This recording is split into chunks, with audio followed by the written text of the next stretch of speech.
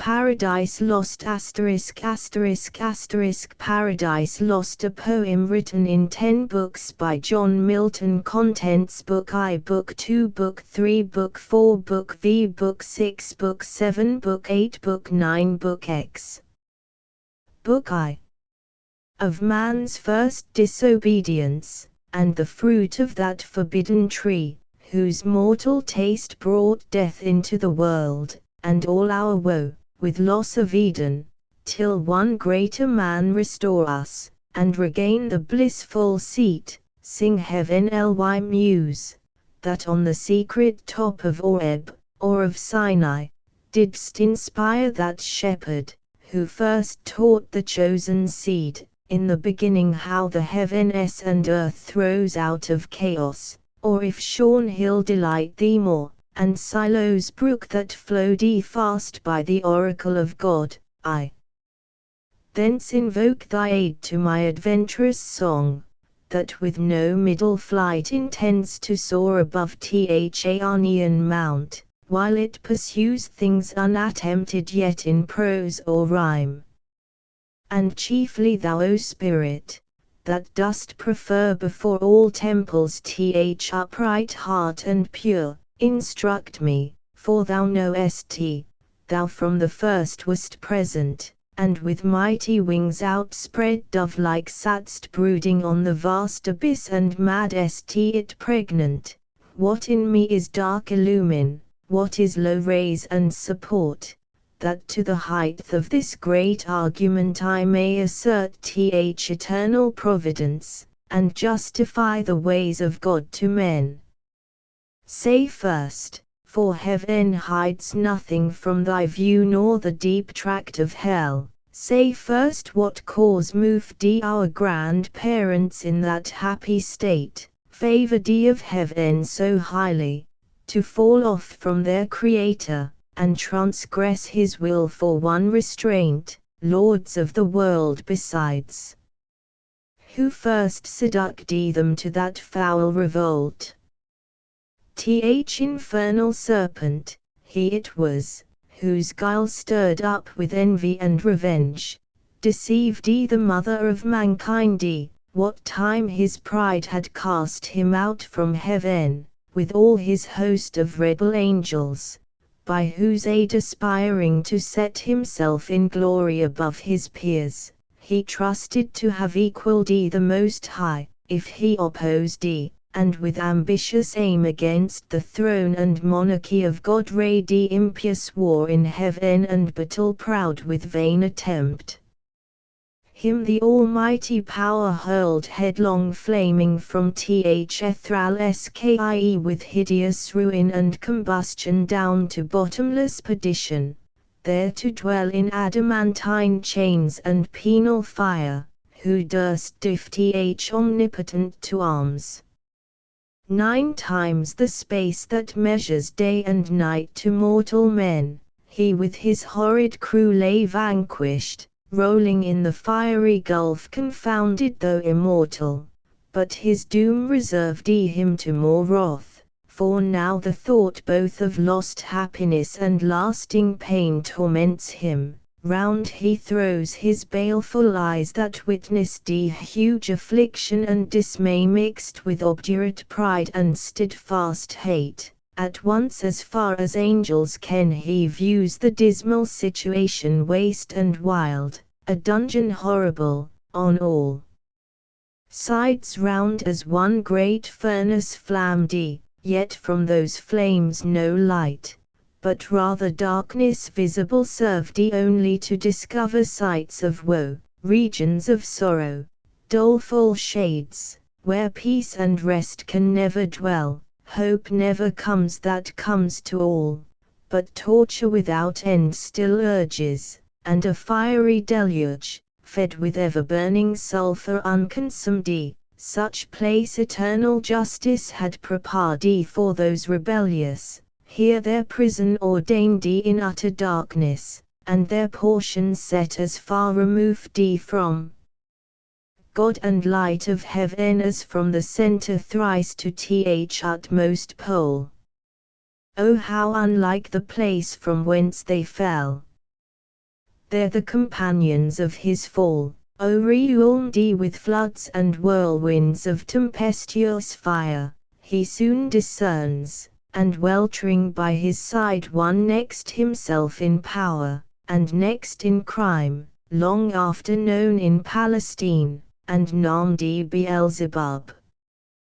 To whom th arch-enemy, and thence in heaven called Satan, with bold words breaking the horrid silence thus began. If thou beest he, but oh how fallen!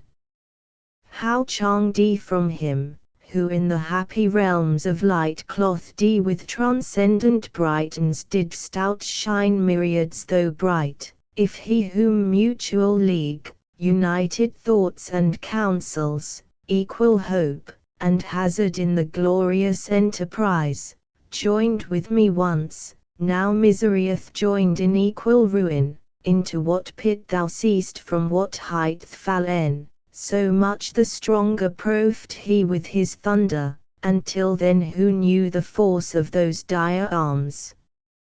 Yet not for those nor what the potent victor in his rage can else inflict do I repent or change, though changed in outward lustre, that fixed mind and high disdain, from sense of injured merit, that with the mightiest ready me to contend, and to the fierce contention brought along innumerable force of spirits armed that durst dislike his reign, and me preferring his utmost power with adverse power opposed in dubious battle on the plains of heaven, and shook his throne.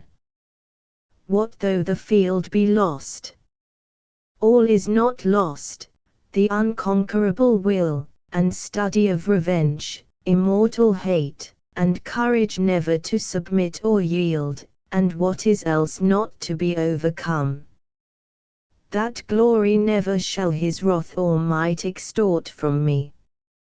To bow and sue for grace with suppliant knee, and deify his power who from the terror of this arm so late doubted his empire, that were low indeed, that were an ignominy and shame beneath this downfall, since by fate the strength of gods and this empire ill substance cannot fail, since through experience of this great event in arms not worse, in foresight much advanced we may with more successful hope resolve to wage by force or guile eternal war irreconcilable, to our grand foe, who now triumphs, and in excess of joy soul reigning holds the tyranny of heaven. So spake apostate angel, though in pain, vaunting aloud, but racked with deep despair, and him thus answered soon his bold compeer. O Prince, O Chief of many throned powers, that led embattled seraphim to war under thy conduct, and in dreadful deeds fearless, endangered heaven's perpetual King, and put to proof his high supremacy, whether upheld by strength, or chance, or fate, too well I see and rue the dire event, that with sad overthrow and foul defeat hath lost us heaven, and all this mighty host in horrible destruction laid thus low, as far as gods and heaven essences can perish, for the mind and spirit remains invincible, and vigor soon returns, though all our glory extinct, and happy state here swallowed up in endless misery. But what if he our conqueror, whom I now of force believe almighty, since no less than such could have o'erpowered such force as ours, have left us this our spirit and strength entire strongly to suffer and support our pains, that we may so suffice his vengeful ire, or do him mightier service as his thralls by right of war, whate'er his business be here in the heart of hell to work in fire, or do his errands in the gloomy deep, what can it then avail though yet we feel strength undiminished, or eternal being to undergo eternal punishment. Whereto with speedy words archfiend replied, Fallen cherub, to be weak is miserable doing or suffering, but of this be sure, to do aught good never will be our task, but ever to do ill our sole delight, as being the contrary to his high will whom we resist. If then his providence out of our evil seek to bring forth good, our labor must be to pervert that end, and out of good still to find means of evil, which oft times may succeed, so as perhaps shall grieve him, if I fail not, and disturb his inmost counsels from their destined aim. But see the angry victor hath recalled his ministers of vengeance and pursuit back to the gates of heaven. The sulphurous hail shot after us in storm, o'erblowneth late the fiery surge, that from the precipice of heaven received us falling, and the thunder, winged with red lightning and impetuous rage, perhaps hath spent his shafts, and ceases now to bellow through the vast and boundless deep. Let us not slip occasion, whether scorn, or satiate fury yield it from our foe. Seest thou yon dreary plain, forlorn and wild, the seat of desolation, void of light, save what the glimmering of these livid flames casts pale and dreadful.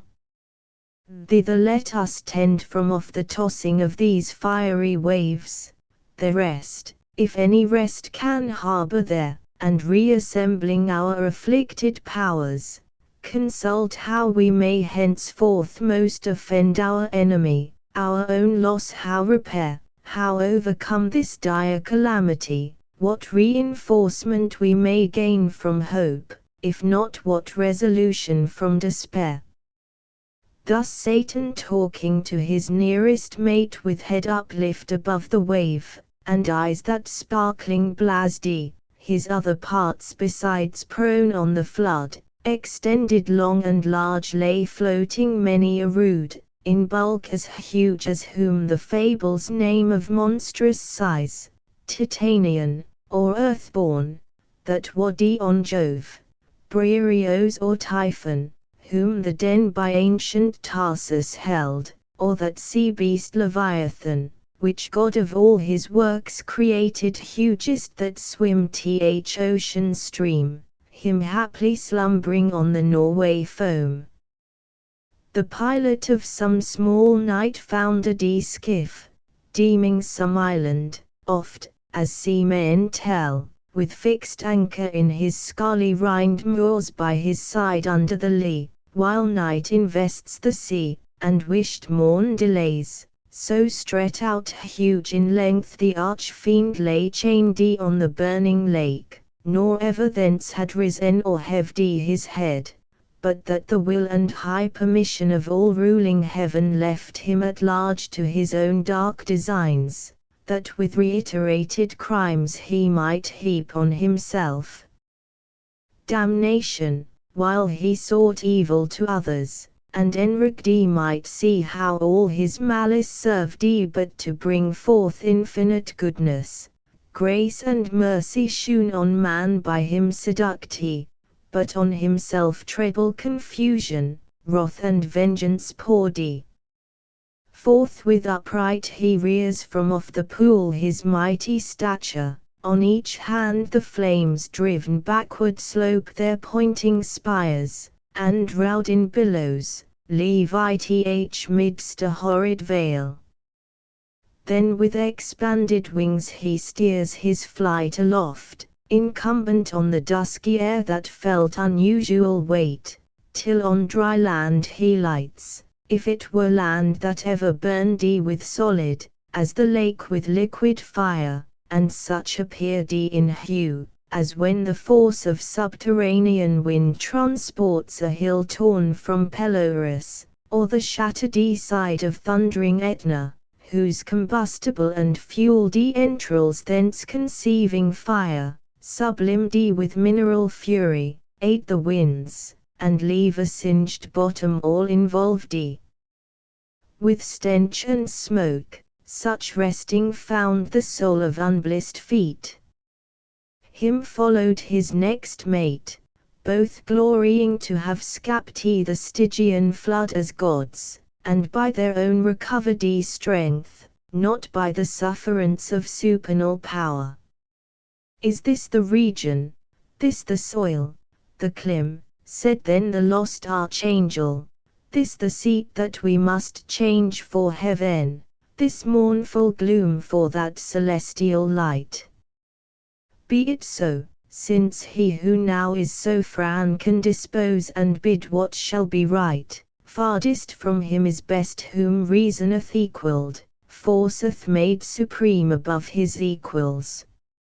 Farewell happy fields where joy forever dwells, hail horrors, hail infernal world, and thou profoundest hell receive thy new possessor, one who brings a mind not to be charmed by place or time. The mind is its own place, and in itself can make a heaven of hell, a hell of heaven. What matter where, if I be still the same, and what I should be, all but less than he whom thundereth made greater. Here at least we shall be free. Almighty hath not built here for his envy, will not drive us hence, here we may reign secure, and in my choice to reign is worth ambition though in hell, better to reign in hell, than serve in heaven. But wherefore let we then our faithful friends, associates and co-partners of our loss lie thus astonished on oblivious pool, and call them not to share with us their part in this unhappy mansion, or once more with rallied arms to try what may be yet regained in heaven, or what more lost in hell. So Satan spake, and him Beelzebub thus answered Leader of those armies bright, which but omnipotent none could have foiled, if once they hear that voice, their liveliest pledge of hope in fears and dangers, heard so oft in worst extremes, and on the perilous edge of battle when it ragged in all assaults their surest signal, they will soon resume new courage and revive, though now they lie grovelling and prostrate on yon lake of fire, as we Ruhile, astounded and amazed, no wonder, fall in such a pernicious height. He scarce had seized when the superior fiend was moving toward the shore, his ponderous shield ethereal temper, massy, large and round, behind him cast, the broad circumference hung on his shoulders like the moon, whose orb through optic glass the Tuscan artist views at evening from the top of Fiesole, or in Valdano, to descry new lands, rivers or mountains in her spotty globe. His spear, to equal which the tallest pine hewn on Norwegian hills, to be the mast of some great armorial, were but a wand, he walked with to support uneasy steps over the burning mile, not like those steps on heaven's azure, and the torrid clime smote on him sore besides, vaulted with fire, nathless he so endured till on the beach of that inflamed sea, he stood and called his legions, angel forms, who lay entranced thick as autumnal leaves that strew the brooks in Vallombrosa, where Etrurian shades high overarched Imbora, or scattered sedge afloat, when with fierce winds Orion armed vexed the Red Sea coast, whose waves o'er through Byzeres and his Memphian chivalry, vile with perfidious hatred they pursued the sojourners of Goshen, who beheld from the safe shore their floating carcasses and broken chariot wheels, so thick bestrown abject and lost lay these, covering the flood, under amazement of their hideous change. he called so loud, that all the hollow deep of hell resounded.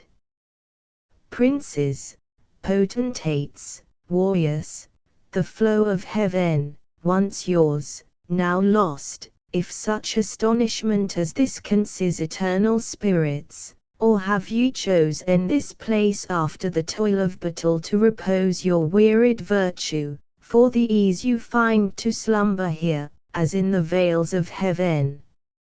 Or in this abject posture have ye sworn to adore the Conqueror, who now beholds cherub and seraph rolling in the flood with scattered arms and ensigns, till anon his swift pursuers from heaven gates discern advantage, and descending tread us down thus drooping, or with linked thunderbolts transfix us to the bottom of this gulf.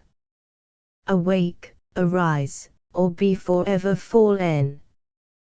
They heard, and were abashed, and up they sprung upon the wing, as when men wont to watch on duty, sleeping found by whom they dread, rouse and bestir themselves ere well awake.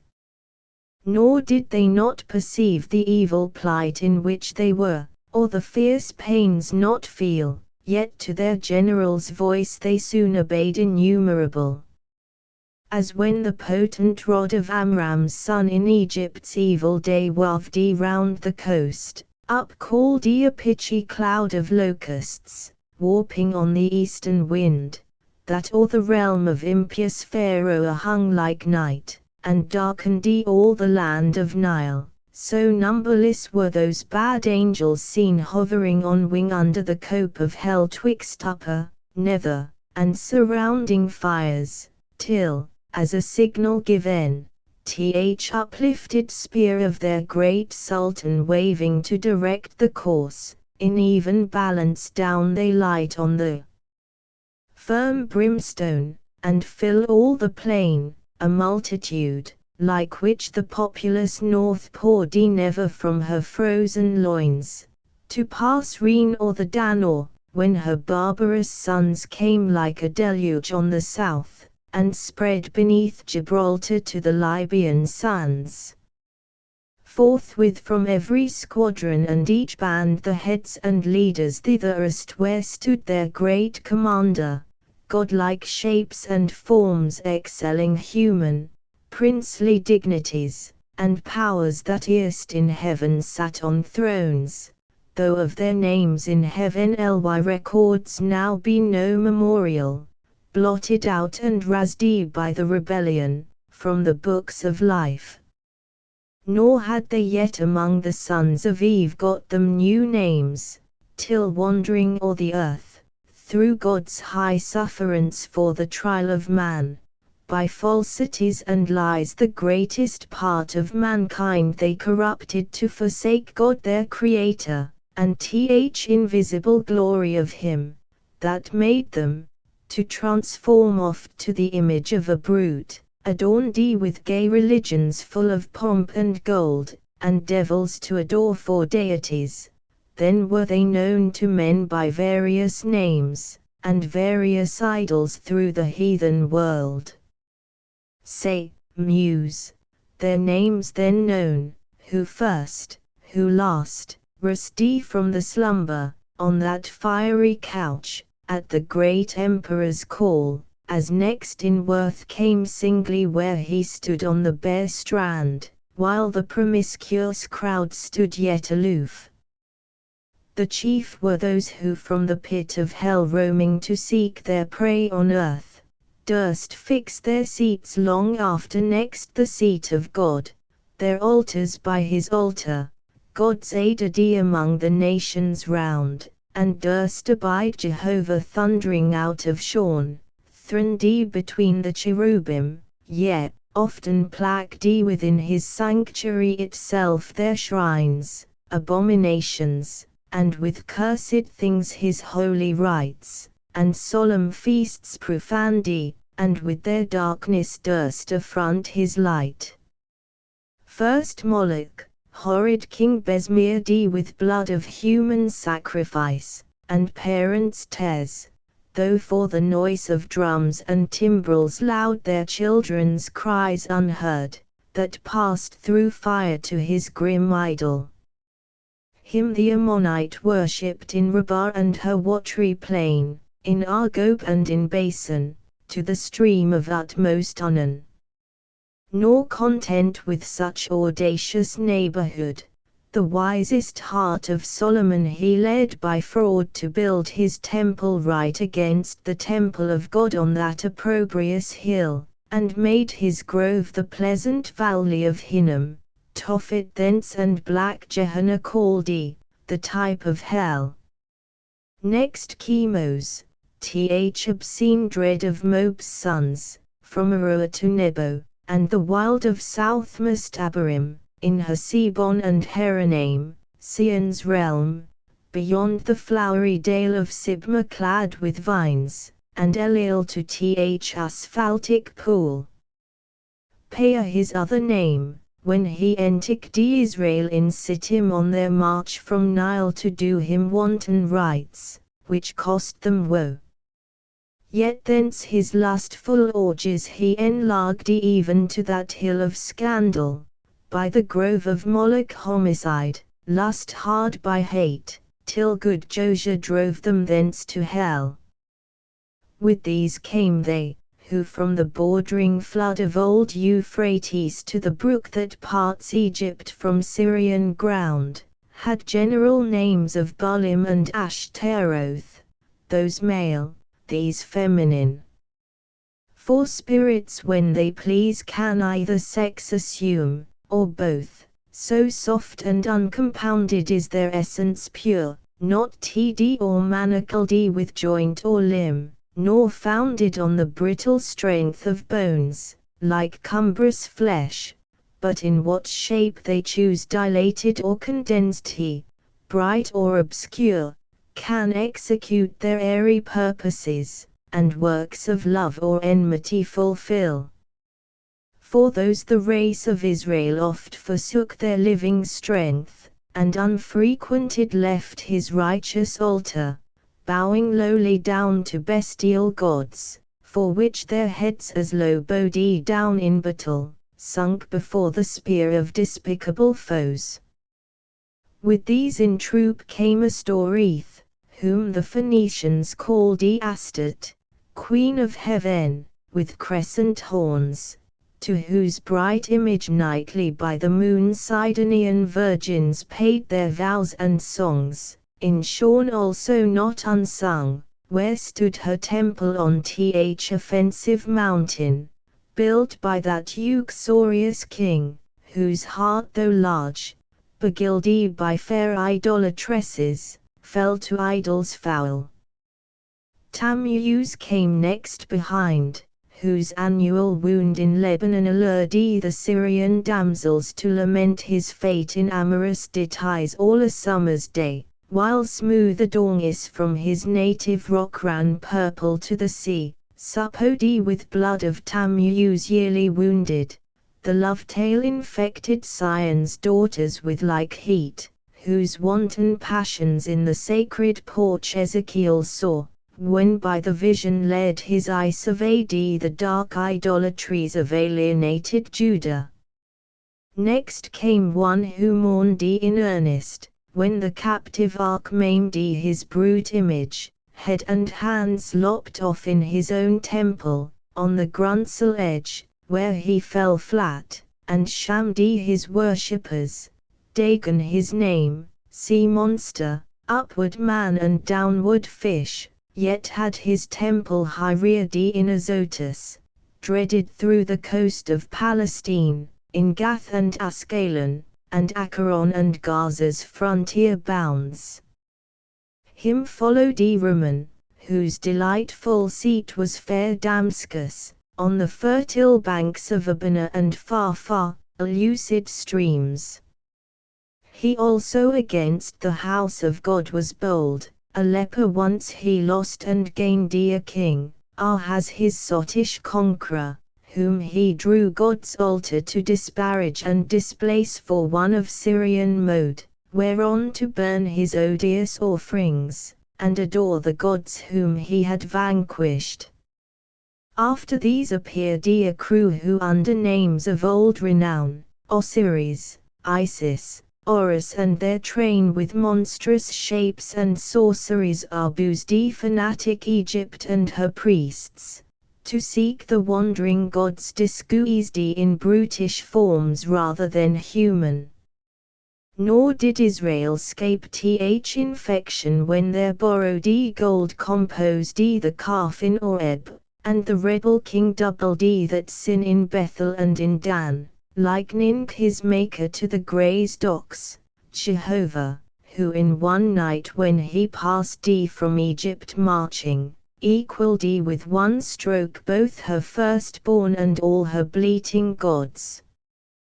Belial came last, than whom a spirit more lewd fell not from heaven, or more gross to love vice for itself. To him no temple stood or altar smoked,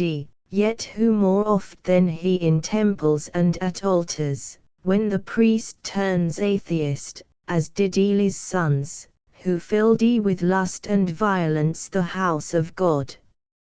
In courts and palaces he also reigns, and in luxurious cities, where the noise of riot ascends above the loftiest toes, and injury and outrage, and when night darkens the streets, then wander forth the sons of Belial, flown with insolence and wine.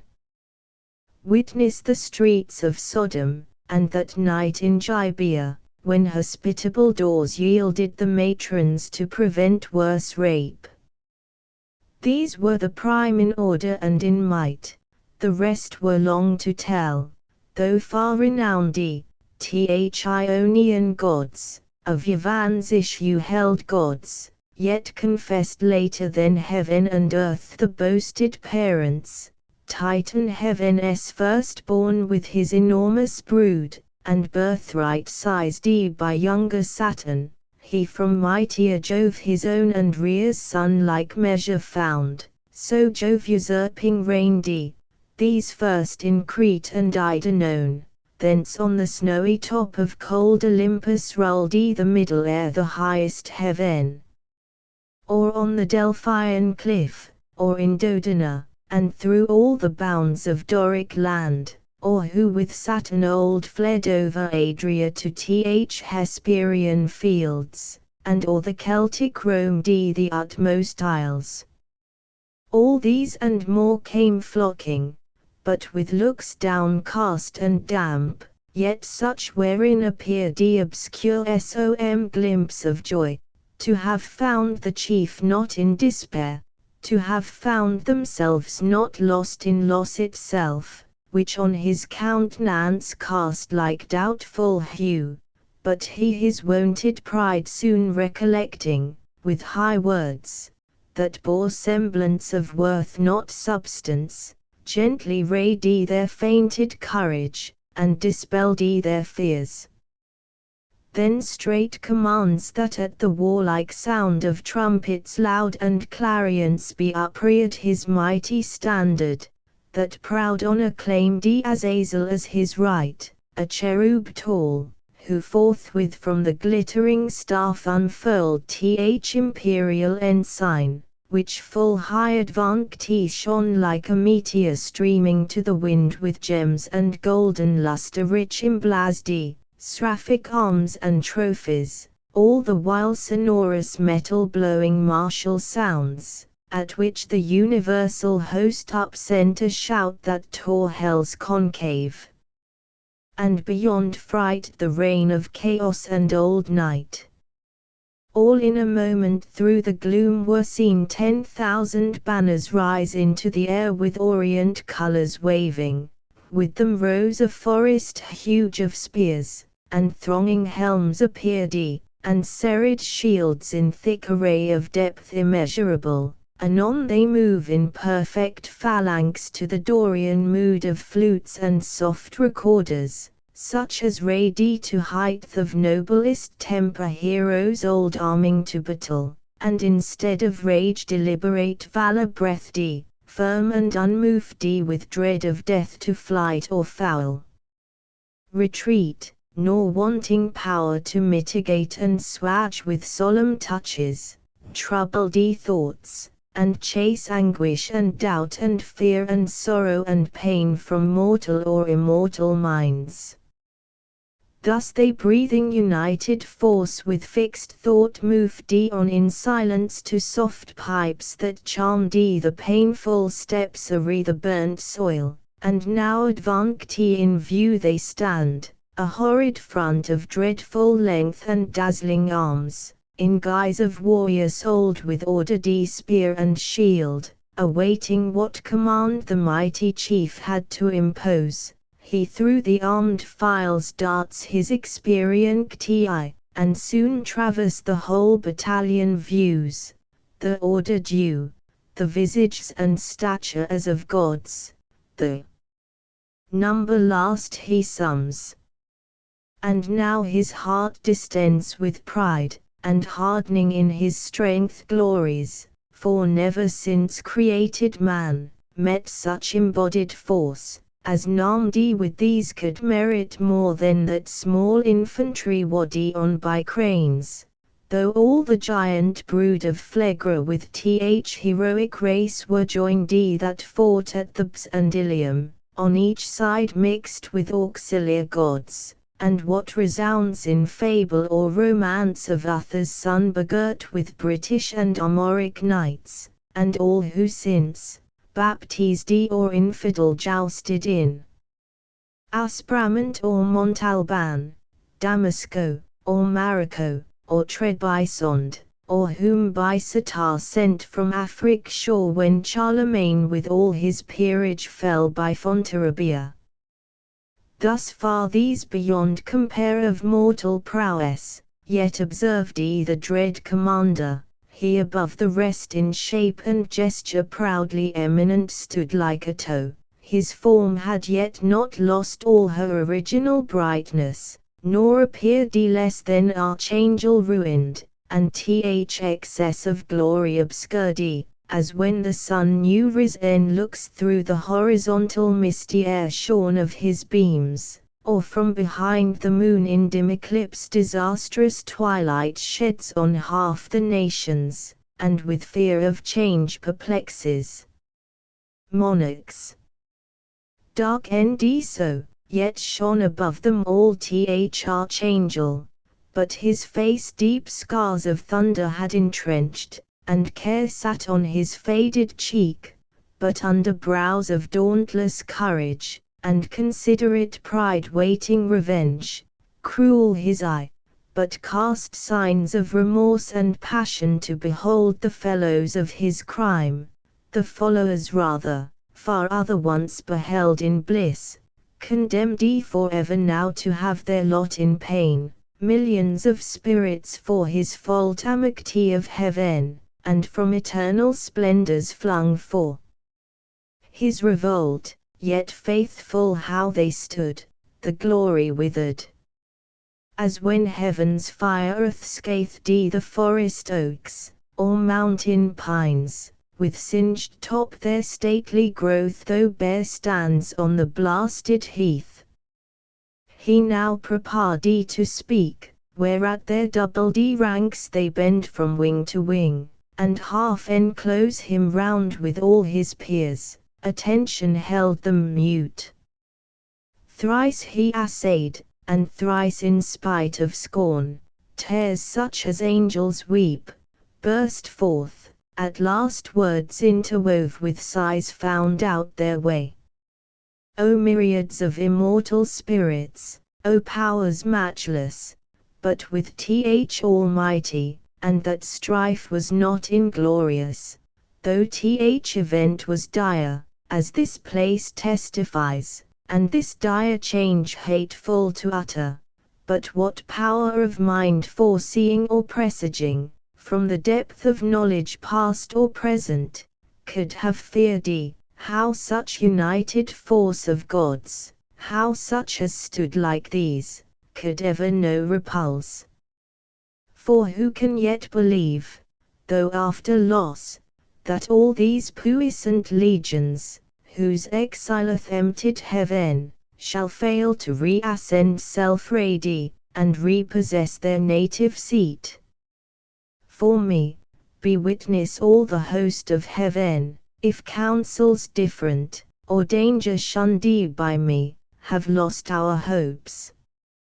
But he who reigns monarch in heaven, till then as one secure sat on his throne, upheld by old repute, consent or custom, and his regal state put forth at full, but still his strength concealed, which tempted our attempt, and wrought our fall. Henceforth his might we know, and know our own, so as not either to provoke, or dread new war. Provoked he, our better part remains to work in close design, by fraud or guile what force effected not, that he no less at length from us may find, who overcomes by force, hath overcome but half his foe. Space may produce new worlds, whereof so rife there went a fame in heaven that he ere long intended to create, and therein plant a generation, whom his choice regard should favor equal to the sons of heaven. Thither, if but to shall be perhaps our first eruption, thither or elsewhere, for this infernal pit shall never hold celestial spirits in bondage, nor th abyss long under darkness cover. But these thoughts full counsel must mature, peace is despaired, for who can think submission?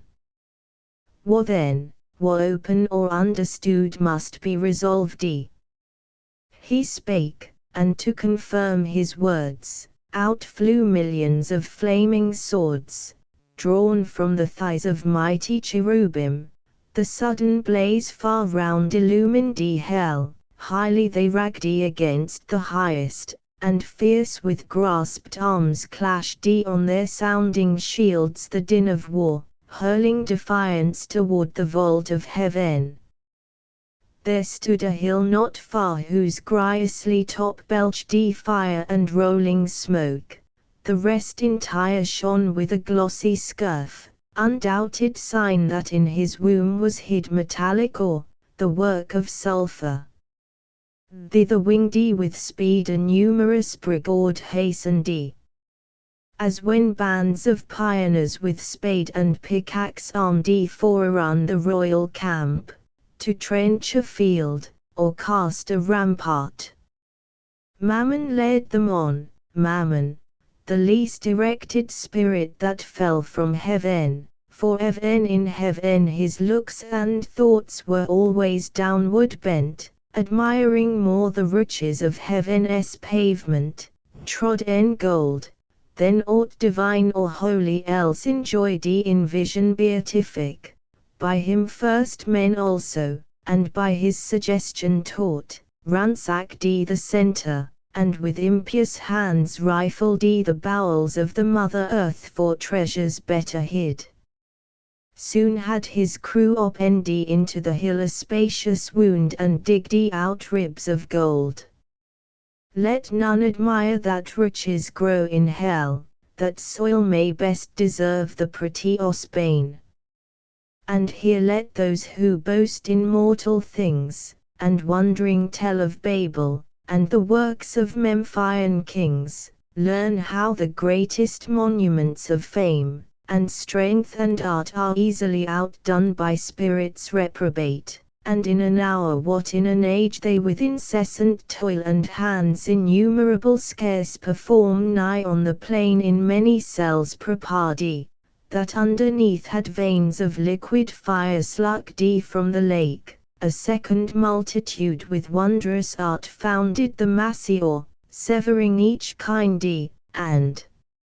scummed the bullion dross, a third as soon had formed within the ground a various mould, and from the boiling cells by strange conveyance filled each hollow nook, as in an organ from one blast of wind to many a row of pipes the sound bored breaths. Anon out of the earth a fabric huge rose like an exhalation, with the sound of dulcet symphonies and voices sweet, built like a temple, where pilasters round were set, and Doric pillars overlaid with golden architrave, nor did there want cornice or frieze, with bossy sculptures graven, the roof was fretted gold. Not Babylon, nor great Al-Cairo such magnificence equalled in all the glories, to enshrine Belus or Serapis the gods, or seat the kings, when Egypt with Assyria strove in wealth and luxury. Ascending pile stood fixed her stately height, and straight the doors opening the brazen fouds discover wide within, her ample spaces, the smooth and level pavement, from the arched roof pendant by subtle magic many a row of starry lamps and blazing cressets fed with naphtha and asphaltus yielded light as from a sky. The hasty multitude admiring entered, and the work some praise and some the architect, his hand was known in heaven by many a toad structure high, where sceptred angels held the residence, and sat as princes, whom the supreme king exalted to such power, and gave to rule, each in his hierarchy, the orders bright. Nor was his name unheard or unadored in ancient Greece, and in Orsinian land men called him Mulciber, and how he fell from heaven, they fabled thrown by angry Jove sheer the crystal battlements, from morn to noon he fell, from noon to dewy eve, a summer's day, and with the setting sun dropped from the zenith like a falling star, on Lemos Gaian ill, thus they relate, erring, for he with this rebellious rout fell long before, nor aught availed him now to have built in heaven high toes. Nor did he scape by all his engines, but was headlong sent with his industrious crew to build in hell. Meanwhile the winged heralds by command of Sophran power, with awful ceremony and trumpets sound throughout the host proclaim a solemn council forthwith to be held at Pandemonium, the high capital of Satan and his peers. The summons called from every and band squared regiment by place or choice the worthiest, they anon with hundreds and with thousands trooping came attended, all access was thronged, the gates and porches wide, but chief the spacious hall, though like a covered field, where champions bold wont ride in armed, and at the Soldan's chair defied the best of Panem chivalry to mortal combat or carrier with lance, thick swarmed, both on the ground and in the air, brushed with the hiss of rustling wings. As bees in springtime, when the sun with Taurus rides, pour forth the populous youth about the hive in clusters, they among fresh dews and flowers fly to and fro, or on the smoothed plank, the suburb of the straw-built citadel, new rubbed with balm, expatiate and confer the state affairs. So thick the airy crowd swarmed and were straitened, till the signal given, behold a wonder. They but now who seemed in bigness to surpass earth's giant sons now less than smallest dwarfs, in narrow room throng numberless, like that pygmean race beyond the Indian mount, or fairy elves, whose midnight revels, by a forest side or fountain from belated peasant sees, or dreams he sees, while overhead the moon sits arbitress, and nearer to the earth wheels her pale course, they on the mirth and dance intent, with jocund music charm his ear, at once with joy and fear his heart rebounds. Thus incorporeal spirits to smallest forms reduced the shapes immense, and were at large, though without number still amidst the hall of that infernal court. but far within and in their own dimensions like themselves the great seraphic lords and cherubim in close recess and secret conclave sat 1,000 demigods on golden seats, frequent and full. After short silence then and summons read, the great consult began. The end of the first book. Paradise Lost. Book 2. High on a throne of royal state, which far outshone the wealth of Ormus and of Ind, or where the gorgeous East with richest hand shows on her kings barbaric pearl and gold, Satan exalted sat, by merit ready to that bad eminence, and from despair thus high uplifted beyond hope, aspires beyond thus high, insatiate to pursue vain war with heaven, and by success untaught his proud imaginations thus displad. Powers and dominions, deities of heaven, for since no deep within her gulf can hold immortal vigor, though oppressed and fallen, I give not heaven for lost.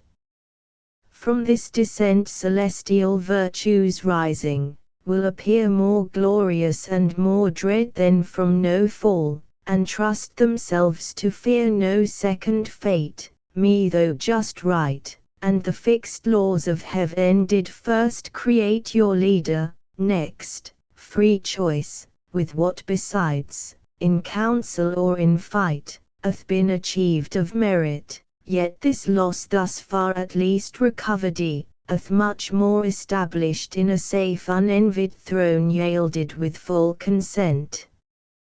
The happier state in heaven, which follows dignity, might draw envy from each inferior, but who here will envy whom the highest place exposes foremost to stand against the thunderer's aim your bulwark, and condemns to greatest share of endless pain?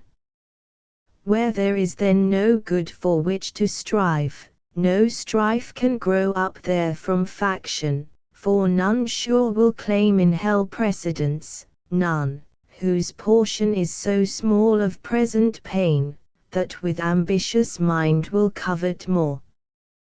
With this advantage then to union, and firm faith, and firm accord, more than can be in heaven, we now return to claim our just inheritance of old, surer to prosper than prosperity could have azaded us, and by what best way, whether of open war or covert guile, we now debate, who can advise, may speak. He seized and next him Moloch, sceptred king stood up, the strongest and the fiercest spirit that fought in heaven, now fiercer by despair, his trust was with th eternal to be deemed equal in strength, and rather than be less cardy not to be at all, with that care lost went all his fear, of God, or hell, or worse he recked not, and these words thereafter spake. My sentence is for open war, of whiles, more unexpert, I boast not, them let those contrive who need, or when they need, not now. For while they sit contriving, shall the rest, millions that stand in arms, and longing wait the signal to ascend, sit lingering here heaven's fugitives, and for the dwelling place accept this dark opprobrious den of shame, the prison of his tyranny who reigns by our delay. No, let us rather choose armed with hell flames and fury all at once heaven's high toes to force resistless way, turning our tortures into horrid arms against the torturer, when to meet the noise of his almighty engine he shall hear infernal thunder, and for lightning see black fire and horror shot with equal rage among his angels, and his throne itself mixed with Tartarian sulphur, and strange fire, his own invented torments. But perhaps the way seems difficult and steep to scale with upright wing against a higher foe.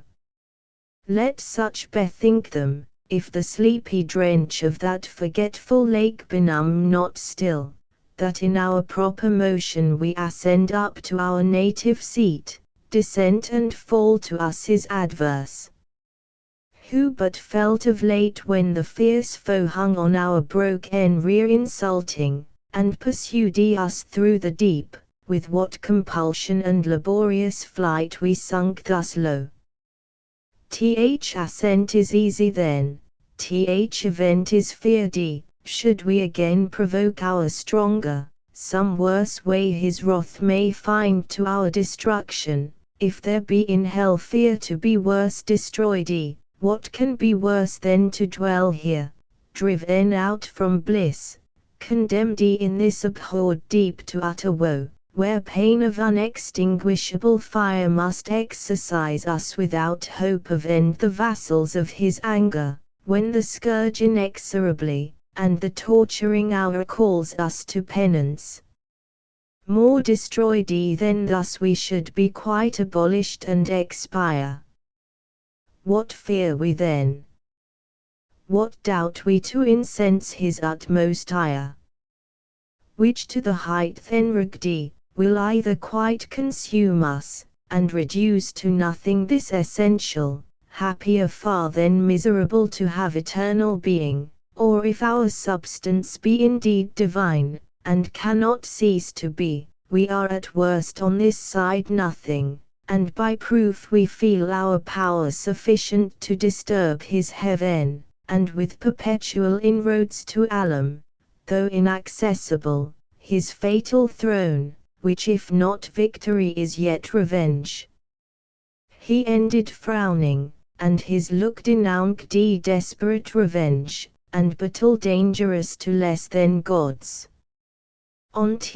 other side uprose Belial, in act more graceful and humane, a fairer person lost not heaven, he seemed for dignity composed and high exploit, but all was false and hollow, though his tongue dropped manna, and could make the worse appear the better reason, to perplex and dash maturest counsels, for his thoughts were low, to vice industrious, but to nobler deeds timorous and slothful, yet he pleased the rear, and with persuasive accent thus began. I should be much for open war, O peers, as not behind in hate, if what was urged main reason to persuade immediate war, did not dissuade me most, and seem to cast ominous conjecture on the whole success, when he who most excels in fact of arms, in what he counsels and in what excels mistrustful, grounds his courage on despair and utter dissolution, as the scope of all his aim, after some dire revenge. First, what revenge? The toes of heaven are filled with armed watch, that render all access impregnable, oft on the bordering deep encamp the legions, or with obscure wings scout far and wide into the realm of night, scorning surprise. Or could we break our way by force, and at our heels all hell should rise with blackest insurrection, to confound heaven's purest light, yet our great enemy all incorruptible would on his throne sit unpolluted, and Ethral mold incapable of stain would soon expel her mischief, and purge off the baser fire victorious. Thus repulsed, our final hope is flat despair. We must exasperate Almighty Victor to spend all his rage, and that must end us, that must be our cure, to be no more, sad cure, for who would lose, though full of pain, this intellectual being, those thoughts that wander through eternity, to perish rather, swallowed up and lost in the wide womb of uncreated night, devoid of sense and motion. And who knows, let this be good, whether our angry foe can give it, or will ever. How he can is doubtful, that he never will is sure. Will he, so wise, let loose at once his ire, belike through impotence, or unaware, to give his enemies the wish, and end them in his anger, whom his anger saves to punish endless? Wherefore cease we then? Say they who counsel war, we are decreed, reserved and destined to eternal woe. Whatever doing, what can we suffer more, what can we suffer worse? Is this then worst, thus sitting, thus consulting, thus in arms? What when we fled amain, pursued and strook with heaven's afflicting thunder, and besought the deep to shelter us? This hell then seemed a refuge from those wounds, or when we lay chained on the burning lake? That sure was worse. What if the breath that kindled those grim fires awoke should blow them into sevenfold rage and plunge us in the flames? Or from above should intermitted vengeance arm again his red right hand to plague us? What if all her stores were opened, and this firmament of hell should spout her cataracts of fire, impendent horrors, threatening hideous fall one day upon our heads, while we perhaps designing or exhorting glorious war, caught in a free tempest shall be hurled each on his rock transfixed, the sport and prey of racking whirlwinds, or forever sunk under yon boiling ocean, wrapped in chains, there to converse with everlasting groans, unrespited, unpitied, unreprieved, ages of hopeless end? This would be worse. War therefore, open or concealed, alike my voice dissuades, for what can force or guile with him, or who deceive his mind, whose eye views all things at one view? He from heaven's height all these our motions vain, sees and derides, not more almighty to resist our might than wise to frustrate all our plots and wiles. Shall we then live thus vile, the race of heaven thus trampled, thus expelled to suffer here chains and these torments? Better these than worse by my advice, since fate inevitable subdues us, and omnipotent decree, the victor's will. To suffer, as to do, our strength is equal, nor the law unjust that so ordains. This was at first resolved, if we were wise, against so great a foe contending, and so doubtful what might fall. I laugh, when those who at the spear are bold and venturous, if that fail them, shrink and fear what yet they know must follow, to endure exile, or ignominy, or bonds, or pain, the sentence of the conqueror. This is now our doom, which if we can sustain and bear, our supreme foe in time may much remit his anger, and perhaps thus far removed not mind us not offending, satisfied with what is punished whence these raging fires will slacken, if his breath stir not the flames.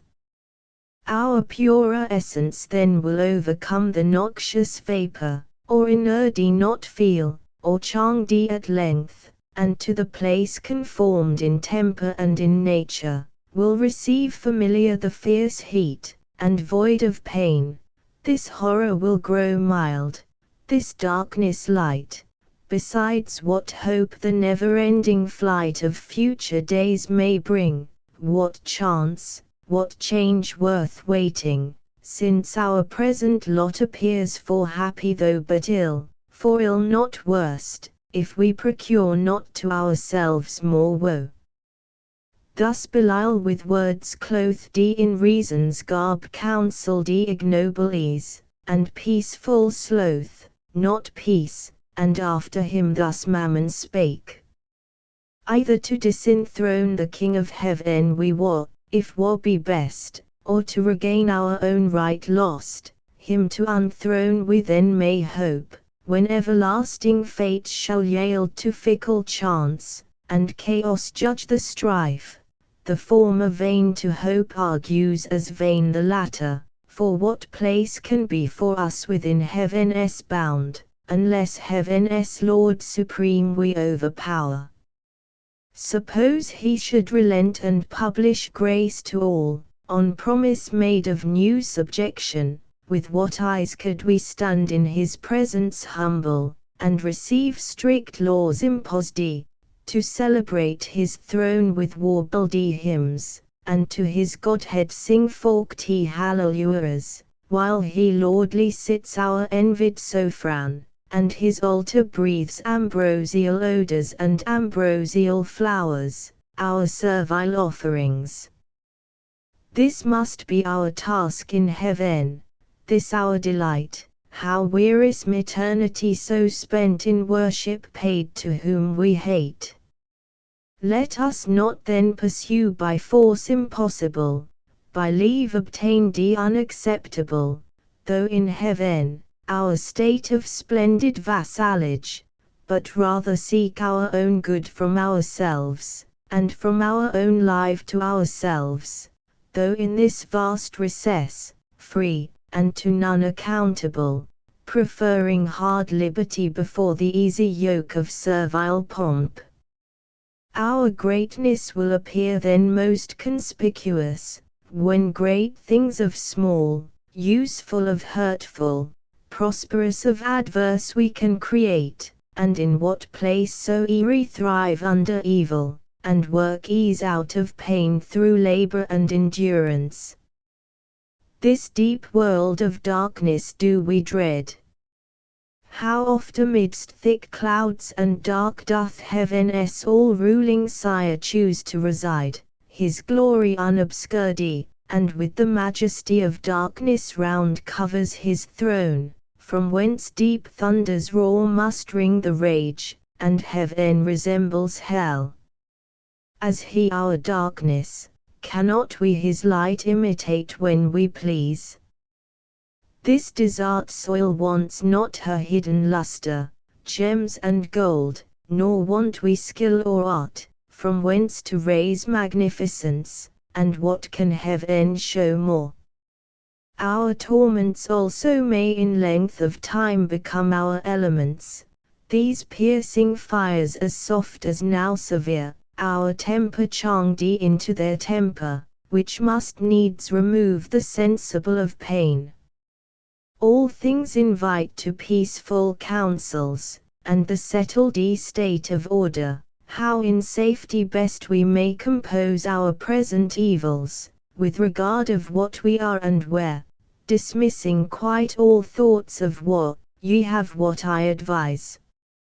He scarce had finished, when such murmur filled th assembly, as when hollow rocks retain the sound of blustering winds, which all night long had rusty the sea, now with hoarse cadence lull seafaring men or what, whose bark by chance or pinnace anchors in a craggy bay after the tempest. Such applause was heard as Mammon ended, and his sentence pleased, advising peace, for such another field they dreaded worse than hell, so much the fear of thunder and the sword of Michael wrought still within them, and no less desire to found this nether empire, which might rise by policy, and long process of time, in emulation opposite to heaven. Which when Beelzebub perceived, then whom, Satan except, none higher sat, with grave aspect he rose, and in his rising seemed a pillar of state. Deep on his front engraven deliberation sat and public care, and princely counsel in his face yet shone, majestic though in ruin, sage he stood with Atlantean shoulders fit to bear the weight of mightiest monarchies, his look drew audience and attention still as night or summer's noontide air, while thus he spake. Thrones and imperial powers, offspring of heaven, ethereal virtues, or these titles now must we renounce, and changing style be called ye princes of hell. For so the popular vote inclines, here to continue, and build up here a growing empire, doubtless, while we dream, and know not that the King of Heaven hath doomed this place our dungeon, not our safe retreat beyond his potent arm, to live exempt from heaven's high jurisdiction, in new league banded against his throne,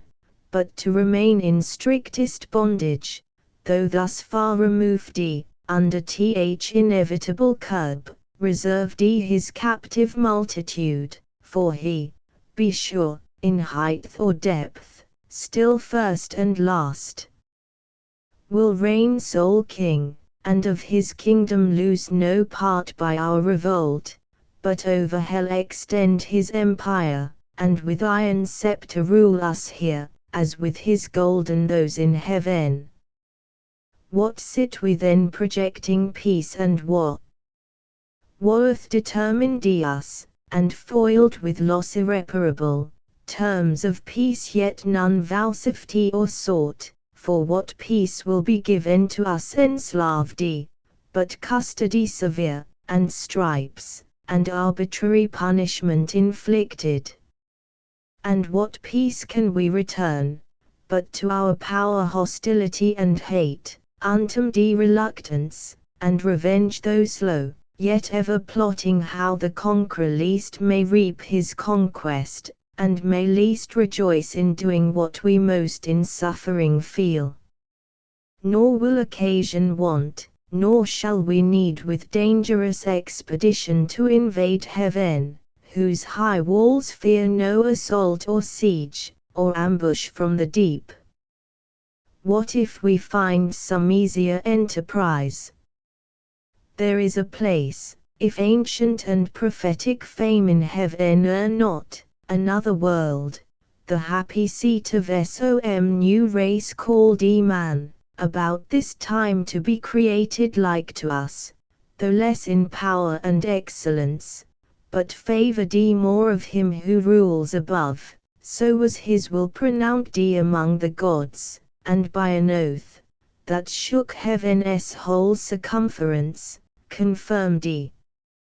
thither let us bend all our thoughts, to learn what creatures there inhabit, of what mould, or substance, how endued, and what the power, and where the weakness, how attempted best, by force or subtlety, though heaven be shut, and heaven's high arbitrator sit secure in his own strength, this place may lie exposed the utmost border of his kingdom, left to their defense who hold it. Here perhaps some advantageous act may be achieved by sudden onset, either with hell fire to waste his whole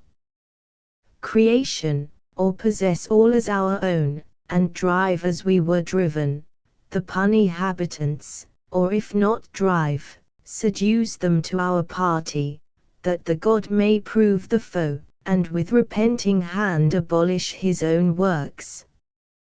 This would surpass common revenge, and interrupt his joy in our confusion, and our joy upraise in his disturbance, when his darling sons hurled headlong to partake with us, shall curse the frail originals, and faded bliss, faded so soon.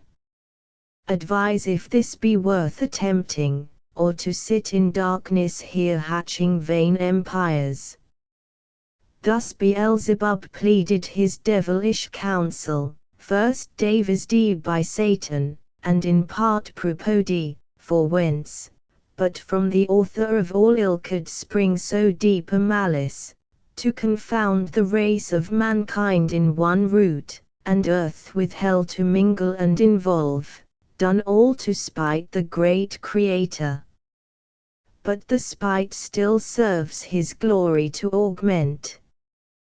The bold design pleased highly those infernal states, and joy sparkled in all the eyes, with full assent they vote, whereat his speech he thus renews. Well have ye jugged,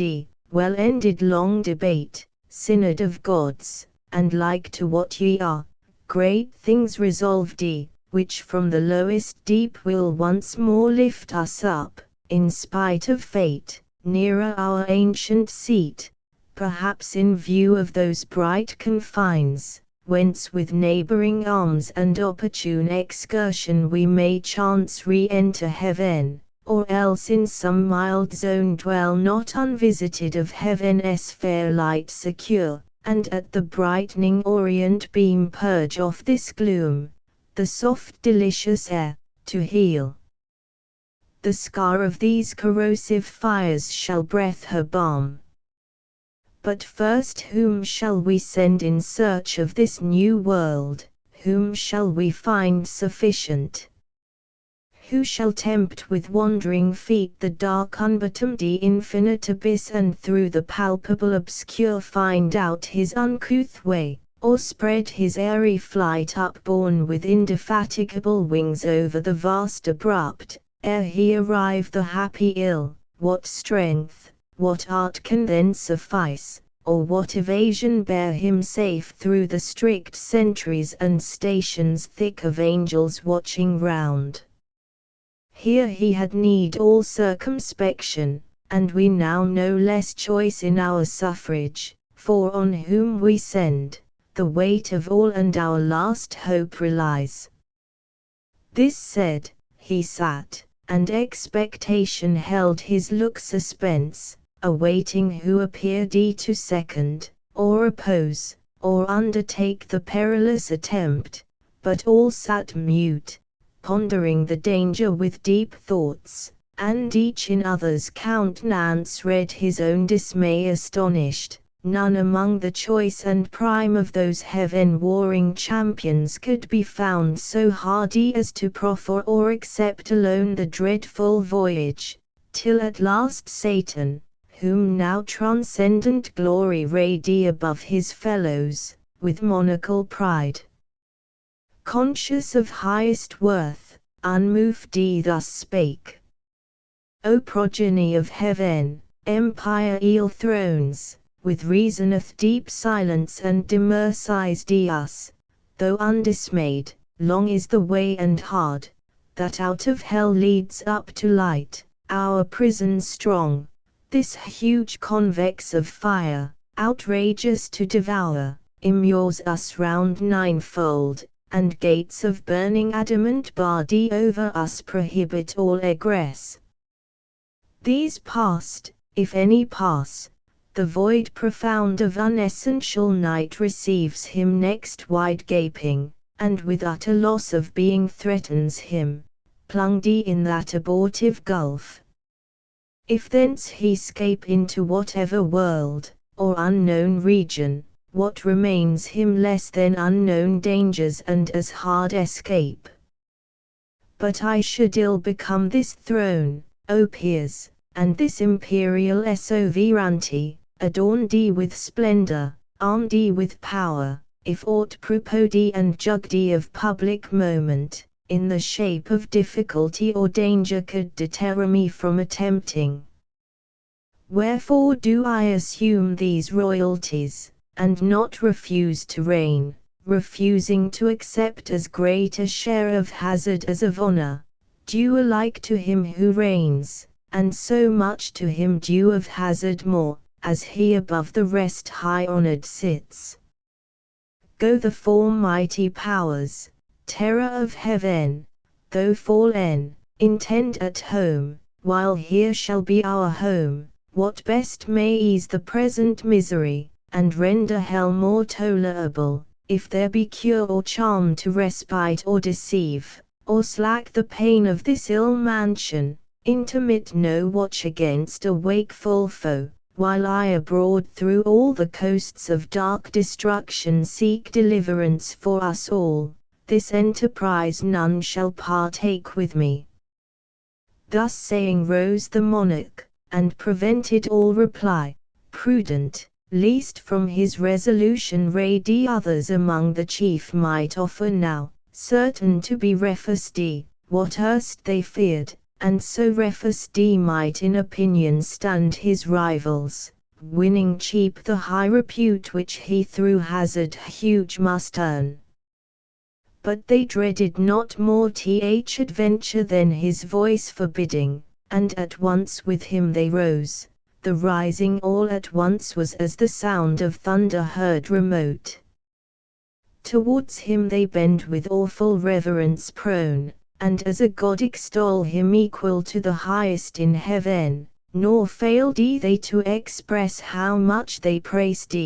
that for the general safety he dispersed his own, for neither do the spirits damned lose all the virtue, lest bad men should boast the specious deeds on earth, which glory excites, or close ambition varnished with zeal.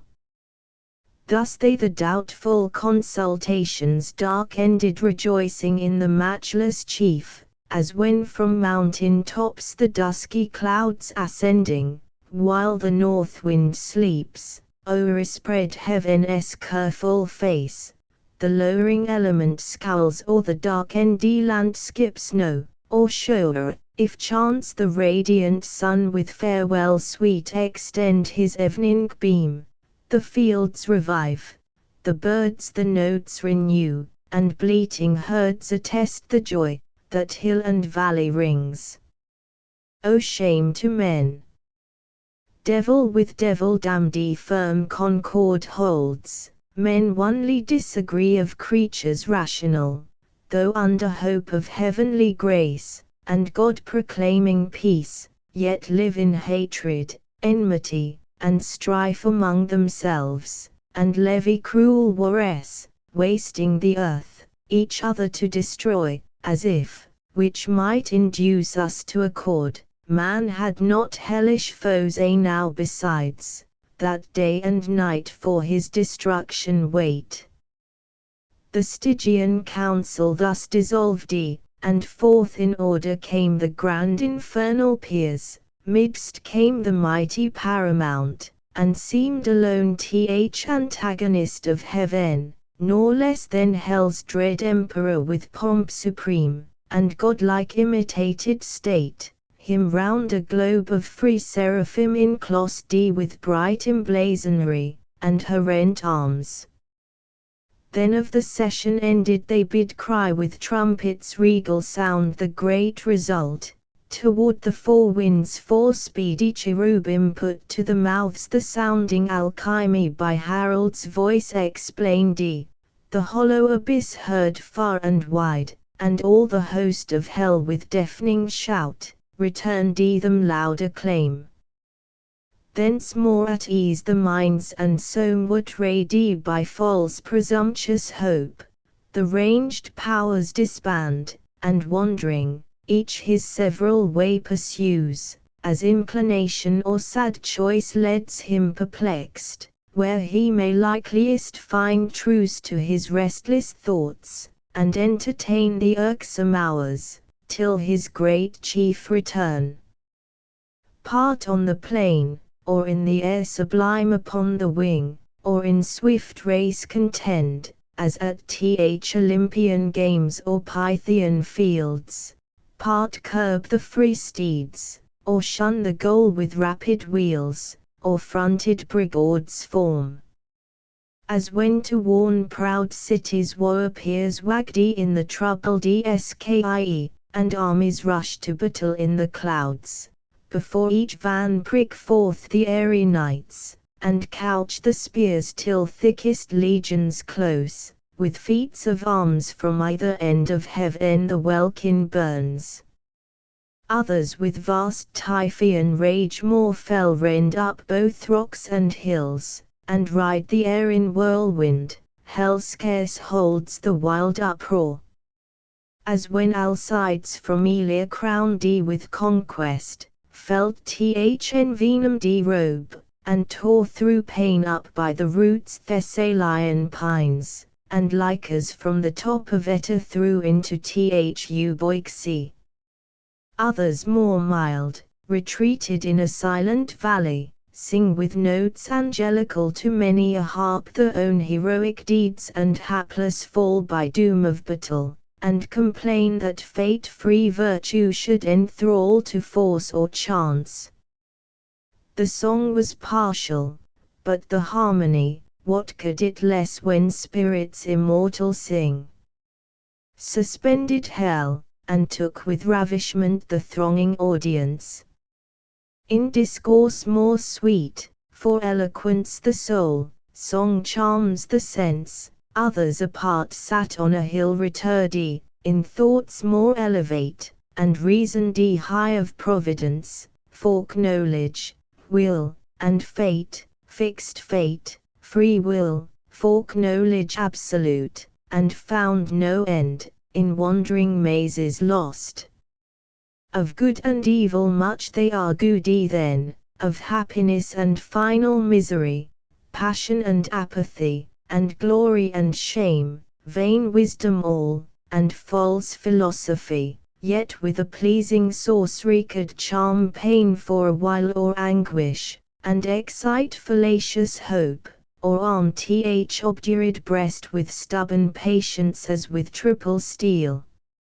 Another part in squadrons and gross bands, on bold adventure to discover wide that dismal world, if any climb perhaps might yield them easier habitation, bend four ways the flying march, along the banks of four infernal rivers that disgorge into the burning lake the baleful streams, abhorred styx the flood of deadly hate, Sadicheron of sorrow, black and deep, Cocytus, Namdi of lamentation loud heard on the Aruful stream, fierce Phlegeton whose waves of torrent fire inflame with rage.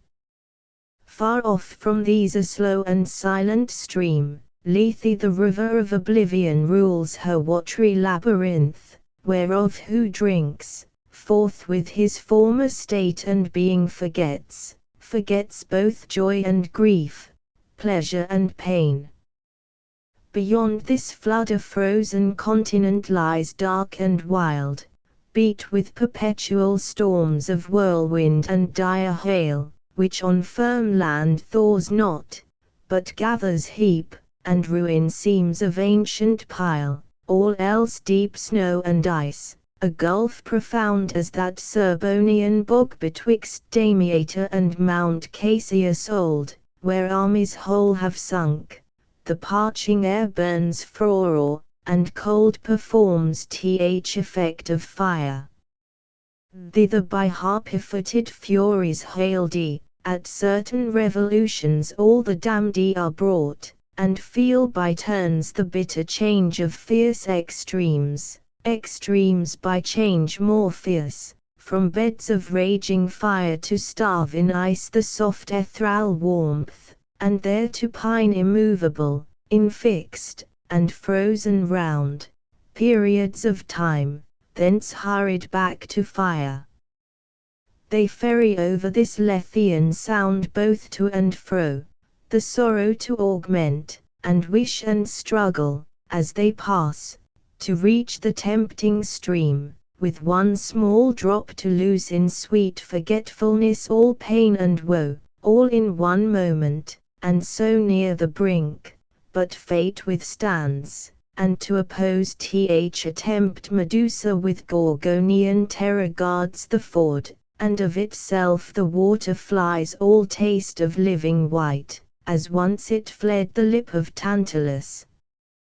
Thus roving on in confessed march forlorn, adventurous bands with shuddering horror pale, and eyes august viewed first the lamentable lot, and found no rest. Through many a dark and dreary vale they passed and many a region dolorous, many a frozen, many a free Alp, rocks, caves, lakes, fens, bogs, dens, and shades of death, a universe of death, which God by curse created evil, for evil only good, where all life dies, death lives, and nature breeds, perverse, all monstrous, all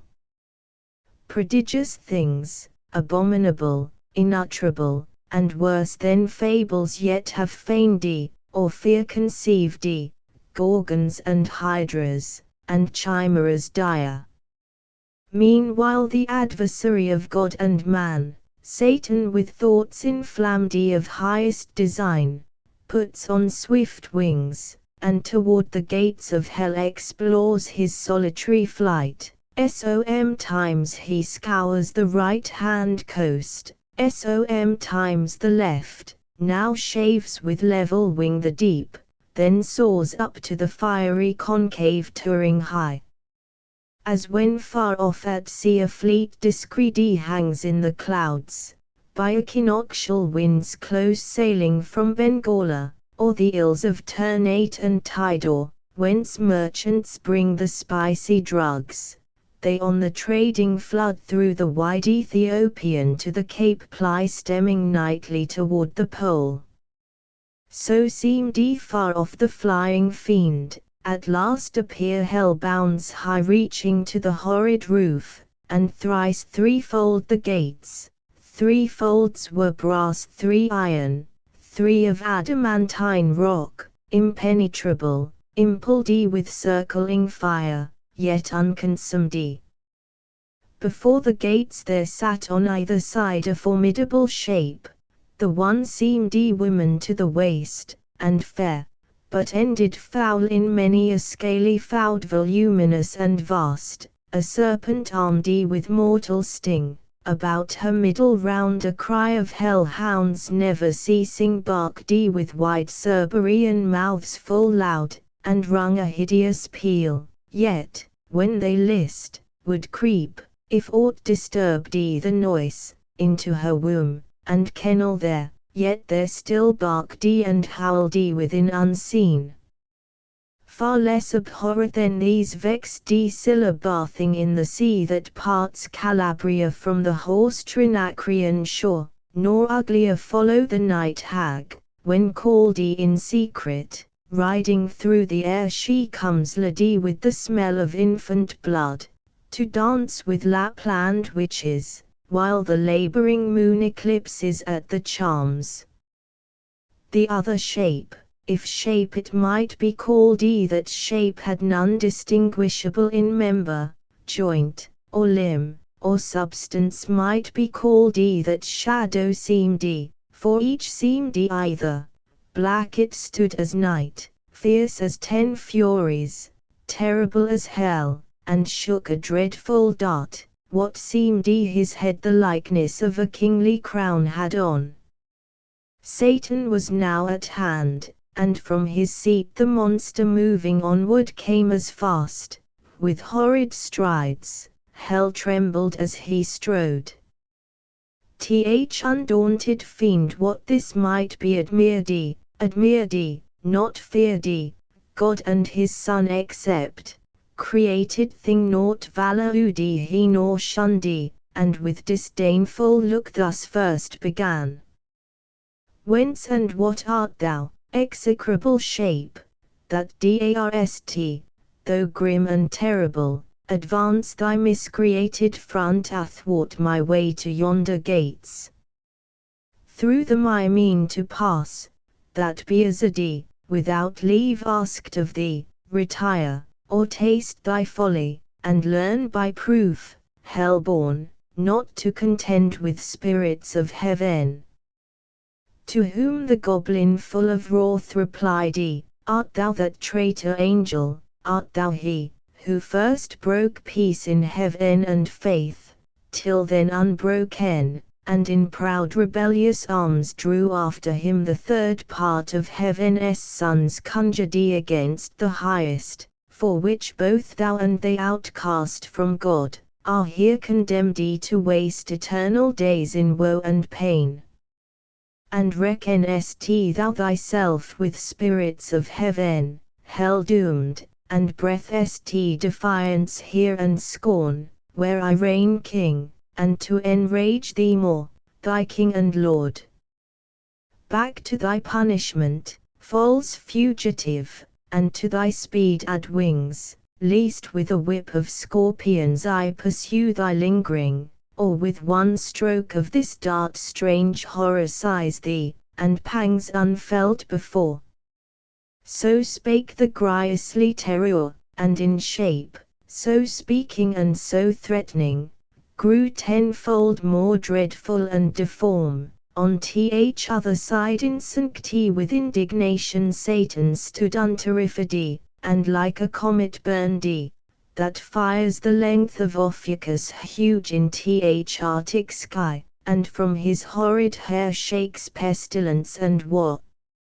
Each at the head levelled his deadly aim, the fate all hands no second stroke intend, and such a frown each cast at th other, as when two black clouds with heaven's artillery fraught, come rattling on over the Caspian, then stand front to front hovering a space, till winds the signal blow to join the dark encounter in mid-air. So frowned the mighty combatants, that hell grew darker at the frown, so mat they stood, for never but once more was either like to meet so great a foe, and now great deeds had been achieved, whereof all hell had rung, had not the snaky sorceress that sat fast by hell gate, and kept the fatal key, risen, and with hideous outcry rushed between. O Father, what intends thy hand, she cried,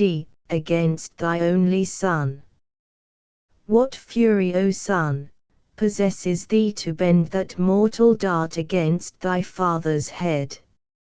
And knowest for whom? For him who sits above and laughs the while at thee ordained his drudge, to execute what his wrath, which he calls justice, bids, his wrath which one day will destroy ye both.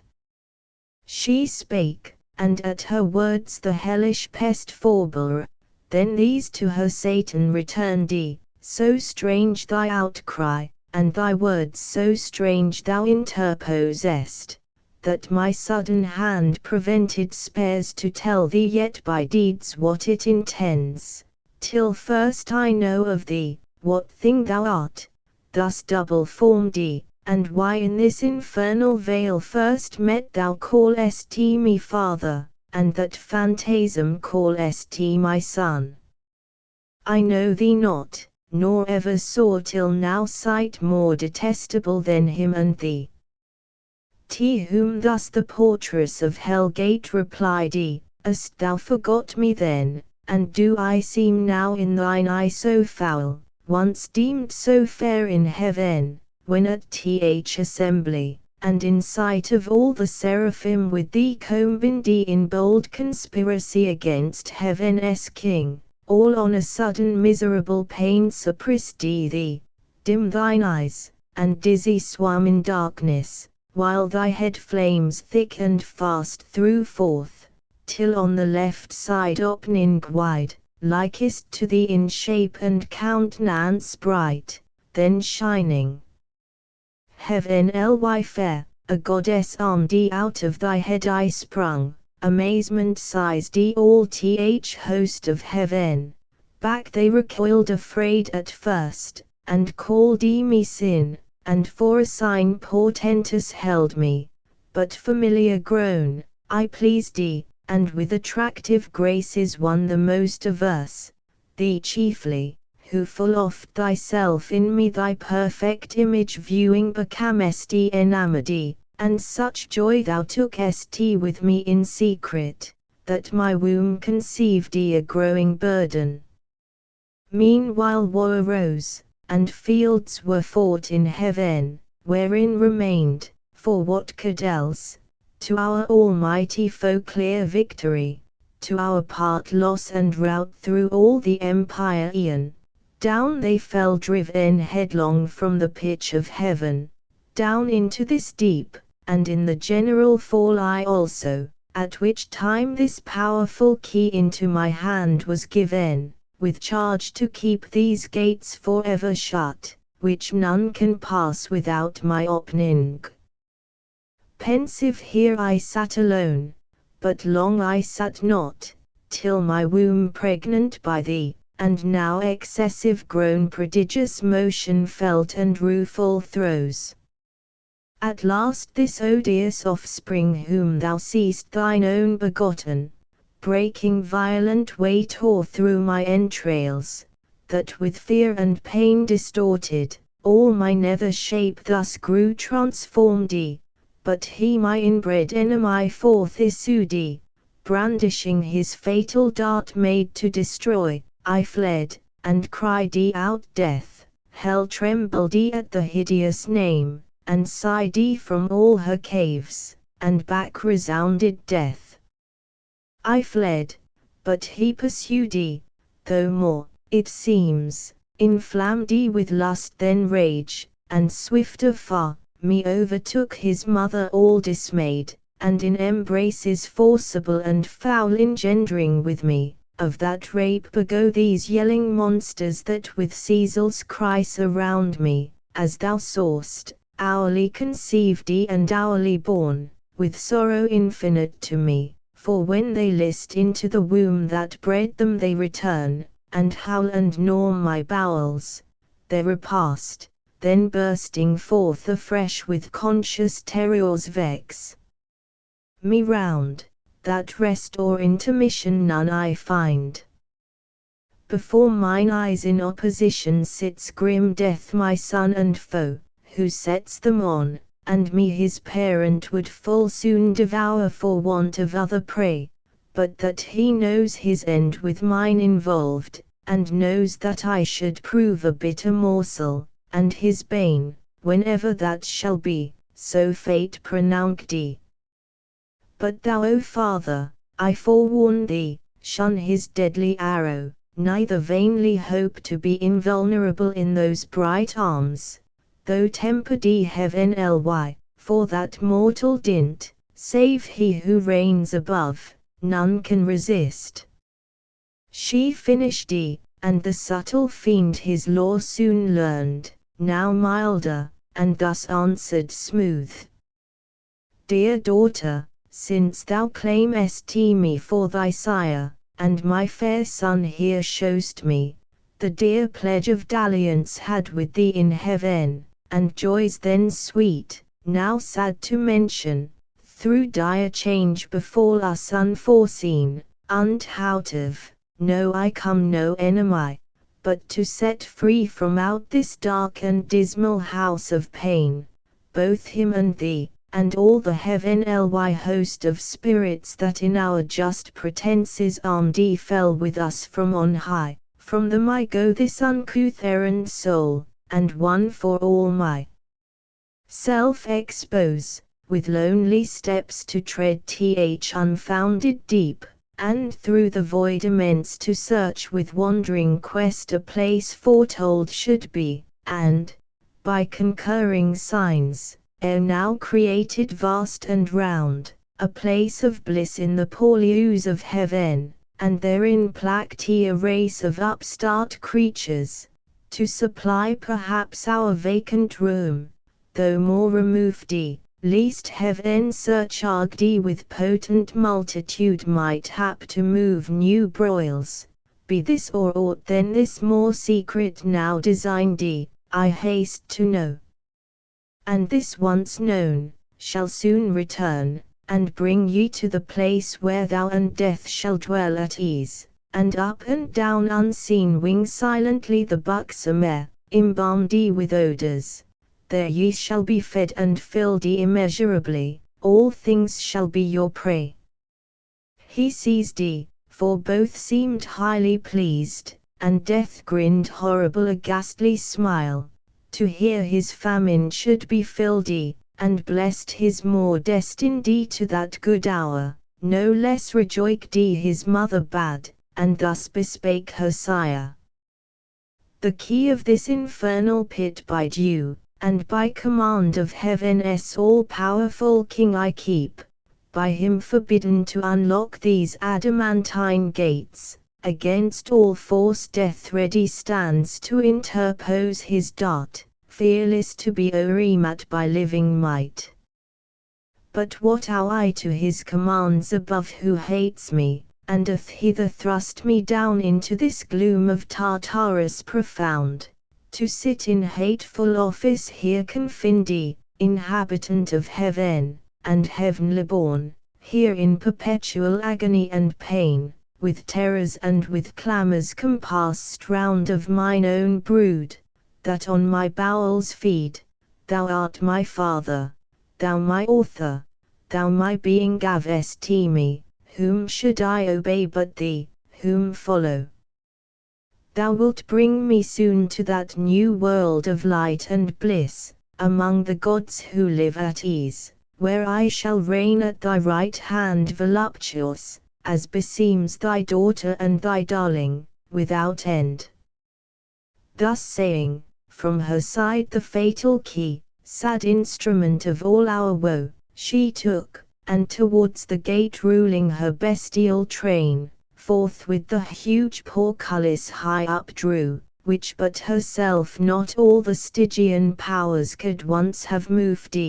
Then in the keyhole turns intricate wards, and every bolt and bar of massy iron or solid rock with ease unfastens. On a sudden up fly with impetuous recoil and jarring sound infernal doors, and on the hinges great harsh thunder, that the lowest bottom shook of Erebus. She opened, but to shut excelled her power, the gates wide open stood, that with extended wings a bannered host under spread ensigns marching might pass through with horse and chariots ranked in loose array, so wide they stood, and like a furnace mouth cast forth redounding smoke and ruddy flame. Before the eyes in sudden view appear the secrets of the hoary deep, a dark illimitable ocean without bound, without dimension, where length, breadth, and height, and time and place are lost, where eldest night and chaos, ancestors of nature, hold eternal anarchy, amidst the noise of endless was and by confusion stand. For hot, cold, moist, and dry, four champions fierce strive here for mastery, and to battle bring the embryon atoms. They around the flag of each his faction, in the several clans, light-armed or heavy, sharp, smooth, swift or slow, swarm populous, unnumbered as the sands of Barca or Siren's torrid soil, levied to side with warring winds, and poise the lighter wings. To whom these most adhere, he rules a moment, chaos umpire sits, and by decision more embroils the fray by which he reigns, next him high arbiter chance governs all. Into this wild abyss, the womb of nature and perhaps her grave, of neither sea, nor shore, nor air, nor fire, but all these in the pregnant causes mixed confess dly, and which thus must ever fight, unless Almighty Maker them ordain his dark materials to create more worlds. Into this wild abyss the wary fiend stood on the brink of hell and looked a while, pondering his voyage, for no narrow frith he had to cross. Nor was his realess pealed with noises loud and ruinous, to compare great things with small. Then when Baena storms, with all her battering engines bent to raise some capital city, or less than if this frame of heaven were falling, and these elements in mutiny had from her axle torn the steadfast earth. At last his sail broad vance he spreads for flight, and in the surging smoke uplifted spurns the ground. Thence many a league as in a cloudy chair ascending rides audacious, but that seat soon failing, meets a vast vacuity, all unawares fluttering his pennons vain plumb down he drops 10,000 fathom deep, and to this hour down had been falling, had not by ill chance the strong rebuff of some tumultuous cloud instinct with fire and nitre hurried him as many miles aloft, that fury steady quenched in a boggy Seartris, neither sea, nor good dry land, nigh foundered on he fares, treading the crude consistence, half on foot, half flying, behoves him now both oar and sail.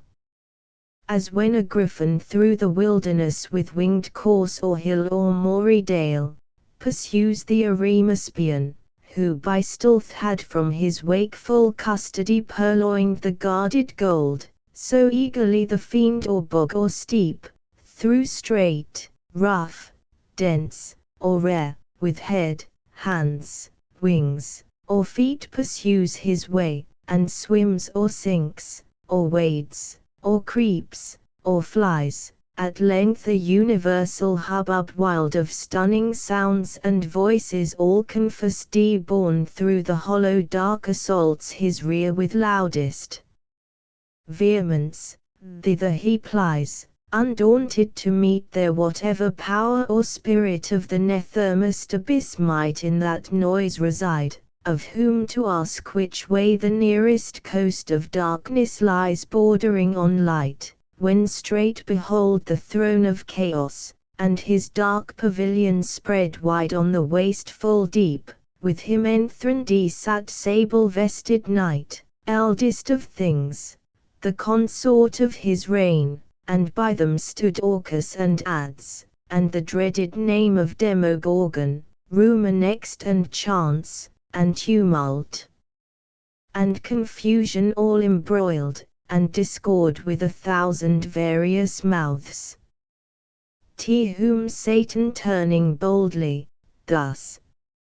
Ye powers and spirits of this nethermost abyss, chaos and ancient night, I come no spy, with purpose to explore or to disturb the secrets of your realm, but by constraint wandering this darksome desert, as my way lies through your spacious empire up to light, alone, and without guide, half lost, I seek what readiest path leads where your gloomy bounds confine with heaven, or if some other place from your dominion one, Ethral king possesses lately, thither to arrive I travel this profound.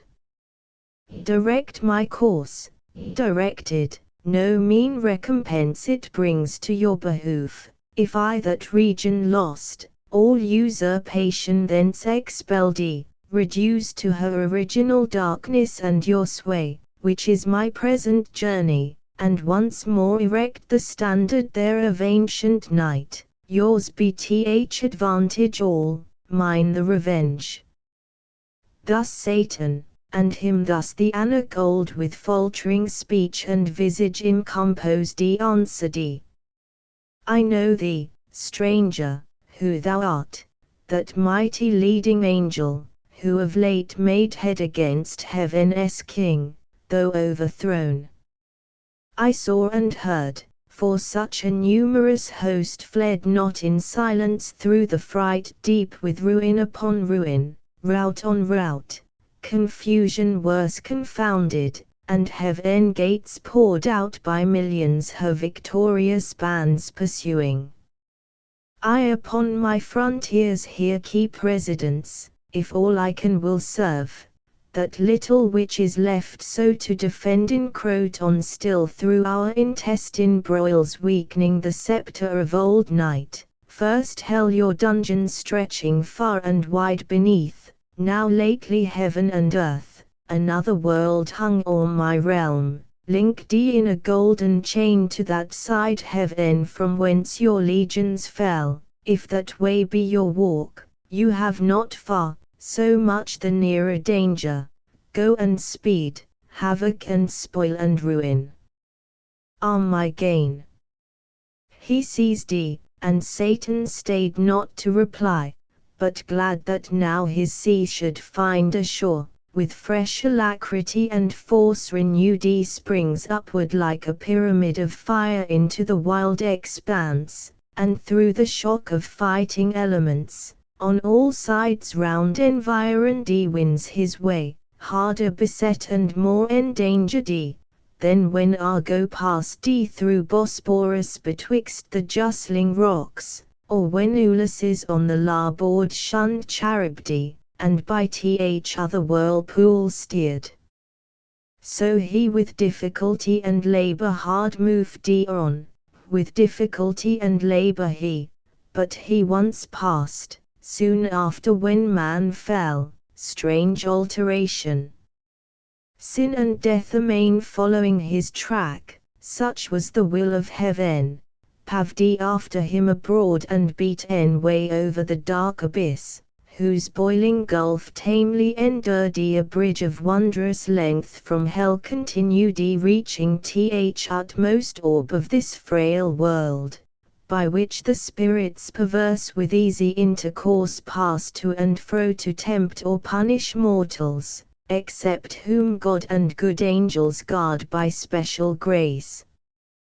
But now at last the sacred influence of light appears, and from the walls of heaven shoots far into the bosom of dim night a glimmering dawn. Here nature first begins her farthest verge, and chaos to retire as from her outmost works a broken foe with tumult less and with less hostile din, that Satan with less toil, and now with ease wafts on the calmer wave by dubious light and like a weather-beaten vessel holds gladly the port, though shrouds and tackle torn, or in the emptier waste. Resembling air, weighs his spread wings, at leisure to behold far off empire eel heaven, extended wide in circuit, undetermined square or round, with opal toes and battlements adorned of living sapphire, once his native seat, and fast by hanging in a golden chain this pendant world, in bigness as a star of smallest magnitude close by the moon. Thither full fraught with mischievous revenge, accursed, and in accursed hour he hies.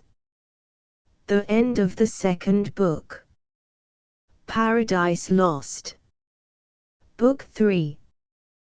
Hail Holy Light, offspring of heaven firstborn, or of eternal co-eternal beam may I express thee unblamed. Since God is light, and never but in unapproached light dwelt from eternity, dwelt then in thee, bright effluence of bright essence increate. Or hearest thou rather pure ethereal stream, whose fountain who shall tell? Before the sun, before the heavens thou wert, and at the voice of God, as with a mantle didst invest the rising world of waters dark and deep, one from the void and formless infinite. Thee I revisit now with bolder wing, escaped the Stygian pool, though long detained in that obscure sojourn, while in my flight through utter and through middle darkness borne with other notes than to Orpheng lyre I sung of chaos and eternal night, taught by the heaven ly muse to venture down the dark descent, and up to reascend, though hard and rare, thee I revisit safe, and feel thy sovereign vital lamp, but thou revisitest not these eyes, that roll in vain to find thy piercing ray, and find no dawn, so thick a drop sereneth quenched the orbs, or dim suffusion veiled. Yet not the more cease I to wander where the muses haunt clear spring, or shady grove, or sunny hill, smit with the love of sacred song, but chief thee shorn and the flowery brooks beneath that wash thy hallowed feet, and warbling flow, nightly I visit, nor sometimes forget those other two equalled with me in fate, so were I equalled with them in renown, blind Tamiris and blind Maeonides, and Tiresias and Phinus prophets old. Then feed on thoughts, that voluntary move harmonious numbers, as the wakeful bird sings darkling, and in shadiest covert hid tunes her nocturnal note. Thus with the year seasons return, but not to me returns day, or the sweet approach of even or morn, or sight of vernal bloom, or summer's rose, or flocks, or herds, or human face divine, but cloud instead, and ever-during dark surrounds me, from the careful ways of men cut off, and for the book of knowledge fair presented with a universal blank of nature's works to me expunged and rased, and wisdom at one entrance quite shut out. So much the rather thou celestial light shine inward, and the mind through all her powers irradiate, their plant eyes, all mist from thence purge and disperse, that I may see and tell of things invisible to mortal sight. Now had the Almighty Father from above, from the pure empire eon where he sits high throned above all height, bent down his eye, his own works and their works at once to view, about him all the sanctities of heaven stood thick as stars, and from his sight received beatitude past utterance. On his right the radiant image of his glory sat, his only Son. On earth he first beheld our two first parents, yet the only two of mankind, in the happy garden plucked he, reaping immortal fruits of joy and love, uninterrupted joy, unrivaled love in blissful solitude. He then surveyed hell and the gulf between, and Satan there coasting the wall of heaven on this side night in the dun air sublime, and ready now to stoop with wearied wings, and willing feet on the bare outside of this world, that seemed firm land embosomed without firmament, uncertain which, in ocean or in air. Him God beholding from his prospect high, wherein past, present, future he beholds, thus to his only Son foreseeing spake. Only begotten Son, seest thou what rage transports our adversary, whom no bounds prescribed, no bears of hell, nor all the chains heaped on him there, nor yet the main abyss wide interrupt can hold, so bent he seems on desperate revenge, that shall redound upon his own rebellious head.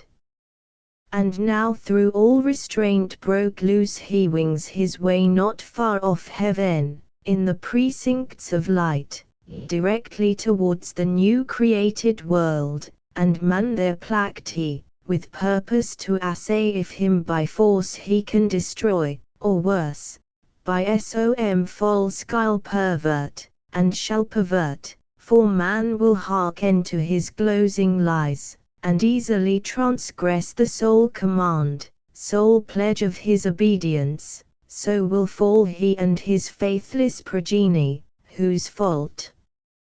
Whose but his own? Ingrate, he had of me all he could have, I made him just and right, sufficient to have stood, though free to fall. Such I created all ethereal powers and spirits, both them who stood and them who failed, freely they stood who stood, and fell who fell. Not free, what proof could they have given sincere of true allegiance, constant faith or love, where only what they needs must do, appeared, not what they would? What praise could they receive?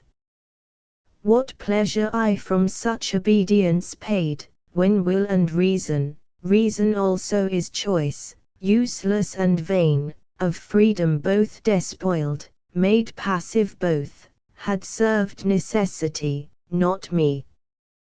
They therefore as to right belonged, so were created, nor can justly accuse the Maker, or the making, or the fate, as if predestination overruled the will, dispersed by absolute decree or high folk knowledge. They themselves decreed their own revolt, not I. If I folk knew, folk knowledge had no influence on their fault, which had no less proof certain unfolk known.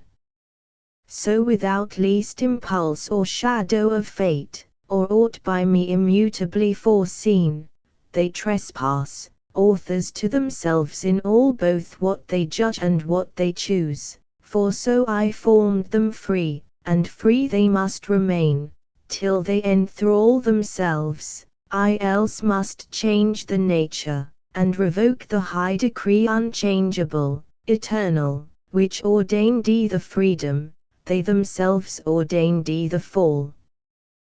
The first sought by their own suggestion fell, self-tempted, self-depraved, man falls deceived by the other first, man therefore shall find grace, the other none, in mercy and justice both, through heaven and earth, so shall my glory excel, but mercy first and last shall brightest shine.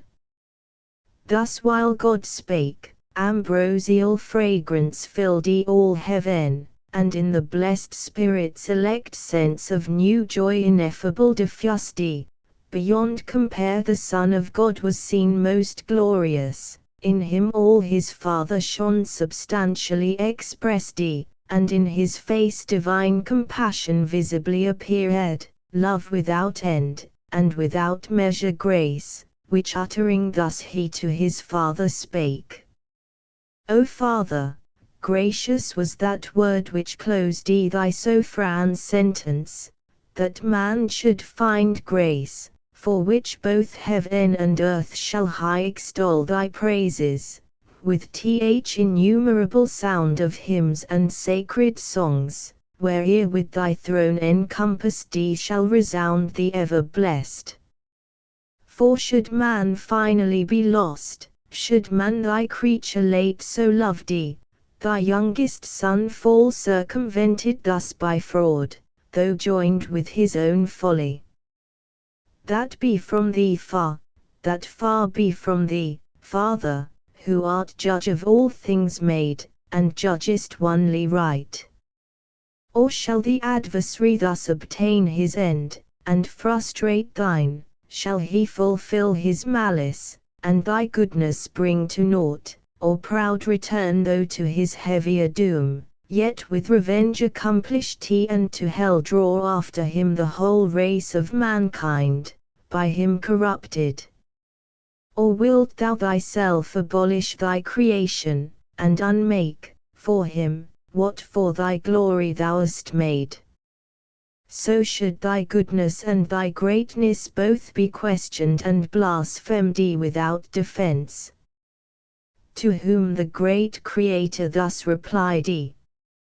O Son, in whom my soul hath chief delight, Son of my bosom, Son who art alone my word, my wisdom, and effectual might, all hast thou spoken as my thoughts are, all as my eternal purpose hath decreed. Man shall not quite be lost, but saved who will, yet not of will in him, but grace in me freely vouchsafed. Once more I will renew his lapsed powers, though forfeit and enthralled by sin to foul exorbitant desires, upheld by me, yet once more he shall stand on even ground against his mortal foe, by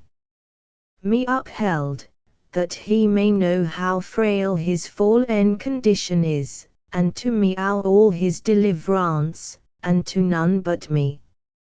Some I have chosen of peculiar grace elect above the rest, so is my will, the rest shall hear me call, and oft be warned the sinful state, and to appease betimes incensed deity, while offered grace invites. For I will clear the senses dark, what may suffice, and soften stony hearts to pray, repent, and bring obedience due.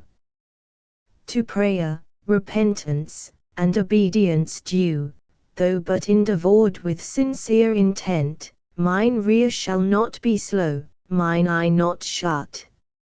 And I will place within them as a guide my umpire conscience, whom if they will hear, light after light well usd they shall attain, and to the end persisting, safe arrive. This my long sufferance and my day of grace they who neglect and scorn, shall never taste, but hard be hardened, blind be blinded more, that they may stumble on, and deeper fall, and none but such from mercy I exclude. But yet all is not done, man disobeying, disloyal breaks his fealty, and shins against the high supremacy of heaven, affecting Godhead, and so loosing all, to expiate his treason hath naught left, but to destruction sacred and devote, he with his whole posterity must die, die he or justice must, unless for him som other able, and as willing, pay the rigid satisfaction, death for death. Say heaven ly powers, where shall we find such love, which of ye will be mortal to redeem man's mortal crime, and just unjust to save, dwells in all heaven charity so dear? He asked but all the heaven ly choirs stood mute, and silence was in heaven, on man's behalf patron or intercessor none appeared, much less that durst upon his own head draw the deadly forfeiture, and ransom set. And now without redemption all mankind must have been lost, adjudged to death and hell by doom severe, had not the Son of God, in whom the fullness dwells of love divine, his dearest mediation thus renewed. Father, thy word is past, man shall find grace, and shall grace not find means, that finds her way, the speediest of thy winged messengers, to visit all thy creatures, and to all comes unprevented, unimpeded, unsought, happy for man, so coming, he her aid can never seek, once dead in sins and lost, atonement for himself or offering meet, indebted and undone, hath none to bring. Behold me then, me for him, life for life I offer, on me let thine anger fall, account me man, I for his sake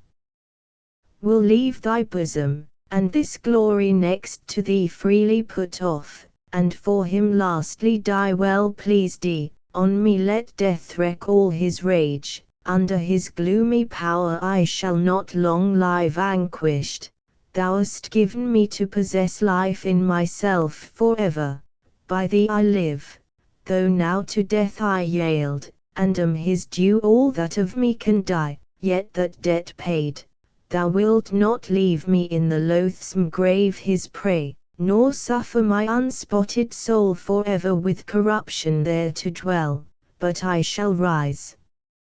victorious, and subdue my vanquisher, spoiled of his vaunted spoil, death his death's wound shall then receive, and stoop inglorious, of his mortal sting disarmed.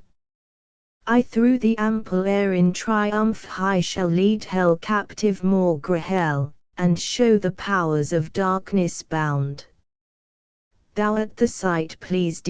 out of heaven shalt look down and smile, while by thee ray I ruin all my foes, death last, and with his carcass glut the grave, then with the multitude of my redeemed shall enter heaven long absent, and return, Father, to see thy face, wherein no cloud of anger shall remain, but peace as a day, and reconcilement, wrath shall be no more thenceforth, but in thy presence joy entire. His words here ended, but his meek aspect silent yet spake, and breathed immortal love to mortal men, above which only shone filial obedience, as a sacrifice glad to be offered, he attends the will of his great Father. Admiration sized all heaven, what this might mean, and with attend wondering. But soon Almighty thus replied, O thou in heaven and earth the only peace found out for mankind under wrath, O thou my sole complacence. Well thou knowest how dear to me are all my works, nor man the least though last created, that for him I spare thee from my bosom and right hand, to save, by loosing thee a while, the whole race lost. Thou therefore whom thou only canst redeem, the nature also to thy nature join, and be thyself man among men on earth, made flesh, when time shall be, of virgin seed, by wondrous birth. Be thou in Adam's room the head of all mankind, though Adam's son. As in him perish all men, so in thee as from a second root shall be wrested, as many as are wrested, without thee none.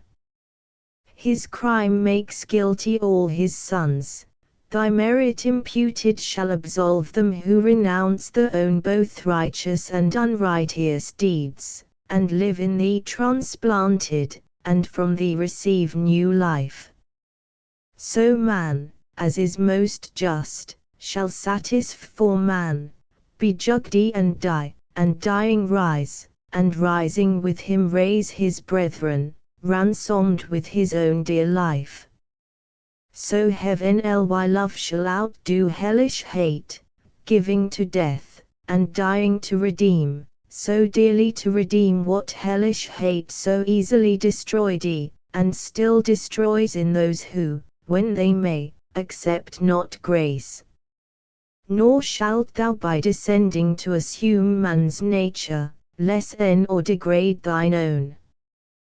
Because thou hast, though throned in highest bliss equal to God, and equally enjoying godlike fruition, quitted all to save a world from utter loss, and hast been found by merit more than birthright Son of God, found worthiest to be so by being good, far more than great or high, because in thee loveth abounded more than glory abounds. Therefore thy humiliation shall exalt with thee thy manhood also to this throne. Here shalt thou sit incarnate, here shalt reign both God and man, Son both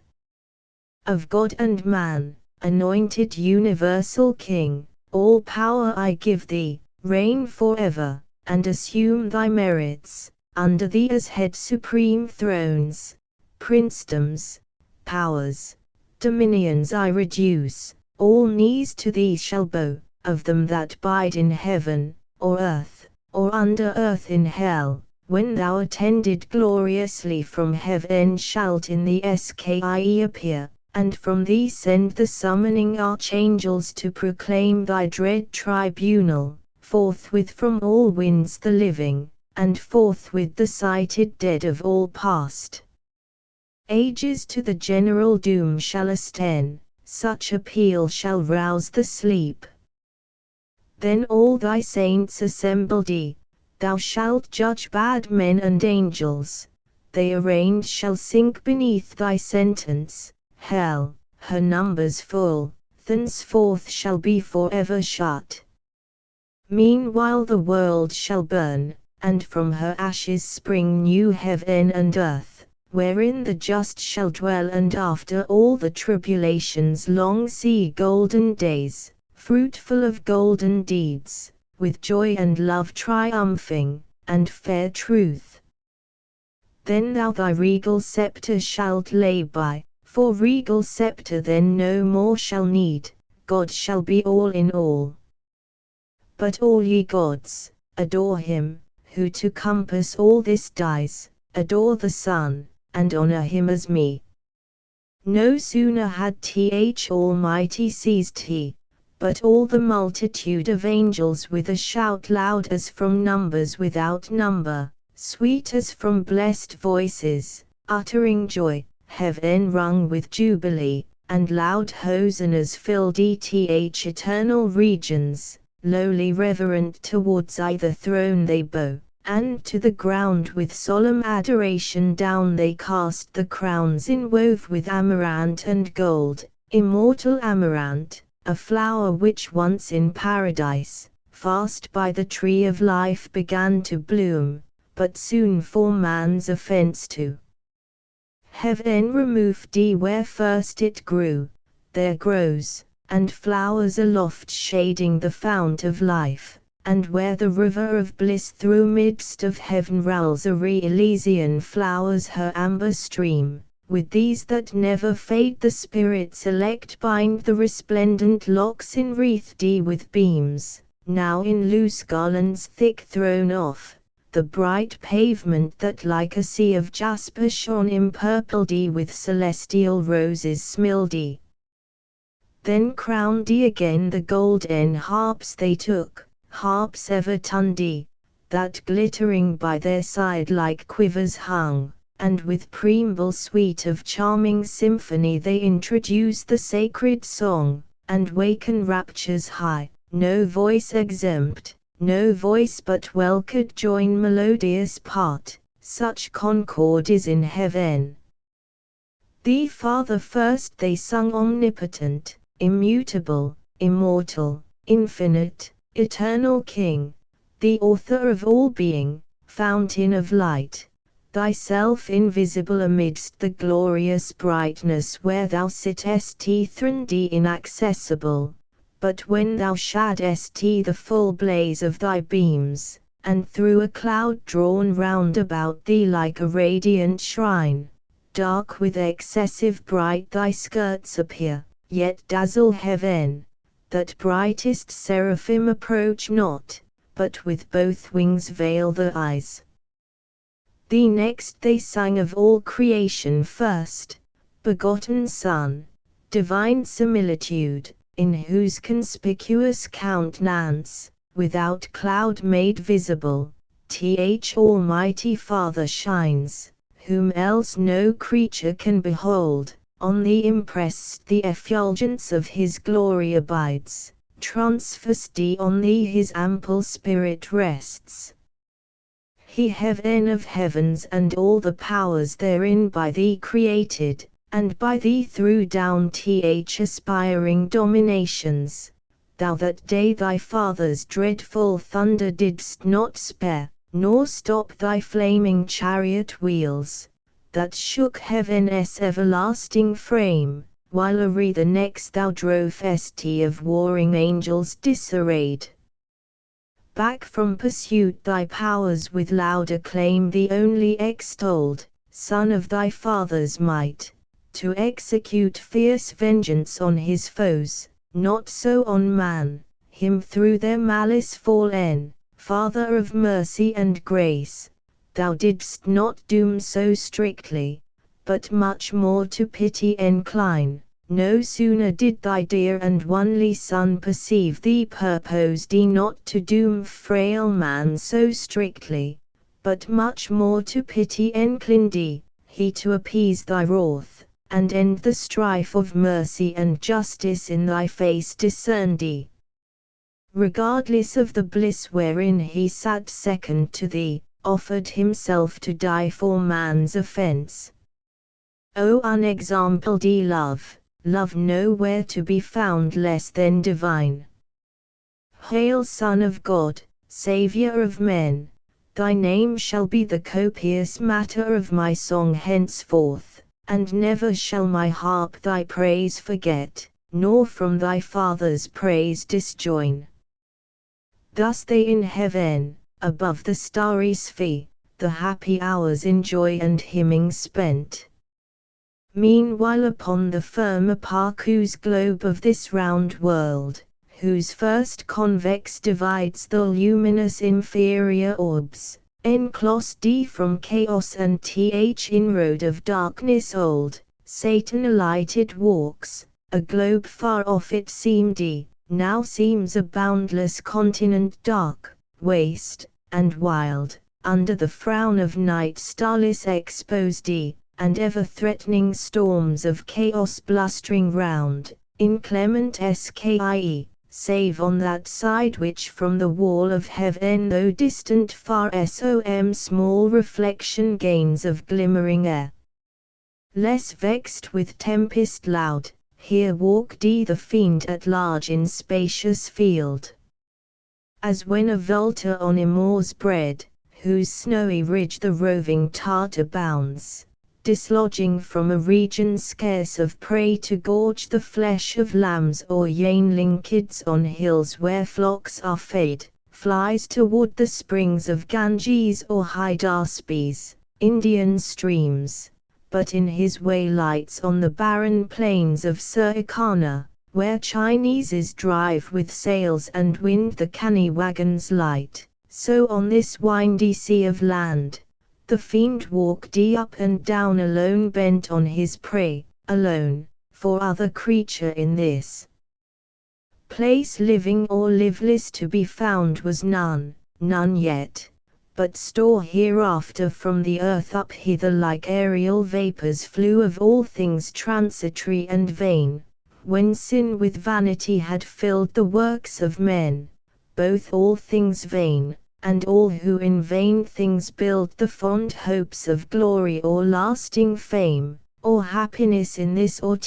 other life, all who have the reward on earth, the fruits of painful superstition and blind zeal, naught seeking but the praise of men, here find fit retribution. Empty as the deeds, all unaccomplished works of nature's hand, abortive, monstrous, or unkindly mixed, dissolved on earth, fleet hither, and in vain, till final dissolution, wander here, not in the neighboring moon, as some have dreamed, those argent fields more likely habitants, translated saints, or middle spirits hold betwixt angelical and humankind, hither of ill-joined sons and daughters born first from the ancient world those giants came with many a vain exploit, though then renowned, the builders next of Babel on the plain of Sinai, and still with vain design new Babels, had they wherewithal, would build, others came single, he who to be deemed a god, leaped fondly into Etna flames, Empedocles, and he who to enjoy Plato's Elysium, leaped into the sea, Cleombrotus, and many more too long, embryos and idiots, eremites and friars white, black and grey, with all the trumpery. Here pilgrims roam, that strayed so far to seek in Golgotha him dead, who lives in heaven, and they who to be sure of paradise dying put on the weeds of Dominic, or in Franciscan think to pass disguised, they pass the planets 7, and pass the fixed, and that crystalline sphere whose balance weighs the trepidation talked, and that first moved and now Saint Peter at heaven's wicket seems to wait them with his keys, and now at foot of heaven's ascent they lift the feet, when lo a violent cross wind from either coast blows them transverse 10,000 leagues awry into the devious air, then might ye see cowls, hoods and habits with the wearers tossed and fluttered into rags, then relics, beads, indulgences, dispenses, pardons, bulls, the sport of winds, all these upwhirled aloft fly awry the backside of the world far off into a limbo large and broad, since called the paradise of fools, to few unknown long after, now unpeopled and untrod, all this dark globe the fiend found as he passed and long he wandered, till at last a gleam of dawning light turned thitherward in haste his travelled steps, far distant he descries ascending by degrees magnificent up to the wall of heaven a structure high, at top whereof, but far more rich appeared the work as of a kingly palace gate with frontispice of diamond and gold embellished, thick with sparkling orient gems. The portal shone, inimitable on earth by model, or by shading pencil drawn. The stairs were such as whereon Jacob saw angels ascending and descending, bands of guardians bright, when he from Esau fled to Padanaram in the field of Luz, dreaming by night under the open sky, and waking Cridi, this is the gate of heaven. Each stair mysteriously was meant, nor stood there always, but drawn up to heaven sometimes viewless, and underneath a bright sea floody of jasper, or of liquid pearl, whereon who after came from earth, sailing arrived, wafted by angels, or flew a the lake wrapped in a chariot drawn by fiery steeds. The stairs were then let down, whether to dare the fiend by easy ascent, or aggravate his sad exclusion from the doors of bliss. Direct against which opened from beneath, just the blissful seat of paradise, a passage down to earth, a passage wide, wider by far than that of after times over Mount Shorn, and, though that were large, over the promised land to God so dear, by which, to visit oft those happy tribes, on high behests his angels to and fro past frequent, and his eye with choice regard from Paneas the fount of Jordan's flood to Beer-Zebah, where the Holy Land borders on Egypt and the Arabian shore, so wide the opening seemed, where bounds were set to darkness, such as bound the ocean wave.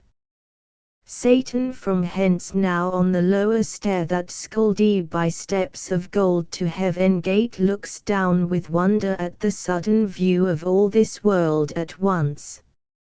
As when a scout through dark and desert ways with peril gone all night, at last by break of careful dawn obtains the brow of some high climbing hill, which to his eye discovers unaware the goodly prospect of some foreign land first seen, or some renowned metropolis with glistering spires and pinnacles adorned, which now the rising sun gilds with his beams. Such wonder seized though after heaven seen, the spirit malign, but much more envy seized at sight of all this world beheld so fair. Round he surveys, and well might, where he stood so high above the circling canopy of night's extended shade, from eastern point of Libra to the fleecy star that bears Andromeda far off Atlantic seas beyond horizon, then from pole to pole he views in breadth, and without longer pause downright into the world's first region throws his flight precipitant, and wins with ease through the pure marble air his oblique way amongst innumerable stars, that shone stars distant, but nigh hand.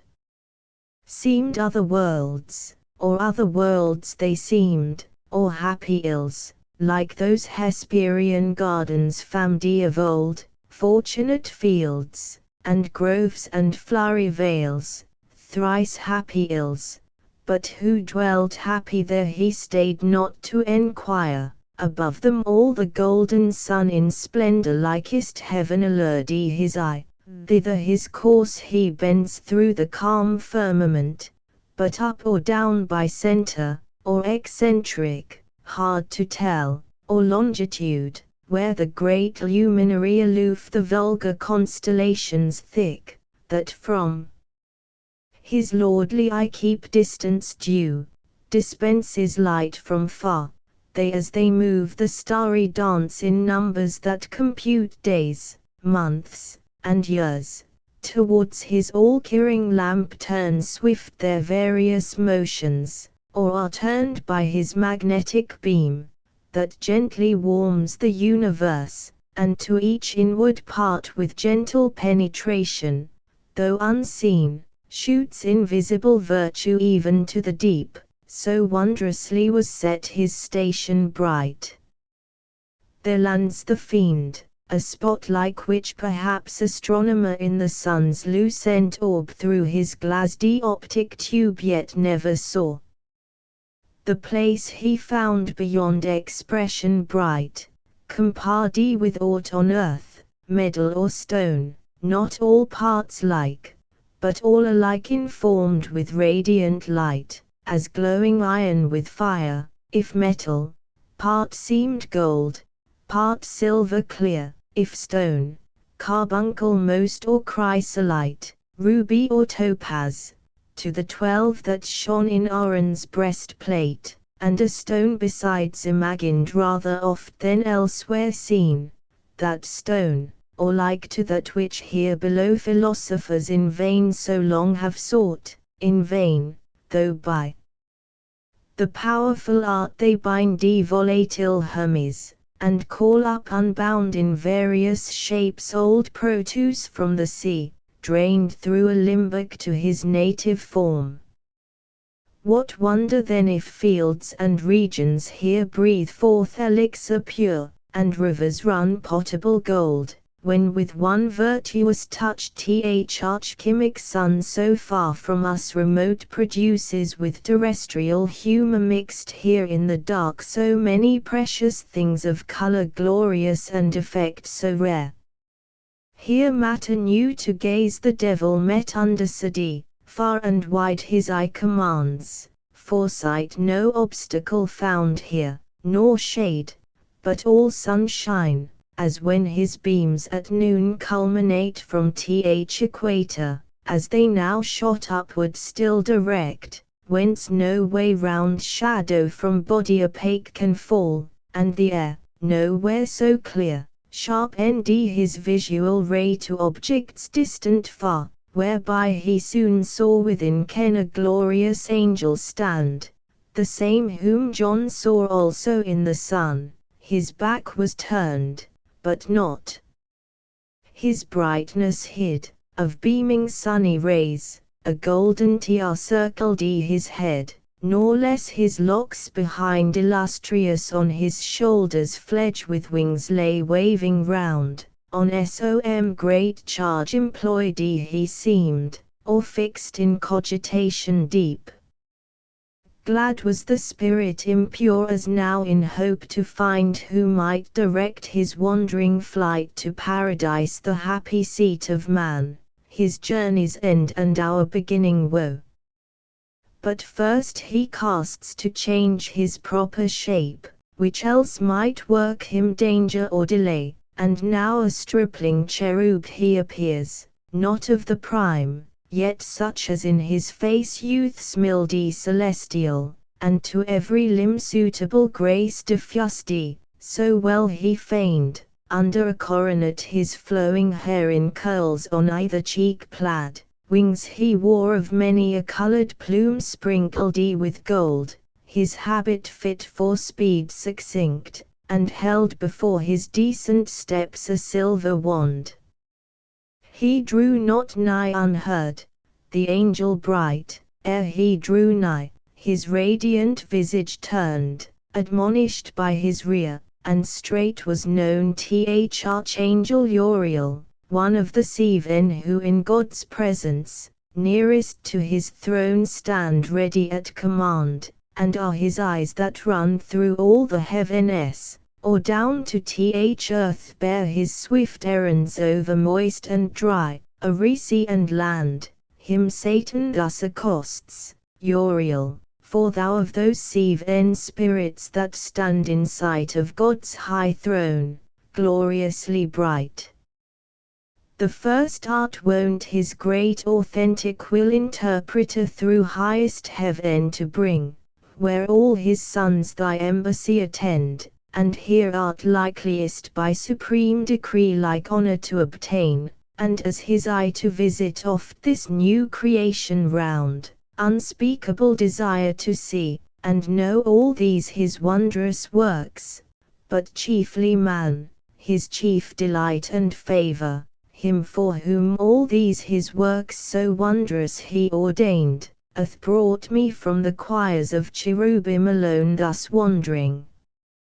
Brightest seraph, tell in which of all these shining orbs hath man his fixed seat, or fixed seateth none, but all these shining orbs his choice to dwell, that I may find him, and with secret gaze, or open admiration him behold, on whom the great Creator hath bestowed worlds, and on whom hath all these graces powered, that both in him and all things, as is meet, the universal Maker we may praise, who justly hath driven out his rebel foes to deepest hell, and to repair that loss created this new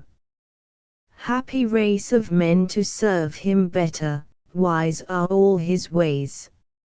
So spake the false dissembler unperceived, for neither man nor angel can discern hypocrisy, the only evil that walks invisible, except to God alone, by his permissive will, through heaven and earth, and oft though wisdom wake, suspicion sleeps at wisdom's gate, and to simplicity resigns her charge, while goodness thinks no ill where no ill seems, which now for once beguiled Uriel, the regent of the sun, and held the sharpest-sighted spirit of all in heaven, who to the fraudulent impostor,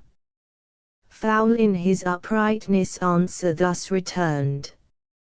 Fair angel, thy desire which tends to know the works of God, thereby to glorify the great workmaster, leads to no excess that reaches blame, but rather merits praise the more it seems excess, that led thee hither from thy empyreal mansion thus alone, to witness with thine eyes what some perhaps contented with report hear only in heaven, for wonderful indeed are all his works, pleasant to know, and worthiest to be all had in remembrance always with delight, but what created mind can comprehend the number, or the wisdom infinite that brought them forth, but hid the causes deep. I saw when at his word the formless mass, this world's material mold, came to a heap, confusion heard his voice, and wild uproar stood ruldy, stood vast infinitude confined, till at his second bidding darkness fled, light shone, and order from disorder sprung, swift to the several quarters haste then the cumbrous elements, earth, flood, air, fire, and this ethereal quintessence of heaven flew upward, spirited with various forms, that round orbicular, and turned to stars numberless, as thou seest, and how they move, each had his place appointed, each his course, the rest in circuit walls this universe. Look downward on that globe whose hither side with light from hence, though but reflected, shines, that place is earth the seat of man, that light his day, which else as other hemisphere night would invade, but there the neighboring moon, so call that opposite fair star, her aid timely interposes, and her monthly round still ending, still renewing, through mid-heaven, with borrowed light her countenance triform hence fills and empties to enlighten earth, and in her pale dominion checks the night. That spot to which I point is paradise, Adam's abode, those lofty shades his bower. Thy way thou canst not miss, me mine requires. Thus said, he turned, and Satan bowing low, as to superior spirits is wont in heaven, where honor due and reverence none neglects, took leave, and toward the coast of earth beneath, down from ecliptic, sped with hop-de success, throws his steep flight with many an airy wheel, nor stayed, till on the fate's top he lights. The end of the third book. Paradise Lost. Book 4. Oh, for that warning voice, which he who saw th Apocalypse, heard cry in heaven aloud, then when the dragon, put to second rout, came furious down to be revenged on men, woe to the inhabitants on earth. That now, while time was, our first parents had been warned the coming of the secret foe, and scapt haply so scapt his mortal snare, for now Satan, now first inflamed with rage, came down, the tempter th accuser of mankind, to wreak on innocent frail man his loss of that first battle, and his flight to hell, yet not rejoicing in his speed, though bold, far off and fearless, nor with cause to boast, begins his dire attempt, which nigh the birth now rolling, boils in his tumultuous breast, and like a devilish engine back recoils upon himself. Horror and doubt distract his troubled thoughts, and from the bottom stir the hell within him, for within him hell he brings, and round about him, nor from hell one step no more than from himself can fly by change of place. Now conscience wakes despair that slumbered, wakes the bitter memory of what he was, what is, and what must be worse, of worse deeds worse sufferings must ensue. Sometimes towards Eden which now in his view lay pleasant, his grieved look he fixes sad, sometimes towards heaven and the full blazing sun, which now sat high in his meridian tower, then much revolving, thus in sighs began. O thou that with surpassing glory crowned, lookest from thy sole dominion like the God of this new world, at whose sight all the stars hide the diminished heads, to thee I call, but with no friendly voice, and add thy name O Sun, to tell thee how I hate thy beams that bring to my remembrance from what state I fell, how glorious once above thy sphere, till pride and worse ambition threw me down warring in heaven against heaven's matchless King. Ah, wherefore he deserved no such return from me, whom he created what I was in that bright eminence, and with his good upbraided none, nor was his service hard. What could be less than to afford him praise, the easiest recompense, and pay him thanks, how due? Yet all his good proof deal in me, and wrought but malice, lifted up so high I deigned subjection, and thought one step higher would set me highest, and in a moment quit the debt immense of endless gratitude, so burthensome, still paying, still to owe, forgetful what from him I still received, and understood not that a grateful mind by owing owes not, but still pays, at once indebted and discharged. What burden then? Oh, had his powerful destiny ordained me some inferior angel, I had stood then happy, no unbounded hope had ready ambition. Yet why not? Some other power as great might have aspurred and me though mean drawn to his part, but other powers as great fell not, but stand unshaken, from within or from without, to all temptations armed. Hadst thou the same free will and power to stand? Thou hadst, who must thou then or what to accuse, but heaven's free love dealt equally to all. Be then his love accursed, since love or hate, to me alike, it deals eternal woe.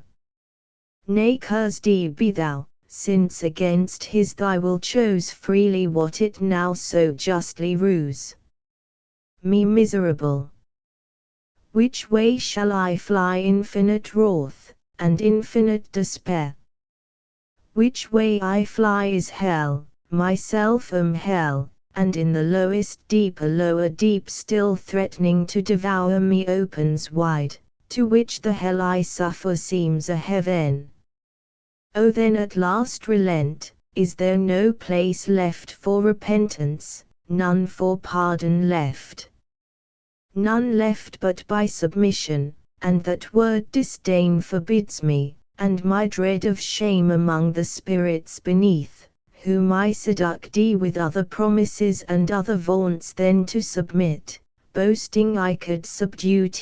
omnipotent. Amy, they little know how dearly I abide that boast so vain, under what torments inwardly I groan, while they adore me on the throne of hell, with diadem and scepter high advanced the lower still I fall, onely supreme in misery, such joy ambition finds.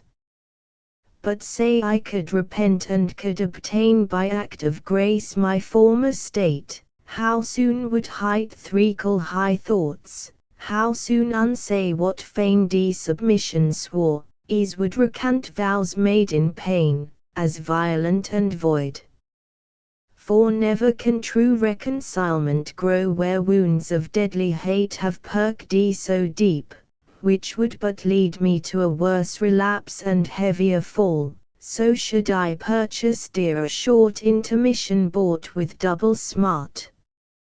This knows my punisher, therefore as far from granting he, as I from begging peace, all hope excluded thus, behold instead of us outcast, exiled, his new delight, mankind created, and for him this world. So farewell hope, and with hope farewell fear, farewell remorse, all good to me is lost, evil be thou my good, by thee at least divided empire with heaven's king I hold by thee, and more than half perhaps will reign, as man ere long, and this new world shall know. Thus while he spake, each passion dimmed his face thrice charmed with pale ire, envy and despair, which marred his borrowed visage, and betrayed him counterfeit, if any eye beheld. For heaven ly minds from such distempers foul are ever clear. Whereof he soon aware, each perturbation smoothed with outward calm, artificer of fraud, and was the first that practiced falsehood under saintly show, deep malice to conceal, couched with revenge, yet not Ana had practiced to deceive Uriel once warned, whose eye pursued him down the way he went, and on Assyrian mount saw him disfigured, more than could befall spirit of happy sort, his gestures fierce he marked and mad demeanor, then alone, as he supposed, all unobserved, unseen. So on he fares, and to the border comes of Eden, where delicious paradise, now nearer, crowns with her enclosure green, as with a rural mound the champaign head of a steep wilderness, whose hairy sides with thicket overgrown, grotesque and wild, access denied, and overhead up grew insuperable height of loftiest shade, cedar, and pine, and fir, and branching palm, a sylvan scene, and as the ranks ascend shade above shade, a woody theatre of stateliest view. Yet higher than the tops the verdurous wall of paradise upsprung, which to our general sire gave prospect large into his nether empire neighboring round. And higher than that wall a circling row of goodliest trees loaden with fairest fruit, blossoms and fruits at once of golden hue appeared, with gay enamelled colours mixed, on which the sun more glad impressed his beams than in fair evening cloud, or humid bow, when Goddess showed the earth, so lovely seemed that landskip, and of pure now purer air meets his approach, and to the heart inspires vernal delight and joy, able to drive all sadness but despair, now gentle gales fanning the odoriferous wings dispense native perfumes, and whisper whence they stole those balmy spoils. As when to them who sail beyond the Cape of Hope, and now are past Mozambique, off at sea northeast winds blow Sabian odors from the spicy shore of Arabia the blessed, with such delay well pleased they slack the course, and many a league curd with the grateful smell old ocean smiles. So entertained those odorous sweets the fiend who came the bane, though with them better pleased than Asmodeus with the fishy fume, that drove him, though enamoured, from the spouse of Tobit's son, and with a vengeance sent from Media post to Egypt, there fast bound. Now to th ascent of that steep savage hill Satan had journeyed on, pensive and slow, but further way found none, so thick and windy, as one continued brake. The undergrowth of shrubs and tangling bushes had perplexed all path of man or beast that passed that way. One gate there only was, and that looked east on th other side, which when th Archphaeon saw due entrance he disdained, and in contempt, at one slight bound high overleaped all bound of hill or highest wall, and sheer within lights on his feet. As when a prowling wolf, whom hunger drives to seek new haunt for prey, watching where shepherds pen the flocks at eve in hurdled coats amid the field secure, leaps o'er the fence with ease into the fout, or as a thief bent to unhood the cash of some rich burgher, whose substantial doors, cross-barred and bolted fast, fear no assault, in at the window climbs, or o'er the tiles, so clomb this first grand thief into God's fout, so since into his church lewd hirelings climb. Thence up he flew, and on the tree of life, the middle tree and highest there that grew, sat like a cormorant, yet not true life thereby regained, but sat devising death to them who lived nor on the virtue thought of that life-giving plant, but only us for prospect, what well us had been the pledge of immortality.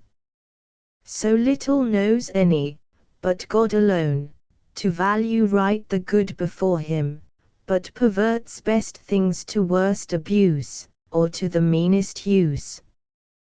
Beneath him with new wonder now he views to all delight of human sense exposed in narrow room nature's whole wealth, yea more, a heaven on earth, for blissful paradise of God the garden was, by him in the east of Eden planted. Eden stretched her line from Oran eastward to the royal toes of great Seleucia, built by Grecian kings, or where the sons of Eden long before dwelt in Telassar. In this pleasant soil his far more pleasant garden God ordained, out of the fertile ground he caused to grow all trees of noblest kind for sight, smell, taste, and all amid them stood the tree of life, high eminent, blooming ambrosial fruit of vegetable gold, and next to life our death the tree of knowledge grew fast by, knowledge of good bought dear by knowing ill. Southward through Eden went a river large, nor charmed his course, but through the shaggy hill passed underneath engulfed, for God had thrown that mountain as his garden mould high ready upon the rapid current, which through veins of porous earth with kindly thirst updrawn, rose a fresh fountain, and with many a rill watered the garden, thence united fell down the steep glade, and met the nether flood, which from his darksome passage now appears, and now divided into four main streams, runs,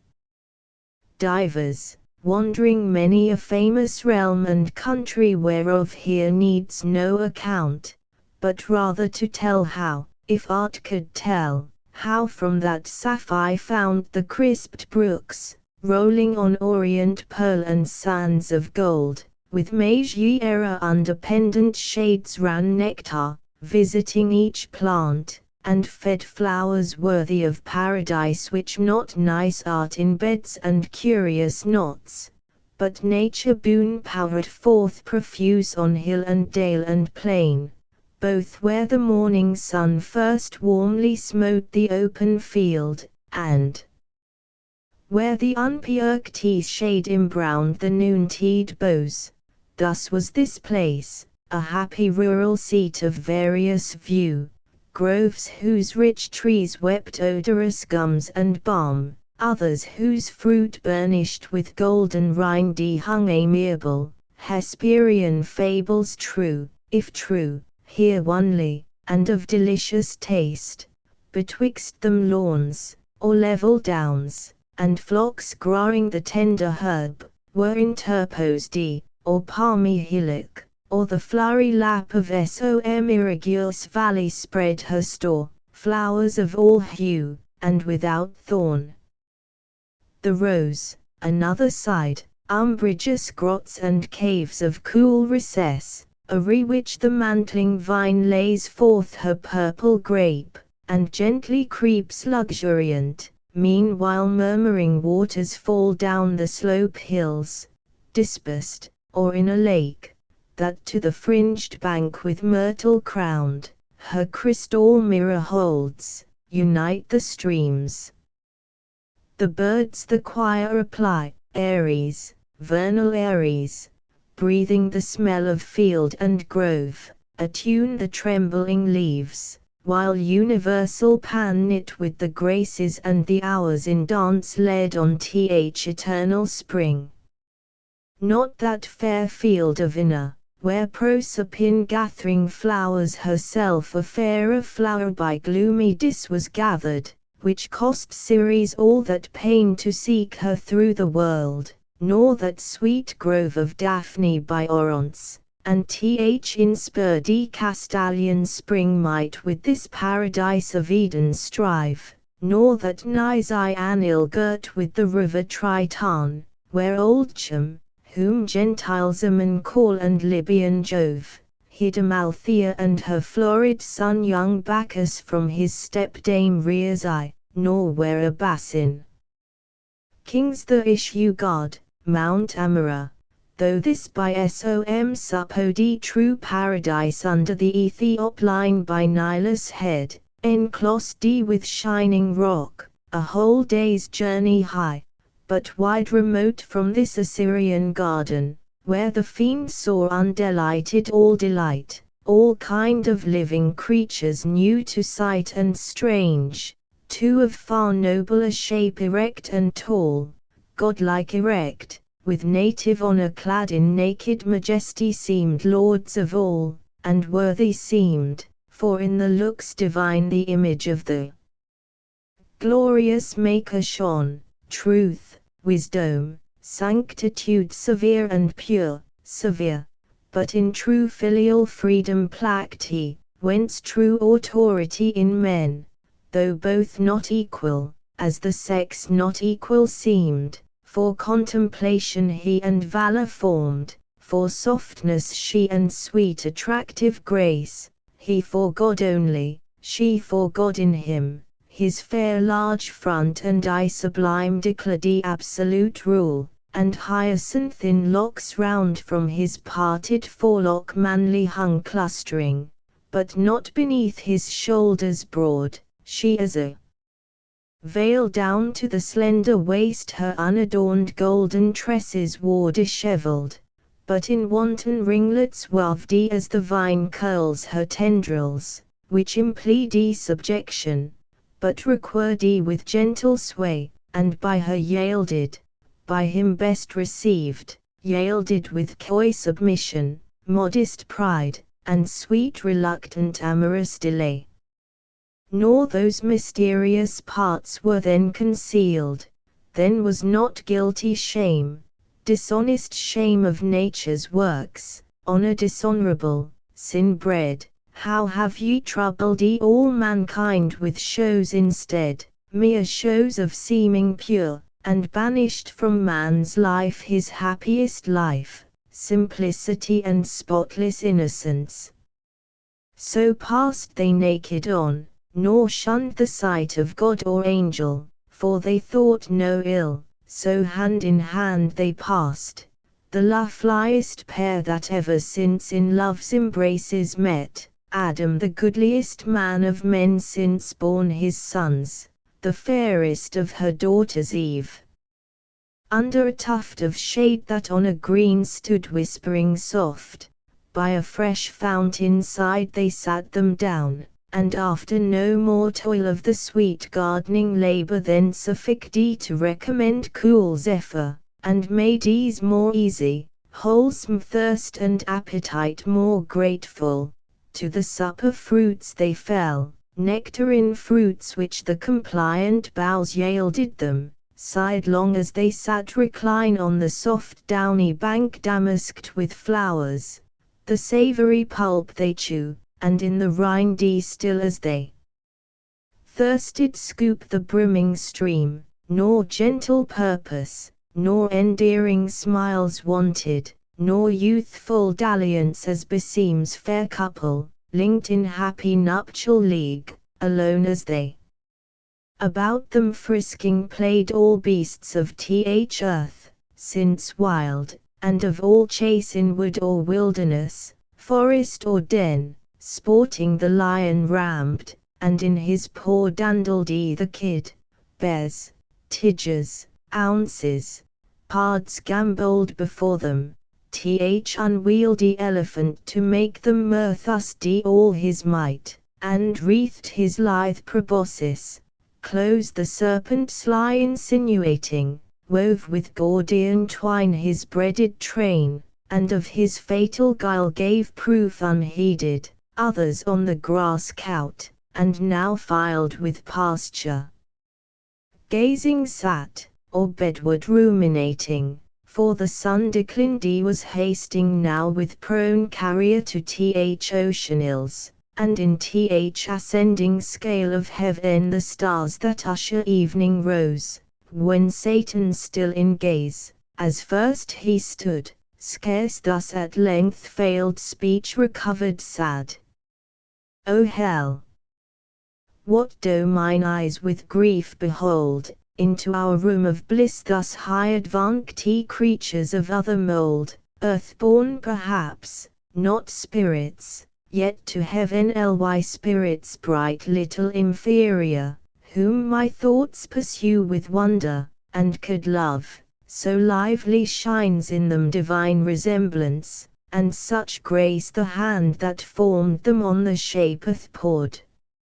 Our gentle pair, you little think how nigh your change approaches, when all these delights will vanish and deliver ye to woe, more woe, the more your taste is now of joy, happy, but for so happy ill succored long to continue, and this high seat your heaven ill fenced for heaven to keep out such a foe as now is entered, yet no purposed foe to you whom I could pity thus forlorn though I unpitied, league with you I seek, and mutual amity so strait, so close, that I with you must dwell, or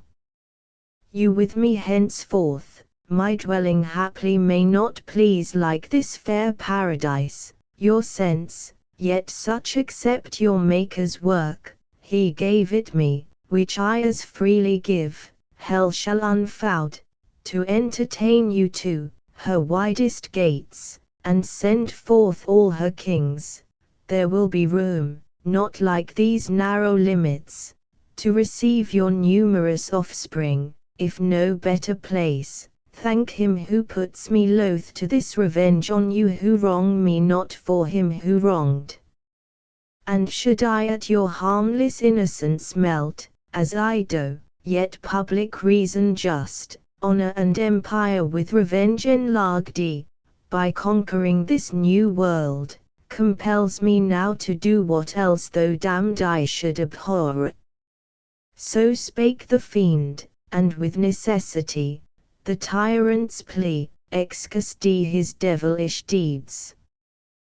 Then from his lofty stand on that high tree down he alights among the sportful herd of those four-footed kinds, himself now one, now other, as the shape served best his end, nearer to view his prey, and unspeedy to mark what of the state he more might learn by word or action marked. About them round a lion now he stalks with free glare, then as a tiger, who by chanceth speedy in some purlieu two gentle fawns at play, straight couches close, then rising changes oft his couchant watch, as one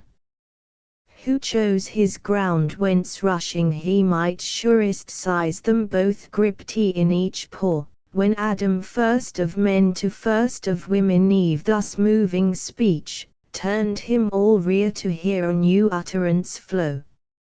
Sole partner and sole part of all these joys, dearer thyself than all, needs must the power that made us, and for us this ample world be infinitely good, and of his good as liberal and free as infinite, that radiate us from the dust and placed us here in all this happiness, who at his hand have nothing merited, nor can perform aught whereof he hath need, he who requires from us no other service than to keep this one, this easy charge, of all the trees in paradise that bear delicious fruit.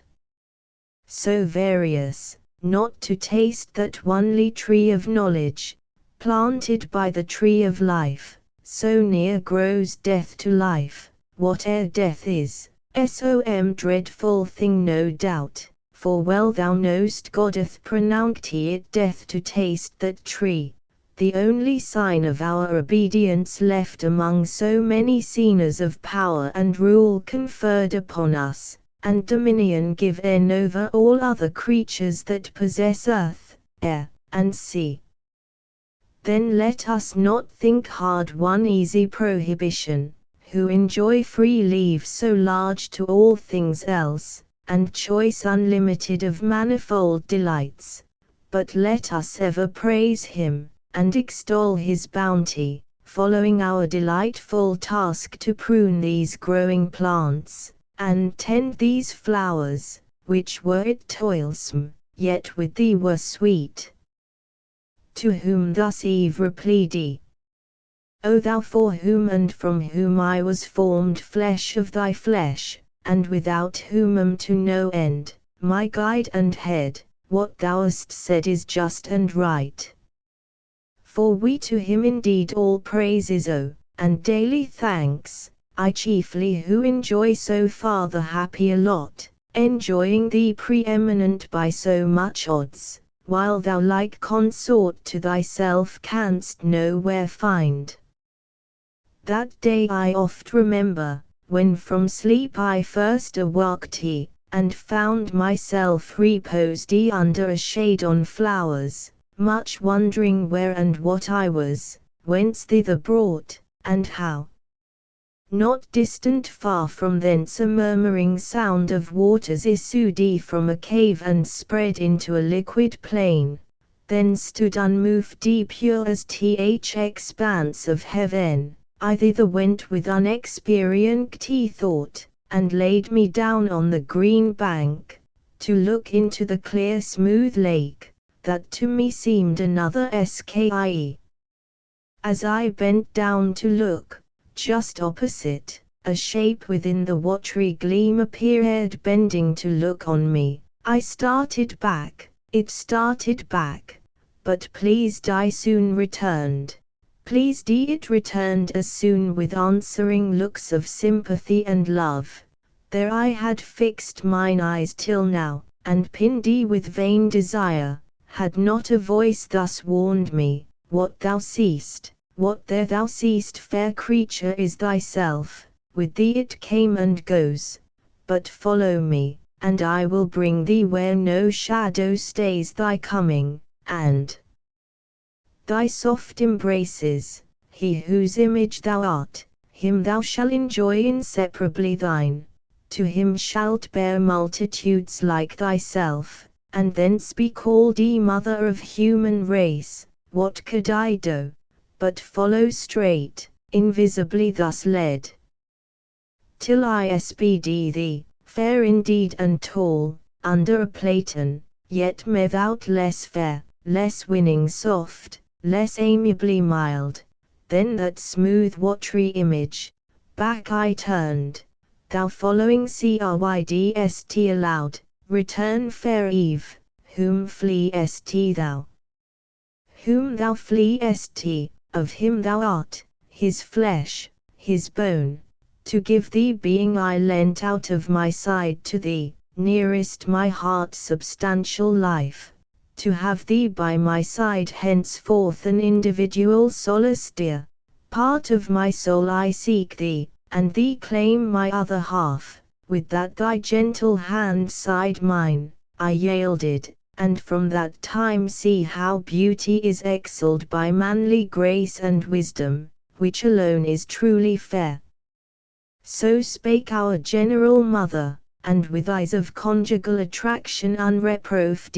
and meek surrender, half embracing leaned on our first father, half her swelling breast naked met his under the flowing gold of her loose tresses hid. He in delight both of her beauty and submissive charms smiled with superior love, as Jupiter on Juno smiles, when he impregns the clouds that shed May flowers, and pressed her matron lip with kisses pure. Aside the devil turned for envy, yet with jealous leer malign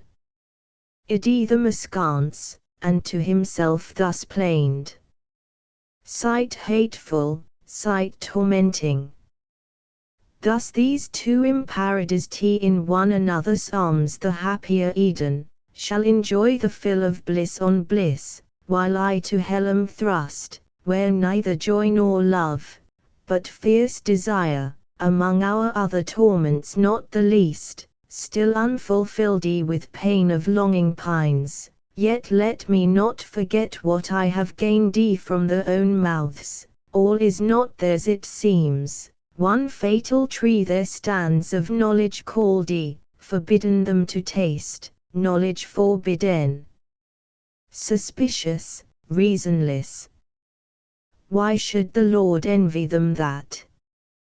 Can it be sin to know, can it be death? And do they only stand by ignorance, is that the happy state, the proof of their obedience and the faith? O fair foundation laid whereon to build the ruin! Hence I will excite the minds with more desire to know, and to reject envious commands, invented with design to keep them low whom knowledge might exalt equal with gods, aspiring to be such, they taste and die, what likelier can ensue? But first with narrow search I must walk round this garden, and no corner leave unspeedy, a chance but chance may lead where I may meet some wandering spirit of heaven, by fountain side, or in thick shade return from him to draw what further would be learnt. Live while ye may, yet happy pair, enjoy, till I return, short pleasures, for long woes are to succeed.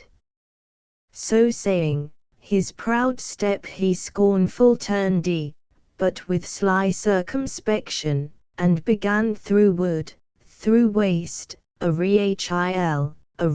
his roam.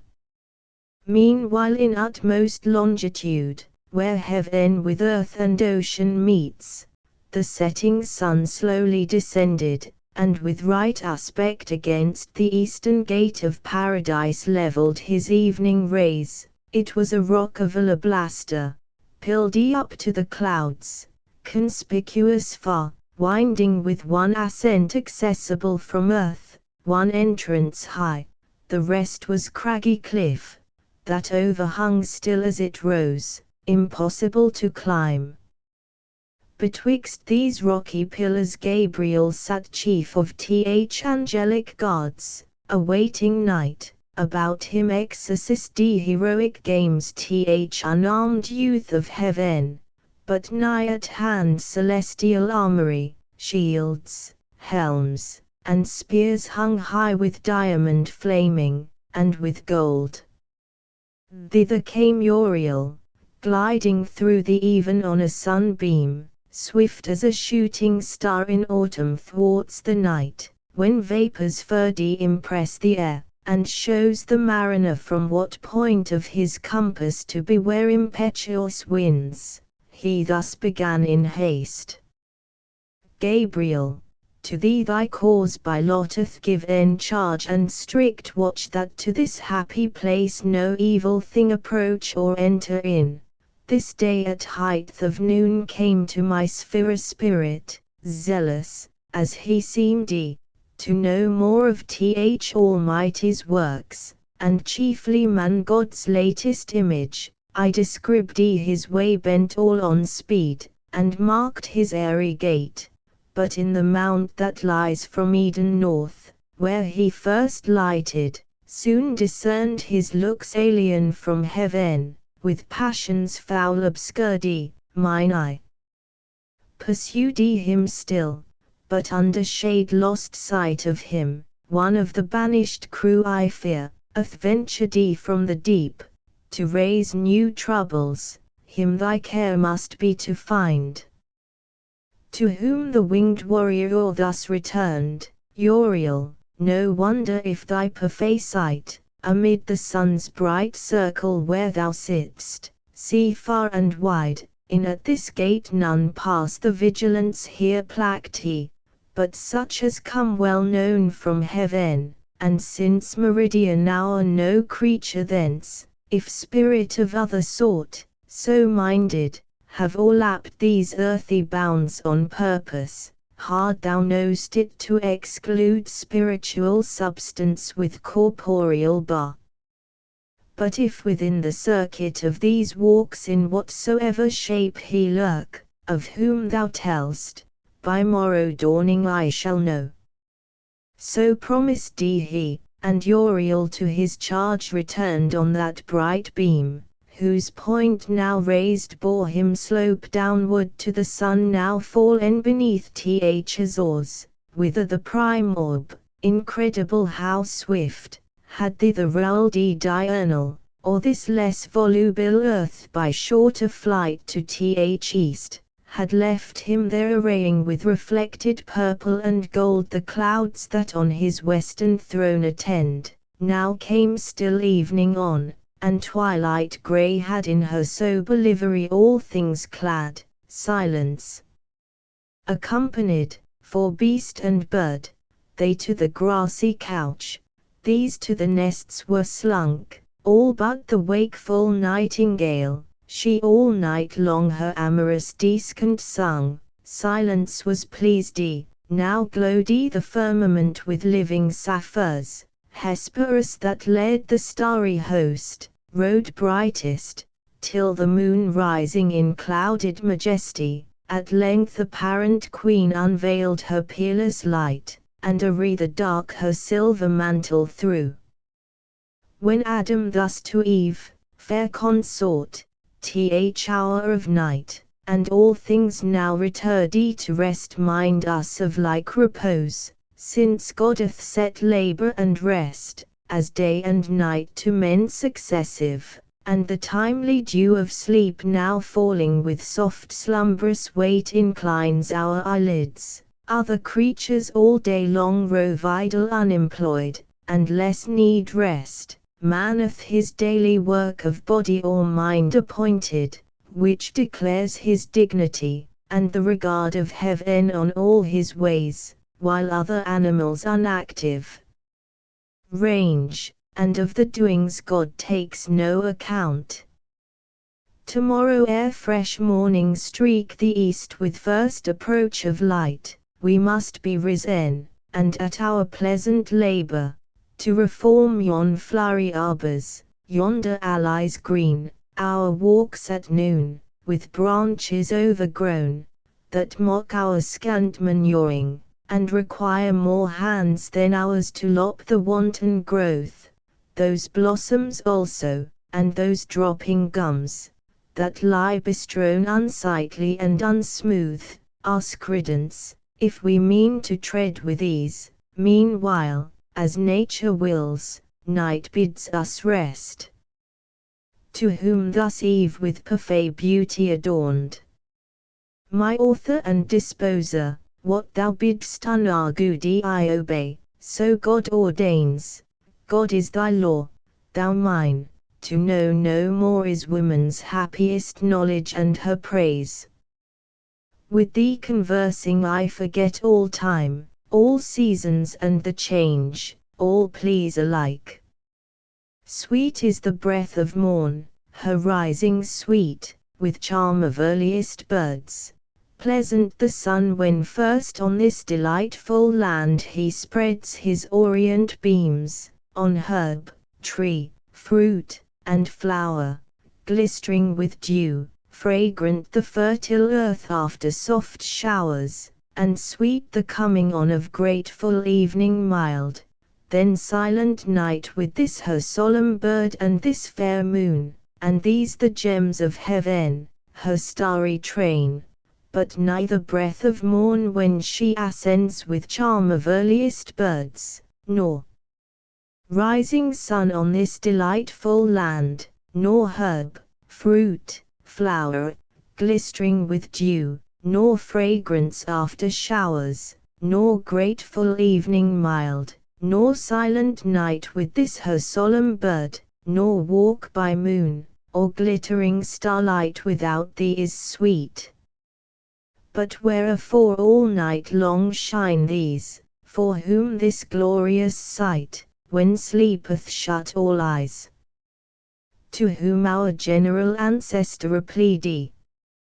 Daughter of God and man, accomplished Eve, those have the course to finish, round the earth, by morrow evening, and from land to land in order, though to nations yet unborn, ministering light propardy, they set and rise, lest total darkness should by night regain her old possession, and extinguish life in nature and all things, which these soft fires not only enlighten, but with kindly heat of various influence ferment and warm, temper or nourish, or in part shed down the stellar virtue on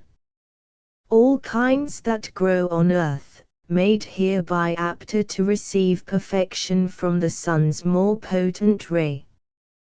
These then, though unbeheld in deep of night, shine not in vain, nor think, though men were none, that heaven would want spectators, God want praise. Millions of spiritual creatures walk the earth unseen, both when we wake, and when we sleep, all these with Cecil's praise his works behold both day and night. How often from the steep of echoing hill or thicket have we heard celestial voices to the midnight air, soul, or responsive each to other's note singing the great Creator, oft in bands, while they keep watch, or nightly rounding walk with heaven ly touch of instrumental sounds in full harmonic number joined. The songs divide the night, and lift our thoughts to heaven.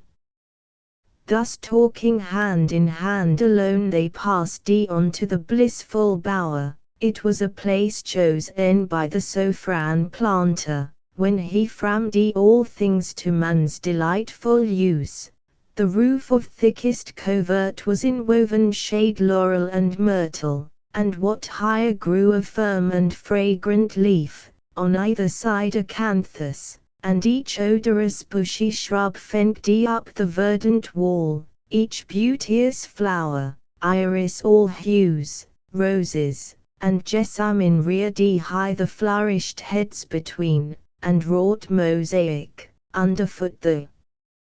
violet, crocus, and hyacinth with rich inlay broidered the ground, more coloured than with stone of costliest emblem, other creature here beast, bird, insect, or worm durst enter none, such was the awe of man.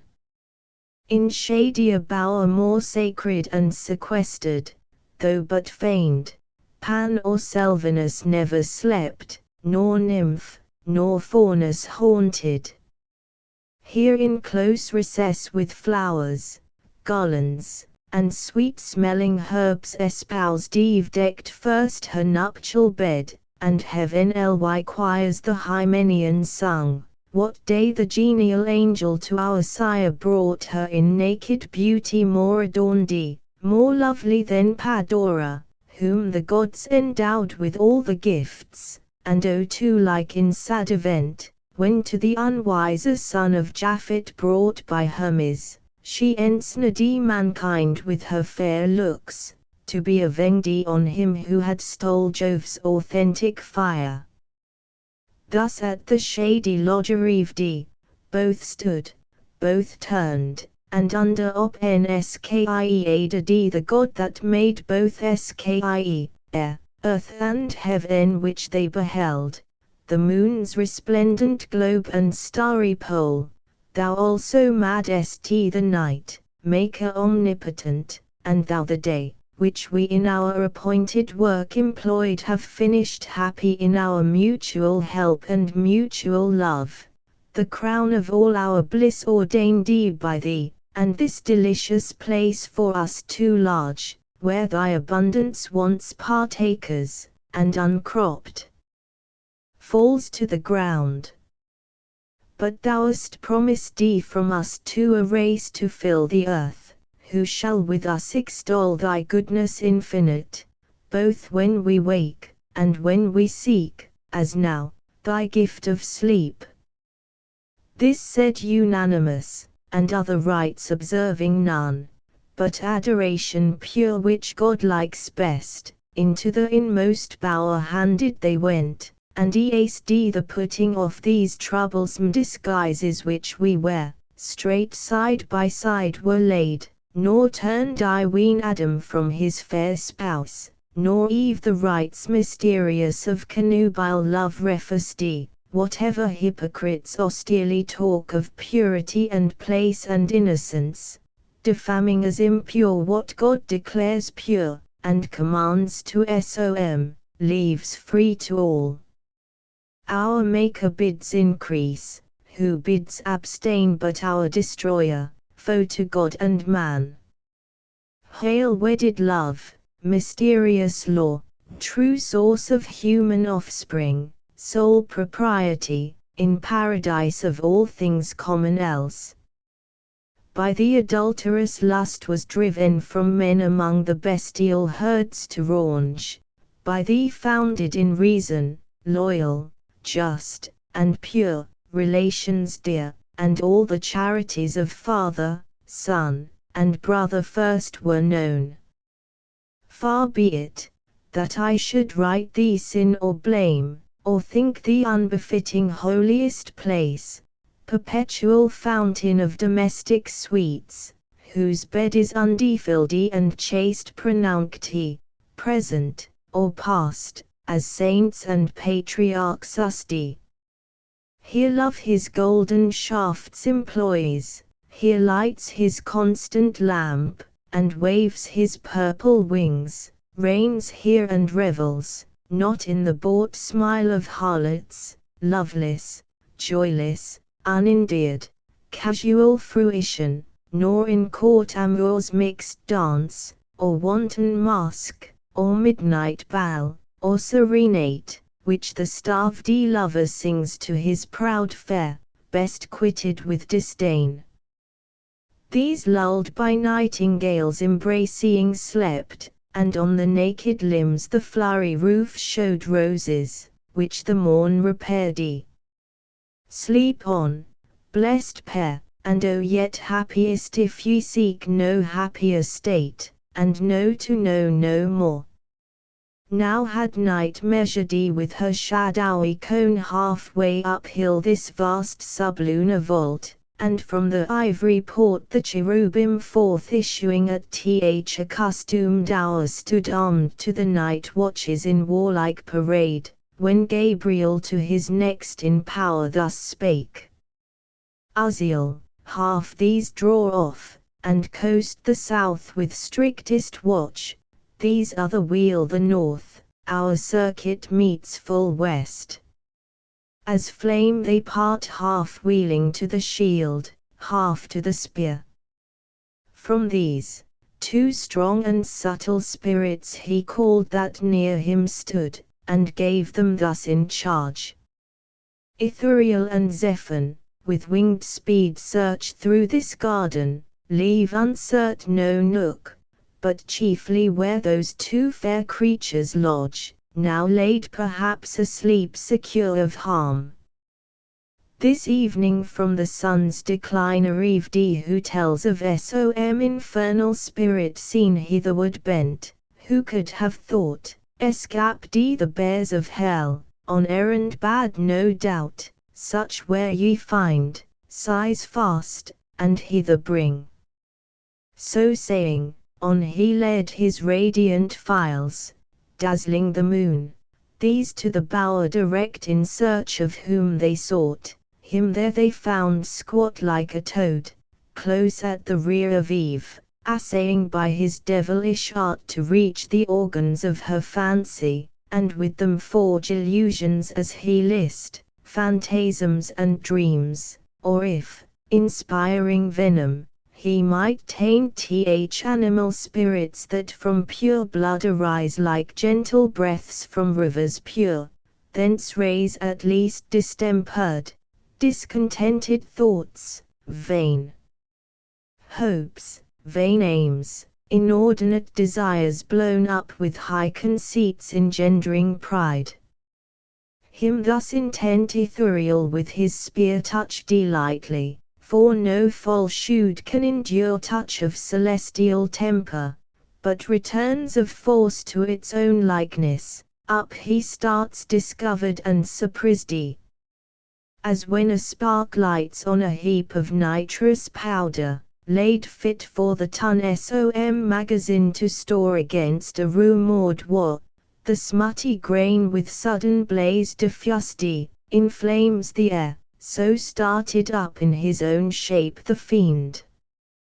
Back stepped those two fair angels half amazed, so sudden to behold the grisly king, yet thus, unmoved with fear, accost him soon. Which of those rebel spirits adjuged to hell comest thou, escaped thy prison, and transformed? Why sadst thou like an enemy in wait here watching at the head of these that sleep? Know ye not then, said Satan, filled with scorn, know ye not me? Ye knew me once no mate for you, there sitting where ye durst not soar, not to know me argues yourselves unknown, the lowest of your throng, or if ye know, why ask ye? And superfluous begin your message, like to end as much in vain. To whom thus Zephon, answering scorn with scorn.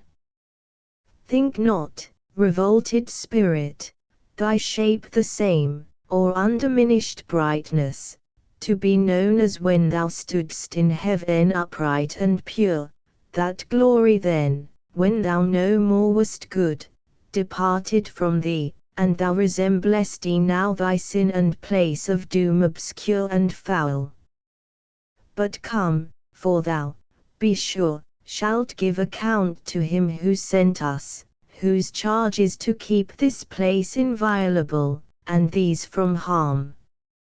So spake the cherub, and his grave rebuke severe in youthful beauty, added grace invincible, abashed the devil stood, and felt how awful goodness is, and saw virtue in her shape how lovely, saw, and pined his loss, but chiefly to find here observed his lustre visibly imparted, yet seemed undaunted.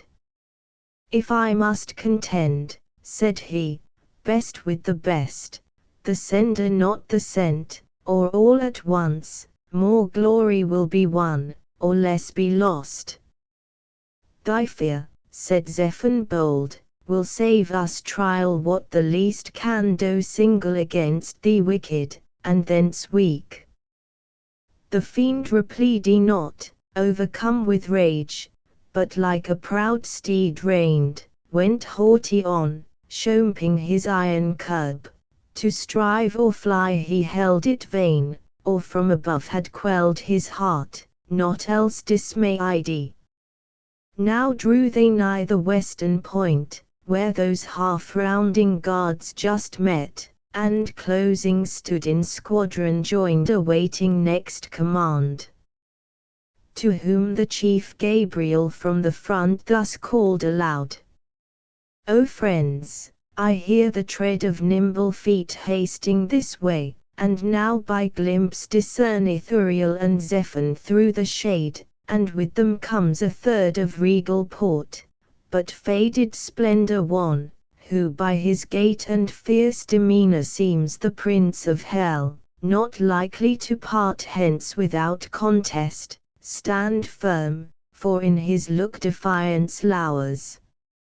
He scarce had ended, when those two approached and brief related whom they brought, where found, how busied, in what form and posture count. To whom with stern regard thus Gabriel spake. Why hast thou, Satan, broke the bounds prescribed to thy transgressions, and disturbed the charge of others, who approve not to transgress by thy example, but have power and right to question thy bold entrance on this place, employed it seems to violate sleep, and those whose dwelling God hath planted here in bliss. To whom thus Satan with contemptuous brow. Gabriel, thou hadst in heaven esteem of wise, and such I held thee, but this question asked puts me in doubt. Lives there who loves his pain? Who would not, finding way, break loose from hell, though thither doomed? Thou wouldst thyself, no doubt, and boldly venture to whatever place farthest from pain, where thou mightst hope to change torment with ease, and soonest recompense dole with delight, which in this place I sought, to thee no reason, who knowst only good, but evilest not tready, and wilt object his will who bound us. Let him surer bar his iron gates, if he intends our stay in that dark durance. Thus much what was asked. The rest is true, they found me where they say, but that implies not violence or harm. Thus he in scorn. The warlike angel moved, disdainfully half smiling thus replied. O loss of one in heaven to judge of wise, since Satan fell, whom folly overthrew, and now returns him from his prison scapt, gravely in doubt whether to hold them wise or not, who ask what boldness brought him hither and licensed from his bounds in hell prescribed, so wise he judges it to fly from pain however, and to scape his punishment. So judge thou still, presumptuous, till the wrath, which thou incurrest by flying, meet thy flight sevenfold, and scourge that wisdom back to hell, which taught thee yet no better, that no pain can equal anger infinite provoked. But wherefore thou alone? Wherefore with thee came not all hell broke loose? Is pain to them less pain, less to be fled, or thou then they less hardy to endure? Courageous chief, the first in flight from pain, hadst thou legged to thy deserted host this cause of flight, thou surely hadst not come sole fugitive. To which the fiend thus answered frowning stern. Not that I less endure, or shrink from pain, Insulting angel, well thou know'st I stood thy fiercest, when in battle to thy aid the blasting volleyed thunder made all speed and seconded thy else not dreaded spear.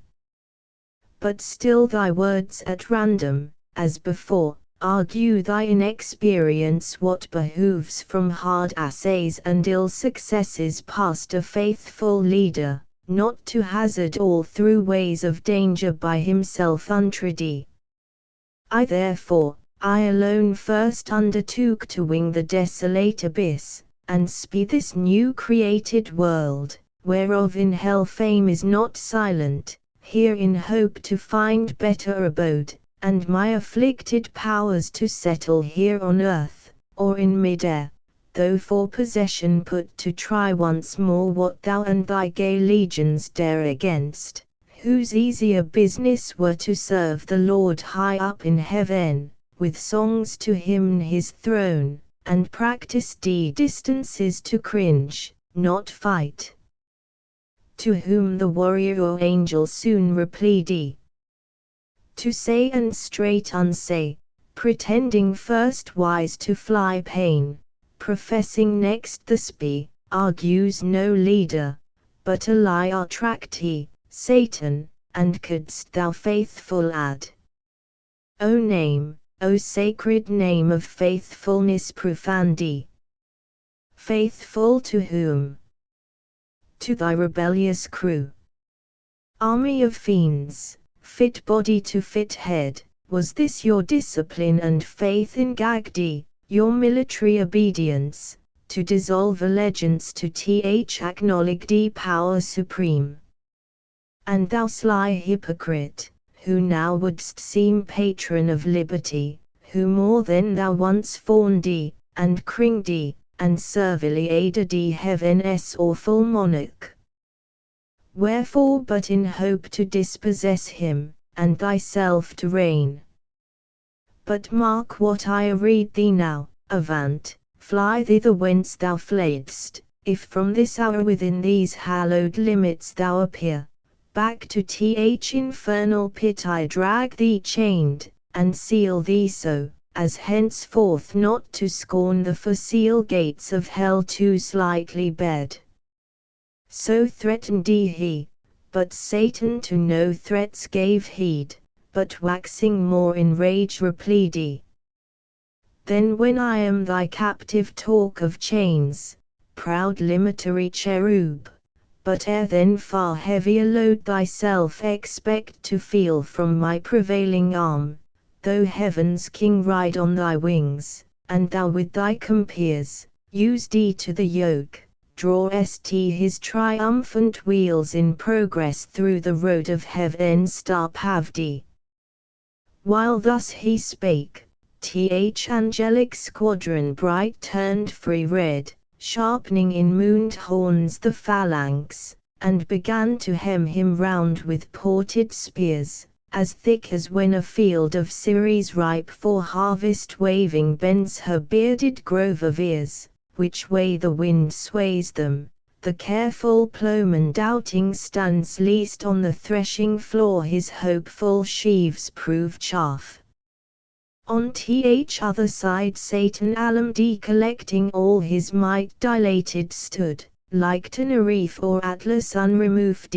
his stature reached the sky, and on his crest sat horror plumbed, nor wanted in his grasp what seemed both spear and shield, now dreadful deeds might have ensued, nor onely paradise in this commotion, but the starry cope of heaven perhaps, or all the elements at least had gone to rack, disturbed and torn with violence of this conflict, had not soon eternal to prevent such horrid fray. Hung forth in heaven his golden scales, yet seen betwixt Astraea and the Scorpion Sena, wherein all things created first he weighed, the pendulous round earth with balanced air in counterpoise, now ponders all events, battles and realms, in these he put two weights the sequel each of parting and of fight, the latter quick up flew, and kicked the beam, which Gabriel spying, thus bespake the fiend. Satan, I know thy strength, and thou know'st mine, neither our own but given. What folly then to boast what arms can do, since thine no more than heaven permits, nor mine, though doubled now to trample thee as mire. For proof look up, and read thy lot in yon celestial sign where thou art weighed, and shown how light, how weak, if thou resist. The fiend looked up and knew his mounted scale aloft, nor more, but fled murmuring, and with him fled the shades of night. The end of the 4th book. Paradise Lost. Book V. Now morn her rosy steps in th eastern clime advancing, Saudi the earth with orient pearl, when Adam waked he, so costumed, for his sleep was airy light, from pure digestion bred, and temperate vapours bland, which th only sound of leaves and fuming rills, aurora's fan, lightly dispersed, and the shrill matin song of birds on every bough. So much the more his wonder was to find unwakened Eve with tresses discomposed, and glowing cheek, as through unquiet rest, he on his side leaning half ready. With looks of cordial love hung over her enamoured, and beheld beauty, which whether waking or asleep, shot forth peculiar graces. Then with voice mild, as when Zephyrus on Flora breathes, her hand soft touching, whispered thus: Awake my fairest, my espeste, my latest found, heaven's last best gift, my ever new delight, awake, the morning shines, and the fresh field calls us, we lose the prime, to mark how spring our tended plants, how blows the citron grove, what drops the myrrh, and what the balmy reed, how nature paints her colours, how the bee sits on the bloom extracting liquid sweet. Such whispering waked her, but with startled eye on Adam, whom embracing, thus she spake. O soul in whom my thoughts find all repose, my glory, my perfection, glad I see thy face, and morn returned, for I this night, such night till this I never passed, have dreamed, if dreamed, not as I often wont, of the works of day past, or morrow's next design, but of offence and trouble, which my mind knew never till this irksome night, methought close at mine ear one called me forth to walk with gentle voice. I thought it thine. It said, Why sleep'st thou, Eve? Now is the pleasant time, the cool, the silent, save where silence yields to the night warbling bird, that now awake tunes sweetest his love-laboured song. Now reigns full-orbed the moon, and with more pleasing light shadowy sets off the face of things. In vain, if none regard, heaven wakes with all his eyes, whom to behold but thee, nature's desire, in whose sight all things joy, with ravishment attracted by thy beauty still to gaze. I rose as at thy call, but found thee not. To find thee I directed then my walk, and on, methought, alone I passed through ways that brought me on a sudden to the tree of interdicted knowledge. Fair it seemed, much fairer to my fancy than by day, and as I wondering looked, beside it stood one chapped and winged like one of those from heaven by us oft seen, his dewy locks distilled ambrosia. On that tree he also gazed, and O fair plant, said he, with fruit surcharged, deigns none to ease thy load, and taste thy sweet, nor God, nor man, is knowledge so dispersed. or envy, or what reserve forbids to taste. Forbid who will, none shall from me withhold longer thy offered good, why else set here? This said he paused not, but with venturous arm he plucked, he tasted, me damp horror chilled at such bold words vowed with a deed so bold, but he thus overjoyed, O fruit divine, sweet of thyself, but much more sweet thus cropped, forbidden here, it seems, as onely fit for gods, yet able to make gods of men. And why not gods of men, since good, the more communicated, more abundant grows, the author not impaired, but honored more. Here, happy creature, fair angelic Eve, partake thou also, happy though thou art, happier thou mayst be, worthier canst not be, taste this, and be henceforth among the gods thyself a goddess. Not to earth confined, but sometimes in the air, as we sometimes ascend to heaven, by merit thine, and see what life the gods live there, and such live thou. So saying, he drew nigh, and to me held, even to my mouth of that same fruit held part which he had plucked, the pleasant savoury smell so quickened the appetite, that I, methought, could not but taste. Forthwith up to the clouds with him I flew, and underneath beheld the earth outstretched immense, a prospect wide and various, wondering at my flight and change to this high exaltation, suddenly my guide was gone, and I, methought, sunk down, and fell asleep, but oh how glad I waked to find this but a dream. Thus Eve her night related, and thus Adam answered sad. Best image of myself and dearer half, the trouble of thy thoughts this night in sleep affects me equally, nor can I like this uncouth dream, of evil sprung I fear, yet evil whence? In thee can harbour none, created pure. But know that in the soul are many lesser faculties that serve reason as chief, among these fancy next her office holds, of all external things, which the five watchful senses represent, she forms imaginations, airy shapes, which reason joining or disjoining, frames all what we affirm or what deny, and call our knowledge or opinion, then retires into her private cell when nature rests. Oft in her absence mimic fancy wakes to imitate her, but misjoining shapes, wild work produces oft, and most in dreams, ill-matching words and deeds long past or late.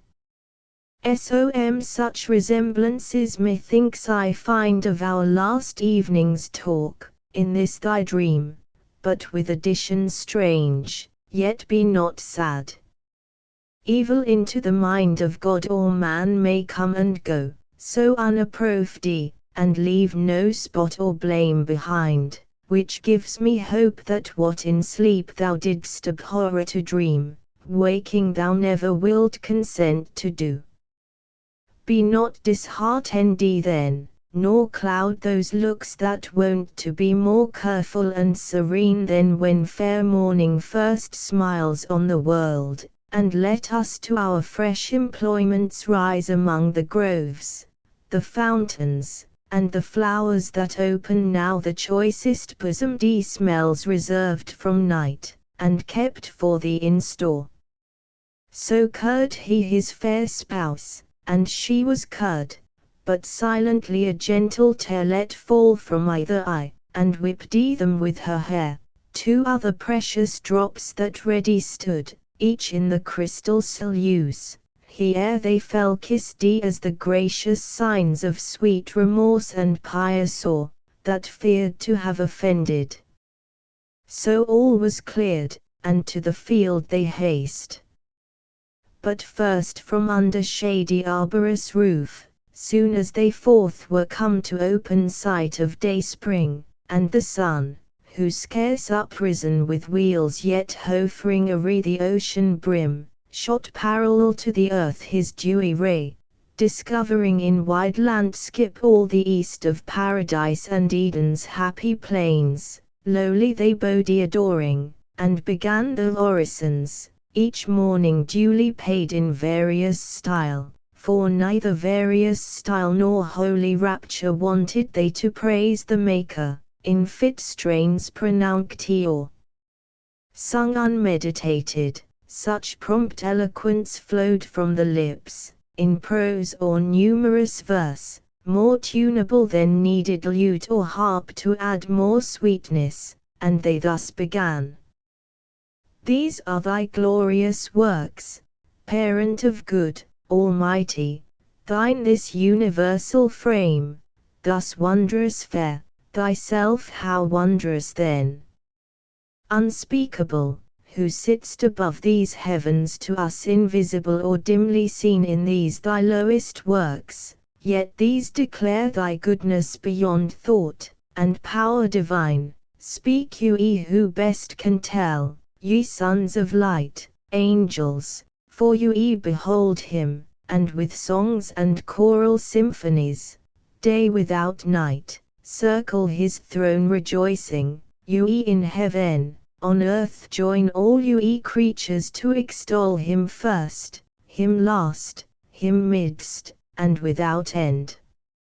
Fairest of stars, last in the train of night, if better thou belong not to the dawn, sure pledge of day, that crown'st the smiling morn with thy bright circlet, praise him in thy sphere while day arises, that sweet hour of prime.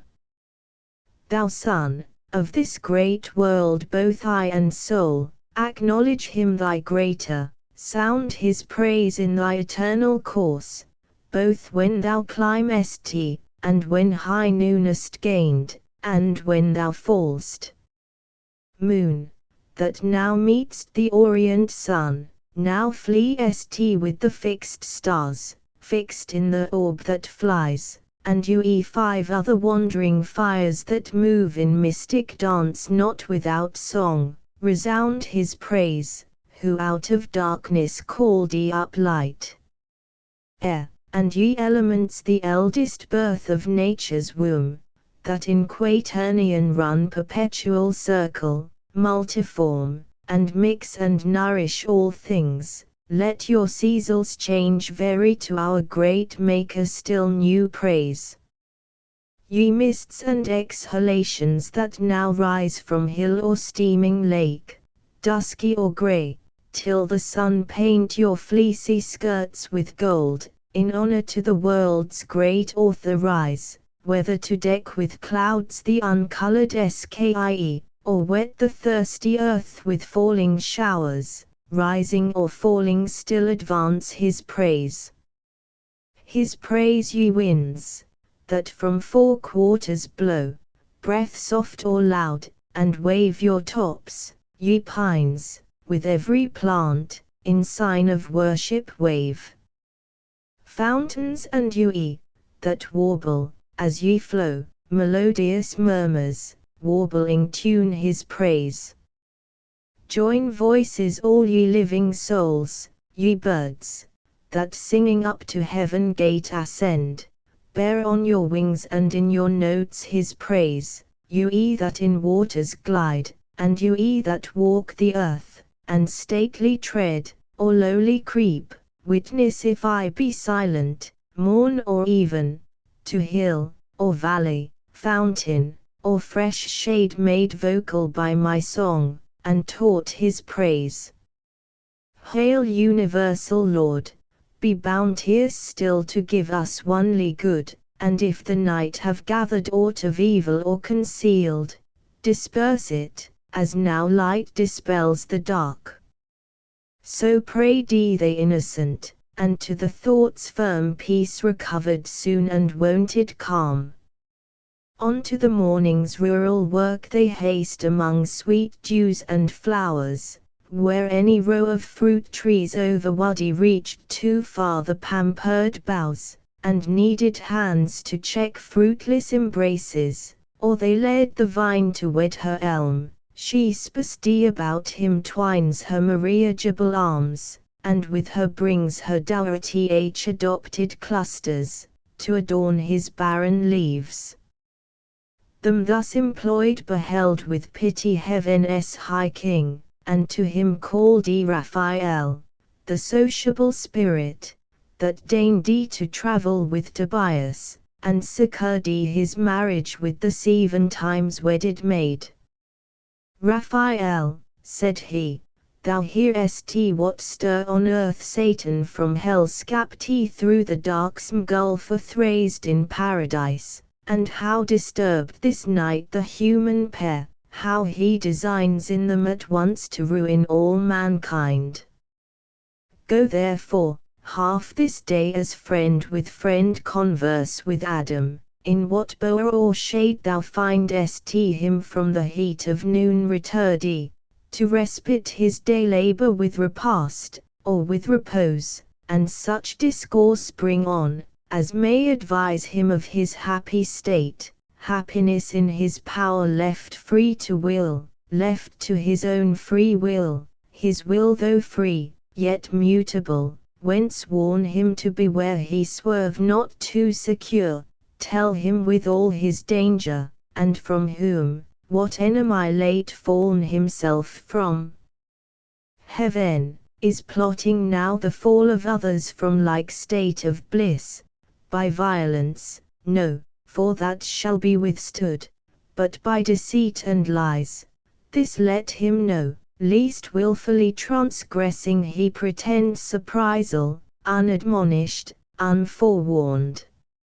So spake th eternal Father, and fulfilled all justice, nor delayed the winged saint after his charge received, but from among 1,000 celestial ardors, where he stood veiled with his gorgeous wings, upspringing light flew through the midst of heaven, th angelic choirs on each hand parting, to his speed gave way through all th empire road, till at the gate of heaven arrived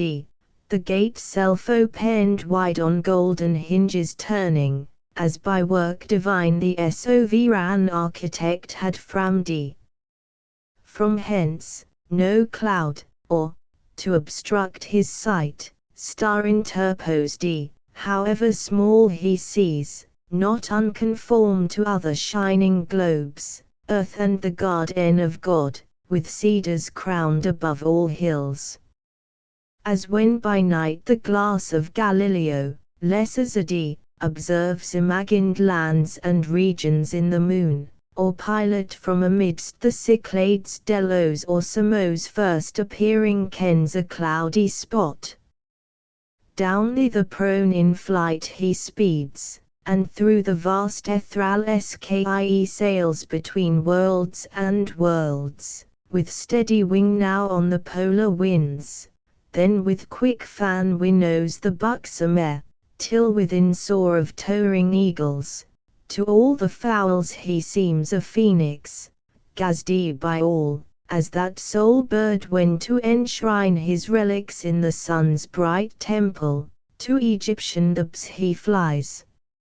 At once on th eastern cliff of paradise he lights, and to his proper shape returns a seraph winged, 6 wings he wore, to shade his lineaments divine. The pair that clad each shoulder broad, came mantling his breast with regal ornament, the middle pair girt like a starry zone his waist, and round skirted his loins and thighs with downy gold and colours dipped in heaven, the third his feet shadowed from either heel with fet-herd male sky eating chadi grain.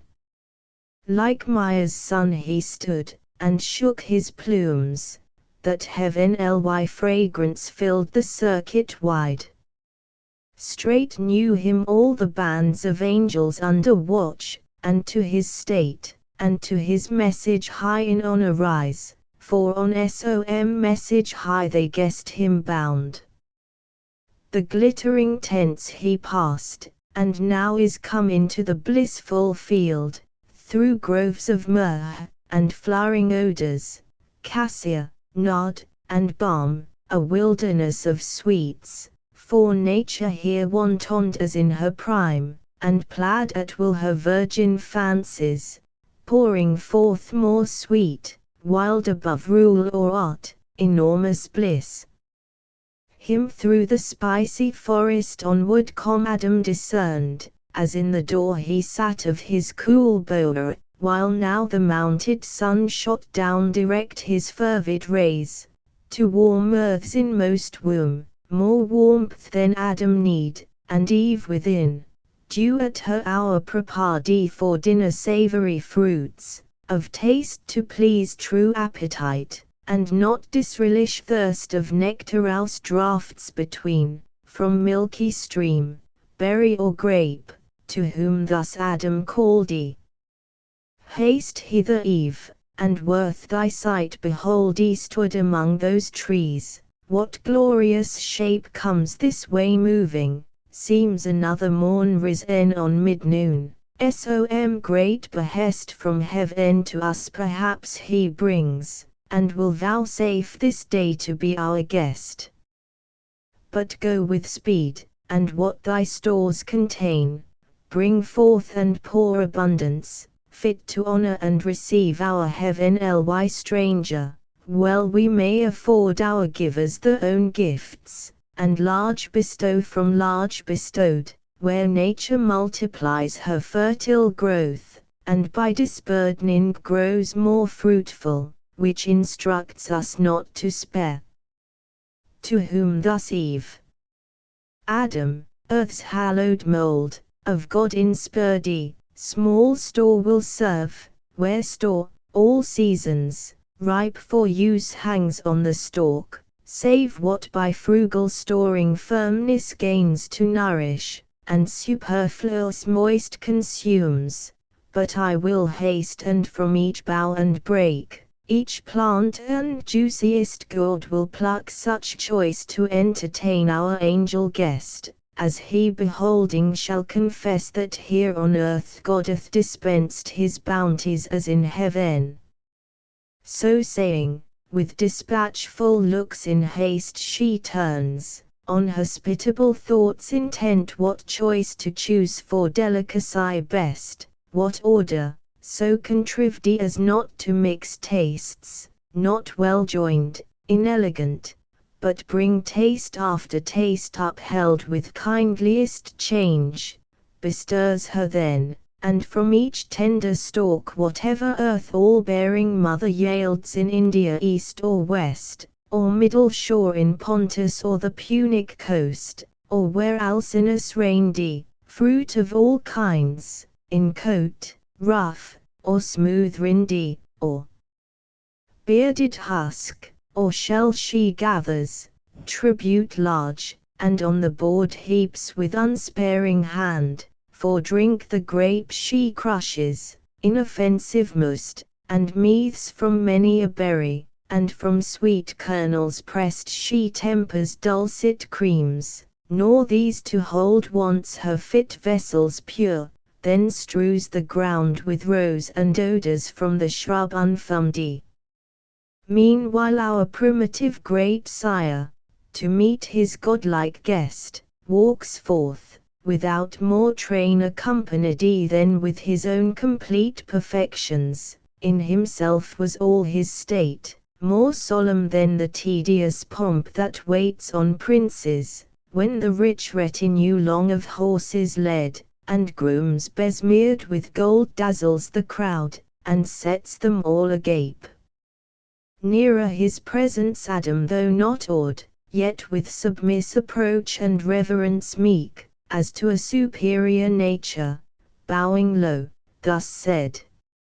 Native of heaven, for other place none can than heaven such glorious shape contain, since by descending from the thrones above, those happy places thou hast deigned a while to want, and honor these, vouchsafe with us two onely, who yet by sovereign gift possess this spacious ground, in yonder shady bower to rest, and what the garden choicest bears to sit and taste, till this meridian heat be over, and the sun more cool decline.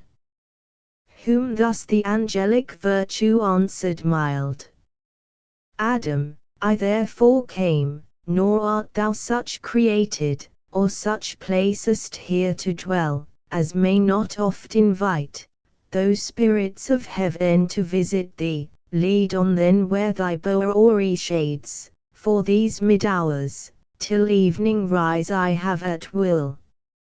So to the sylvan lodge they came, that like Pomona's arbour smildy with flowers decked and fragrant smells, but Eve undecked, save with herself more lovely fair than wood nymph, or the fairest goddess feigned of three that in Mount Ida naked strove, stood to entertain her guest from heaven. No veil she needed, virtue proof, no thought infirm altered her cheek. On whom the angel hail bestowed the holy salutation us long after to blessed Marie, second Eve. Hail Mother of mankind, whose fruitful womb shall fill the world more numerous with thy sons than with these various fruits the trees of God have heaped this table. Ready of grassy turf the table was, and mossy seats had round, and on her ample square from side to side all autumn pilled, though spring and autumn here danced hand in hand. A while discourse they hold, no fear lest dinner cool, when thus began our aught hour. Heaven ly stranger, please to taste these bounties which our nourisher, from whom all parfait good unmeasured out, descends, to us for food and for delighteth caused the earth to yield, unsavory food perhaps to spiritual natures, only this I know, that one celestial Father gives to all. To whom the angel, therefore what he gives, whose praise be ever sung, to man in part spiritual, may of purest spirits be found no ingrateful food, and food alike those pure intelligential substances require as doth your rational, and both contain within them every lower faculty of sense, whereby they hear, see, smell, touch, taste, tasting concoct, digest, assimilate, and corporeal to incorporeal turn. For no, whatever was created, needs to be sustained and fed, of elements the grosser feeds the purer, earth and the sea feed air, the air those fires ethereal, and as lowest first the moon, whence in her visage round those spots, unpurged vapours not yet into her substance turned. Nor doth the moon no nourishment exhale from her moist continent to higher orbs.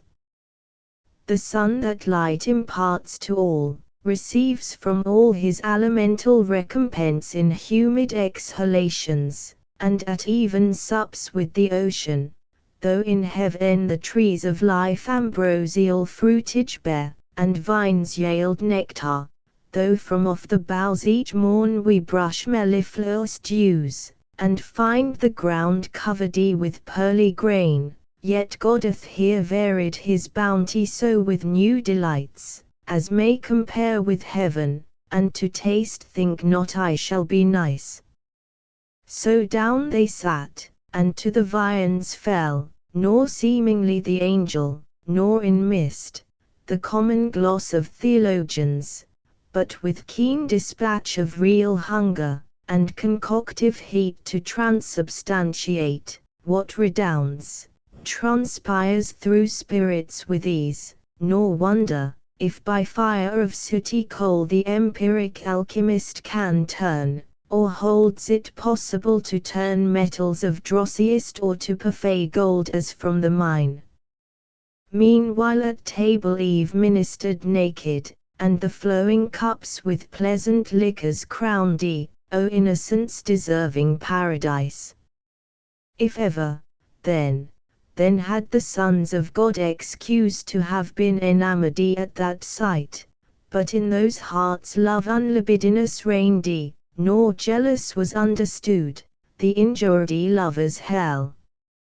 Thus when with meats and drinks they had sufficed, not burdened nature, sudden mind arose in Adam, not to let occasion pass given him by this great conference to know of things above his world, and of the being who dwell in heaven, whose excellence he saw transcend his own so far, whose radiant forms divine effulgence, whose high power so far exceeded human, and his wary speech thus to empire minister he framed. Inhabitant with God, now know I well thy favor, in this honor done to man, under whose lowly roof thou hast vouchsafed to enter, and these earthly fruits to taste, food not of angels, yet accepted so, as that more willingly thou couldst not seem at heaven's high feasts to have fed, yet what compare? To whom the winged hierarch replied, O Adam, one Almighty is, from whom all things proceed, and up to him return, if not depraved from good, created all such to perfection, one first matter all, endued with various forms, various degrees of substance, and in things that live, of life, but more refined, more spirituous, and pure, as nearer to him placed or nearer tending each in the several active spheres assigned, till body up to spirit work, in bounds proportioned to each kind.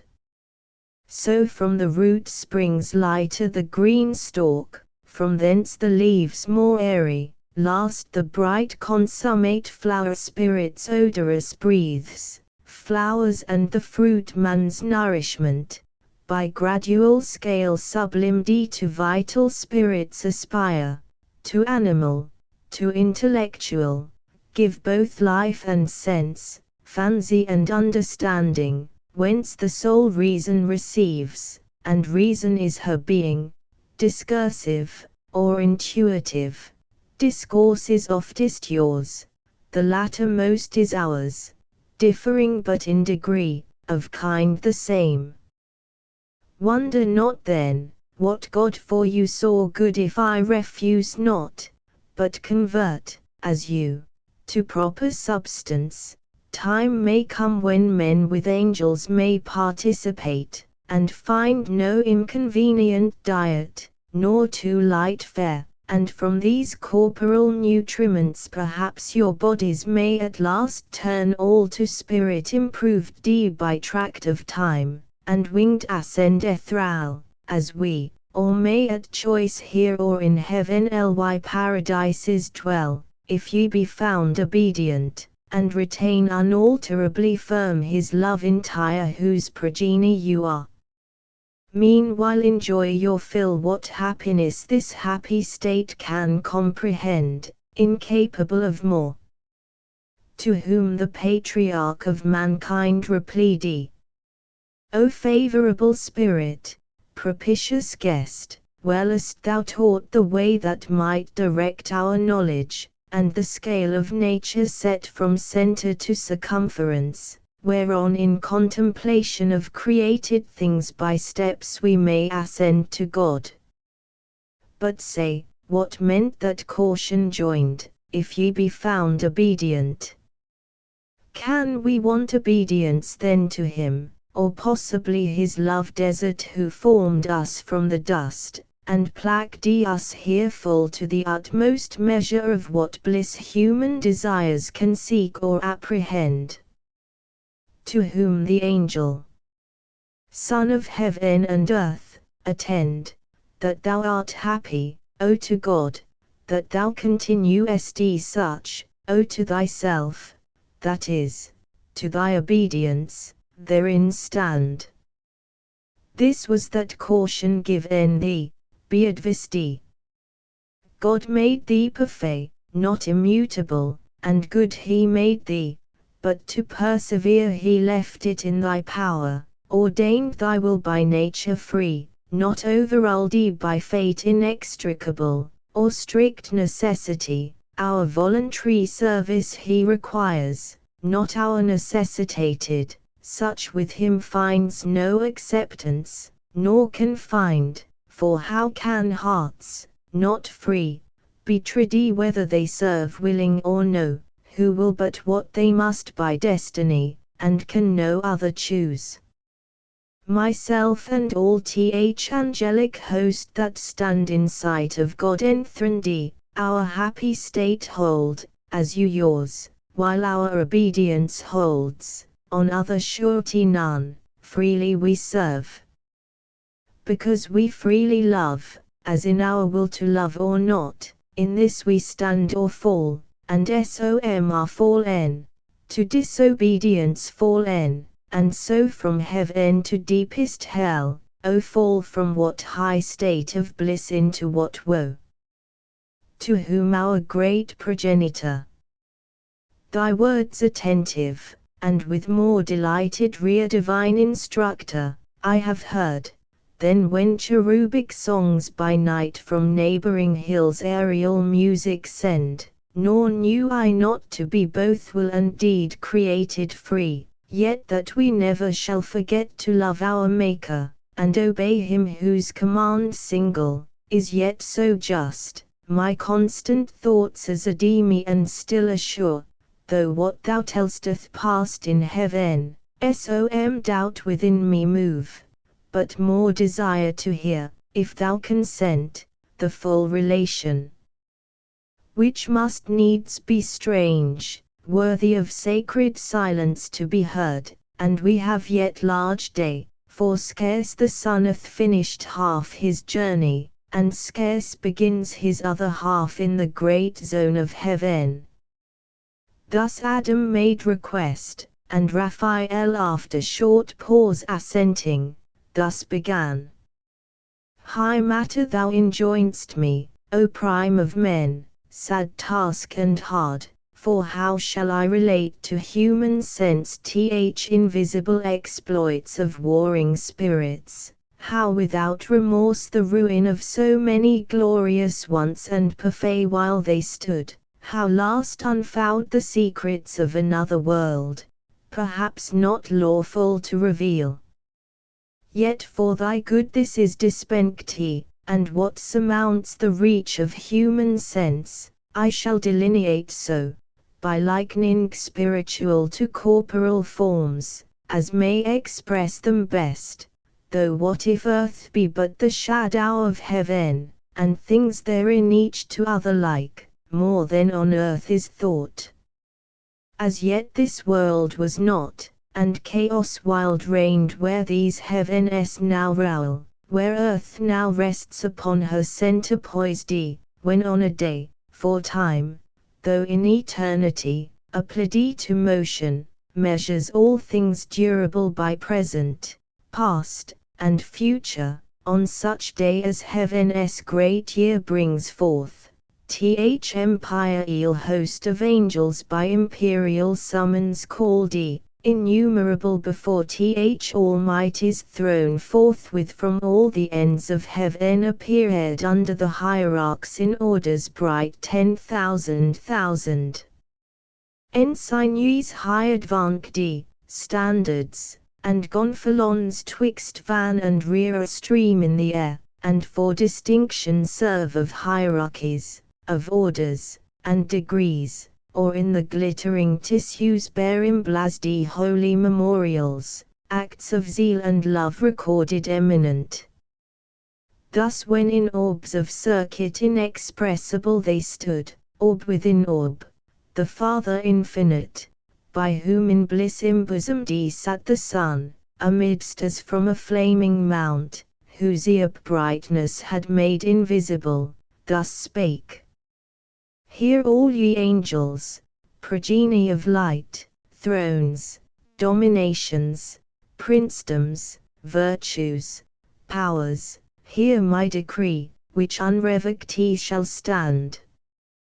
This day I have begot whom I declare my only Son, and on this holy hill him have anointed, whom ye now behold at my right hand. Your head I him appoint, and by myself have sworn to him shall bow all knees in heaven, and shall confess him Lord. Under his great vicegerent reign abide united as one individual soul forever happy. Him who disobeys me disobeys, breaks union, and that day cast out from God and blessed vision, falls into utter darkness, deep engulfed, his place ordained without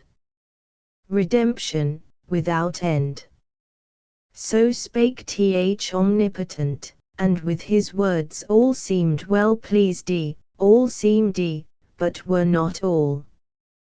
That day, as other solemn days, they spent in song and dance about the sacred hill, mystical dance, which yonder starry sphere of planets and of fixed in all her wheels resembles nearest, mazes intricate, eccentric, intervolved, yet regular than most, when most irregular they seem, and in the motion's harmony divine so smooths her charming tones, that God's own ear listens delighted. Evening approached, for we have also our evening and our morn, we ours for change delectable, not need. Forthwith from dance to sweet repast they turn desirous, all in circles as they stood, tables are set, and on a sudden pilled with angels' food, and rubid nectar flows, in pearl, in diamond, and massy gold, fruit of delicious vines, the growth of heaven. They eat, they drink, and with refections sweet are filled, before Th all bounteous King, who showed with copious hand, rejoicing in the joy. Now when ambrosial night with clouds exhaled from that high mount of God, whence light and shade spring both, the face of brightest heaven had changed to grateful twilight, for night comes not there in darker veil, and roseate dews dispersed all but the unsleeping eyes of God to rest, wide over all the plain, and wider far than all this globous earth in plain outspread. Such are the courts of God, Th angelic throng dispersed in bands and files, the camp extend by living streams among the trees of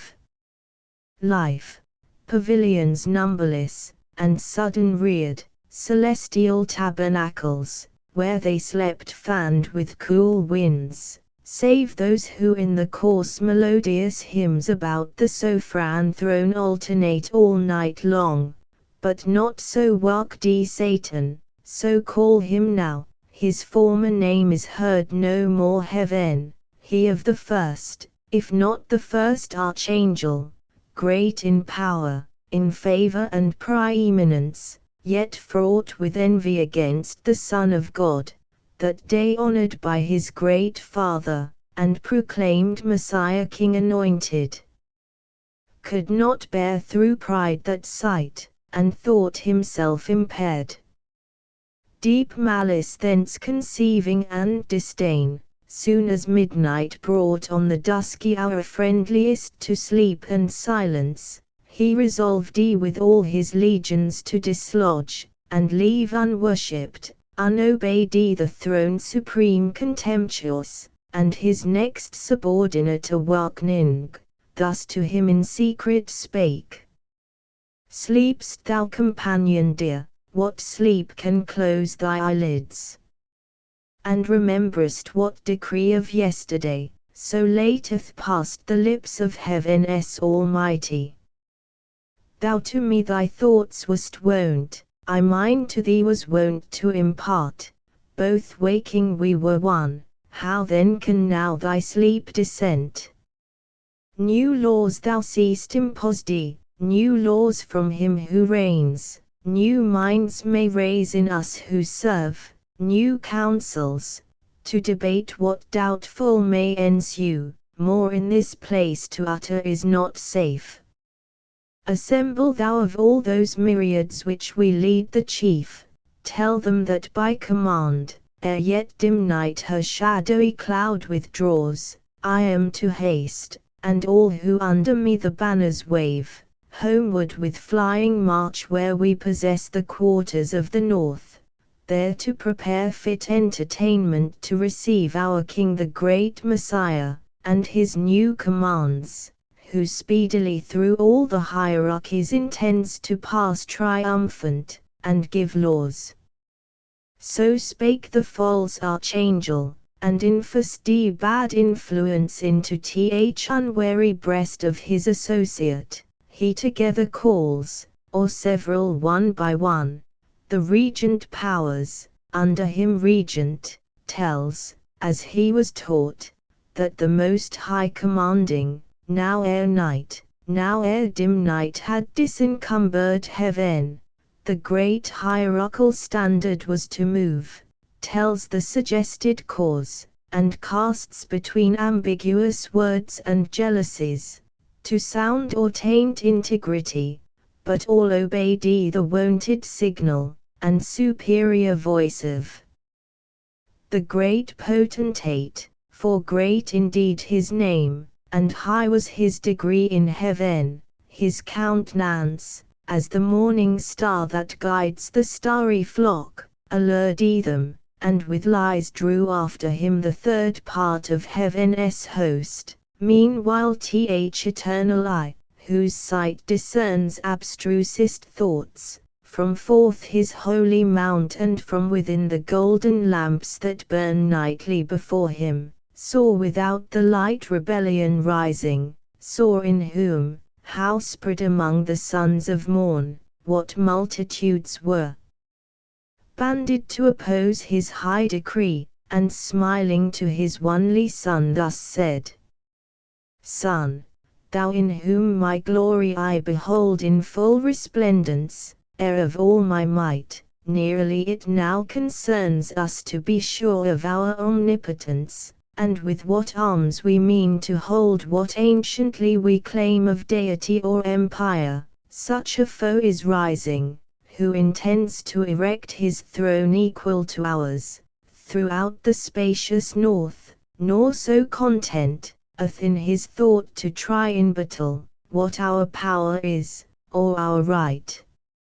Let us advise, and to this hazard draw with speed what force is left, and all employ in our defense, lest unawares we lose this our high place, our sanctuary, our hill. To whom the sun with calm aspect and clear lightning divine, ineffable, serene, made answer, Mighty Father, thou thy foes justliest in derision, and secure laughest at the vain designs and tumults vain, matter to me of glory, whom the hate illustrates, when they see all regal power given me to quell the pride, and in event know whether I be dexterous to subdue thy rebels, or be found the worst in heaven. So spake the Son, but Satan with his powers far was advanced on winged speed, an host innumerable as the stars of night, or stars of morning, dewdrops, which the sun impels on every leaf and every flower. Regions they passed the mighty regencies of seraphim and potentates and thrones in the triple degrees, regions to which all thy dominion, Adam, is no more than what this garden is to all the earth, and all the sea, from one entire globose stret into longitude, which having passed at length into the limits of the north they came, and Satan to his royal seat high on a hill, far blazing, as a mount ready on a mount, with pyramids and toes from diamond quarries hewn, and rocks of gold, the palace of great Lucifer, so call that structure in the dialect of men interpreted, which not long after, he affecting all equality with God, in imitation of that mount whereon Messiah was declared in sight of heaven, the mountain of the congregation called for thither he assembled all his train, pretending so commanded to consult about the great reception of the king, thither to come, and with calumnious art of counterfeited truth thus held the ears.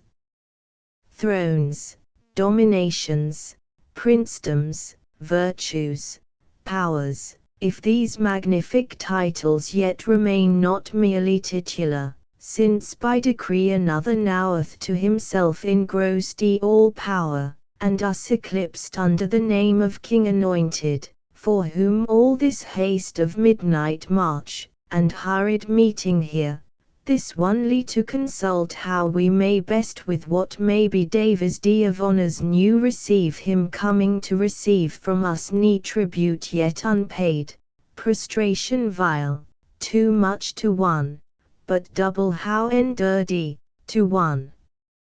and to his image now proclaimed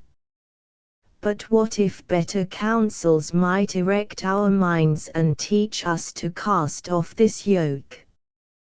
Will ye submit your necks, and choose to bend the supple knee?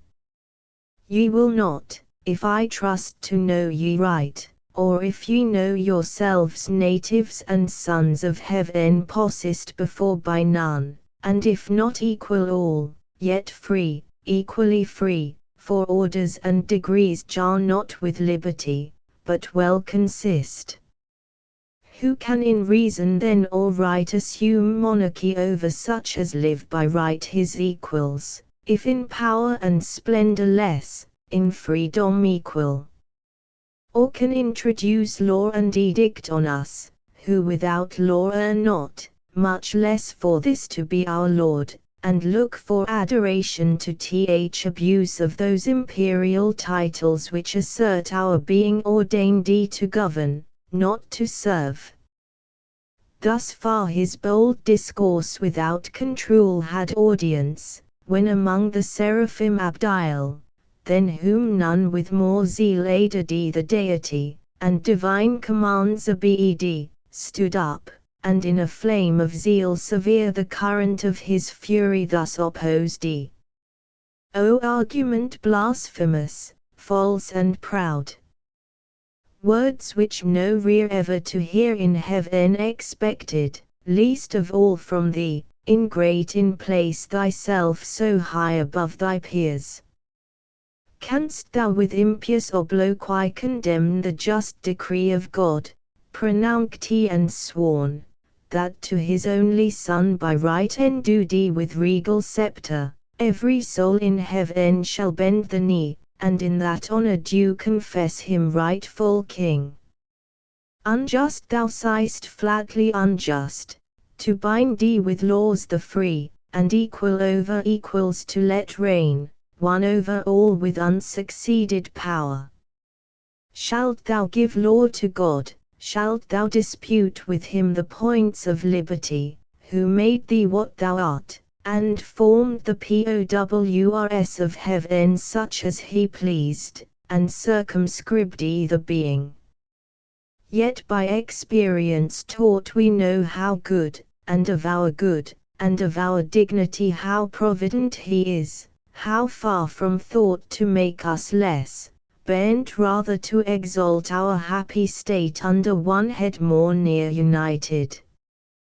But to grant it the unjust, that equal over equals monarch reign, thyself though great and glorious dost thou count, or all angelic nature joined in one, equal to him begotten Son, by whom as by his word the mighty Father made all things, even thee, and all the spirits of heaven by him created in the bright degrees, crowned them with glory, and to the glory named thrones, dominations, princedoms, virtues, powers, essential powers, nor by his reign obscured, but more illustrious made, since he the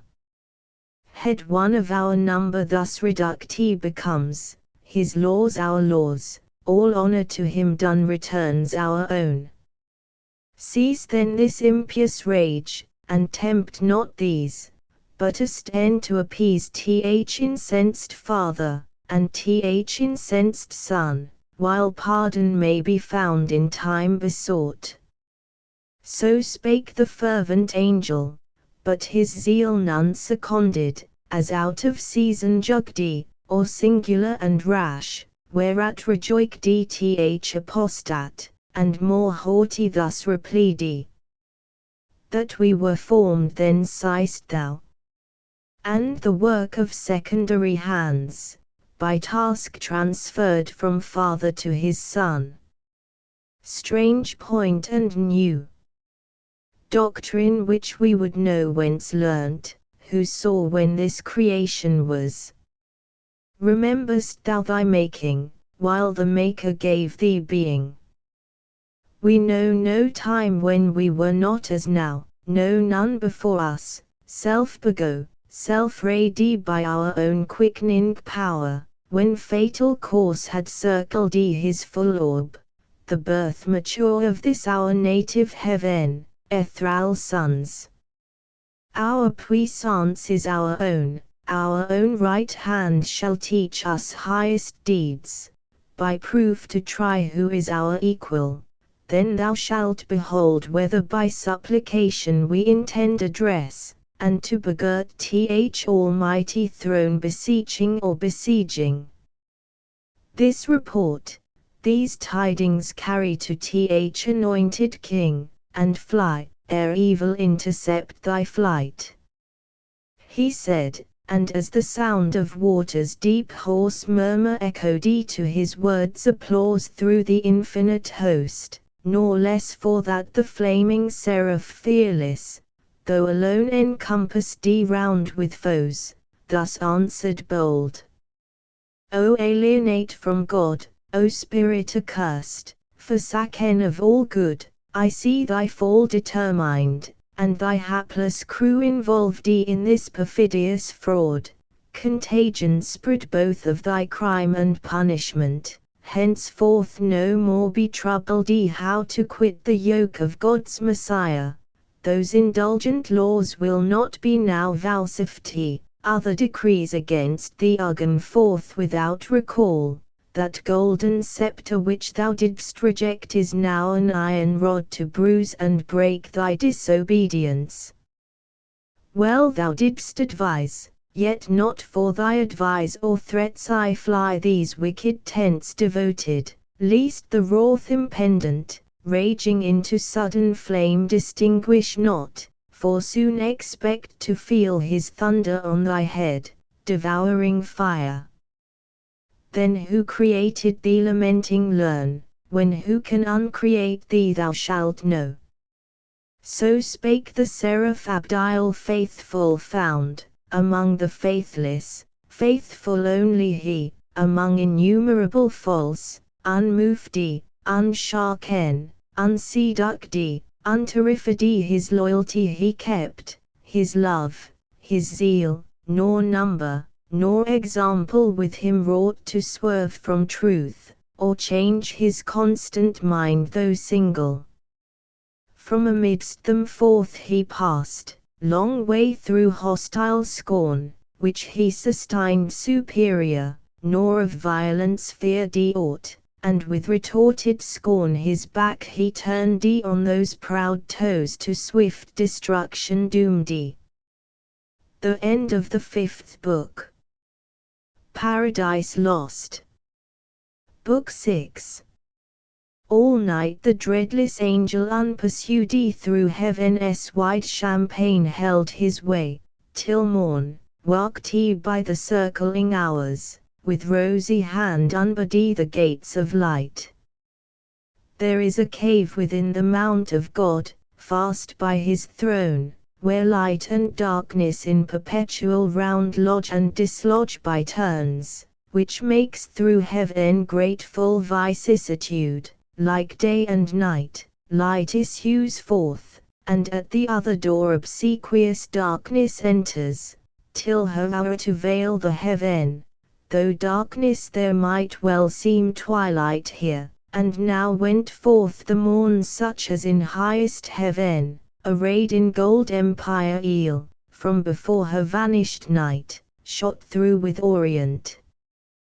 beams, when all the plain covered with thick embattled squadrons bright, chariots and flaming arms, and free steeds reflecting blaze on blaze, first met his view, were he perceived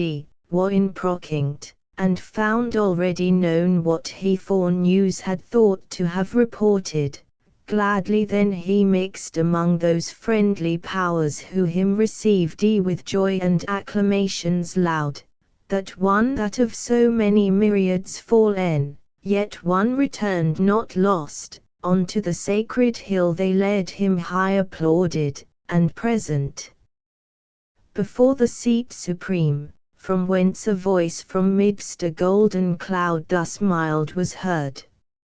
Servant of God, well done, well hast thou fought the better fight, who singlest maintained against revolted multitudes the cause of truth, in word mightier than they in arms, and for the testimony of truth hast borne universal reproach, far worse to bear than violence. For this was all thy care to stand approof in sight of God, though worlds judged thee perverse. The easier conquest now remains thee, aided by this host of friends, back on thy foes more glorious to return than scorned thou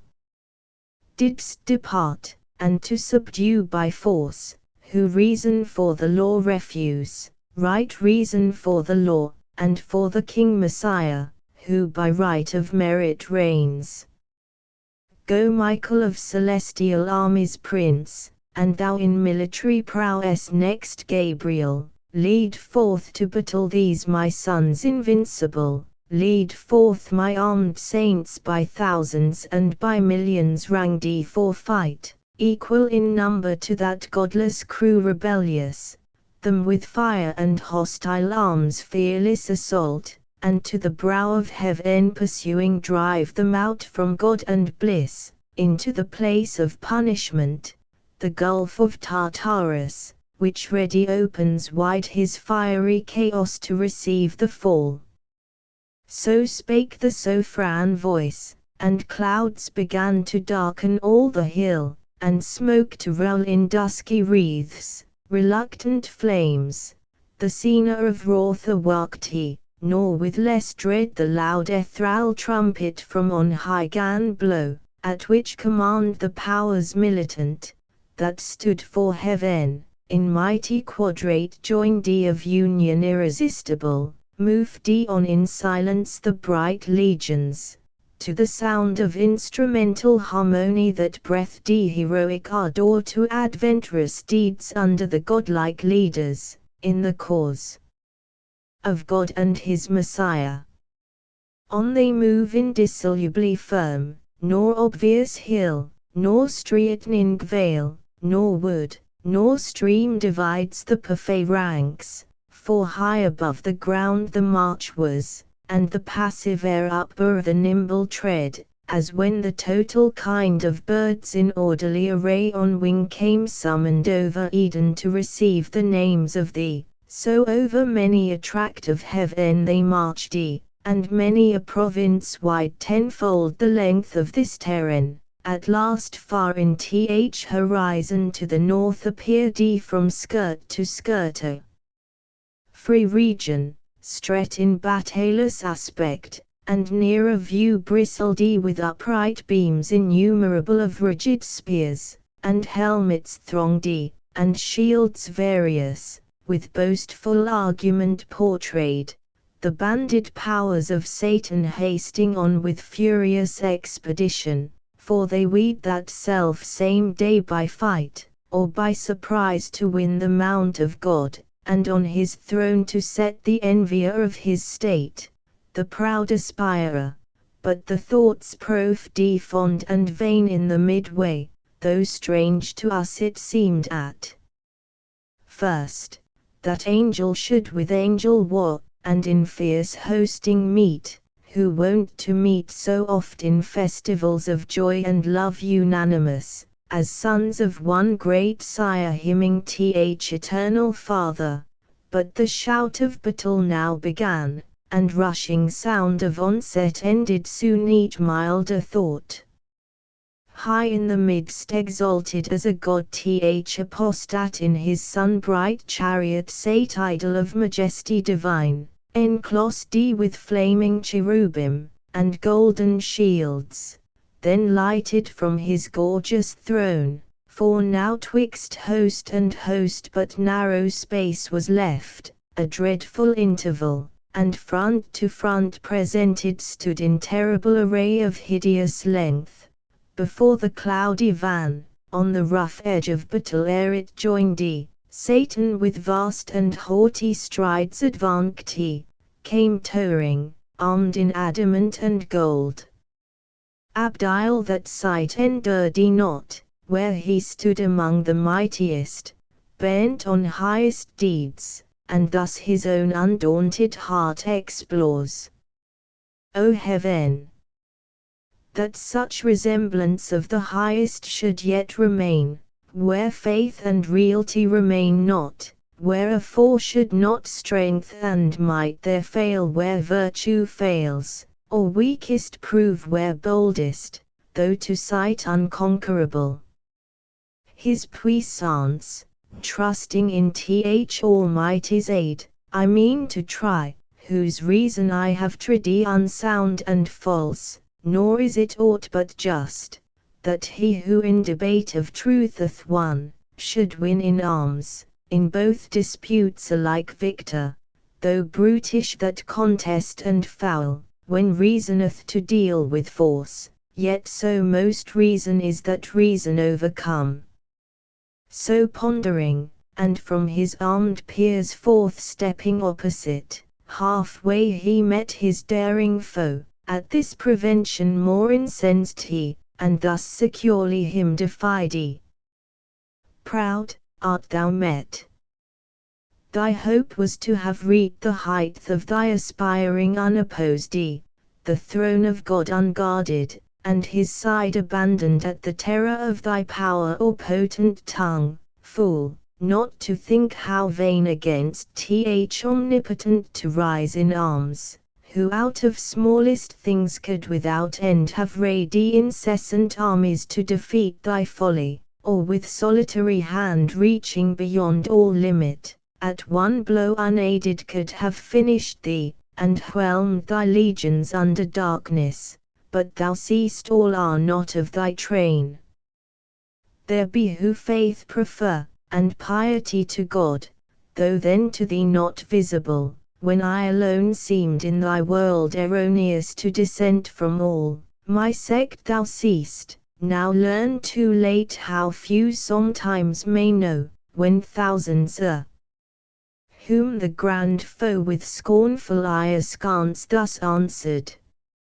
Ill for thee, but in wished hour of my revenge, first sought for thou return'st from flight, seditious angel. To receive thy merited reward, the first assay of this right hand provoked he, since first that tongue inspurred with contradiction durst oppose a third part of the gods, in synod met the deities to assert, who while they feel vigor divine within them, can allow omnipotence to none.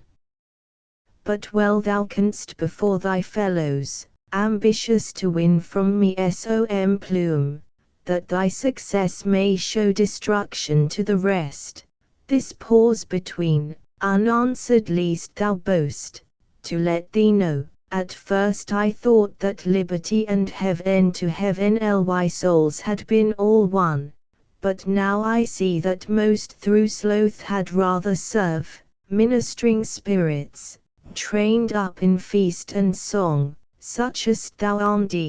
the minstrelsy of heaven, servility with freedom to contend, as both the deeds compared this day shall prove. To whom in brief thus Abdiel stern replied, Apostate, still thou erst, nor end wilt find averring, from the path of truth remote. Unjustly thou depravest it with the name of servitude to serve whom God ordains, or nature. God and nature bid the same, when he who rules is worthiest, and excels them whom he governs. This is servitude, to serve unwise, or him who hath rebelled against his worthier, as thine now serve thee, thyself not free, but to thyself enthralled, yet loyally darst our ministering upbred. Reign thou in hell thy kingdom, let me serve in heaven God ever blessed, and his divine behests obey, worthiest to be obeyed, yet chains in hell, not realms expect, meanwhile from me returned, as erst thou saidst, from flight. This greeting on thy impious crest receive. So saying, a noble stroke he lifted high, which hung not, but so swift with tempest fell on the proud crest of Satan, that no sight, nor motion of swift thought, less could his shield such ruin intercept. 10 paces huge he back recoiled, the 10th on bended knee his massy spear upstayed, as if on earth winds underground or waters forcing way sidelong, had pushed he a mountain from his seat half sunk with all his pines. Amazement seized the rebel thrones, but greater rage to see thus foiled the mightiest, ours joy filled, and shout, presage of victory and fierce desire of battle, whereat Michael bid sound archangel trumpet, through the vast of heaven it sounded, and the faithful armies rung Hosanna to the highest, nor stood at gaze the adverse legions, nor less hideous joined the horrid shock, now storming fury rose, and clamour such as heard in heaven till now was never, arms on armour clashing brady. Horrible discord, and the madding wheels of brazen chariots raggedy, dire was the noise of conflict, overhead the dismal hiss of fiery darts in flaming volleys flew, and flying vaulted the host with fire. Sound of free cope together rushed both battles main, with ruinous assault and inextinguishable rage, all heaven resounded, and had earth been then, all earth had to her centre shook. What wonder? When millions of fierce encountering angels fought on either side, the least of whom could wield these elements, and arm him with the force of all the regions, how much more of power army against army numberless to raise dreadful combustion warring, and disturb, though not destroy, the happy native seat, had not eternal King omnipotent from his stronghold of heaven high overruled and limited the might, though numbered such as each divided legion might have seemed a numerous host, in strength each armed hand a legion, led in fight, yet leader seemed each warrior or single as in chief, expert when to advance, or stand, or turn the sway of battle, open when, and when to close the ridges of grim war, no thought of flight, none of retreat, no unbecoming deed that argued fear, each on himself relied, as onely in his arm the moment lay of victory. Deeds of eternal fame were done, but infinite, for wide was spread that war and various, sometimes on firm ground a standing fight, then soaring on main wing tormented all air seemed then conflicting fire, long time in even scale the battle hung, till Satan, who that day prodigious power had shewn, and met in arms no equal, ranging through the dire attack of fighting seraphim confessed, at length saw where the sword of Michael smote, and felled squadrons at once, with huge two-handed sway brandished aloft the horrid edge came down wide wasting, such destruction to withstand he haste, and opposed the rocky orb of tenfold adamant, his ample shield of vast circumference. At his approach the great archangel from his warlike toil surseized, and glad as hoping here to end intestine war in heaven, the arch-foe subdued or captive dragged in chains, with hostile frown and visage all enflammed first thus began.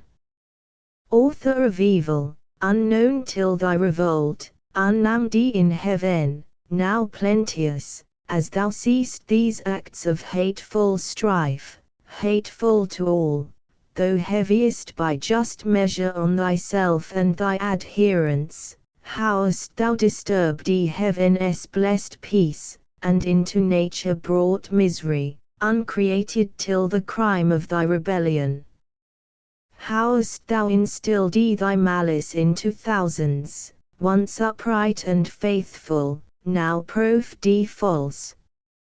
But think not here to trouble holy rest, heaven casts thee out from all her confines.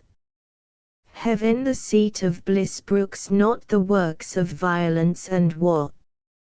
Hence then, and evil go with thee along thy offspring, to the place of evil, hell, thou and thy wicked crew, there mingle broils, ere this avenging sword begin thy doom, or som more sudden vengeance wing thee from God precipitate thee with augmented pain. So spake the Prince of Angels, to whom thus the adversary. Nor think thou with wind of airy threats to awe whom yet with deeds thou canst not. Hast thou turned the least of these to flight, or if to fall, but that they rise unvanquished, easier to transact with me that thou shouldst hope, imperious, and with threats to chase me hence.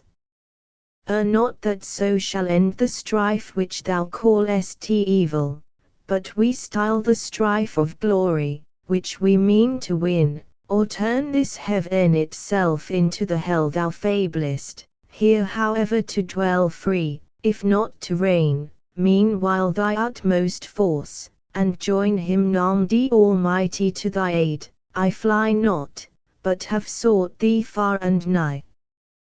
They ended parle, and both addressed forfight unspeakable, for who, though with the tongue of angels, can relate, or to what things liken on earth conspicuous, that may lift human imagination to such height of godlike power, for likest gods they seemed, stood they or moved in stature, motion, arms fit to decide the empire of great heaven.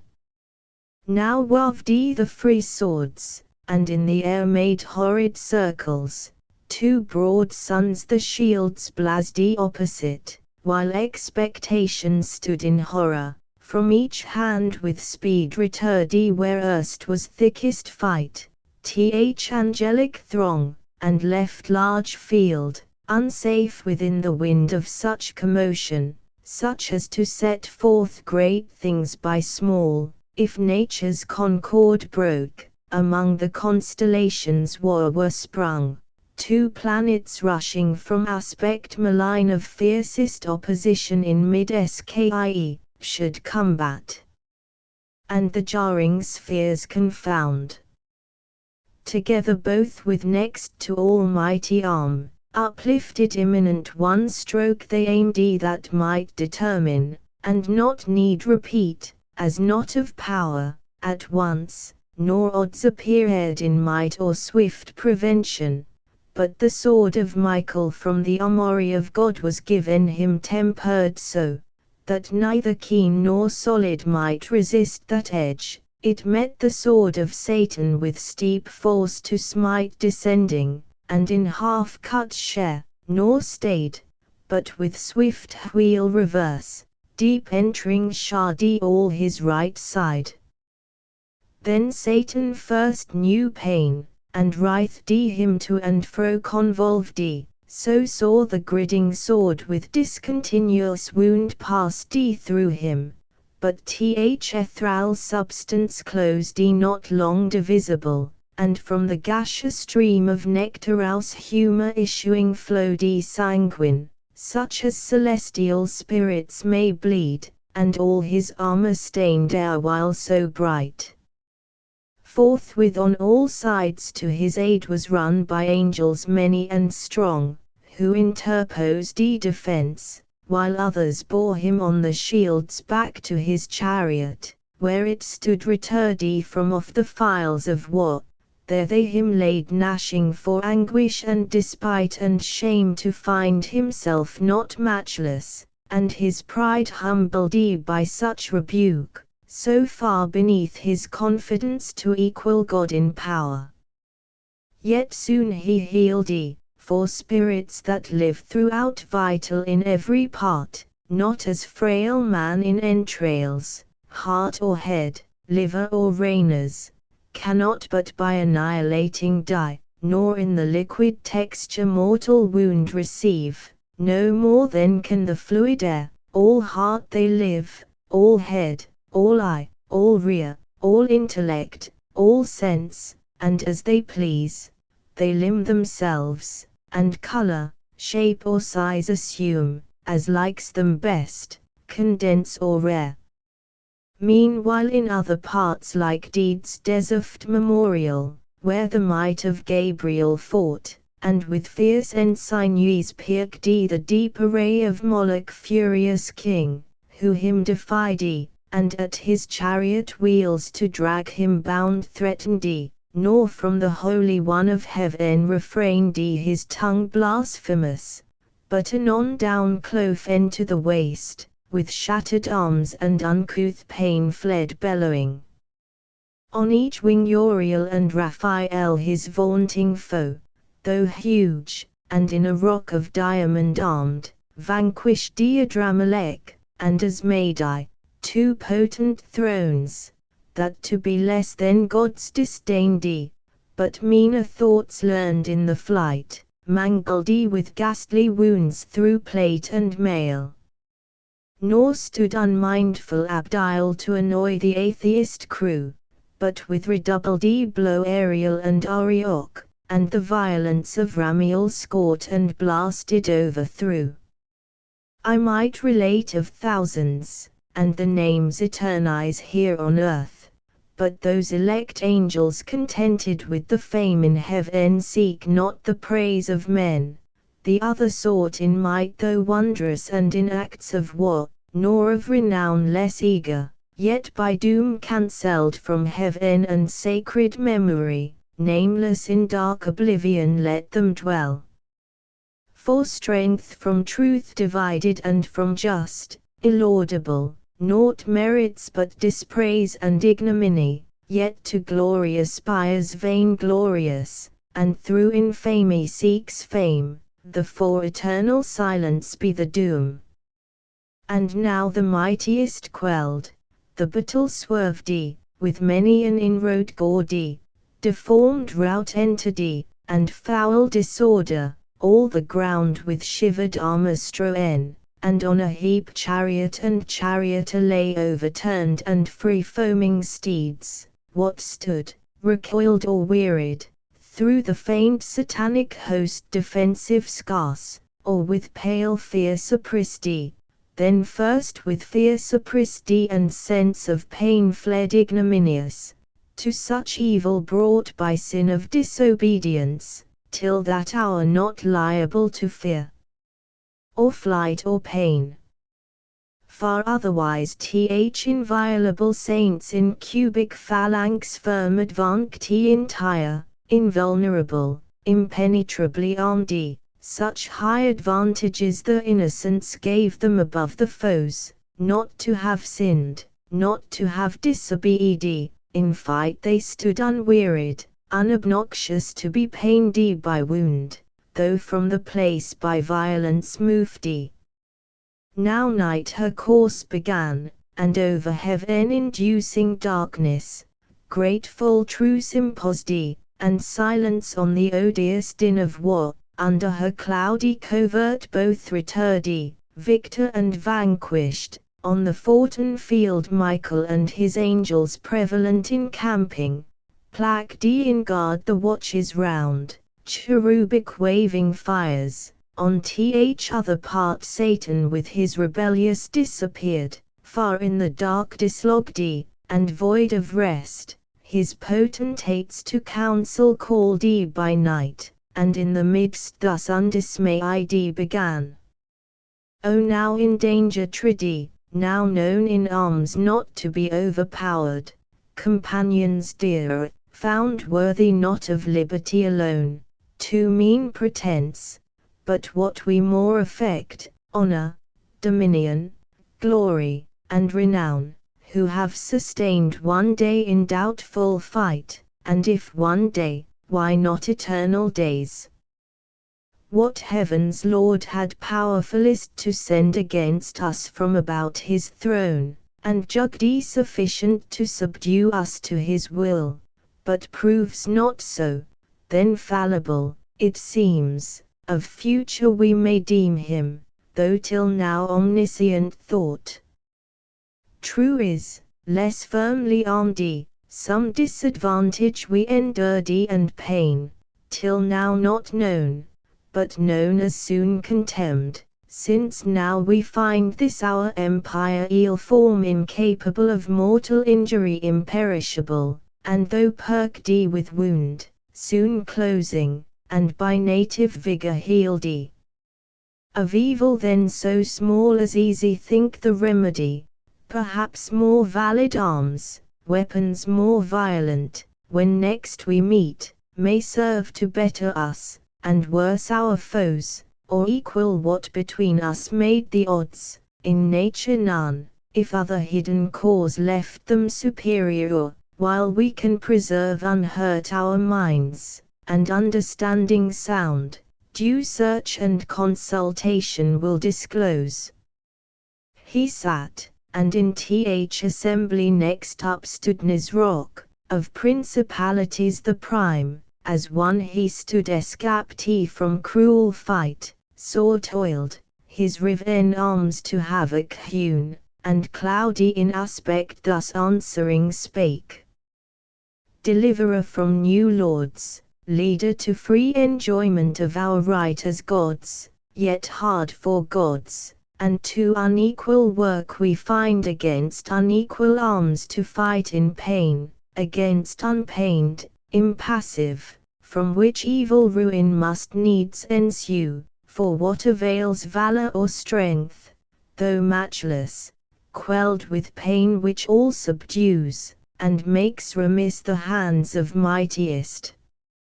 Sense of pleasure we may well spare out of life perhaps, and not repine, but live content, which is the calmest life, but pain is profane misery, the worst of evils, and excessive, overturns all patience. He who therefore can invent with what more forcible we may offend our yet unwounded enemies, or arm ourselves with like defense, to me deserves no less than for deliverance what we owe. Whereto with look composed Satan replied, not uninvented that, which thou right believ'st so main to our success, I bring, which of us who beholds the bright surface of this etheus mould whereon we stand, this continent of spacious heaven, adorned with plant, fruit, flower ambrosial, gems and gold, whose eye so superficially surveys these things, as not to mind from whence they grow deep underground, materials dark and crude, of spiritus and free spume, till toot with heaven's ray, and tempered they shoot forth so beauteous, opening to the ambient light. These in the dark nativity the deep shall yield us, pregnant with infernal flame, which into hollow engines long and round thick rammed, at th other bore with touch of fire dilated and infuriate shall send forth from far with thundering noise among our foes such implements of mischief as shall dash to pieces, and overwhelm whatever stands adverse, that they shall fear we have disarmed the thunderer of his only dreaded bolt. Nor long shall be our labor, yet ere dawn, effect shall end our wish. Meanwhile revive, abandon fear, to strength and counsel joined think nothing hard, much less to be despaired. He ended, and his words the drooping Chen lightened, and the languished hope revived. Th invention all admired, and each, how he to be th inventor missed, so easy it seemed once found, which yet unfound most would have thought impossible, yet haply of thy race in future days, if malice should abound, some one intent on mischief, or inspurred with devilish machination might devise like instrument to plague the sons of men for sin, on war and mutual slaughter bent. Forthwith from council to the work they flew, none arguing stood, innumerable hands were ready, in a moment up they turned wide the celestial soil, and saw beneath th originals of nature in the crude conception, sulphurous and nitrous foam they found, they mingled, and with subtle art, concocted and adjusted they reduced to blackest grain, and into store conveyed, part hidden veins digged up, nor of this earth entrails unlike, of mineral and stone, whereof to found the engines and the balls. Of missive ruin, part incentive reed provide, pernicious with one touch to fire. So all ere day spring, under conscious night secret they finished, and in order set, with silent circumspection unespied. Now when fair morn orient in heaven appeared uprose the victor angels, and to arms the matin trumpet sung, in arms they stood of golden panoply, refulgent host, soon banded, others from the dawning hills looked round, and scouts each coast light armed scour, each quarter, to descry the distant foe, where logged, or whither fled, or if for fight, in motion or in alt, him soon they met under spread ensignes moving nigh, in slow but firm battalion, back with speediest sails Ephial, of cherubim. The swiftest wing, came flying, and in mid-air aloud thus cried,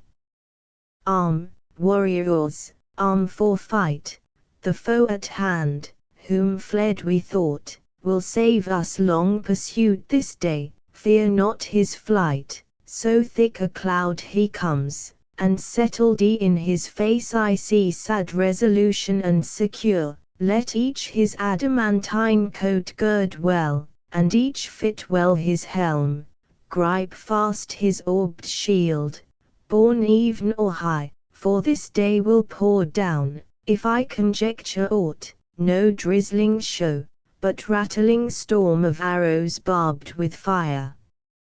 So warned he them aware themselves, and soon in order, quit of all impediment, instant without disturb they took alum, and onward move embattled, when behold not distant far with heavy pace the foe approaching gross and huge, in hollow cube training his devilish enginery, impelled on every side with shadowing squadrons deep, to hide the fraud.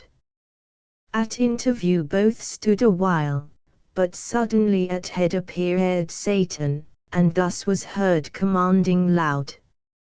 Vanguard, to right and left the front unfouled, that all may see who hate us, how we seek peace and composure, and with open breast stand ready to receive them, if they like our overture, and turn not back perverse, but that I doubt, however witness heaven, heaven witness thou anon, while we discharge freely our part, you who appointed stand do as you have in charge, and briefly touch what we propound, and loud that all may hear. So scoffing in ambiguous words, he scarce had ended, when to right and left the front divided, and to either flank returred he, which to our eyes discovered new and strange, a triple-mounted row of pillars laid on wheels, for like to pillars most they seemed or hollowed bodies made of oak or fir with branches lopped, in wood or mountain felled brass, iron, stony mould, had not the mouths with hideous orifice gapped on us wide, portending hollow truce. At each behind a seraph stood, and in his hand a reed stood waving tipped with fire, while we suspense, collected stood within our thoughts amazed, not long, for sudden all at once the reeds put forth, and to a narrow vent applied with nicest touch. Immediate in a flame, but soon obscured with smoke, all heaven appeared, from those deep-throated engines belt, whose roar ember with outrageous noise the air, and all her entrails tore, disgorging foul the devilish glut, chained thunderbolts and hail of iron globes, which on the victor host levelled with such impetuous fury smote, that whom they hit, none on the feet might stand, though standing else as rocks, but down they fell by thousands, angel on archangel rolled the sooner for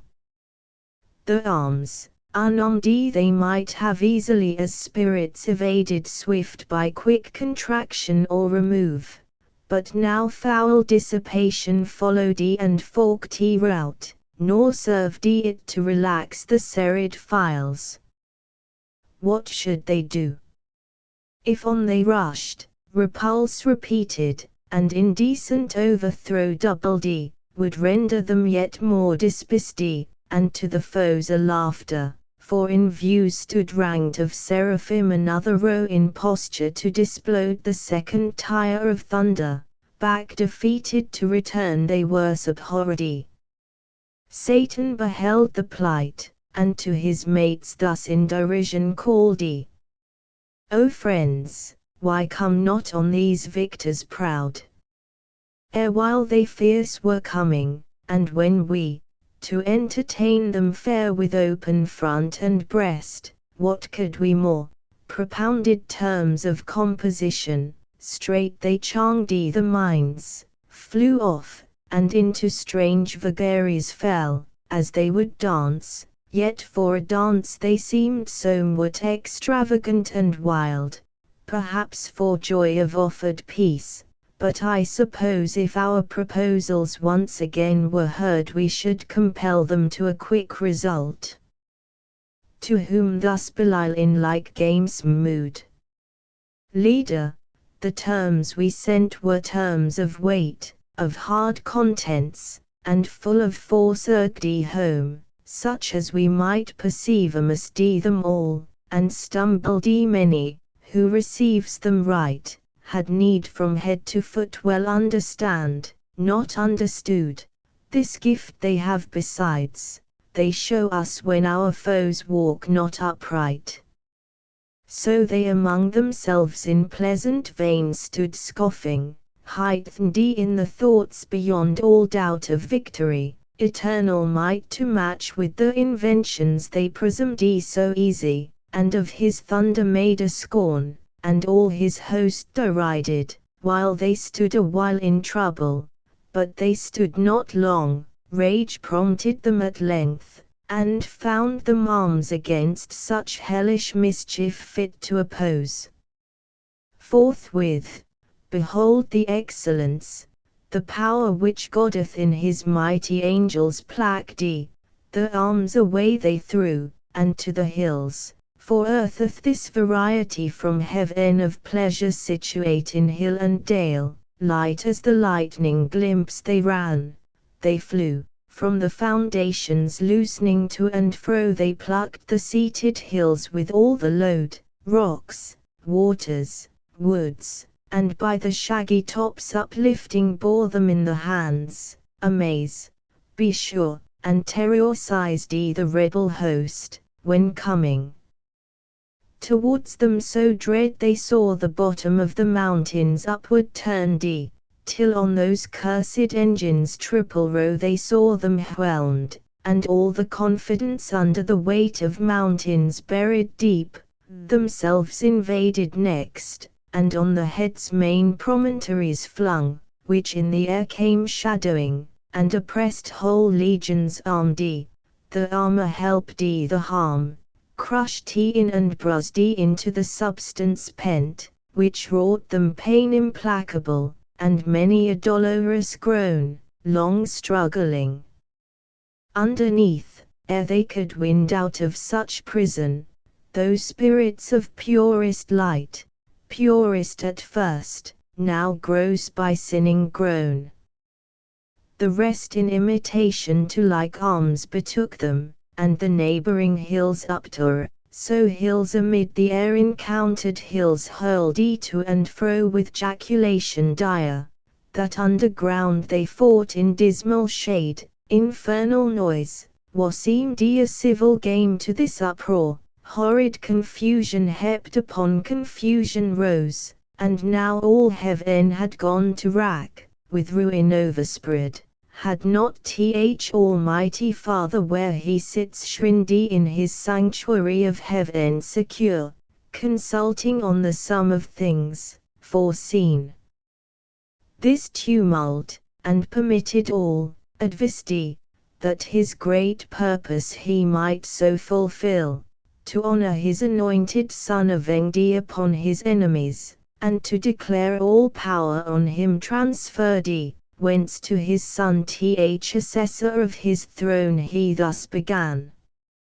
Effulgence of my glory, Son beloved, Son in whose face invisible is beheld visibly, what by deity I am, and in whose hand what by decree I do, second omnipotence, 2 days are past, 2 days, as we compute the days of heaven, since Michael and his powers went forth to tame these disobedient, soreth been the fight, as likeliest was, when 2 such foes met armed, for to themselves I left them, and thou know'st, equal in their creation they were formed, save what sinneth impaired, which yet athwart insensibly, for I suspend the doom, whence in perpetual fight they needs must last endless, and no solution will be found, war weariedeth performed what can do, and to disordered rage let loose the reigners, with mountains as with weapons armed, which makes wild work in heaven, and dangerous to the main. 2 days are therefore past, the 3rd is thine, for thee I have ordained it, and thus far have suffered, that the glory may be thine of ending this great war, since none but thou can end it. Into thee such virtue and grace immense I have transfused, that all may know in heaven and hell thy power above compare, and this perverse commotion governed thus, to manifest thee worthiest to be heir of all things, to be heir and to be king by sacred unction, thy deserved right. Go then thou mightiest in thy Father's might, ascend my chariot, guide the rapid wheels that shake heaven's basis, bring forth all my war, my bow and thunder, my almighty arms gird on, and sword upon thy puissant thigh, pursue these sons of darkness, drive them out from all heaven's bounds into the utter deep, there let them learn, as likes them, to despise God and Messiah his anointed King. He said, and on his Son with rays direct shone full, he all his Father full expressed ineffably into his face received, and thus the filial Godhead answering spake. O Father, O Supreme of heaven ly thrones, first, highest, holiest, best, thou always seekst to glorify thy Son, I always thee, as is most just. This I my glory account, my exaltation, and my whole delight, that thou in me well pleased declarest thy will fulfilled, which to fulfill is all my bliss. Scepter and power, thy giving, I assume, and gladlier shall resign, when in the end thou shalt be all in all, and I in thee forever, and in me all whom thou lovest, but whom thou hatest, I hate, and can put on thy terrors, as I put thy mildness on, image of thee in all things, and shall soon, armed with thy might, rid heaven of these rebelled, to the prepared ill mansion driven down to chains of darkness, and undying worm, that from thy just obedience could revolt, whom to obey is happiness entire. Then shall thy saints unmixed, and from impure far separate, circling thy holy mount unfeigned hallelujahs to thee sing, hymns of high praise, and I among them chief. So said, he his scepter bowing, rose from the right hand of glory where he sate, and the third sacred morn began to shine dawning through heaven, forth rushed with whirlwind sound the chariot of paternal deity, flashing thick flames, wheel within wheel undrawn, itself instinct with spirit, but convoyed by 4 cherubic shapes, 4 faces each had wondrous, as with stars the bodies all and wings were set with eyes the wheels of beryl, and careering fires between, over the heads a crystal firmament, whereon a sapphire throne, inlaid with pure amber, and colors of the showy arch. He in celestial panoply all armed of radiant urim, work divinely wrought, ascended, at his right hand victory sate eagle-winged, beside him hung his bow and quiver with 3 bolted thunder steered, and from about him fierce effusion rout of smoke and bickering flame, and sparkles dire, attended with 10,000 saints, he onward came. Far off his coming shone, and 20,000, I the number heard, chariots of God, half on each hand were seen, he on the wings of cherub rode. Sublime on the crystalline sky, in sapphire throned, illustrious far and wide, but by his own first seen, them unexpected joy surprised, when the great ensign of Messiah blazed aloft by angels borne, his sign in heaven, under whose conduct Michael soon reduced his army, circumfused on either wing, under the head embodied all in one. Before him power divine his way prepared, at his command the uprooted hills returned each to his place, they heard his voice and went obsequious. Heaven his wonted face renewed, and with fresh flowers hill and valley smiled. This saw his hapless foes, but stood obdurred, and to rebellious fight rallied the powers insensate, hope conceiving from despair. In heaven ly spirits could such perverseness dwell? But to convince the proud what signs avail, or wonders move obdurate to relent.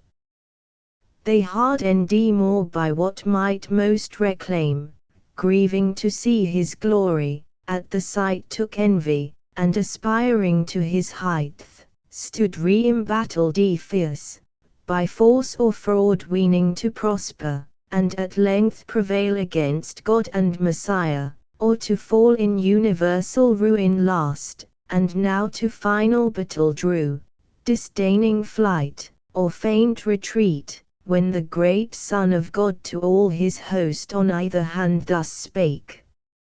Stand still in bright array, ye saints, here stand ye angels armed ye, this day from battle rest, faithful hath been your warfare, and of God accepted, fearless in his righteous cause, and as ye have received, so have ye done invincibly. But of this cursed crew the punishment to other hand belongs, vengeance is his, or whose he sole appoints. Number to this day's work is not ordained nor multitude. Stand onely and behold God's indignation on these godless poured by me, not you but me they have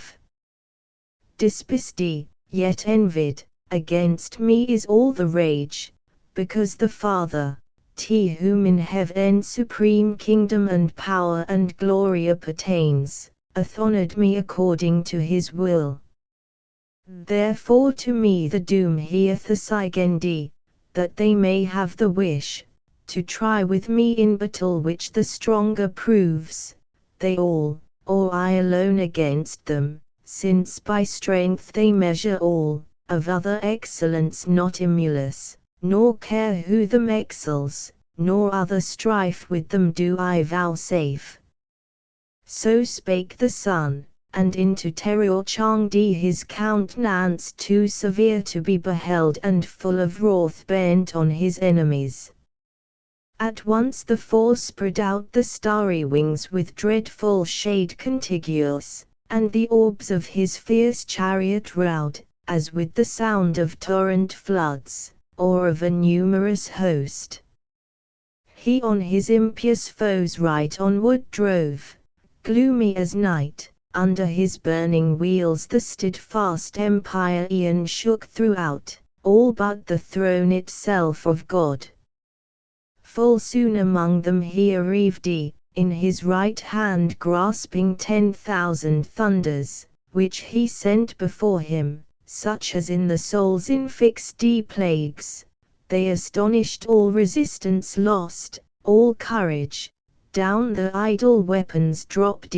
array shields and helms, and helmed heads he rode of thrones and mighty seraphim prostrate, that wished the mountains now might be again thrown on them as a shelter from his ire.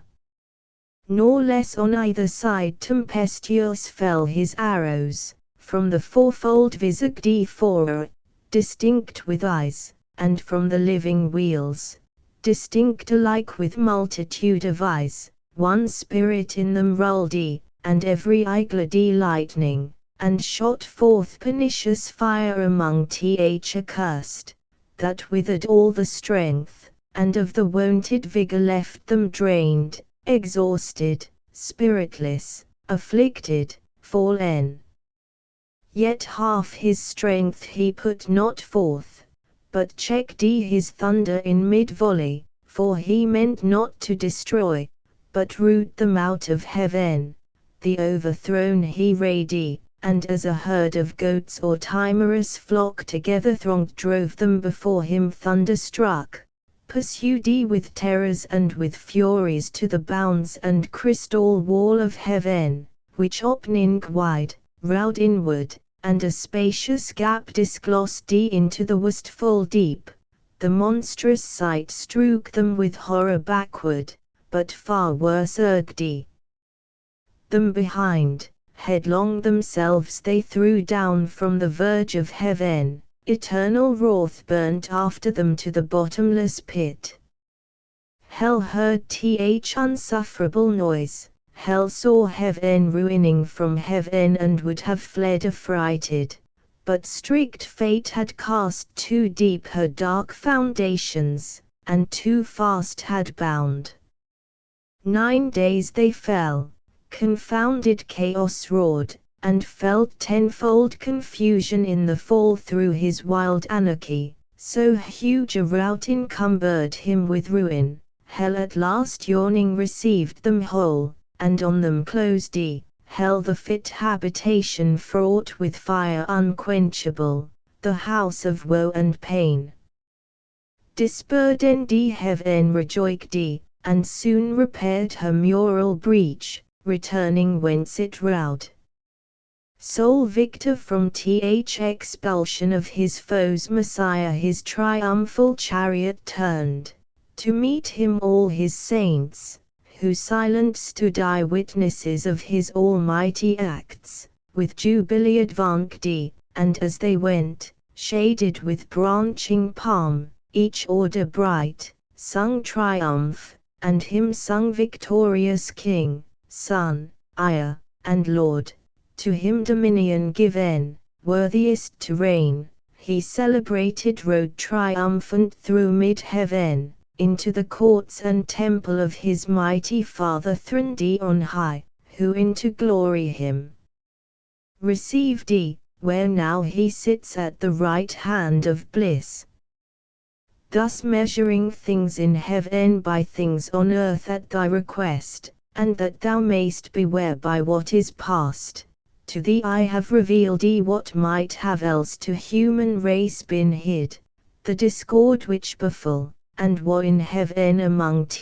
angelic powers, and the deep fall of those too high aspiring, who rebelled with Satan, he who envies now thy state, who now is plotting how he may seduce thee also from obedience, that with him bereaved of happiness thou mayst partake his punishment, eternal misery, which would be all his solace and revenge, as a despite done against the Most High, thee once to gain companion of his woe. But list not to his temptations, warn thy weaker, let it profit thee to have heard by terrible example the reward of disobedience. Firm they might have stood, yet fell, remember, and fear to transgress. The end of the 6th book. Paradise Lost. Book 7. Descend from heaven Urania, by that name if rightly thou art called, whose voice divine following, above Olympian hill I saw, above the flight of Pegasus on wing. The meaning, not the name I call, for thou nor of the Muses 9, nor on the top of old Olympus dwellest, but heavenly born, before the hills appeared, or fountain flowed, thou with eternal wisdom didst converse, wisdom thy sister, and with her didst play in presence of Almighty Father, pleased with thy celestial song.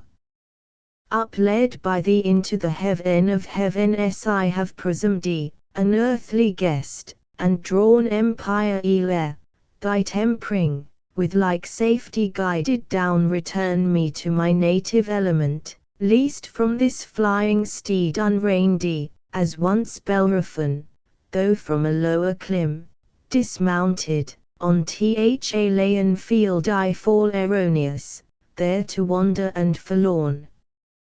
Half yet remains unsung, but narrower bound within the visible diurnal sphere, standing on earth, not wrapped above the pole, more safe I sing with mortal voice, unchanged to hoarse or mute, though fallen on evil days though fallen, and evil tongues, in darkness, and with dangers compassed throughout, and solitude, yet not alone. While thou visitest my slumbers nightly, or when morn purples the east, still govern thou my song, Urania, and fit audience find, though few.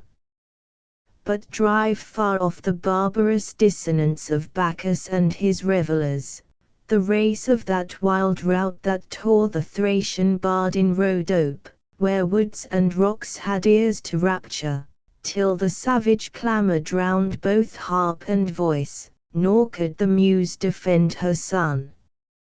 So fail not thou, who thee implores, for thou art heavenly, she an empty dream.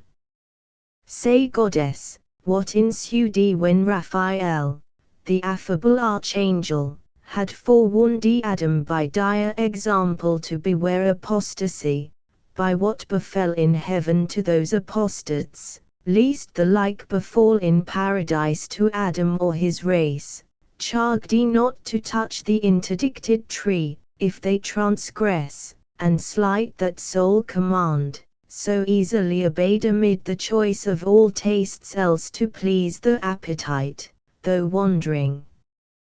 He with his consorted Eve the story heard attentive, and was filled with admiration, and deep muse to hear of things so high and strange, things to the thought so unimaginable as hate in heaven, and was so near the peace of God in bliss with such confusion. But the evil soon driven back redounded as a flood on those from whom it sprung, impossible to mix with blessedness. Whence Adam soon repealed the doubts that in his heart arose, and now led on, yet sinless, with desire to know what nearer might concern him, how this world of heaven and earth conspicuous first began, when, and whereof created, for what cause, what within Eden or without was done before his memory, as one whose drouth yet scarce allayed still eyes the current stream, whose liquid murmur heard new thirst excites, proceeded thus to ask his heavenly guest. Great things, and full of wonder in our ears, far differing from this world, thou hast revealed, divine interpreter, by favor sent down from the empire eon to forewarn us timely of what might else have been our loss, unknown, which human knowledge could not reach, for which to the infinitely good we owe immortal thanks, and his admonishment receive with solemn purpose to observe immutably his sovereign will, the end of what we are.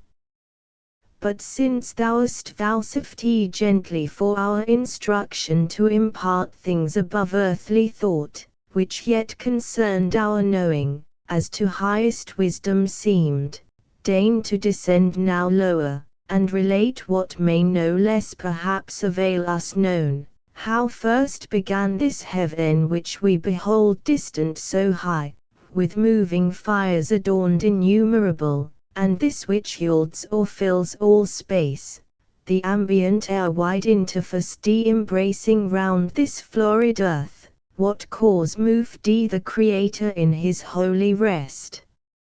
Through all eternity so late to build in chaos, and the work begun, how soon absolved if unforbid thou mayst unfold what we, not to explore the secrets ask of his eternal empire, but the more to magnify his works, the more we know.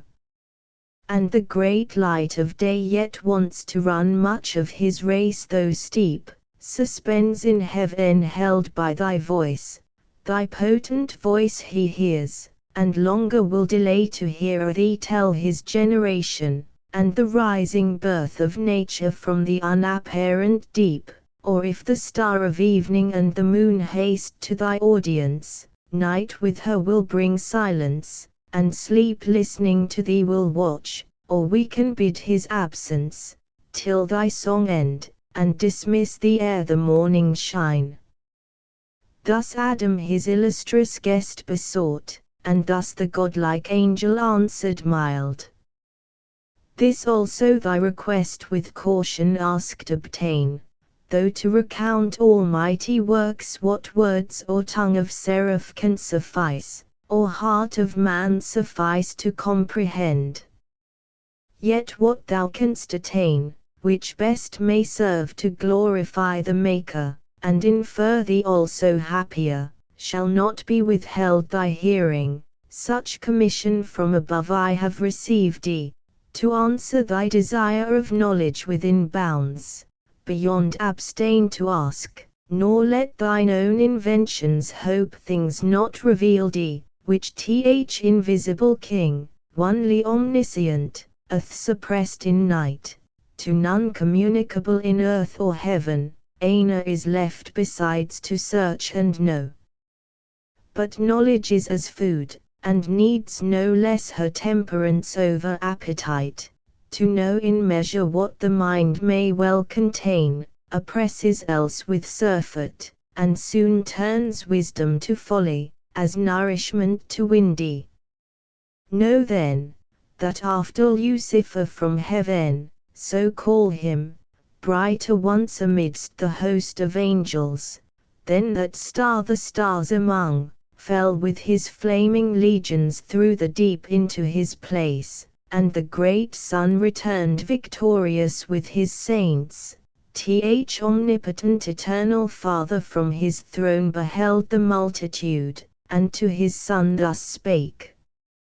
At least our envious foe hath failed, who thought all like himself rebellious, by whose aid this inaccessible high strength, the seat of Deity supreme, us dispossessed, he trusted to have seized, and into fraud drew many, whom the place knows here no more, yet far the greater part have kept. I see, the station, heaven yet populous retains numbers sufficient to possess her realms though wide, and this high temple to frequent with ministeries due and solemn rites, but least his heart exalt him in the harm already done, to have dispeopled heaven. My damage fondly deemed, I can repair that detriment, if such it be to lose self lost, and in a moment will create another world, out of one man a race of men innumerable, there to dwell, not here, till by degrees of merit they open to themselves at length the way up hither, under long obedience tridi, and earth be changed to heaven, and heaven to earth, one kingdom, joy and union without end. Meanwhile inhabit lax, ye powers of heaven, and thou my word, begotten Son, by thee this I perform, speak thou, and be it done, my overshadowing spirit and might with thee I send along, ride forth, and bid the deep within appointed bounds be heaven and earth, boundless the deep, because I am who fill infinitude, nor vacuous the space. Though I uncircumscribed myself retire, and put not forth my goodness, which is free to act or not, necessity and chance approach not me, and what I will is fate. So spake Almighty, and to what he spake his word, the filial Godhead, gave effect. Immediate are the acts of God, more swift than time or motion, but to human ears cannot without process of speech be told, so told as earthly notion can receive. Great triumph and rejoicing was in heaven when such was heard declared the Almighty's will, glory they sung to the Most High, goodwill to future men, and in the dwellings peace, glory to him whose just avenging ire had driven out ungodly from his sight and habitations of the just, to him glory and praise, whose wisdom had ordained good out of evil to create, instead of spirits malign a better race to bring into the vacant room, and thence diffuse his good to worlds and ages infinite. So sang the hierarchies. Meanwhile the sun on his great expedition now appeared,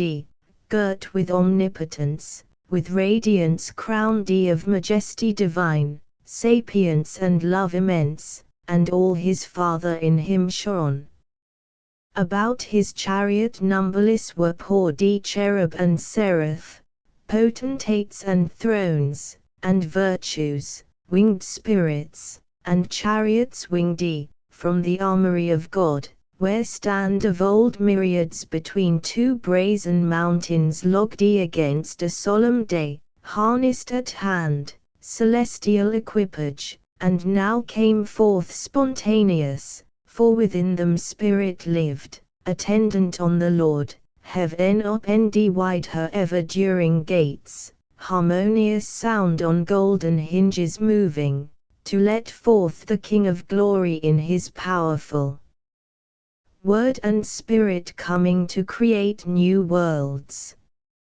On heavenly ground they stood, and from the shore they viewed the vast immeasurable abyss, outrageous as a sea, dark, wasteful, wild. Up from the bottom turned by furious winds and surging waves, as mountains to assault heaven's height, and with the center mix the pole. Silence, ye troubled waves, and thou deep, peace, said then th omnific word, your discord end, nor stayed, but on the wings of cherubim uplifted, in paternal glory rode far into chaos, and the world unborn, for chaos heard his voice, him all his train followed in bright procession to behold creation, and the wonders of his might. Then stayed the fervid wheels, and in his hand he took the golden compasses, prepared in God's eternal store, to circumscribe this universe, and all created things. One foot he centered and the other turned round through the vast profundity obscure, and said, thus far extend, thus far thy bounds, this be thy just circumference, O world. Thus God the heaven created, thus the earth, matter unformed and void, darkness profound covered th abyss, but on the watery calm his brooding wings the Spirit of God outspread, and vital virtue infused, and vital warmth throughout the fluid mass, but downward purged the black Tartareus cold infernal dregs adverse to life, then founded, then conglobed like things to like, the rest to several place disparted, and between spun out the air, and earth self-balanced on her center hung. Let there be light, said God, and forthwith light ethereal, first of things, quintessence pure sprung from the deep, and from her native east to journey through the airy gloom began, sphered in a radiant cloud, for yet the sun was not, she in a cloudy tabernacle sojourned the while. God saw the light was good, and light from darkness by the hemisphere divided, light the day, and darkness night he named. Thus was the first day even and morn, nor passed uncelebrated, nor unsung by the celestial choirs, when orient light exhaling first from darkness they beheld, birthday of heaven and earth. With joy and shout the hollow universal orb they filled and touched the golden harps, and hymning praised God and his works, Creator hymn they sung, both when first evening was, and when first morn. Again, God said, let there be firmament amid the waters, and let it divide the waters from the waters, and God made the firmament, expanse of liquid, pure, transparent, elemental air, diffused in circuit to the uttermost convex of this great round, partition firm and sure, the waters underneath from those above dividing, for as earth, so he the world built on circumfluous waters calm, in wide crystalline ocean, and the loud misrule of chaos far removed least fierce extremes contiguous might distemper the whole frame, and heaven he named the firmament, so even and morning chorus sung the second day. The earth was formed but in the womb as yet of waters, embryon immature involved appeared not, over all the face of earth main ocean flowed not idle, but with warm prolific humour softening all her globe, fermented the great mother to conceive, satiate with genial moisture, when God said be gathered now ye waters under heaven into one place, and let dry land appear. Immediately the mountains huge appear emergent, and the broad bare backs upheave into the clouds, the tops ascend the sky, so high as have the tumid hills, so low down sunk a hollow bottom broad and deep, capacious bed of waters, thither they haste with glad precipitance, uprode as drops on dust conglobing from the dry, part rise in crystal wall, or ridge direct, for haste, such flight the great command impressed on the swift clouds, as armies at the call of trumpet, for of armies thou hast heard, troop to the standard, so the watery throng, wave rolling after wave, where way they found, if steep, with torrent rapture, if through plain, soft ebbing, nor withstood them rock or hill, but they, or underground, or circuit wide with serpentarial wandering, found the way, and on the Washew's deep channels wore, easy, ere God had bid the ground be dry, all but within those banks, where rivers now stream, and perpetual draw the humid train. The dry land, earth, and the great receptacle of congregated waters he called seas, and saw that it was good, and said, Let earth put forth the verdant grass, herb yielding seed, and fruit tree yielding fruit after her kind, whose seed is in herself upon the earth.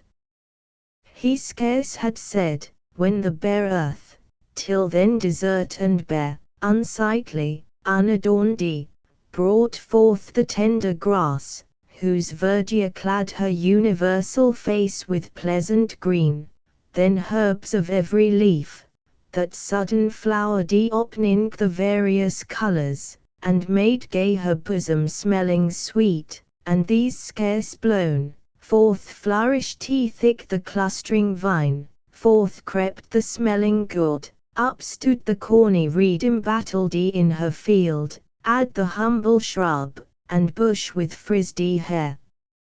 Implicit, last rose as in dance the stately trees, and spread the branches hung with copious fruit, or gemmed the blossoms, with high woods the hills were crowned, with tufts the valleys and each fountain side, with borders long the rivers. That earth now seemed like to heaven, a seat where gods might dwell, or wander with delight, and love to haunt her sacred shades, though God had yet not reigned upon the earth, and man to till the ground none was, but from the earth a dewy mist went up and watered all the ground, and each plant of the field, which ere it was in the earth God made, and every herb, before it grew on the green stem, God saw that it was good, so even and morn recorded the third day. Again Almighty spake, Let there be lights high in expanse of heaven to divide the day from night, and let them be for seasons, and for days, and circling years, and let them be for lights as I ordain the office in the firmament of heaven to give light on the earth, and it was so. And God made two great lights, great for the use to man, the greater to have rule by day, the less by night altern, and made the stars, and set them in the firmament of heaven to illuminate the earth, and rule the day in the vicissitude, and rule the night, and light from darkness to divide.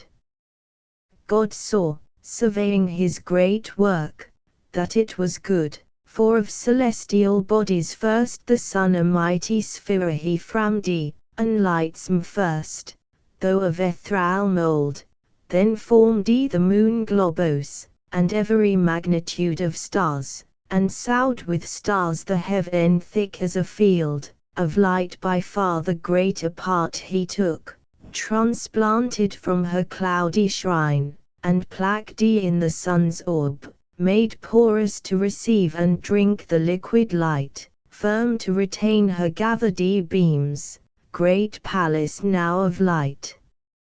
Hither as to the fountain other stars repairing, in the golden urns draw light, and hence the morning planet gilds his horns. By tincture or reflection they augment the small peculiar, though from human sight so far remote, with diminution seen. First in his east the glorious lamp was seen, regent of day, and all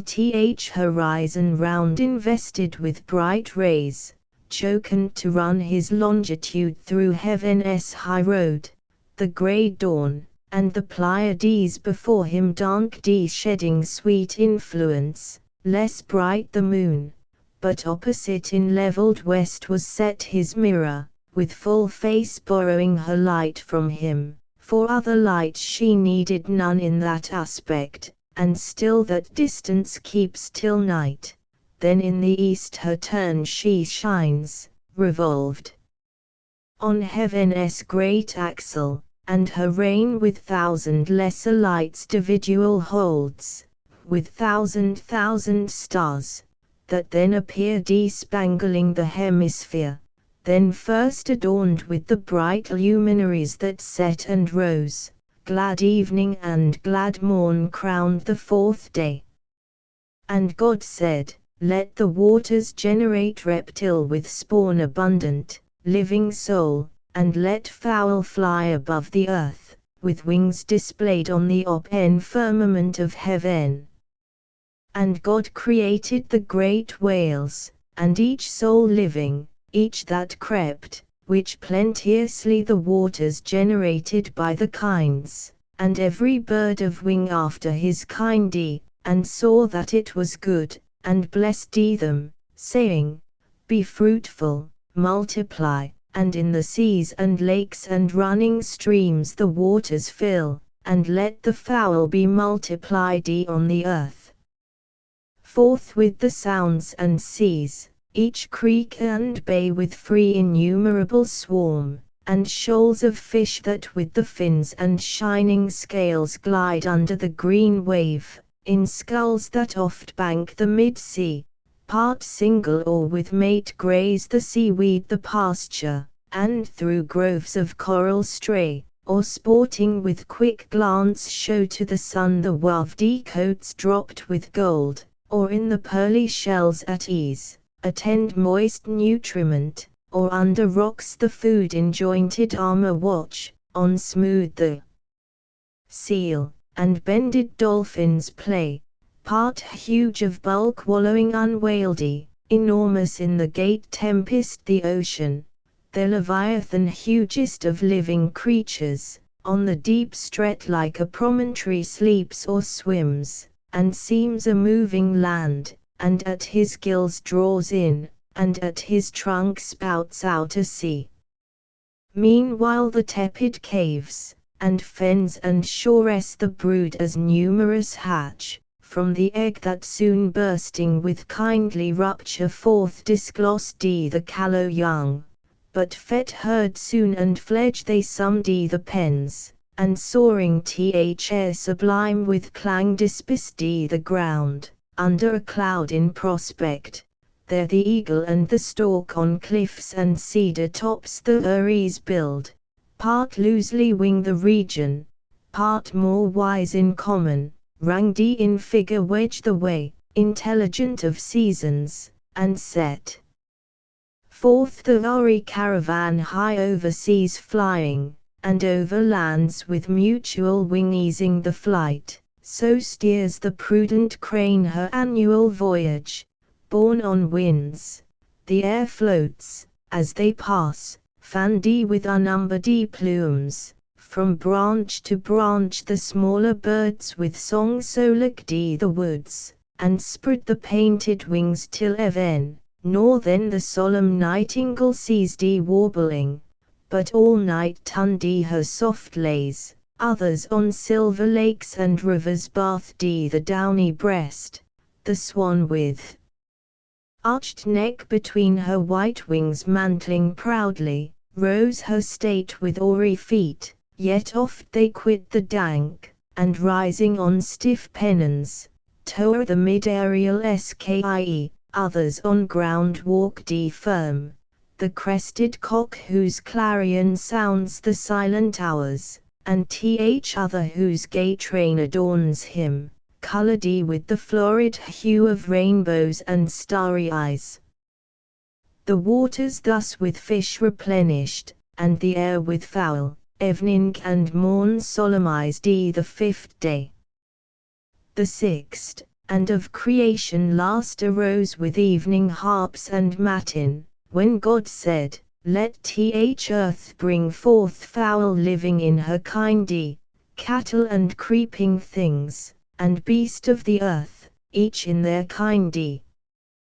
The earth obeyed, and straight open in her fertile womb teemed at a birth innumerous living creatures, perfect forms, limbed and full grown. Out of the ground uprose as from his lair the wild beast where he once in forest wild, in thicket, brake, or den, among the trees in pairs they rose, they walked the cattle in the fields and meadows green, those rare and solitary, these in flocks pasturing at once, and in broad herds upsprung, the grassy clods now calved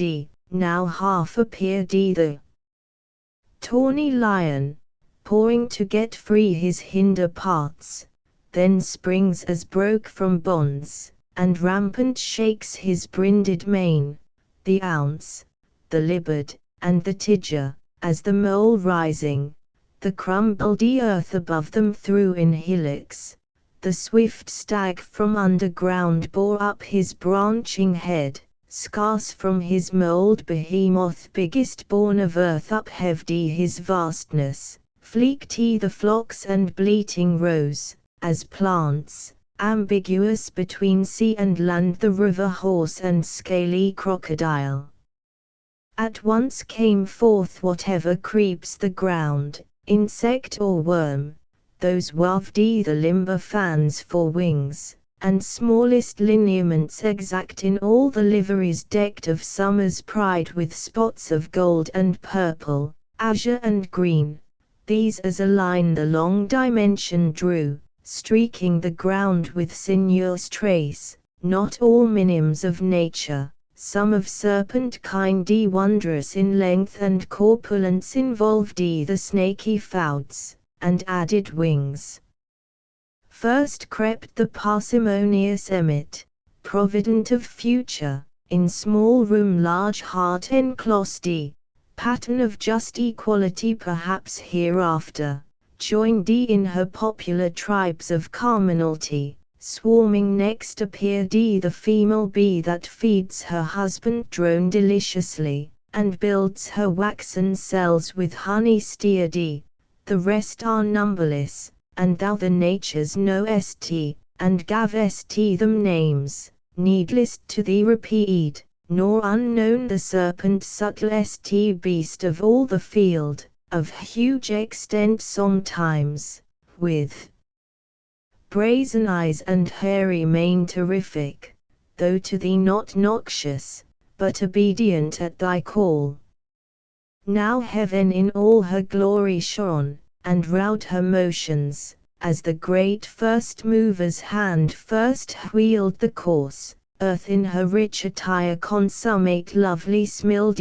air, water, earth, by fowl, fish, beast, was flown, was swum, was walked frequent, and of the 6th day yet remained there wanted yet the master work, the end of all yet dawn, a creature who not prone and brute as other creatures, but endued with sanctity of reason, might erect his stature, and upright with front serene govern the rest, self-knowing, and from thence magnanimous to correspond with heaven, but grateful to acknowledge whence his good descends, thither with heart and voice and eyes directed in devotion, to adore and worship God supreme, who made him chief of all his works, therefore the omnipotent eternal Father, for where is not he present, thus to his Son audibly spake. Let us make now man in our image, man in our similitude, and let them rule over the fish and fowl of sea and air, beast of the field, and over all the earth, and every creeping thing that creeps the ground. This said, he formed thee, Adam, thee O man dust of the ground, and in thy nostrils breathed he the breath of life, in his own image he created thee, in the image of God express, and thou becamest a living soul. Male he created thee, but thy consort female for race. Then blessed he mankind and said, Be fruitful, multiply, and fill the earth, subdue it, and throughout dominion hold over fish of the sea, and fowl of the air, and every living thing that moves on the earth. Wherever thus created, for no place is yet distinct by name, thence, as thou knowest, he brought thee into this delicious grove, this garden, planted with the trees of God, delectable both to behold and taste, and freely all the pleasant fruit for food gave thee. All sorts are here that all earth yields, variety without end. But of the tree which tasted works knowledge of good and evil, thou mayest not, in the day thou eatest, thou dist. Death is the penalty imposed. Beware, and govern well thy appetite, lest sin surprise thee, and her black attendant death. Here finished he, and all that he had made viewed he, and behold all was entirely good. So even and morn accomplished he the sixth day, yet not till the Creator from his work desisting, though unwearied, returned up to the heaven of heavens his high abode, thence to behold this new created world addition of his empire, how it showed in prospect from his throne, how good, how fair, answering his great idea. Up he rode followed with acclamation and the sound symphonious of 10,000 harps that tuned angelic harmonies. The earth, the air resounded, thou rememberest, for thou heardst, the heavens and all the constellations rung, the planets in the stations listening stood, while the bright pomp ascended jubilant.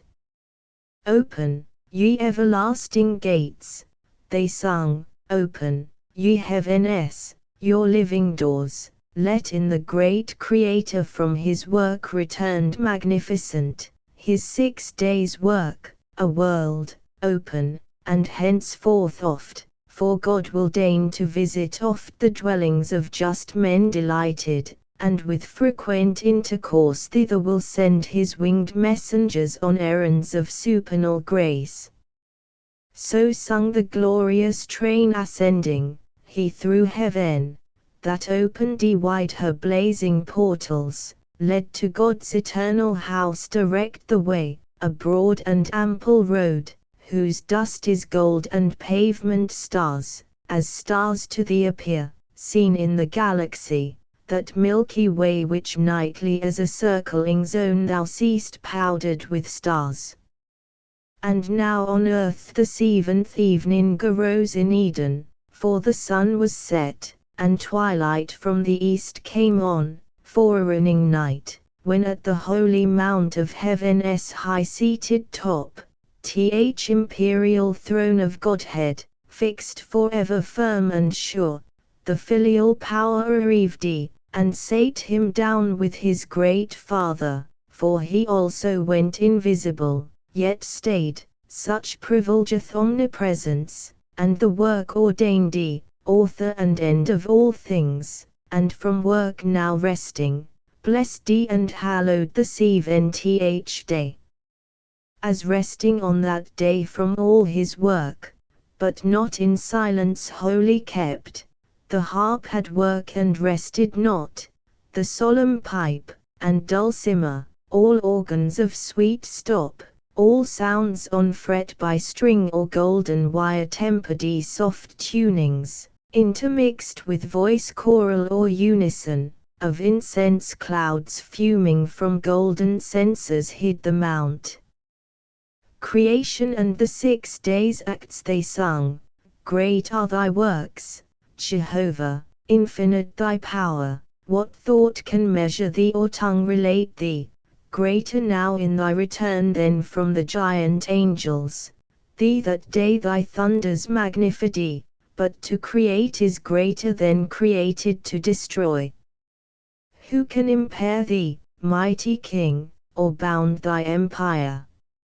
Easily the proud attempt of spirits apostate and the counsels vain thou hast repelled, while impiously they thought thee to diminish, and from thee withdraw the number of thy worshippers. Who seeks to lessen thee, against his purpose serves to manifest the more thy might, his evil thou usest, and from thence createst more good. Witness this new-made world, another heaven from heaven gate not far, founded in view on the clear high line, the glassy sea, of amplitude almost immense, with stars numerous, and every star perhaps a world of destined habitation, but thou knowest the seasons, among these the seat of men, earth with her nether ocean circumfers, the pleasant dwelling place. Thrice happy men, and sons of men, whom God hath thus advanced, created in his image, there to dwell and worship him, and in reward to rule over his works, on earth, in sea, or air, and multiply a race of worshippers holy and just, thrice happy if they know the happiness, and persevere upright. So sung they, and the empire e'en rung, with hallelujahs, thus was Sabbath kept. And thy request think now fulfilled, that asked how first this world and face of things began, and what before thy memory was done from the beginning, that posterity informed by thee might know, if else thou seekst aught, not surpassing human measure, say. To whom thus Adam gratefully replied, what thanks sufficient, or what recompense equal have I to render thee, divine historian, who thus largely hast allayed the thirst I had of knowledge, and vouchsafed this friendly condescension to relate things else by me unsearchable, now heard with wonder, but delight, and, as is due, with glory attributed to the high Creator, something yet of doubt remains, vivic only thy solution can resolve.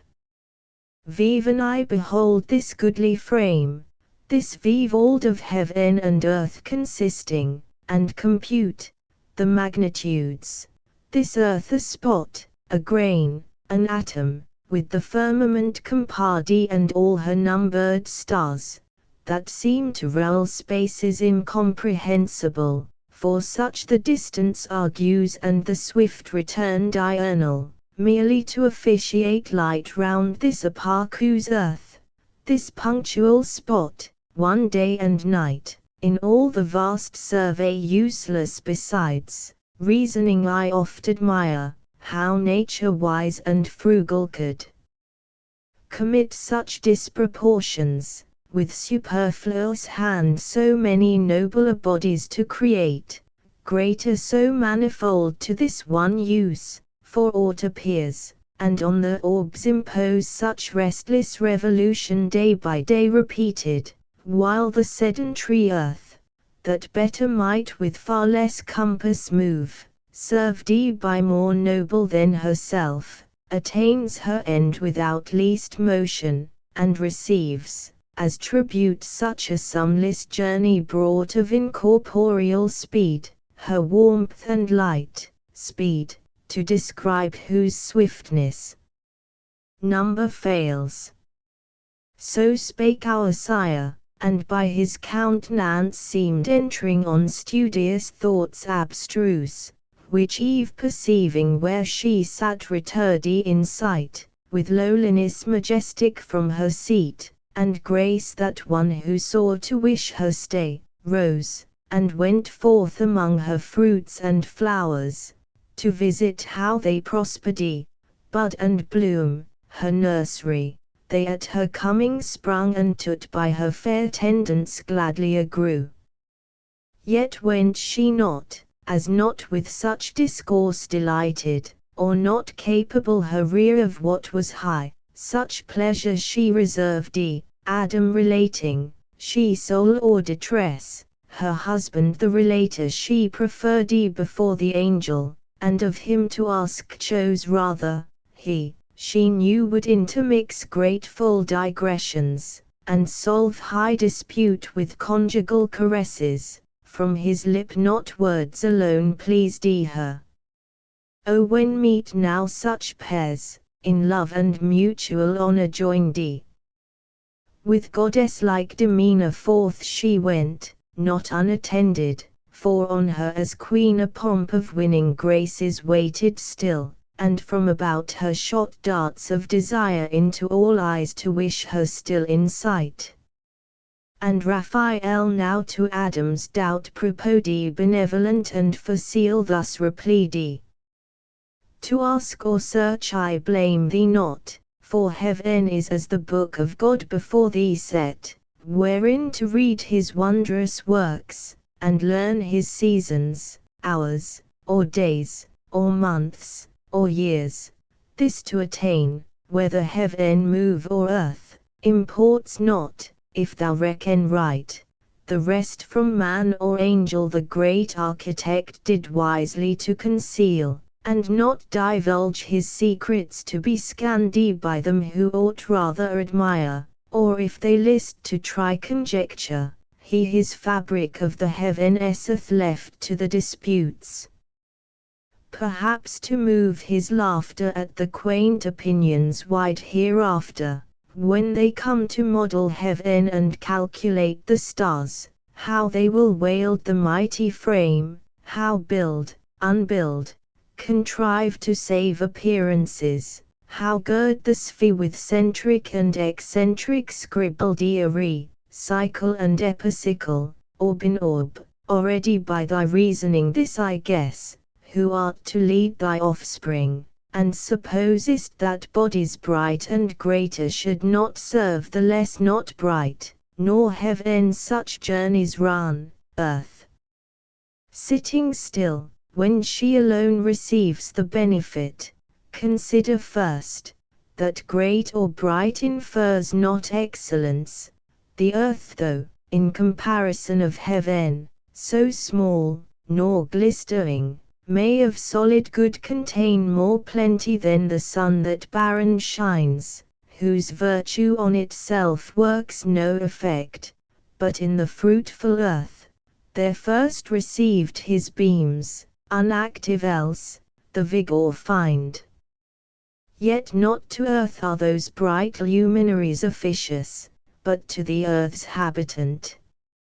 And for the heaven's wide circuit, let it speak the Maker's high magnificence, who built so spacious, and his lines stretch out so far, that man may know he dwells not in his own, an edifice too large for him to fill, logged in a small partition, and the rest ordained for uses to his Lord best known.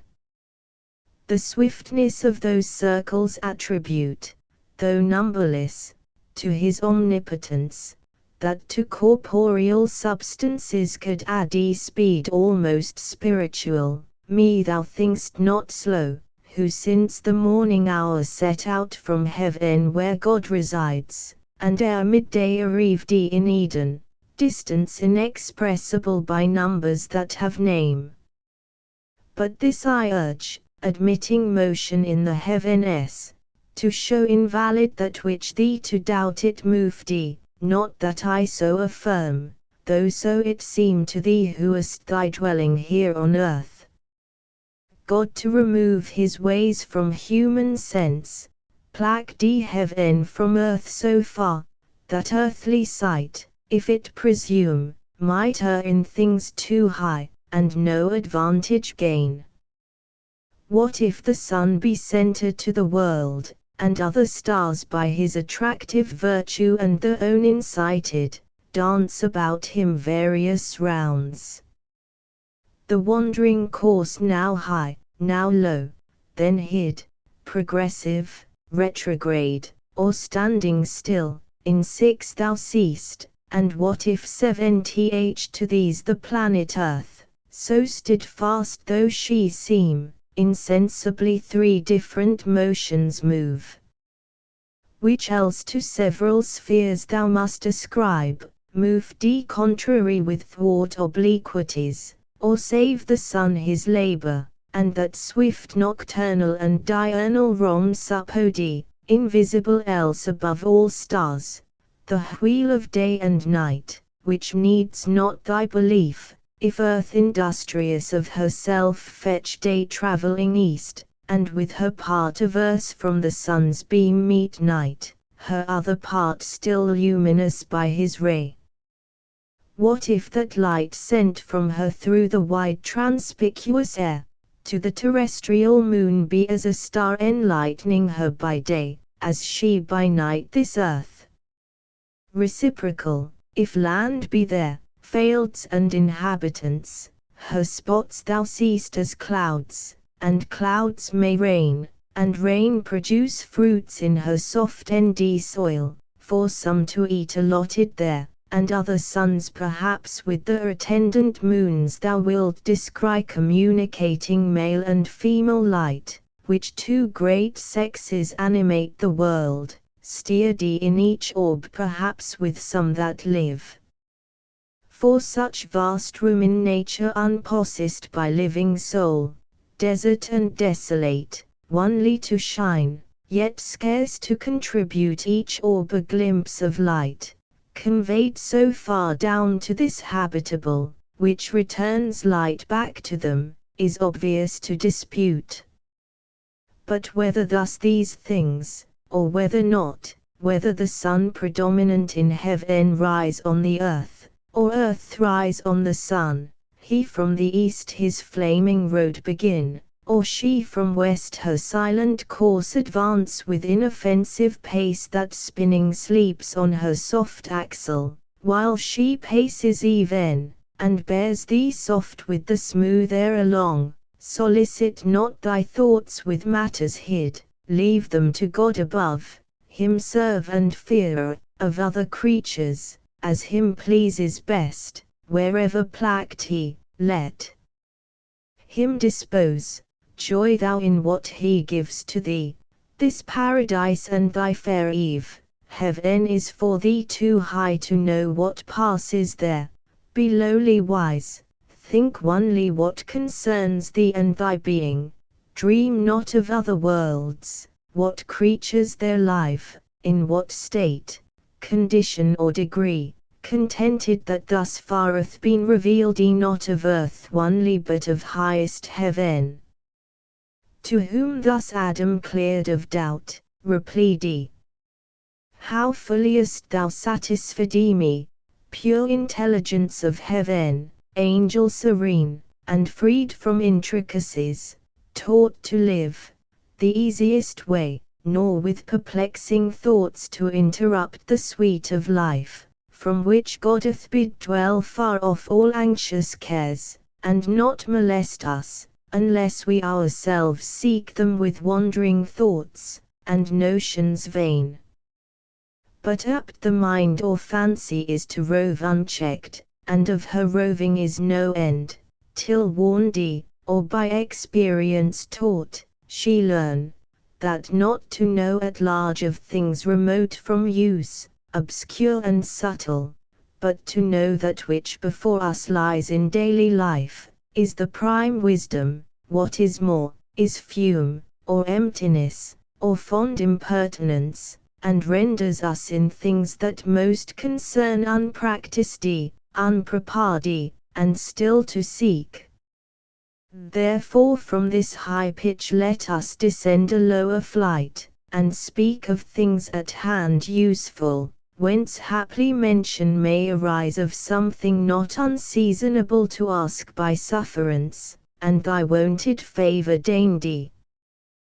Thee I have heard relating what was done ere my remembrance, now hear me relate my story, which perhaps thou hast not heard, and day is yet not spent, till then thou seest how subtly to detain thee I devise, inviting thee to hear while I relate, fond, were it not in hope of thy reply, for while I sit with thee, I seem in heaven, and sweeter thy discourses to my rear than fruits of palm tree pleasantest to thirst and hunger both, from labour, at the hour of sweet repast, they satiate, and soon fill, though pleasant, but thy words with grace divine imbued, bring to the sweetness no satiety. To whom thus Raphael answered, Heaven ly meek.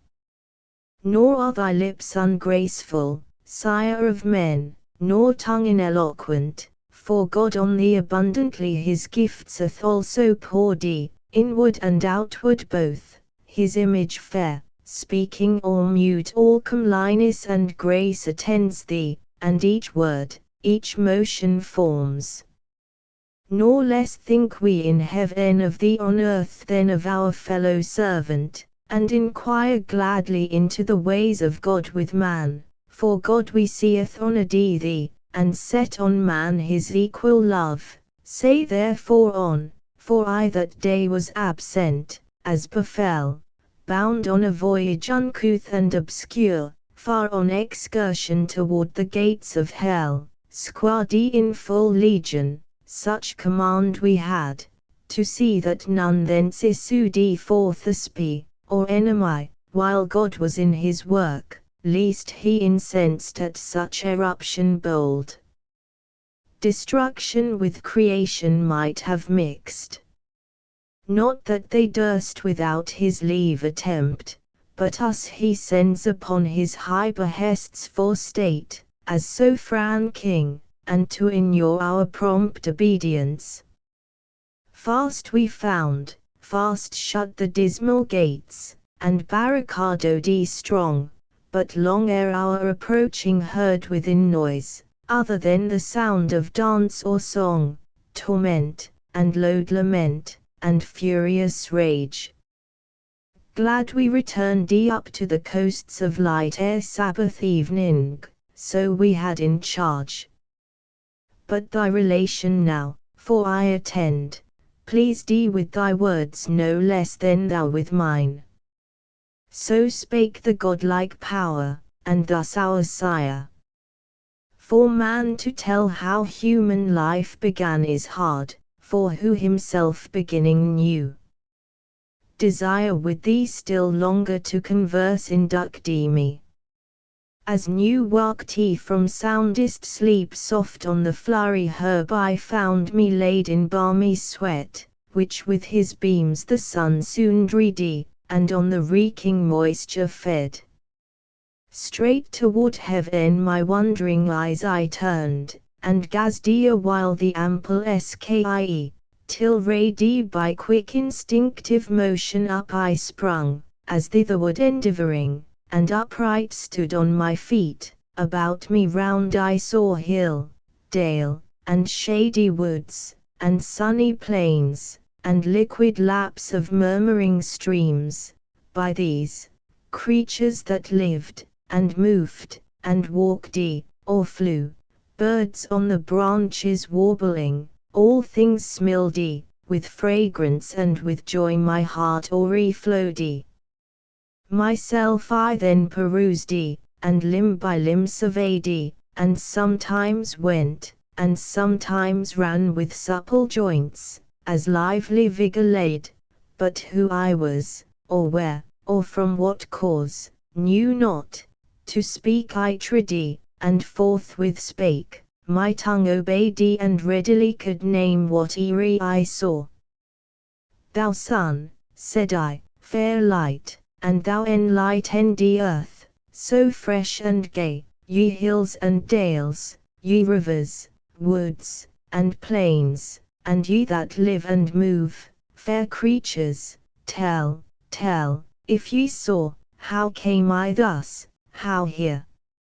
Not of myself, by some great Maker then, in goodness and in power preeminent, tell me, how may I know him, how adore, from whom I have that thus I move and live, and feel that I am happier than I know. While thus I called ye, and strayed ye I knew not whither, from where I first drew air, and first beheld this happy light, when answer none returned ye, on a green shady bank profuse of flowers pensive I sate me down, their gentle sleep first found me, and with soft oppression sized ye my drowsed sense, untroubled ye, though I thought I then was passing to my former state insensible, and forthwith to dissolve, when suddenly stood at my head a dream, whose inward apparition gently moved ye my fancy to believe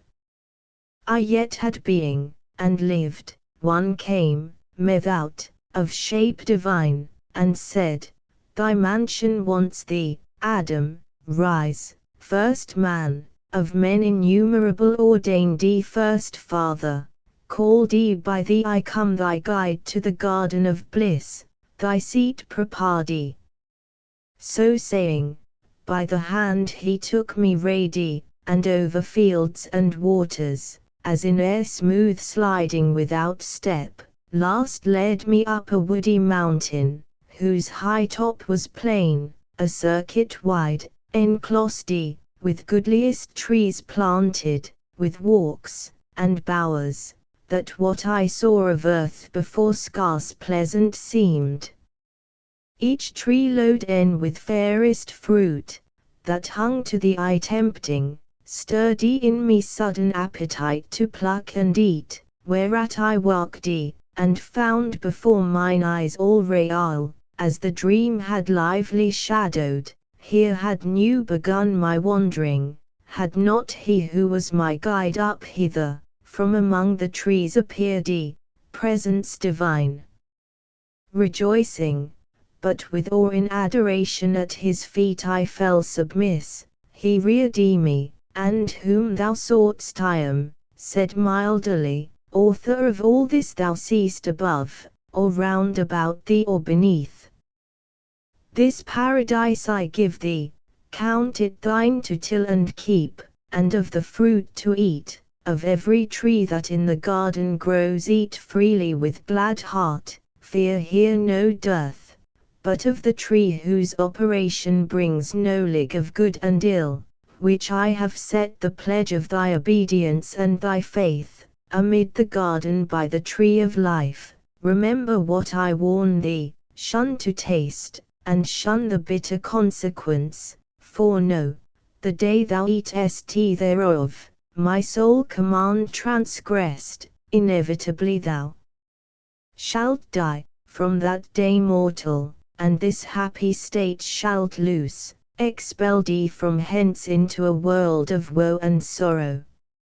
Sternly he pronounced the rigid interdiction, which resounds yet dreadful in mine rear, though in my choice not to incur, but soon his clear aspect returned and gracious purpose thus renewed. Not only these fair bounds, but all the earth to thee and to thy race I give, as lords possess it, and all things that therein live, or live in sea, or air, beast, fish, and fowl. In scene whereof each bird and beast behold after the kinds, I bring them to receive from thee the names, and pay thee fealty with low subjection, understand the same of fish within the watery residence, not hither summoned, since they cannot change the element to draw the thinner air. As thus he spake, each bird and beast behold approaching two and two, these cowering low with blandishment, each bird stooped on his wing. I named them, as they passed and understood the nature, with such knowledge God endue my sudden apprehension, but in these I found not what methought I wanted still, and to the heavenly vision thus presumed. O by what name, for thou above all these, above mankind, or aught than mankind higher, surpassest far my naming, how may I adore thee, author of this universe, and all this good to man, for whose well-being so amply, and with hands so liberal thou hast provided all things, but with me I see not who partakes. In solitude what happiness, who can enjoy alone, or all enjoying, what contentment find?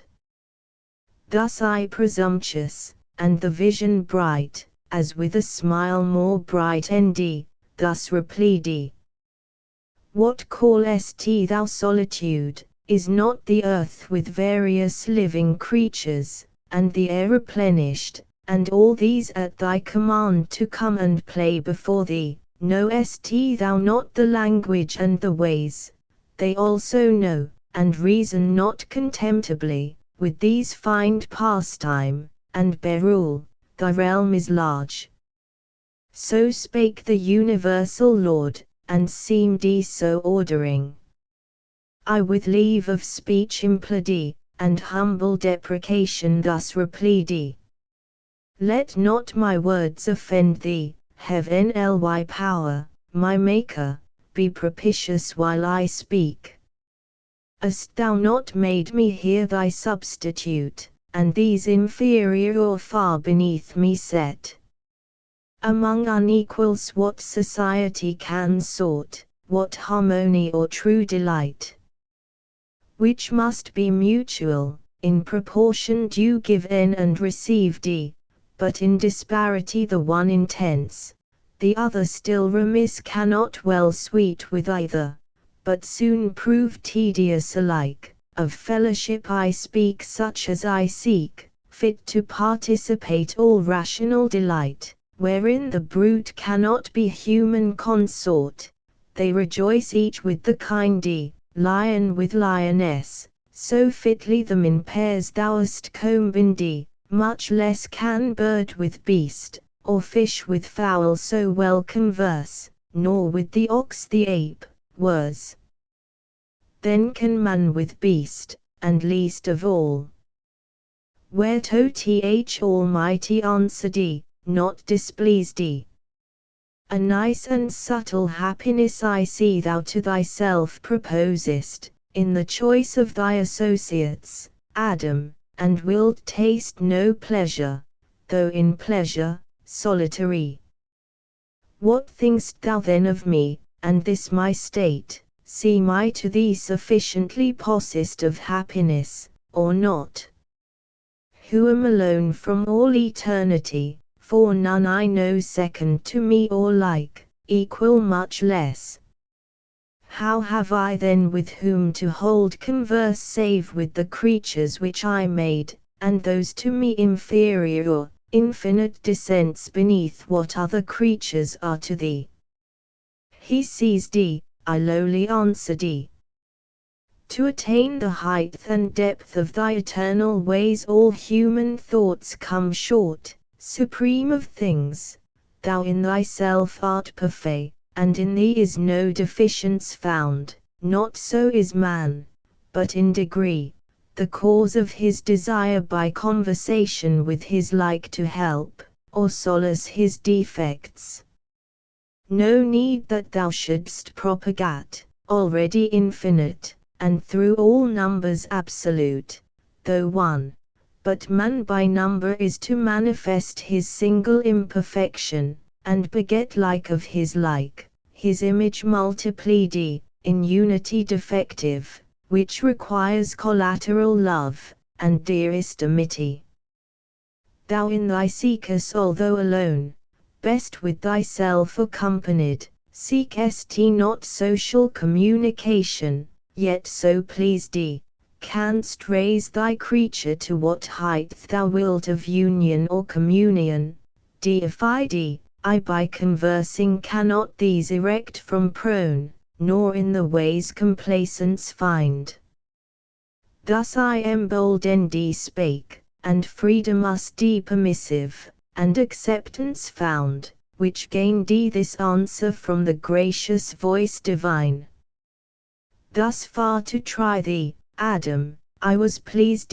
and find thee knowing not of beasts alone, which thou hast rightly named but of thyself, expressing well the spirit within thee free, my image, not imparted to the brute, whose fellowship therefore unmeet for thee good reason was thou freely shouldst dislike, and be so minded still. Ere thou sparkest knew it not good for man to be alone, and no such company as then thou sawest intended thee, for trial only brought, to see how thou couldst judge of fit and meet. What next I bring shall please thee, be as thy likeness, thy fit help, thy other self, thy wish, exactly to thy heart's desire. He ended, or I heard no more, for now my earthly by his heavenly overpowered, which it had long stood under, strained to the height in that celestial colloquy sublime, as with an object that excels the sense, dazed and spent, sunk down, and sought repair of sleep, which instantly fell on me, called by nature as in aid, and closed mine eyes. Mine eyes he closed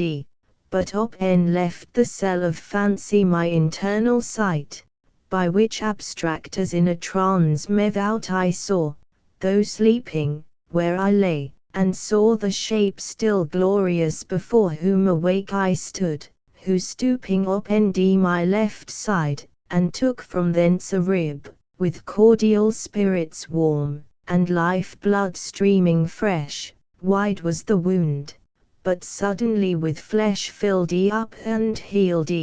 the rib he formed and fashioned with his hands. Under his forming hands a creature grew, man-like, but different sex, so lovely fair, that what seemed fair in all the world, seemed now mean, or in her summed up, in her contained and in her looks, which from that time infused sweetness into my heart, unfelt before, and into all things from her air inspurred the spirit of love and amorous delight. She disappeared, and left me dark. I woke to find her, or forever to deplore her loss, and other pleasures all abjure, when out of hope,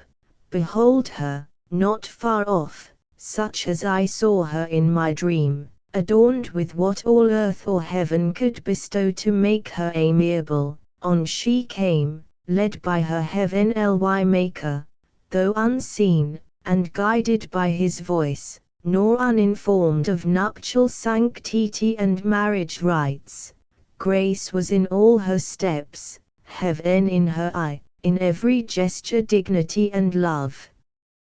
I overjoyed could not forbear aloud. This turneth made amends, thou hast fulfilled thy words, Creator bounteous and benign, giver of all things fair, but fairest this of all thy gifts, nor enviest. I now see bone of my bone, flesh of my flesh, myself before me, woman is her name, of man extracted. For this cause he shall forego father and mother, and to his wife adhere, and they shall be one flesh, one heart, one soul.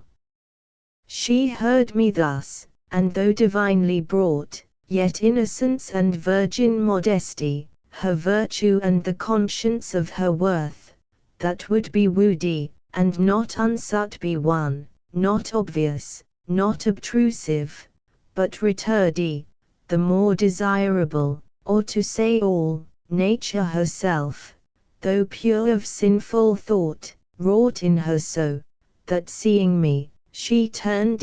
I followed her, she what was on anew, and with obsequious majesty approved my pleaded reason.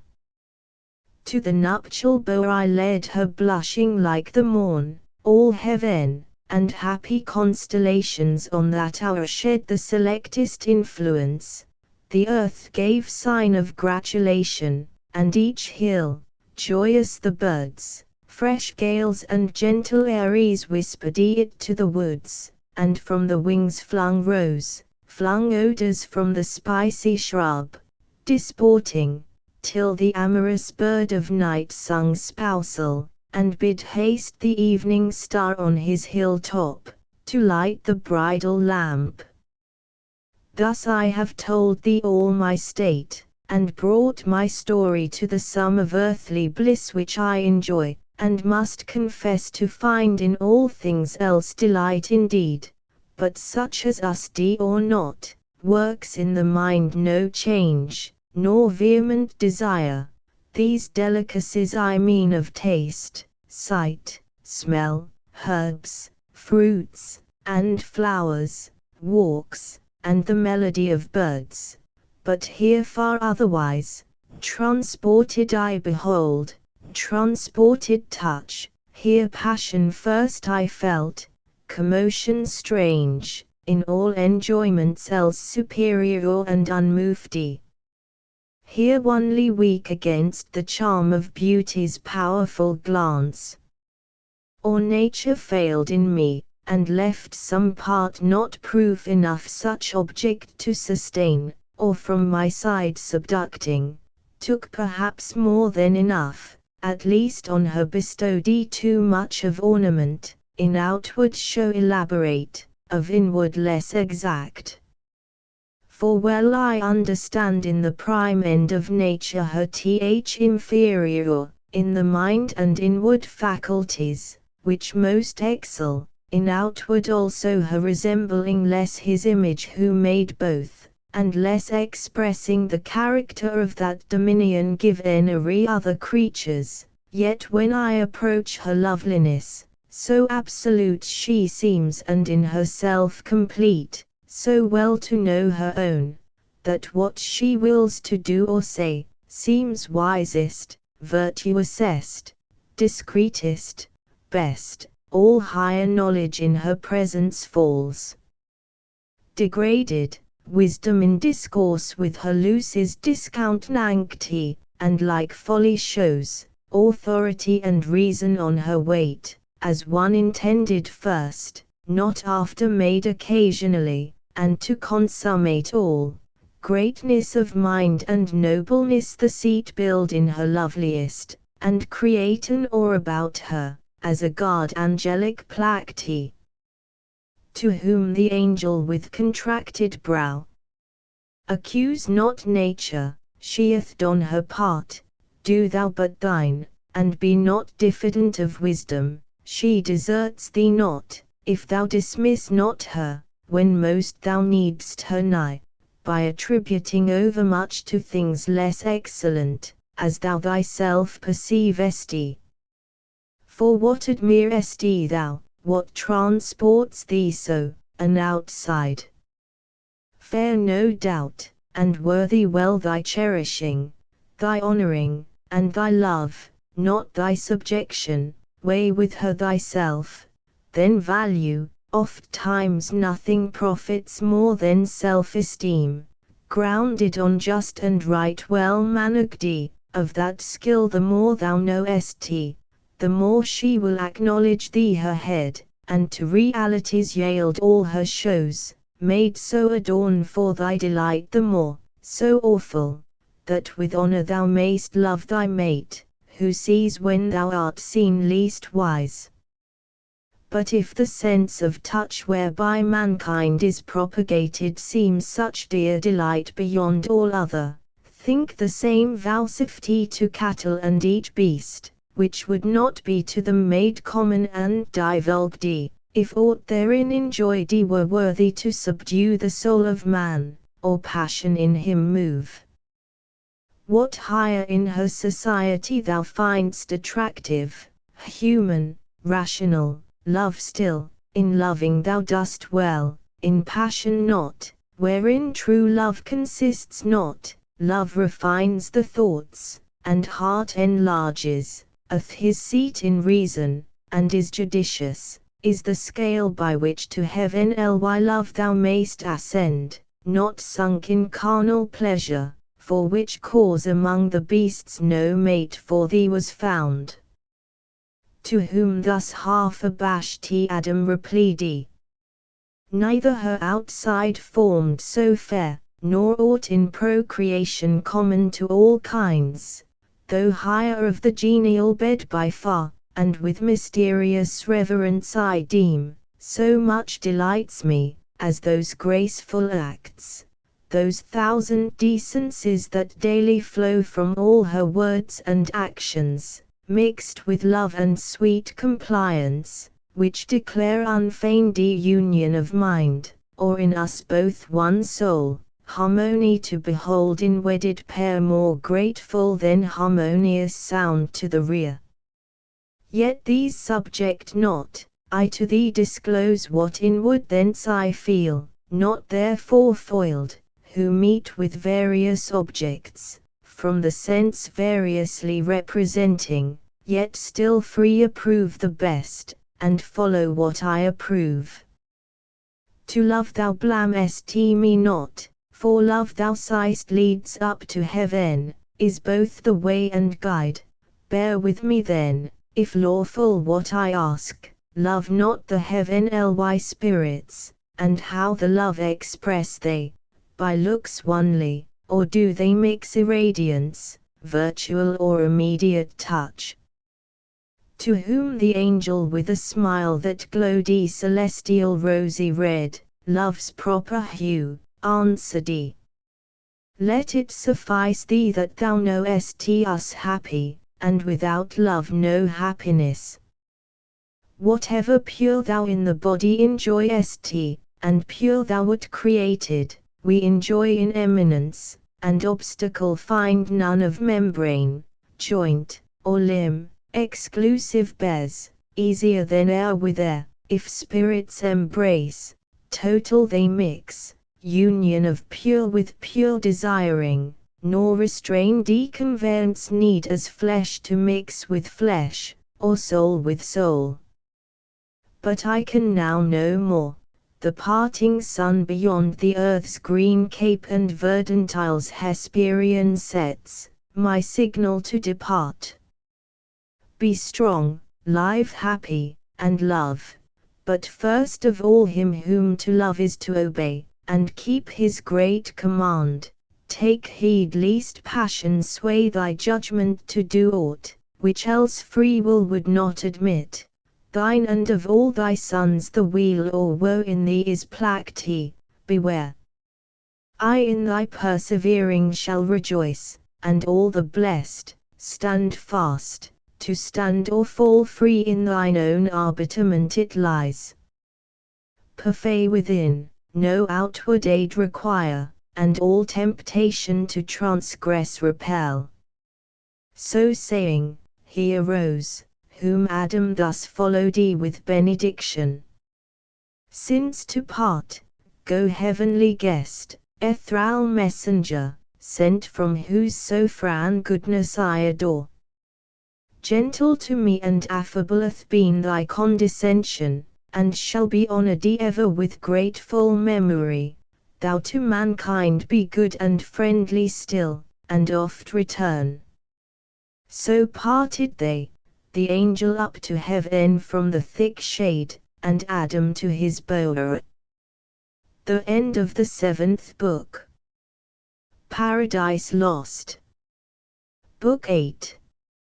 No more of talk where God or angel guessed with man, as with his friend, familiar us to sit indulgent, and with him partake rural repast, permitting him the while venial discourse unblamed. I now must change those notes to tragic, foul distrust, and breach disloyal on the part of man, revolt and disobedience, on the part of heaven now alienated, distance and distaste, anger and just rebuke, and judgment given, that brought into this world a world of woe, sin and her shadow death, and misery.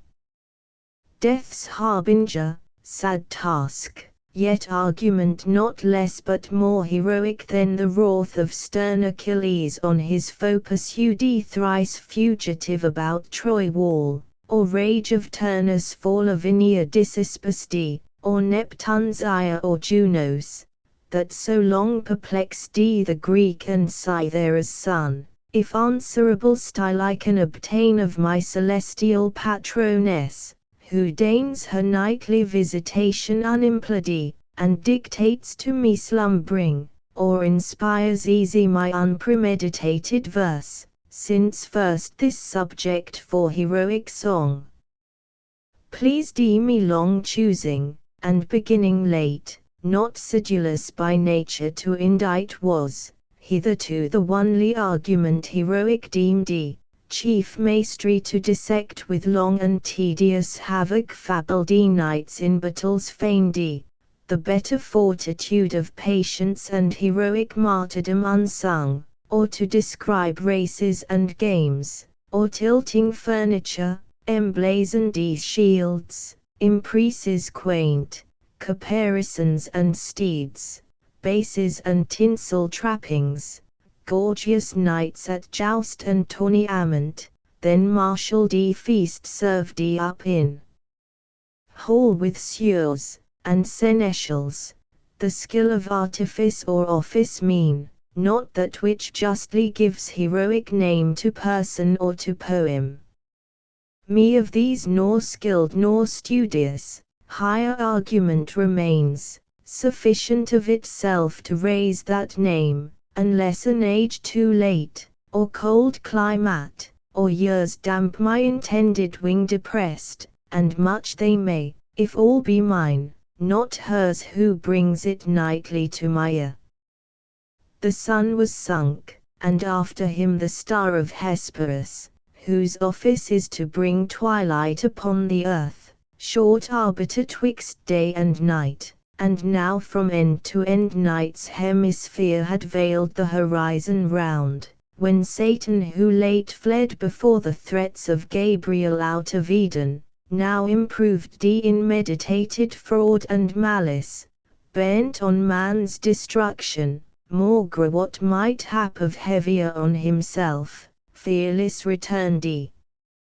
by night he fled, and at midnight returned from compassing the earth, cautious of day, since Uriel regent of the sun discreed his entrance, and forewarned the cherubim that kept the watch. Thence full of anguish driven, the space of 7 continued nights he rode with darkness, thrice the equinoctial line he circled 4 times crossed the car of night from pole to pole, traversing each collure, on the 8th returned and on the coast averse from entrance or cherubic watch, by stealth found unsuspected way. There was a place, now not, though sin, not time, first wrought the change, where Tigris at the foot of paradise into a gulf shot underground, till part rose up a fountain by the tree of life, in with the river sunk, and with it rose Satan involved in rising mist, then sought where to lie hid, see he had certain land from Eden over Pontus, and the pool Maeotis, up beyond the river Ob, downward as far Antarctic, and in length west from Orontes to the ocean Bardi at Darien, thence to the land where flows Ganges and Indus. Thus the orb he roamed with narrow search, and with inspection deep considered every creature, which of all most opportune might serve his whiles, and found the serpent subtlest beast of all the field. Him after long debate, irresolute of thoughts revolved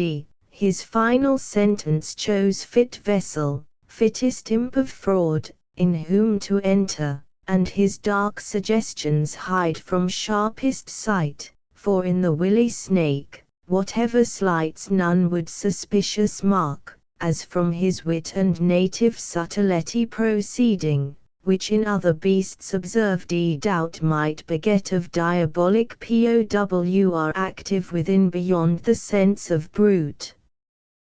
Thus he resolved but first from inward grief his bursting passion into plaints thus poured O earth, how like to heaven, if not preferred more justly, seat worthier of gods, as built with second thoughts, reforming what was old. For what God after better worse would build?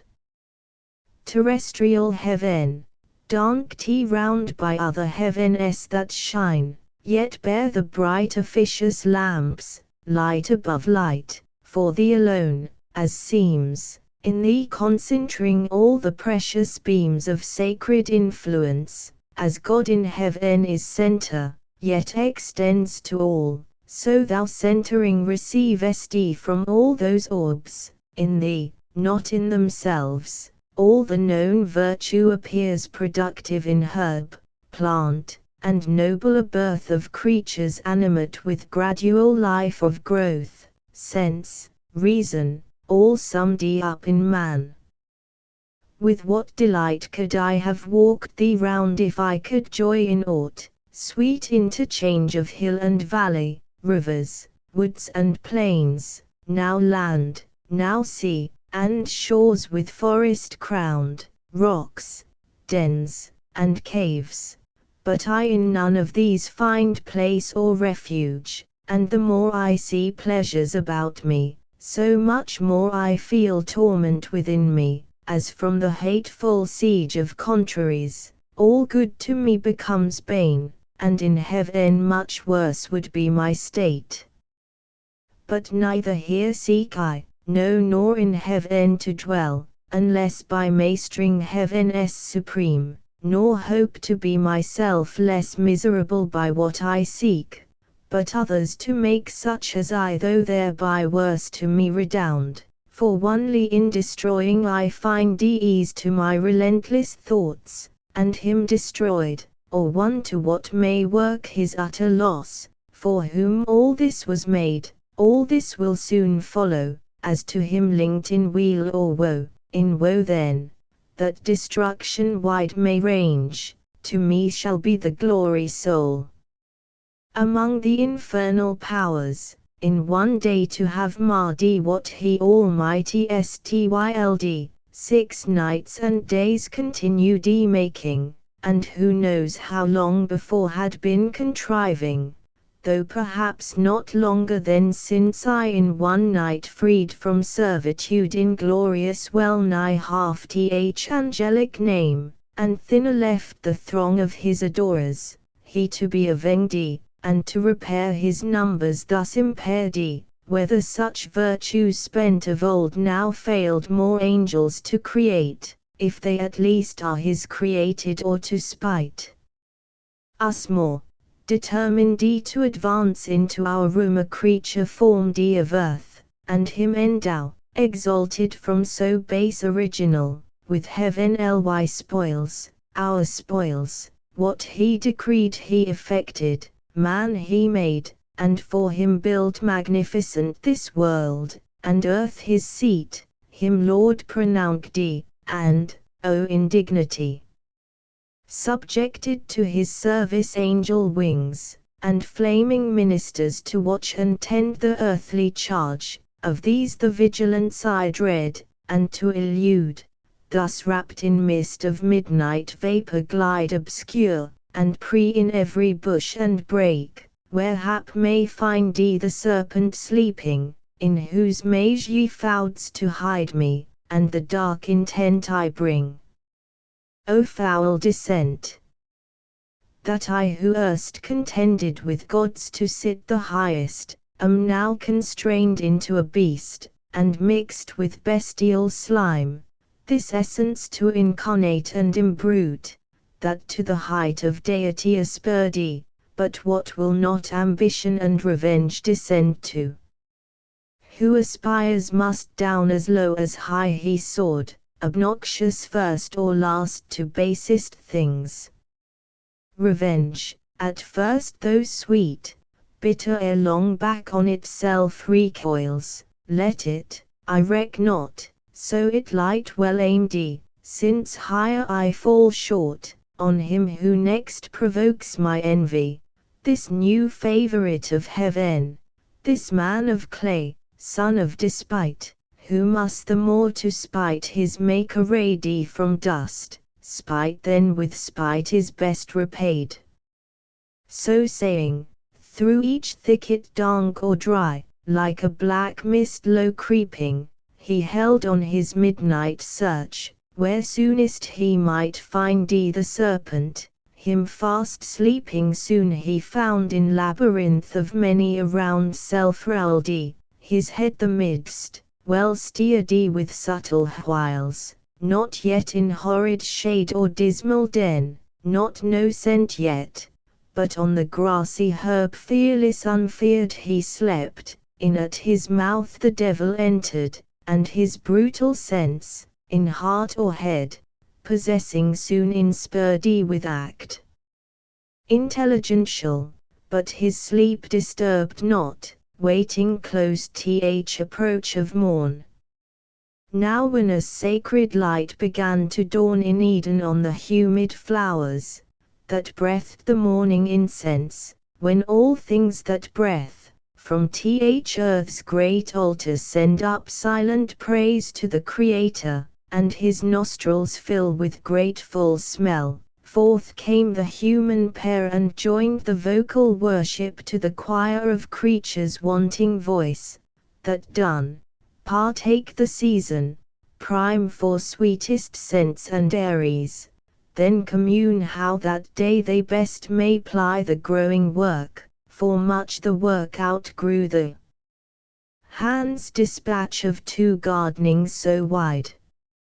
And Eve first to her husband thus began. Adam, well may we labour still to dress this garden, still to tend plant, herb and flower.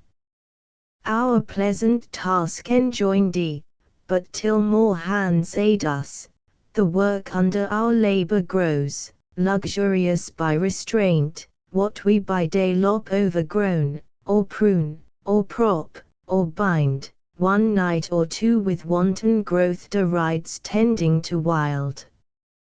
Thou therefore now advise or hear what to my mind first thoughts present, let us divide our labours, thou where choice leads thee, or where most needs, whether to wind the woodbine round this arbour, or direct the clasping ivy where to climb, while I in yonder spring of roses intermixed with myrtle, find what to redress till noon, for while so near each other thus all day our task we choose, what wonder if no near looks intervene and smiles, or object new casual discourse draw on, which intermits our day's work brought to little, though begun early, and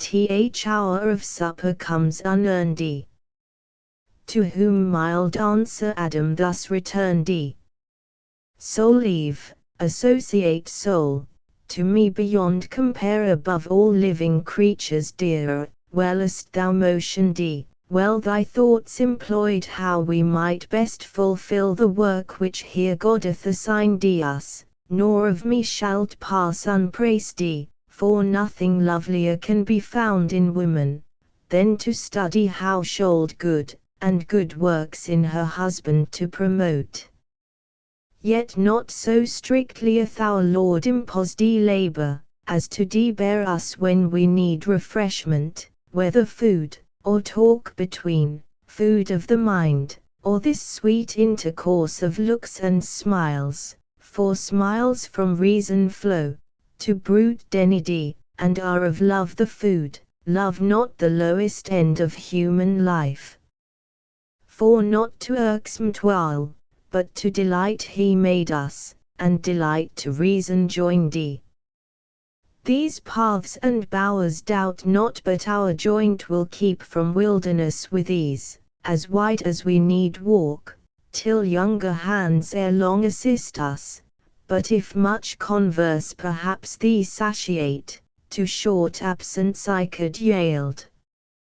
For solitude sometimes is best society, and short retirement urges sweet return.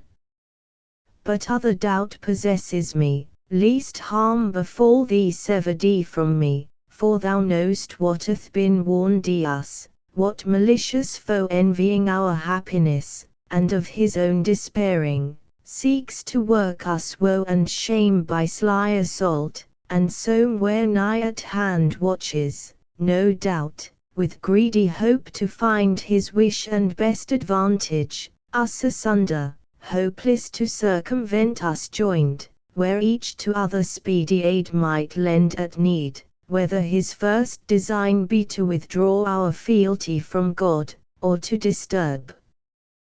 conjugal love, than which perhaps no bliss enjoyed by us excites his envy more, or this, or worse, leave not the faithful side that gave thee being, still shades thee and protects. The wife, where danger or dishonor lurks, safest and seemliest by her husband stays, who guards her, or with her the worst endures. To whom the virgin majesty of Eve, as one who loves, and some unkindness meets, with sweet austere composure thus replied he: Offspring of heaven and earth, and all earth's Lord, that such an enemy we have, who seeks our ruin, both by thee informed I learn, and from the parting angel overheard as in a shady nook I stood behind, just then returned at shut of evening flowers. But that thou shouldst my firmness therefore doubt to God or thee, because we have a foe may tempt it, I expected not to hear. His violence thou fear'st not, being such, as we, not capable of death or pain, can either not receive, or can repel. His fraud is then thy fear, which plain infers thy equal fear that my firm faith and love can by his fraud be sharken or seduct he, thoughts, which how found they harbor in thy breast, Adam, missed out of her to thee so dear. To whom with healing words Adam replied he: Daughter of God and man, immortal Eve, for such thou art, from sin and blame entire, not diffident of thee do I dissuade thy absence from my sight, but to avoid attempt itself, intended by our foe. For he who tempts, though in vain, at least asperses the tempted with dishonor foul, suppose not incorruptible of faith, not proof against temptation, thou thyself with scorn and anger wouldst resent the offered wrong, though ineffectual found, misdeem not then, if such affront I labor to avert from thee alone, which on us both at once the enemy, though bold, will hardly dare, or daring, first on me assault shall light. Nor thou his malice and false guile contemn, subtle he needs must be, who could seduce angels, nor think superfluous others' aid. I from the influence of thy looks receive access in every virtue, in thy sight more wise, more watchful, stronger, if need were of outward strength, while shame, thou looking on, shame to be overcome or overeat would utmost vigor raise, and unite. Why shouldst not thou like sense within thee feel when I am present, and thy trial choose with me, best witness of thy virtue triddy? So spake domestic Adam in his care and matrimonial love, but Eve, who thought less attributed to her faith sincere, thus her reply with accent sweet renewed: If this be our condition, thus to dwell in narrow circuit strait by a foe, subtle or violent, we not endue single with like defense, wherever met, how are we happy, still in fear of harm. But harm precedes not sin, onely our foe tempting affronts us with his foul esteem of our integrity. His foul esteem sticks no dishonor on our front, but turns foul on himself, then wherefore shunned or feared by us. Who rather double honor gain from his surmise proof d false, find d peace within, favor from heaven, our witness from th event. And what is faith, love, virtue unassayed alone, without exterior help sustained? Let us not then suspect our happy state left so imperfect by the Maker wise, as not secure to single or combined. Frail is our happiness, if this be so, and Eden were no Eden thus exposed. To whom thus Adam fervently replied, O woman, best are all things as the will of God ordained them, his creating hand nothing imperfect or deficient left of all that he created, much less man, or aught that might his happy state secure from outward force. Within himself the danger lies, yet lies within his power, against his will he can receive no harm.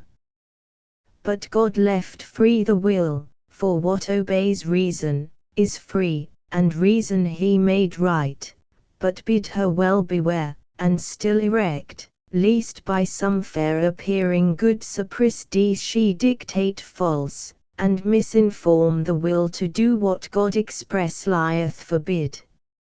Not then mistrust, but tender love enjoins, that I should mind thee oft, and mind thou me. Firm we subsist, yet possible to swerve, since reason not impossibly may meet some specious object by the foe suborned, and fall into deception unaware, not keeping strictest watch, as she was warned. Seek not temptation then, which to avoid were better, and most likely if from me thou sever not, trial will come unsought. Wouldst thou approve thy constancy, approve first thy obedience, th other who can know, not seeing thee attempted, who attest. But if thou think, trial unsought may find us both secure, then thus warned thou seemst, go, for thy stay, not free, absents thee more, go in thy native innocence, rely on what thou hast of virtue, summon all, for God towards thee hath done his part, do thine. So spake the patriarch of mankind, but Eve persisted, yet submiss, though last, replied. With thy permission then, and thus forewarned chiefly by what thy own last reasoning words touched onely, that our trial, when least sought, may find us both perhaps far less prepared, the willinger I go, nor much expect a foe so proud will first the weaker seek, so bent, the more shall shame him his repulse.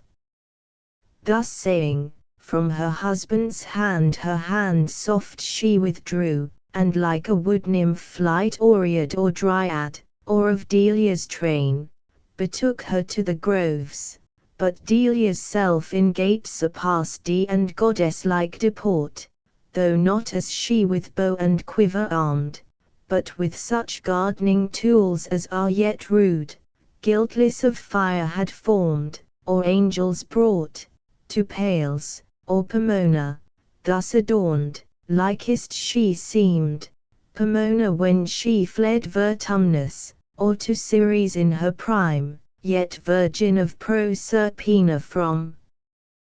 Jove. Her long with ardent look his eye pursued delighted, but desiring more her stay. Oft he to her his charge of quick return, repeated, she to him as often gagged to be returned by noon amid the bower, and all things in best order to invite noontide repast, or afternoon's repose. O much deceived much failing, hapless Eve, of thy presumed return. Event perverse! Thou never from that hour in paradise foundst either sweet repast, or found repose. Such ambush hid among sweet flowers and shades waited with hellish rancour imminent to intercept thy way, or send thee back despoiled of innocence, of faith, of bliss. For now, and since first break of dawn the fiend, mere serpent in appearance, forth was come, and on his quest, where likeliest he might find the onely two of mankind, but in them the whole included race, his purposed prey. In bower and field he sought, where any tuft of grove or garden plot more pleasant lay, the tendance or plantation for delight. By fountain or by shady rivulet he sought them both, but wished his hap might find Eve separate. He wished but not with hope of what so seldom chanced, when to his wish, beyond his hope, Eve separate he spies, veiled in a cloud of fragrance, where she stood, half speedy, so thick the roses bushing round about her glowed, oft stooping to support each flower of slender stalk, whose head though gay carnation, purple, azure, or specked with gold, hung drooping unsustained, them she upstays gently with myrtle band, mindless the while, herself, though fairest unsupported flower, from her best prop so far, and storn so nigh, nearer drew, and many a walk traversed of stateliest covert, cedar, pine, or palm, then voluble and bold, now hid, now seen among thick woven arbores and flowers embedded on each bank, the hand of Eve, spot more delicious than those gardens feigned or of revived Adonis, or renowned Alcinous, host of old Laert's son, or that, not mystic, where the sapient king held dalliance with his fair Egyptian spouse. Much he the place admired, the person more, as one who long in populous city pent, where houses thick and sures annoy the air, forth issuing on a summer's morn, to breathe among the pleasant villages and farms adjoined, from each thing met conceives delight, the smell of grain, or ted grass, or kine, or dairy, each rural sight, each rural sound, if chance with nymph-like step fair virgin pass, what pleasing seemed, for her now pleases more, she most, and in her look sums all delight.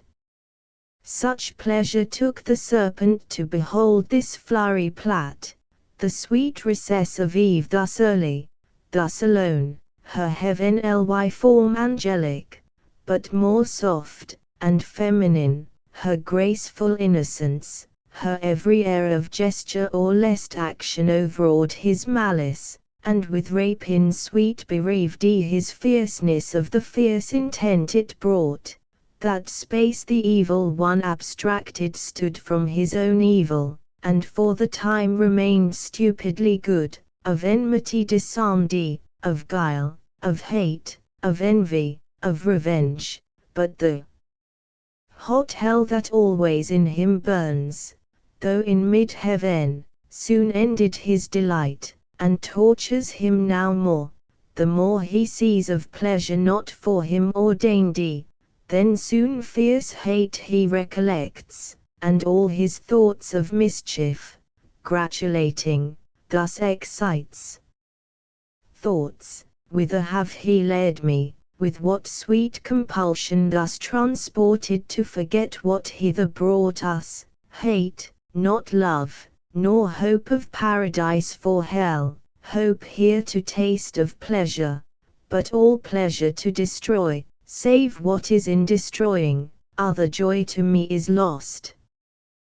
Then let me not let pass occasion which now smiles, behold alone the woman, opportune to all attempts, her husband, for I view far round, not nigh, whose higher intellectual more I shun, and strength, of courage haughty, and of limb heroic built, though of terrestrial mould, foe not informidable, exempt from wound, I not, so mucheth held abasty, and pain enfeebled me, to what I was in heaven. She fair, divinely fair, fit love for gods, not terrible, though terror be in love and beauty, not approached by stronger hate, hate stronger, under show of love well feigned, the way which to her ruin now I tend.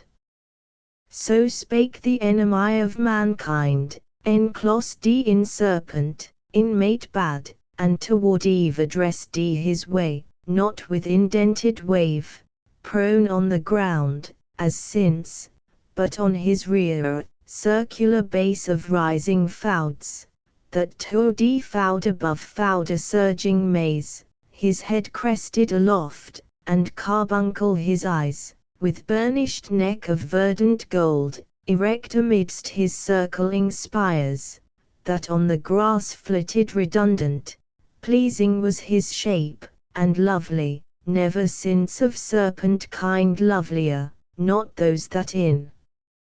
Illyria charmed Hermione and Cadmus, or the god in Epidaurus, nor to which transformed Ammonian Jove, or Capitoline was seen, he with Olympias, this with her who bore Scipio the height of Rome. With tract oblique at first, as one who sought access, but feared to interrupt, sidelong he works his way. As when a ship by skilful steersman wrought nigh river's mouth or foreland, where the wind veers oft, as oft so steers, and shifts her sail, so varied he, and of his tortuous train curled many a wanton wreath in sight of Eve, to lure her eye, she busied heard the sound of rustling leaves,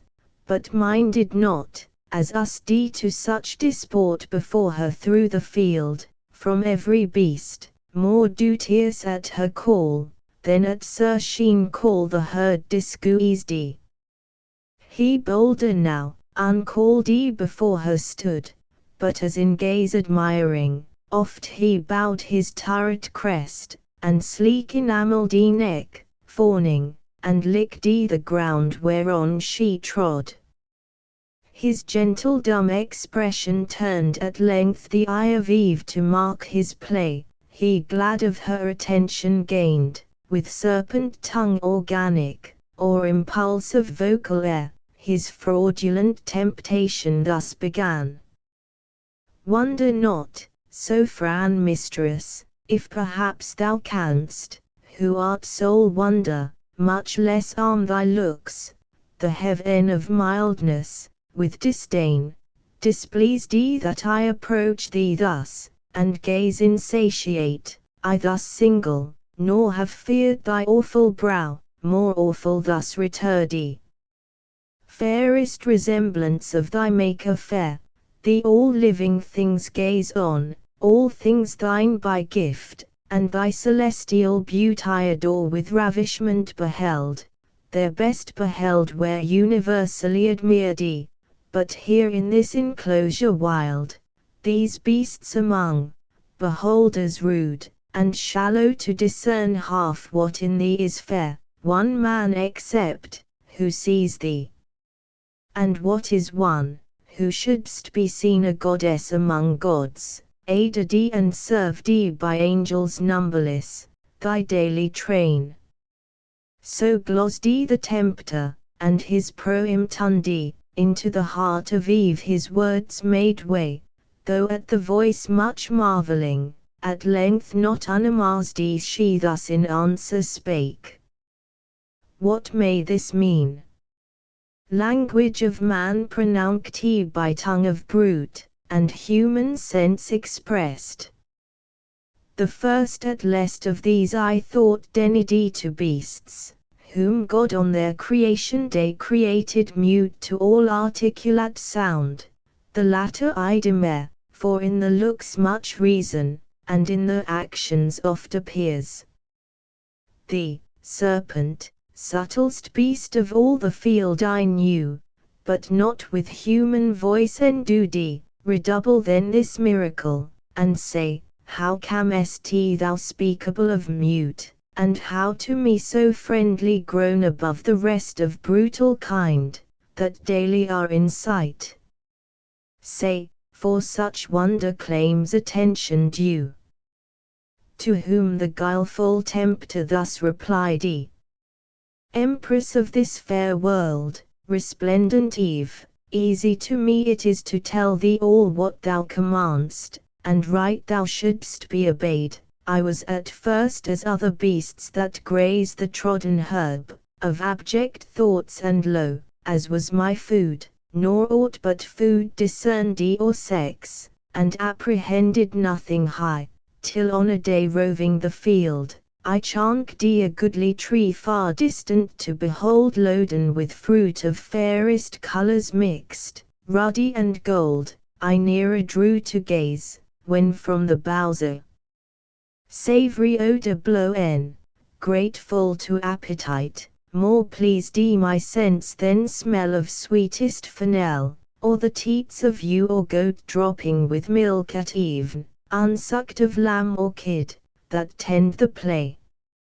To satisfy the sharp desire I had of tasting those fair apples, I resolved not to defer, hunger and thirst at once, powerful persuaders, quick at the scent of that alluring fruit, urged me so keen. About the mossy trunk I wound me soon, for high from ground the branches would require thy utmost reach or Adams. Round the tree all other beasts that saw, with like desire longing and envying stood, but could not reach.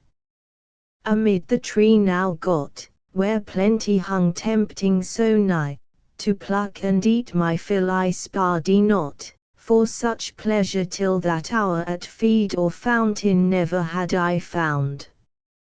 Sated at length, ere long I might perceive strange alteration in me, to degree of reason in my inward powers, and speech wanted not long, though to this shape retained. Thenceforth to speculations high or deep I turned my thoughts, and with capacious mind considered all things visible in heaven, or earth, or middle, all things fair and good, but all that fair and good in thy divine semblance, and in thy beauties heavenly united I beheld, no fair to thine equivalent or second, which compelled me thus, though importune perhaps, to come and gaze, and worship thee of right declared so fran of creatures, universal dame. So talked the spirited sly snake, and Eve yet more amazed unwary thus replied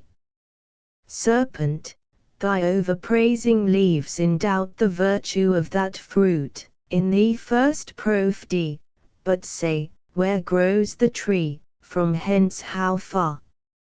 For many are the trees of God that grow in paradise, and various, yet unknown to us, in such abundance lies our choice, as leaves a greater store of fruit untouched, still hanging incorruptible, till men grow up to the provision, and more hands help to disburden nature of her breath. To whom the willy adder, blithe and glad, Empress, the way is ready, and not long, beyond a row of myrtles, on a flat, fast by a fountain, one small thicket past of blowing myrrh and balm. If thou accept my conduct, I can bring thee thither soon. Lead then, said Eve. He leading swiftly round in tangles, and make intricate seem straight, to mischief swift.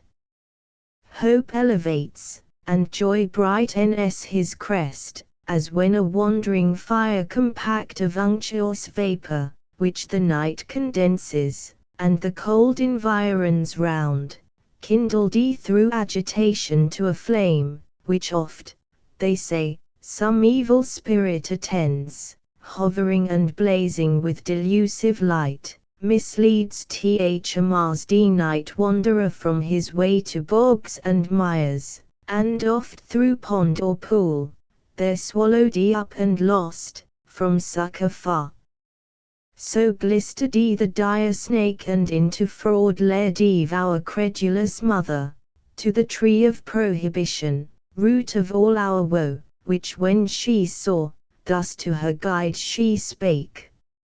Serpent, we might have sparred ye our coming hither, fruitless to me, though fruit be here to excess, the credit of whose virtue rest with thee, wondrous indeed, if cause of such effects. But of this tree we may not taste nor touch, God so commanded, and left that command sole daughter of his voice, the rest, we live law to ourselves, our reason is our law. To whom the tempter guilefully replied, indeed, hath God then said that of the fruit of all these garden trees ye shall not eat, yet Lords declared ye of all in earth or air. To whom thus Eve yet sinless, of the fruit of each tree in the garden we may eat, but of the fruit of this fair tree amidst the garden, God hath said, ye shall not eat thereof, nor shall ye touch it, lest ye die.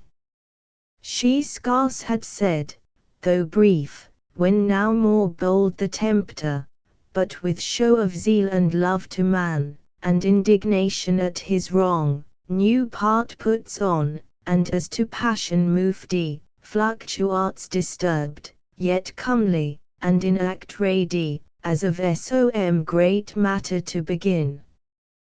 As when of old some orator renowned in Athens or free Rome, where eloquence flourished, since mute, to some great cause addressed, stood in himself collected, while each part, motion, each act one audience ere the tongue, sometimes in height began, as no delay of preface brooking through his zeal of right. So standing, moving, or to height upgrown the tempter all impassioned thus began. O sacred, wise, and wisdom-giving plant, mother of science, now I feel thy power within me clear, not only to discern things in the causes, but to trace the ways of highest agents, deemed however wise. Queen of this universe, do not believe those rigid threats of death, ye shall not die, how should ye? By the fruit. It gives you life to knowledge. By the threatener, look on me, me who have touched ye and tasted, yet both live, and life more parfait have attained than fate meant me, by venturing higher than my lot. Shall that be shut to man, which to the beast is open? Or will God incense his ire for such a pretty trespass, and not praise rather your dauntless virtue, whom the pain of death denounced he, whatever thing death be, deterred not from achieving what might lead to happier life, knowledge of good and evil, of good, how just. Of evil, if what is evil be real, why not known, since easier shunned? God therefore cannot hurt ye, and be just, not God, not feared then, nor obeyed, your fear itself of death removes the fearer. Why then was this forbid? Why but to awe, why but to keep ye low and ignorant, his worshippers? He knows that in the day ye eat thereof, your eyes that seem so clear, yet are but dim, shall perfectly be then opened and cleared, and ye shall be as gods, knowing both good and evil as they know. That ye should be as gods, since I as man, internal man, is but proportion meet, I of brute human, ye of human gods. So ye shall die perhaps, by putting off human, to put on gods, death to be wished, though threatened, which no worse than this can bring. And what are gods that man may not become as they, participating godlike food? The gods are first, and that advantage use on our belief, that all from them proceeds, I question it, for this fair earth I see, warmed by the sun, producing every kind, them nothing, if they all things, who enclose knowledge of good and evil in this tree, that whoso eats thereof, forthwith attains wisdom without their leave. And wherein lies offense, that man should thus attain to know? What can your knowledge hurt him, or this tree impart against his will if all be his? Or is it envy, and can envy dwell in heavenly breasts? These and many more causes import your need of this fair fruit. Goddess humane, reach then, and freely taste. He ended, and his words replete with guile into her heart too easy entrance one, fixed on the fruit she gazed, which to behold might tempt alone, and in her ears the sound yet rung of his persuasive words, impregned with reason, to her seeming, and with truth. Meanwhile the hour of noon drew on, and waked an eager appetite, rayed by the smell so savory of that fruit, which with desire, inclinable now grown to touch or taste, solicited her longing eye, yet first pausing a while, thus to her self she mused, great are thy virtues, doubtless, best of fruits, though kept from man, and worthy to be admired, whose taste, too long forborne, at first assay gave elocution to the mute, and taught the tongue not made for speech to speak thy praise. Thy praise he also who forbids thy use, conceals not from us, naming thee the tree of knowledge, knowledge both of good and evil, forbids us then to taste, but his forbidding commends thee more, while it infers the good by thee communicated, and our want, for good unknown, sure is not had, or had and yet unknown, is as not had at all. In plain then, what forbids he but to know, forbids us good, forbids us to be wise. Such prohibitions bind thee not. But if death bind us with after bands, what profits then our inward freedom? In the day we eat of this fair fruit, our doom is, we shall die. How dies the serpent? He hath eaten and lives, and knows, and speaks, and reasons, and discerns, irrational till then. For us alone was death invented. Or to us dened this intellectual food, for beasts reserved. For beasts it seems, yet that one beast which first hath tasted, envies not, but brings with joy the good befallen him, author unsuspect, friendly to man, far from deceit or guile. What fear I then? Rather what know to fear under this ignorance of good and evil, of God or death, of law or penalty. Here grows the cure of all, this fruit divine, fair to the eye, inviting to the taste, of virtue to make wise. What hinders then to reach, and feed at once both body and mind? So saying, her rush hand in evil hour forth reaching to the fruit, she plucked, she eat, earth felt the wound, and nature from her seat sighing through all her works gave signs of woe, that all was lost. Back to the thicket slunk the guilty serpent, and well might, For Eve intent now wholly on her taste, naught else regarded, such delight till then, as seemed, in fruits she never tasted, whether true or fancied so, through expectation high of knowledge, nor was Godhead from her thought. Greedily she ingorged without restraint, and knew not eating death, satiate at length, and heightened as with wine, jocund and boon, thus to herself she pleasingly began.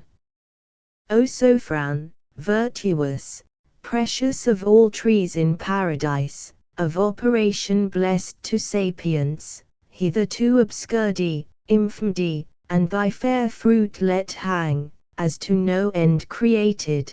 but henceforth my early care, not without song, each morning, and due praise shall tend thee, and the fertile burdens of thy full branches offer thee free to all, till dieted by thee I grow mature in knowledge, as the gods who all things know, though others envy what they cannot give, for had the gift been theirs, it had not here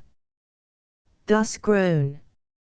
Experience, next to thee O best guide, not following thee, I had remained in ignorance, thou openest wisdom's way, and givest access, though secret she retire. And I perhaps am secret, heaven is high, high and remote to see from thence distinct each thing on earth, and other care perhaps may have diverted from continual watch our great forbidder, safe with all his spies about him. But to Adam in what sort shall I appear?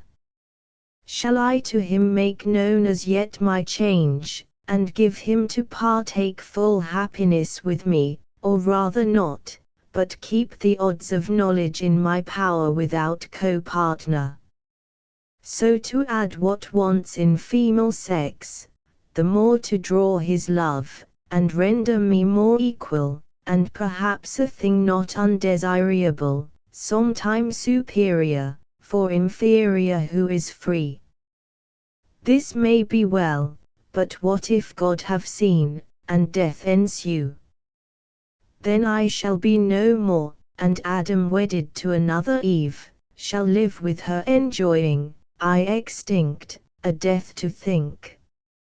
Confirmed then I resolve, Adam shall share with me in bliss or woe, so dear I love him, that with him all deaths I could endure, without him live no life.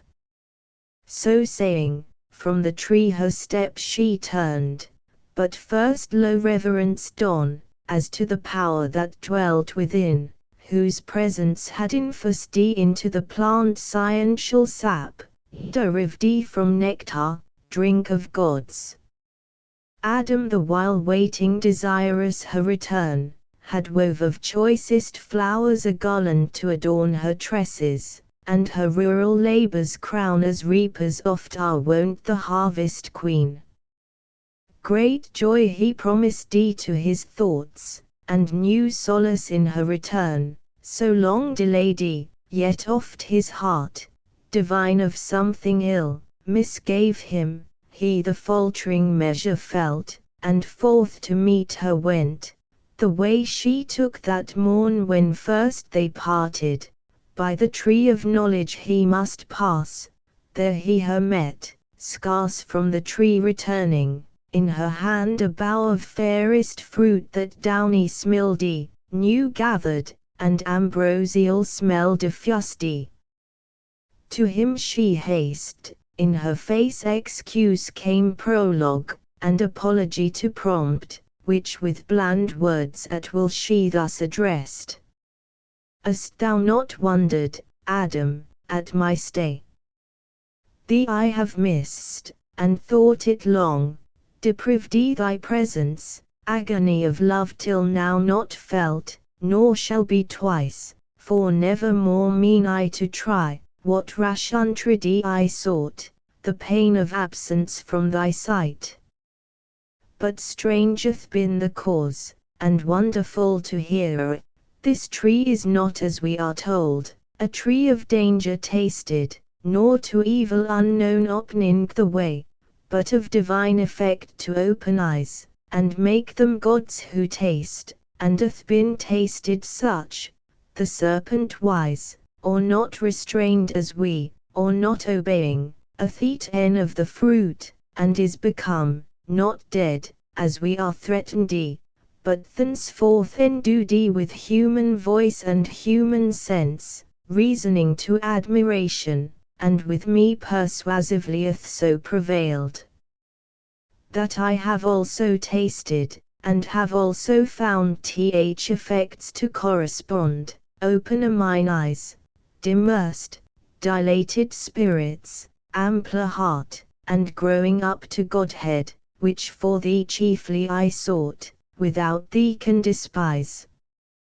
For bliss, as thou hast part, to me is bliss, tedious, unshardy with thee, and odious soon. Thou therefore also taste, that equal lot may join us, equal joy, as equal love, least thou not tasting, different degree disjoin us, and I then too late renounce deity for thee, when fate will not permit. Thus Eve with countenance blithe her story told, but in her cheek distemper flushing glowed. On th other side, Adam, soon as he heard the fatal trespass done by Eve, amazed, astonied stood and blank, while horror chill ran through his veins, and all his joints relaxed, from his slack hand the garland wreath for Eve down dropped, and all the faded roses shed, speechless he stood and pale, till thus at length first to himself he inward silence broke. O fairest of creation, last and best of all God's works, creature in whom excelled whatever can to fight or thought be found, holy, divine, good, amiable, or sweet. How art thou lost, how on a sudden lost, defacti, deflowered, and now to death devote. Rather how hast thou yielded to transgress the strict forbiddance, how to violate the sacred fruit forbidden. Som cursed fraud of enemieth begildy thee, yet unknown, and me with thee athruined, for with thee certain my resolution is to die. How can I live without thee, how forego thy sweet converse and love so dearly joined, to live again in these wild woods forlorn? Should God create another Eve, and I another rib afford, yet loss of thee would never from my heart, no, I feel the link of nature draw me, flesh of flesh, bone of my bone thou art, and from thy state mine never shall be parted, bliss or woe. So having said, as one from sad dismay recomforted, and after thoughts disturbed submitting to what seemed remediless, thus in calm mood his words to Eve he turned. Bold deed thou hast presumed, adventurous Eve, and peril great provoked he, who thus hast dard had it been onely coveting to eye that sacred fruit, sacred to abstinence, much more to taste it under ban to touch. But past who can recall, or don undo? Not God omnipotent, for fate, yet so perhaps thou shalt not die, perhaps the fact is not so heinous now, for tasted fruit, profaned first by the serpent, by him first made common and unhallowed, ere one tastes, nor yet on him found deadly, he yet lives, as thou saidst, and gains to live as man higher degree of life, inducement strong to us, as likely tasting to attain proportional assent, which cannot be but to be gods, or angels demigods. Nor can I think that God, Creator wise, though threatening, will in earnest so destroy us his prime creatures, dignified so high, set over all his works, which in our fall, for us created, needs with us must fail, dependent made, so God shall uncreate, be frustrate, do, undo, and labor loose, not well conceived of God, who though his power creation could repeat, yet would be loath us to abolish, lest the adversary triumph and say, fickle their state whom God most favors, who can please him. Long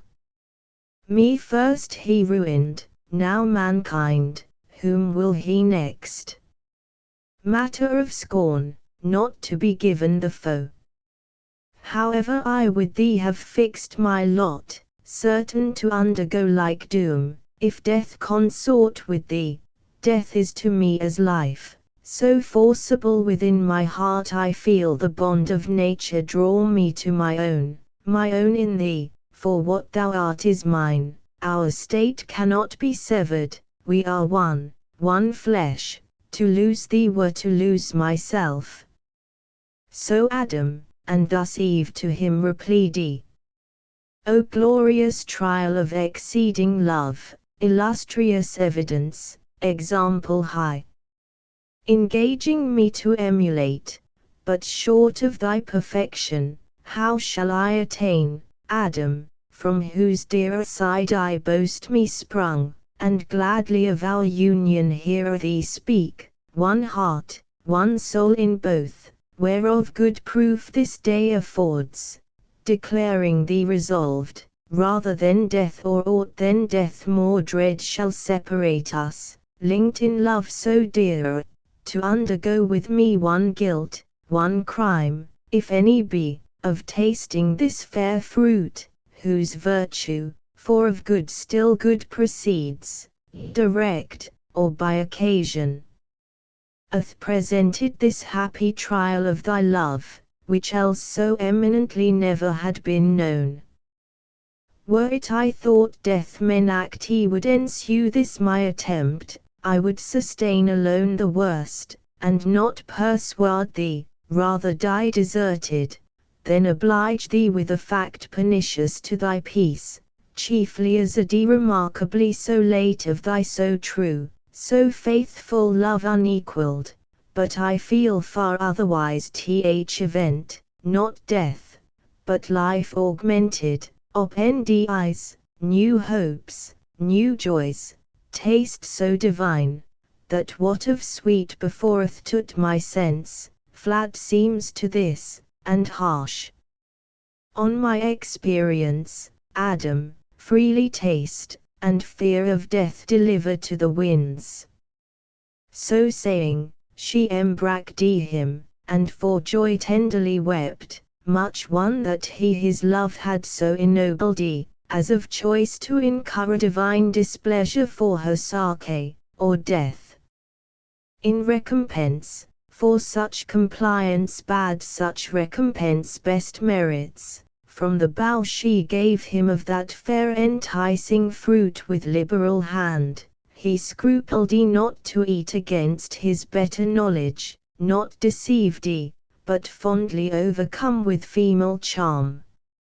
Earth trembled from her entrails, as again in pangs, and nature gave a second groan, skie lodi, and muttering thunder, som sad drops wept at completing of the mortal sin original, while Adam took no thought, eating his fill, nor Eve to iterate her former trespass feared, the more to soothe him with her loved society, that now as with new wine intoxicated both they swim in mirth, and fancy that they feel divinity within them breeding wings wherewith to scorn the earth, but that false fruit.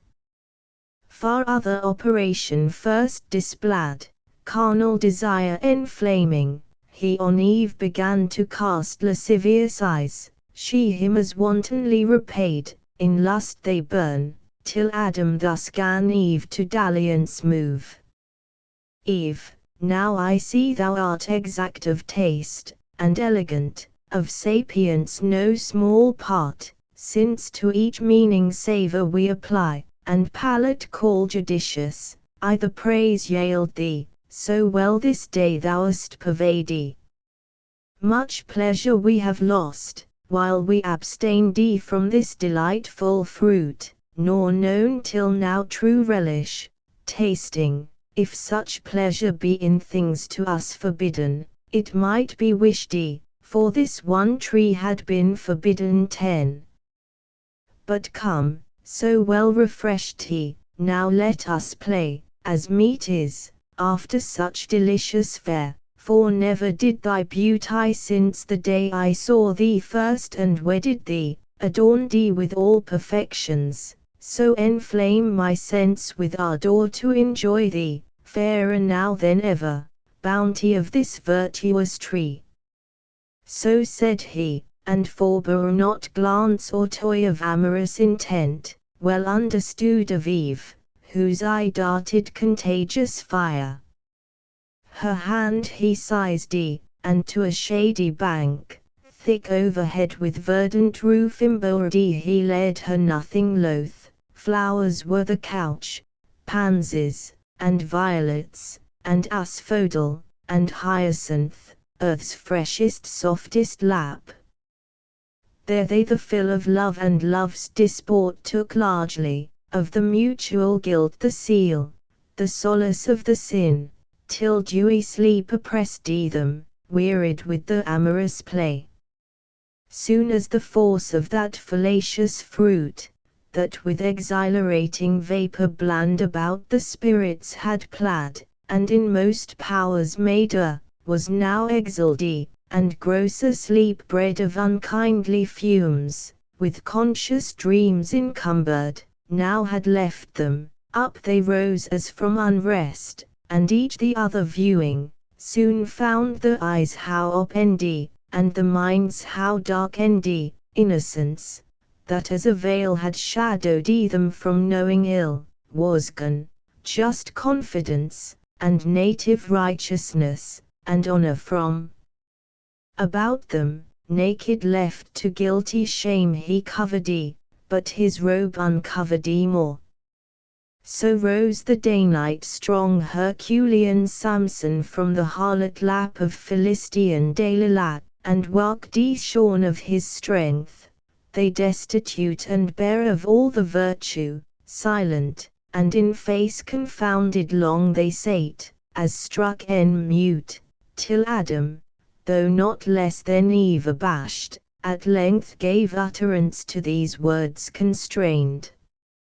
O Eve, in evil hour thou didst give care to that false worm, of whomsoever taught to counterfeit man's voice, true in our fall, false in our promised rising, since our eyes opened we find indeed, and find we know both good and evil, good lost and evil got, bad fruit of knowledge, if this be to know, which leaves us naked thus, of honour void, of innocence, of faith, of purity, our wonted ornaments now soiled and stained, and in our faces evident the scenes of foul concupiscence, whence evil store. Even shame, the last of evils, of the first be sure then. How shall I behold the face henceforth of God or angel, erst with joy and rapture so oft beheld?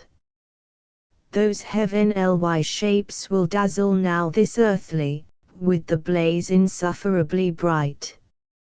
O might I here in solitude live savage, in some glad obscurity, where highest woods impenetrable to star or sunlight, spread the umbrage broad, and brown as evening, cover me ye pines, ye cedars, with innumerable boughs hide me, where I may never see them more.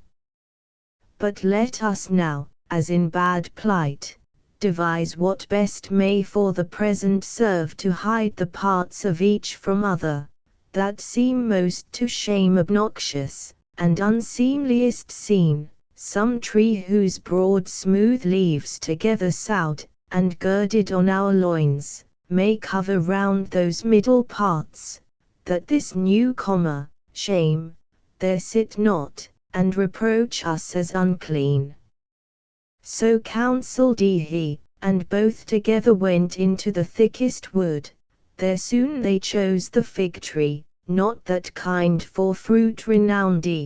but such as at this day to Indians known in Malabar or Deccan spreads her arms branching so broad and long, that in the ground the bended twigs take root, and daughters grow about the mother tree, a pillared shade high overarched he, and echoing walks between. There oft the Indian herdsman shunning heat shelters in cool, and tends his pasturing herds at loopholes. Cut through thickest shade, those leaves they gathered, broad as Amazonian Taj, and with what skill they had, together sewed, to gird the waist, vain covering if to hide the guilt and dreaded shame. Oh, how unlike to that first naked glory! Such of late Columbus found American to girt with fet herd cincture, naked else and wild among the trees on hills and woody shores. Thus fenked he, and as they thought, the shame in part covered, but not at rest or ease of mind, they sate them down to weep, nor onely tears rained at the eyes, but high winds worse within began to rise, high passions, anger, hate, mistrust, suspicion, discord, and shook sore the inward state of mind, calm region once and full of peace, now tossed and turbulent, for understanding ruled not, and the will heard not her law, both in subjection now to sensual appetite, who from beneath usurping over sovereign reason claimed superior sway, from thus distempered breast, Adam, estranged in look and altered style, speech intermitted thus to Eve renewed. Would thou hadst hearkened to my words, and starred with me, as I besought thee, when that strange desire of wandering this unhappy morn, I know not whence possessed thee, we had then remained still happy, not as now, despoiled of all our good, shamed, naked, miserable. Let none henceforth seek needless cause to approve the faith they owe, when earnestly they seek such proof, conclude, they then begin to fail. To whom soon moved with touch of blame thus Eve: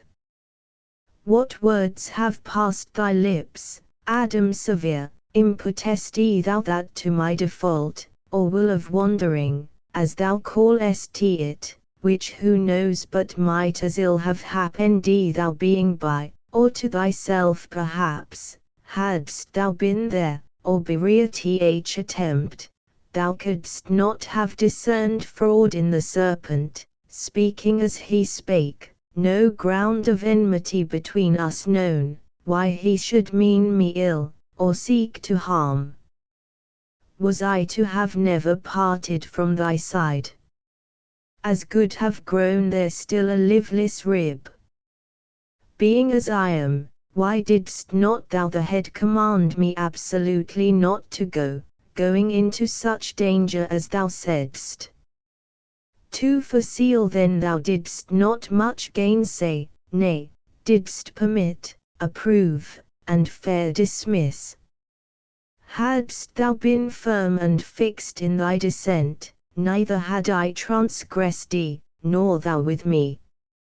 To whom then first incensed Adam replied: Is this the love, is the recompense of mine to thee, ingrateful Eve, expressed immutable when thou wert lost, not I, who might have lived and enjoyed immortal bliss, yet willingly chose rather death with thee, and am I now upbraided, as the cause of thy transgressing? Not enough severe, it seems, in thy restraint, what could I more? I warned thee, I admonished thee, foretold the danger, and the lurking enemy that lay in wait, beyond this had been force, and force upon free willeth here no place.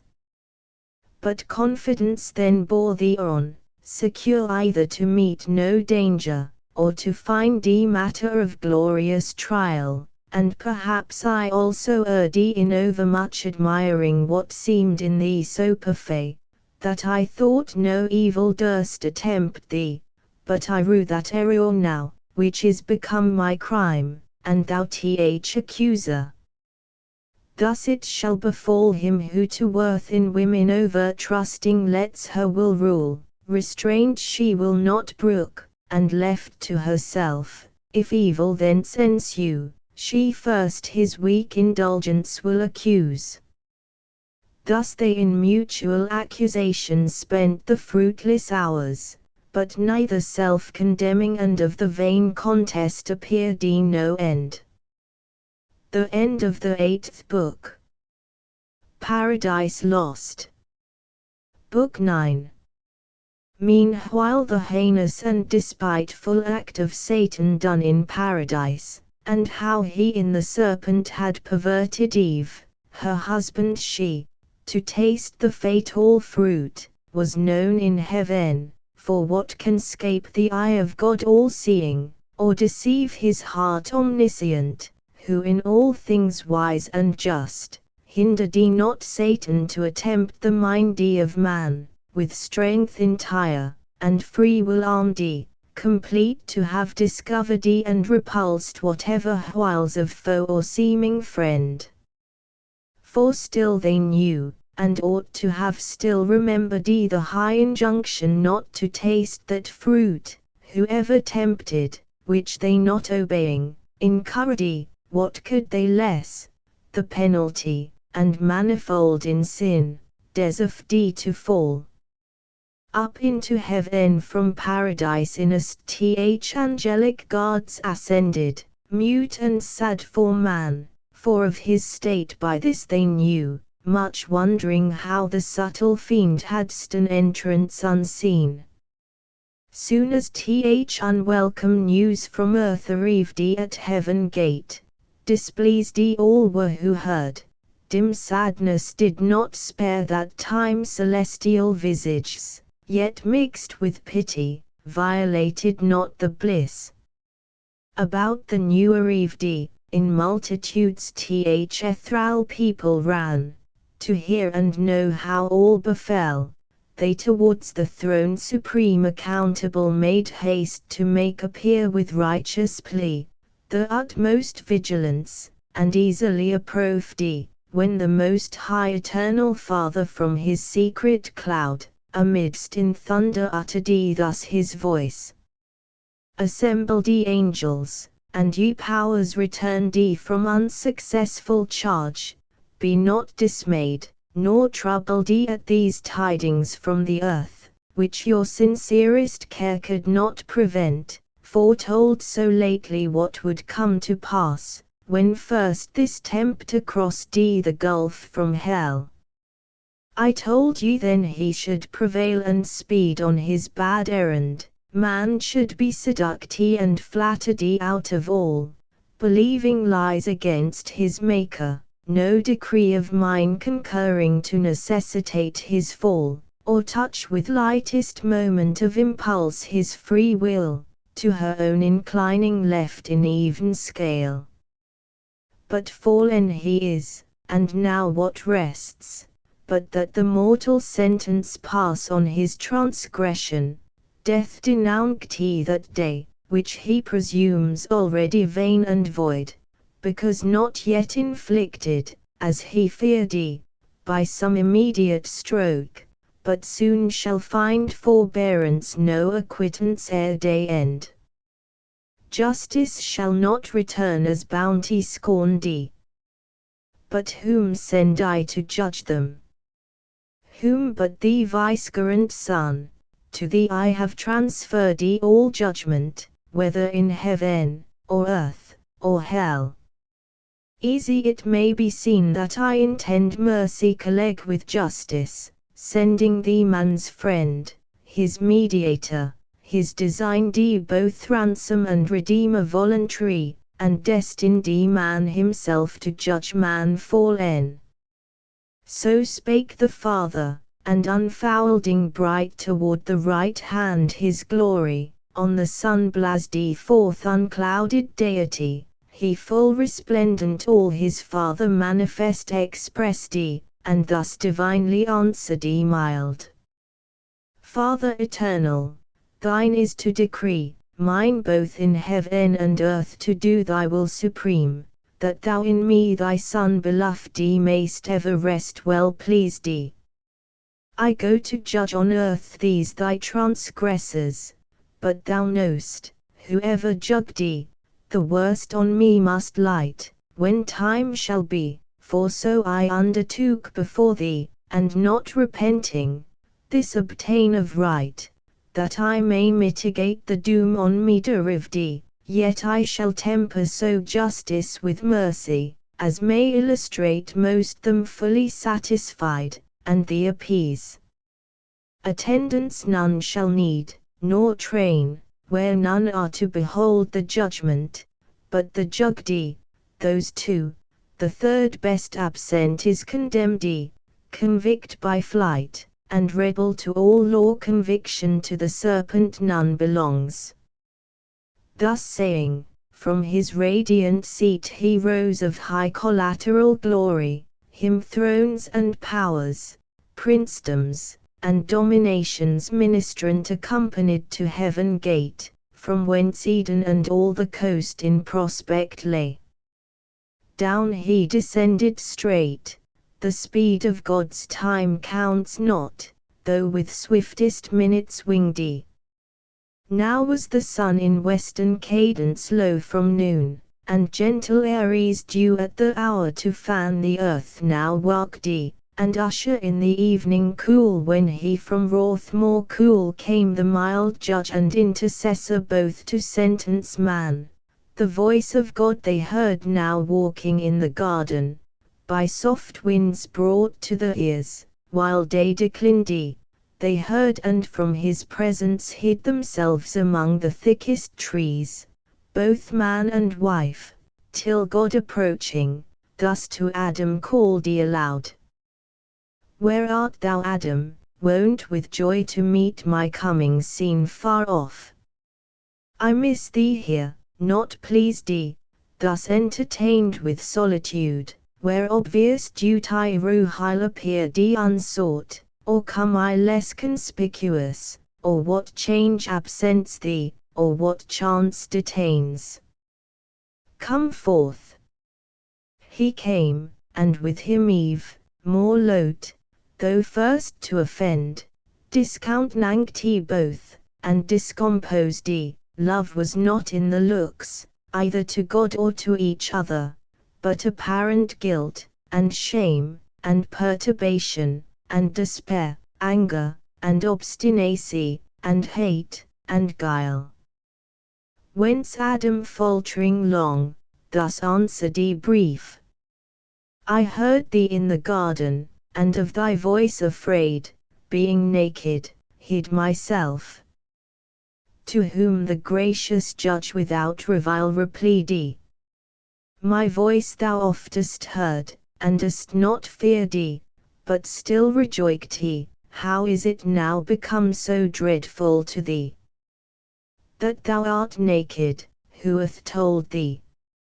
Hast thou eaten of the tree whereof I gave thee charge thou shouldst not eat? To whom thus Adam sore beset replied, O heaven! In evil strait this day I stand before my judge, either to undergo myself the total crime, or to accuse my other self, the partner of my life, whose failing, while her faith to me remains, I should conceal, and not expose to blame by my complaint, but strict necessity subdues me, and calamitous constraint, least on my head both sin and punishment, however insupportable, be all devolved. Though should I hold my peace, yet thou wouldst easily detect what I conceal.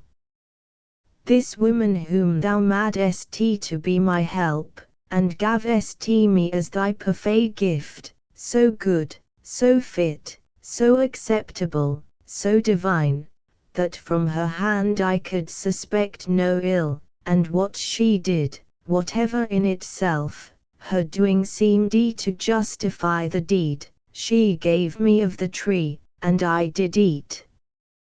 To whom the sovereign presence thus replied, was she thy God, that her thou didst obey before his voice, or was she made thy guide, superior, or but equal, that to her thou didst resign thy manhood, and the place wherein God set thee above her made of thee, and for thee, whose perfection far excelled hers in all real dignity, adorned she was indeed, and lovely to attract thy love, not thy subjection, and her gifts were such as under government well seemed unseemly to bear rule, which was thy part and person, hadst thou known thy self aright. So having said, he thus to Eve in few, say woman, what is this which thou hast done? To whom sad Eve with shame nigh overwhelmed, confessing soon, yet not before her judge bold or loquacious, thus abashed replied,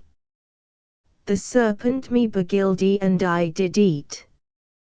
Which when the Lord God heard, without delay to judgment he proceeded on accused serpent though brute, unable to transfer the guilt on him who made him instrument of mischief, and polluted from the end of his creation, justly then accursed, as vitiated in nature, more to no concerned not man, since he no further knew, nor altered his offense, yet God at last to Satan first in sin his doom applied, though in mysterious terms, judged as then best, and on the serpent thus his curse let fall. Because thou hast done this, thou art accursed above all cattle, each beast of the field, upon thy belly grovelling thou shalt go, and dust shalt eat all the days of thy life. Between thee and the woman I will put enmity, and between thine and her seed shall bruise thy head, thou bruise his heel. So spake this oracle, then verified when Jesus son of Mary second Eve, saw Satan fall like lightning down from heaven, prince of the air, then rising from his grave spoiled principalities and powers, triumphed in open show, and with ascension bright captivity led captive through the air, the realm itself of Satan long usurped, whom he shall tread at last under our feet, even he who now foretold his fatal bruise, and to the woman thus his sentence turned. Thy sorrow I will greatly multiply by thy conception, children thou shalt bring in sorrow forth, and to thy husbands will thine shall submit, he over thee shall rule. On Adam last thus judgment he pronounced, because thou hast hearkened to the voice of thy wife, and eaten of the tree concerning which I charged thee, saying, thou shalt not eat thereof, cursed is the ground for thy sake, thou in sorrow shalt eat thereof all the days of thy life, thorns also and thistles it shall bring thee forth unbid, and thou shalt eat herb of field, in the sweat of thy face shalt thou eat bread, till thou return unto the ground, for thou out of the ground wast taken, know thy birth, for dust thou art, and shalt to dust return. So judged he man, both judge and Saviour sent, and instant stroke of death denounced that day removed far off, then pitying how they stood before him naked to the air, that now must suffer change, disdained not to begin thenceforth the form of servant to assume, as when he washed his servant's feet, so now as father of his family he clad the nakedness with skins of beasts, or slain, or as the snake with youthful coat repaid, and thought not much to clothe his enemies, nor he the outward only with the skins of beasts, but inward nakedness, much more opprobrious, with his robe of righteousness, arraying covered from his father's sight. To him with swift ascent he up returned, into his blissful bosom reassumed in glory as of old, to him appeased all, though all knowing, what had passed with man recounted, mixing intercessions sweet.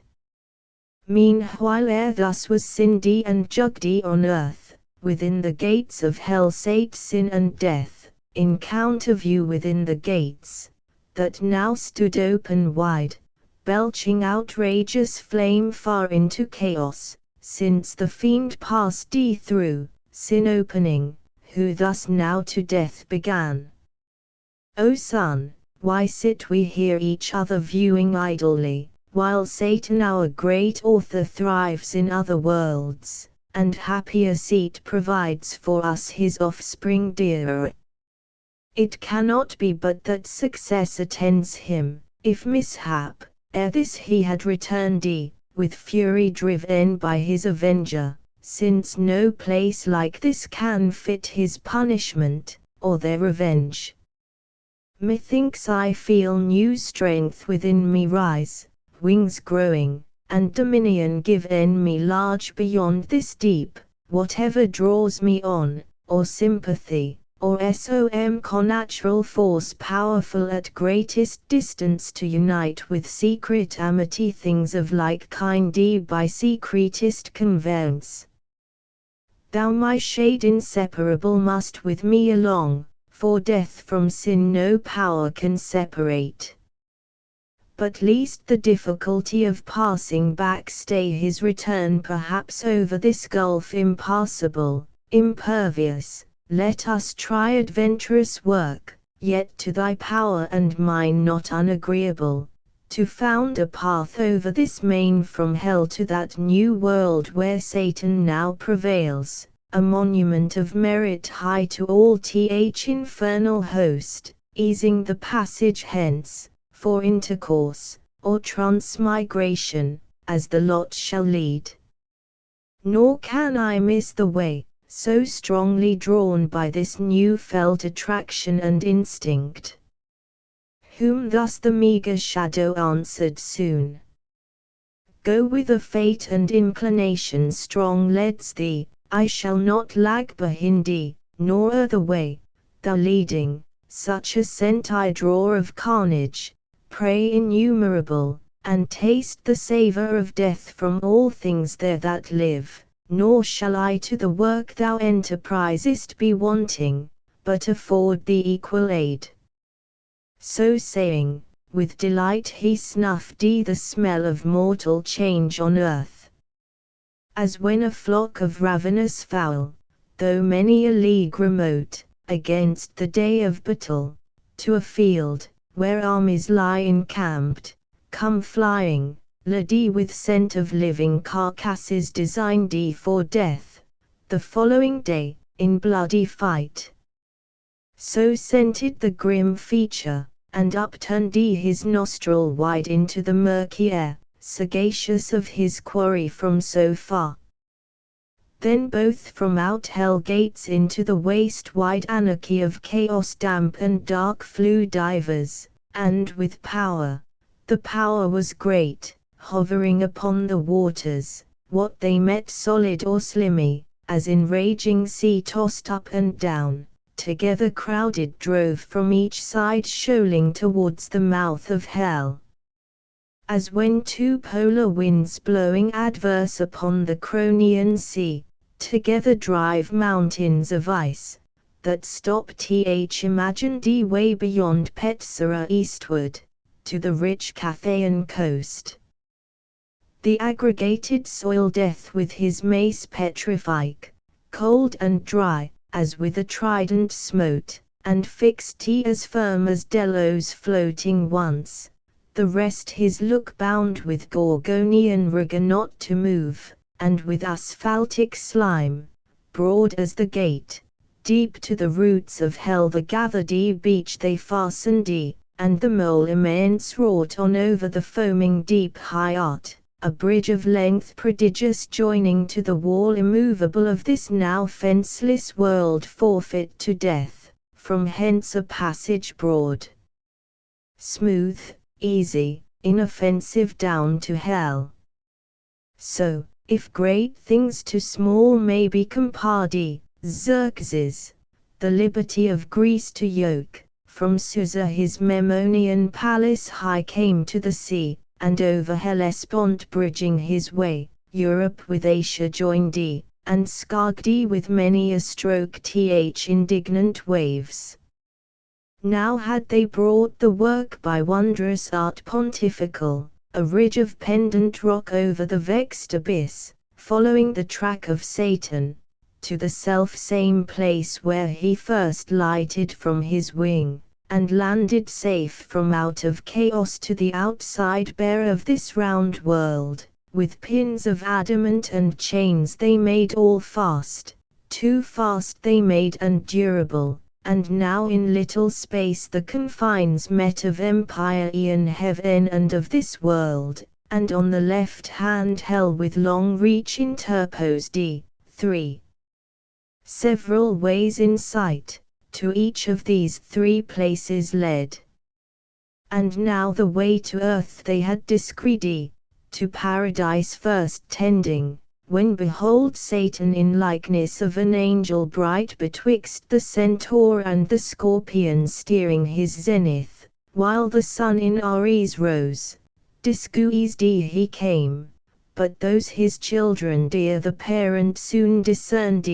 though in disguise.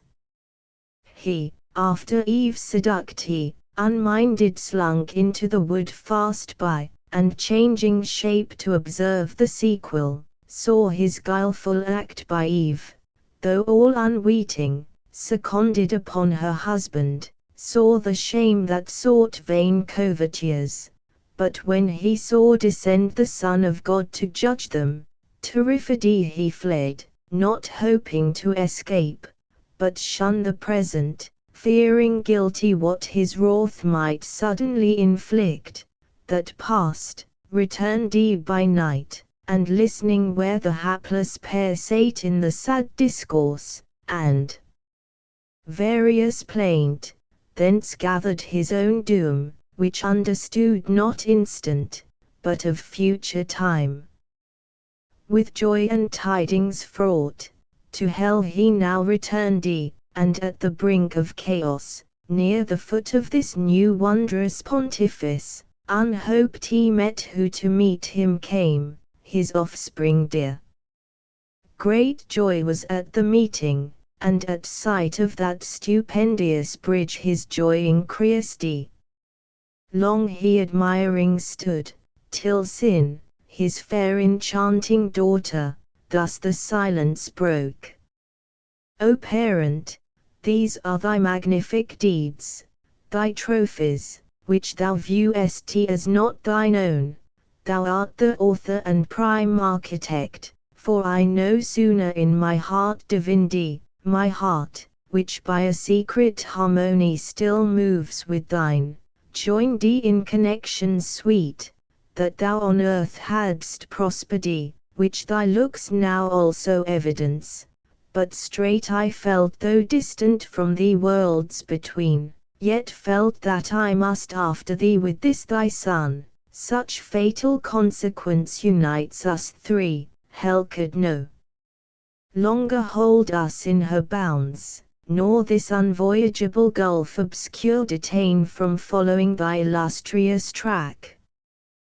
Thou hast achieved our liberty, confined within hell gates till now, thou us empowered to fortify thus far, and overlay with this portentous bridge the dark abyss.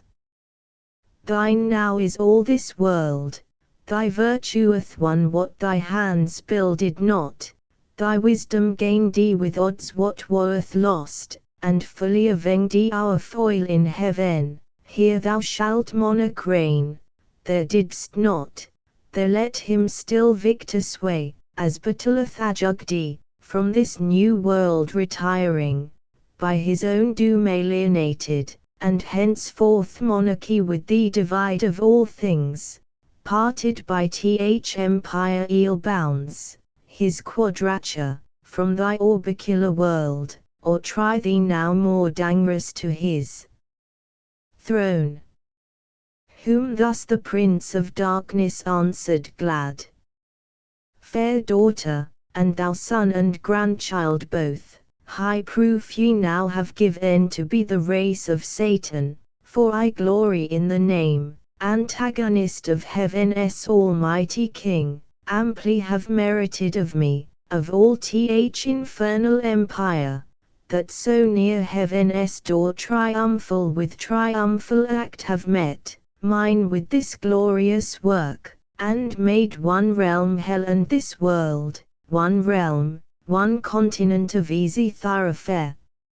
Therefore while I descend through darkness, on your road with ease to my associate powers, them to acquaint with these successes, and with them rejoice, you too this way, among those numerous orbs all yours, right down to paradise descend, there dwell and reign in bliss, thence on the earth dominion exercise and in the air, chiefly on man, sole lord of all declady, him first make sure your thrall, and lastly kill.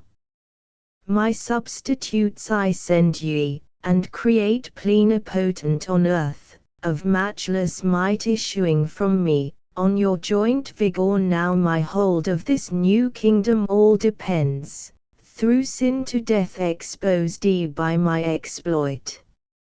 If your joint power prevail, affairs of hell no detriment need fear, go and be strong.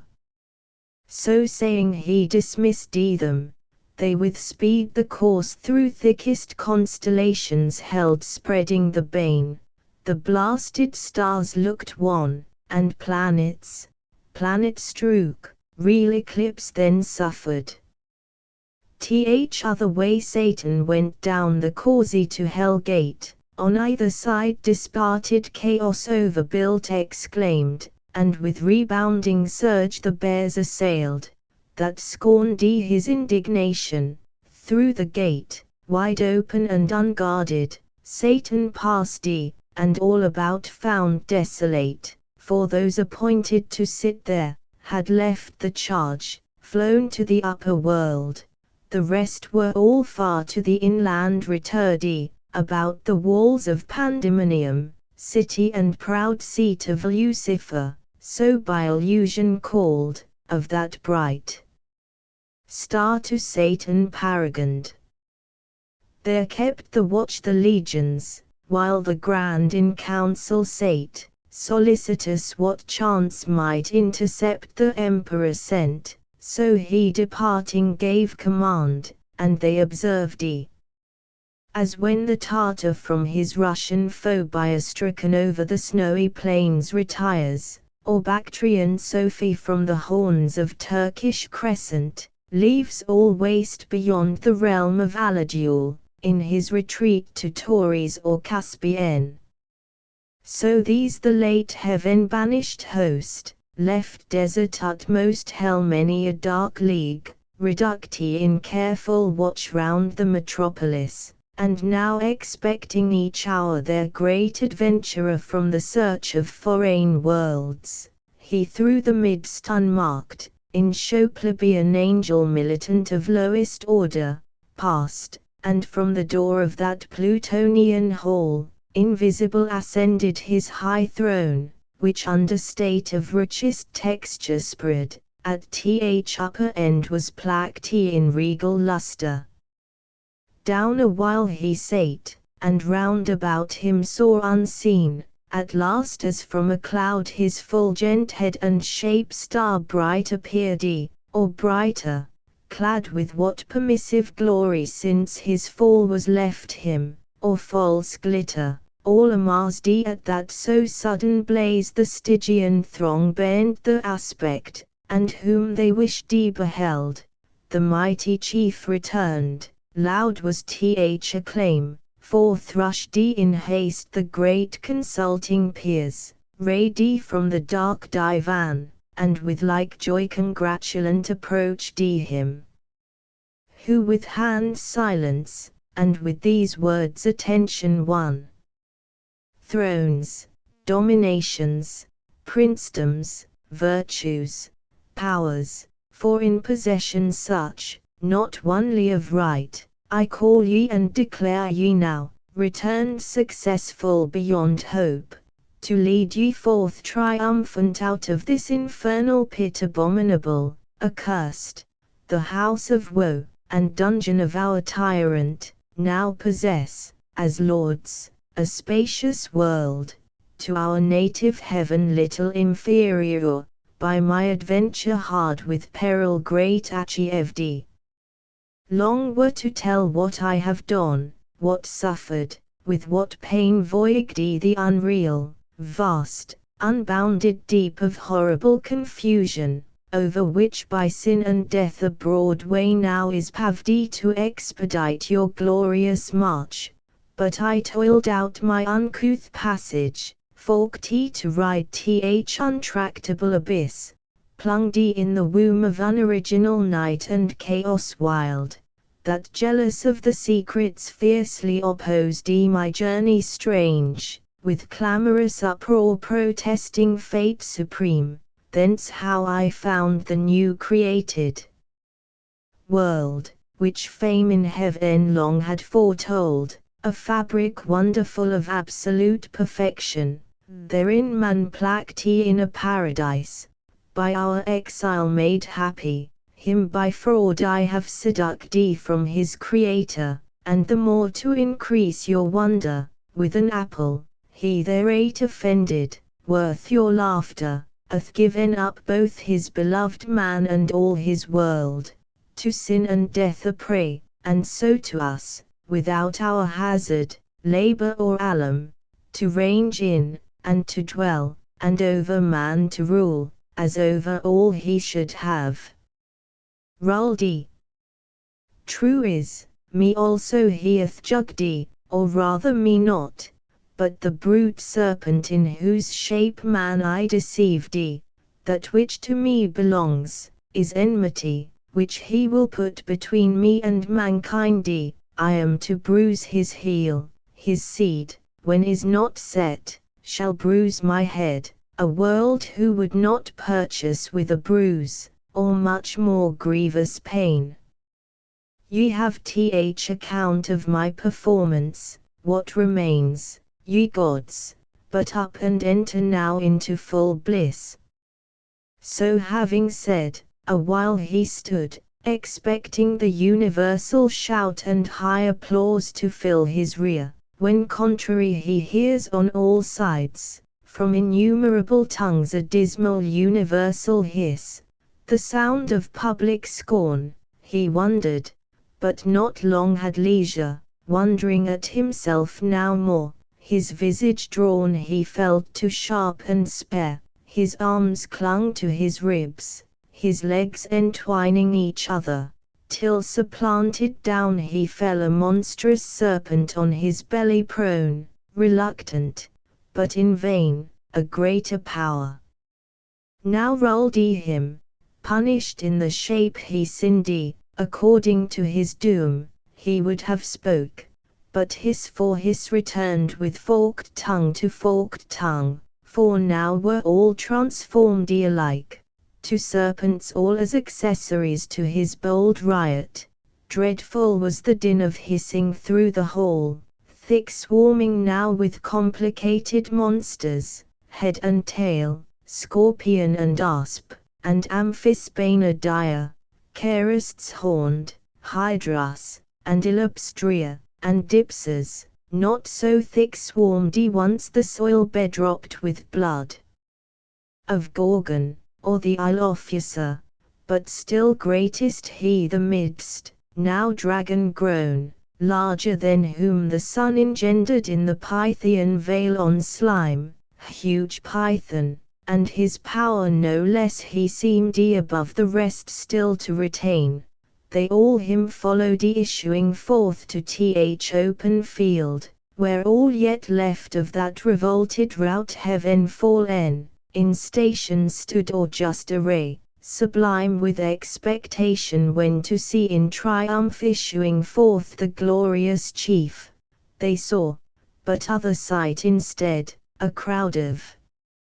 ugly serpents. Horror on them fell, and horrid sympathy, for what they saw. They felt themselves now changing. Down the arms, down fell both spear and shield, down they as fast, and the dire hiss renewed, and the dire form cat by contagion, like in punishment, as in the crime. Thus was applause they meant, turned to exploding hiss, triumph to shame cast on themselves from their own mouths. There stood a grove hard by, sprung up with this the change, his will who reigns above, to aggravate the penance, laden with fair fruit, like that Vivic grew in paradise, the bait of Eve used by the tempter. On that prospect strange the earnest eyes they fixed, imagining for one forbidden tree a multitude now risen, to work them further woe or shame, yet part with scalding thirst and hunger fierce, though to delude them sent, could not abstain, but on they ruled in heaps, and up the trees, climbing, sat thicker than the snaky locks that curled Megara. Greedily they plucked the fruitage fair to sight, like that which grew near that bituminous lake where Sodom flamed. This more delusive, not the touch, but taste deceived. They fondly thinking to allay their appetite with gust, instead of fruit chewed bitter ashes, which offended taste vivith spattering noise rejected, oft they assayed, hunger and thirst constraining, drugged as oft, vivith hatefullest disrelish writhed the jaws vivith foot and cinders filled, so oft they fell into the same illusion, not as man whom they triumphed once lapsed. Thus were they plagued and worn with famine, long and Caesal's hiss, till the lost shape, permitted, they resumed, yearly enjoined, some say, to undergo this annual humbling certain numbered days, to dash the pride, and joy for man seduct. However some tradition they dispersed among the heathen of the purchase got, and fabled how the serpent, whom they called Ochion with Eurinome, the wide encroaching Eve perhaps, had first the rule of high Olympus, thence by Saturn driven and Ops, ere yet dictying Jove was born. Meanwhile in paradise the hellish pair too soon arrived, sin there in power before, once actual, now in body, and to dwell habitual habitant, behind her death close following pace for pace, not mounted yet on his pale horse, to whom sin thus began. Second of Satan sprung, all-conquering death, what think'st thou of our empire now, though earned with travail difficult, not better far than still at hell's dark threshold to have sate watch, unnamed, undreaded, and thyself half-starved? Whom thus the sin-born monster answered soon. To me, who with eternal famine pine, alike is hell, or paradise, or heaven, their best, where most with ravin I may meet, which here, though plenteous, all too little seems to stuff this vast uneyed bound core. To whom incestuous mother thus replied, thou therefore on these herbs, and fruits, and flowers feed first, on each beast next, and fish, and fowl, no homely morsels, and whatever thing the scythe of time mows down, devour unspared, till I in man residing through the race, his thoughts, his looks, words, actions all infect, and season him thy last and sweetest prey. This said, they both betook them several ways, both to destroy, or unimmortal make all kinds, and for destruction to mature sooner or later, which th Almighty seeing, from his transcendent seat the saints among, to those bright orders uttered thus his voice. See with what heat these dogs of hell advance to waste and havoc yonder vivold, which I so fair and good created, and had still kept in that state, had not the folly of man let in these wasteful furies, who impute folly to me, so doth the prince of hell and his adherents, that with so much ease I suffer them to enter and possess a place so heavenly, and conniving seem to gratify my scornful enemies, that laugh, as if transported with some fit of passion, I to them had quitted all, at random,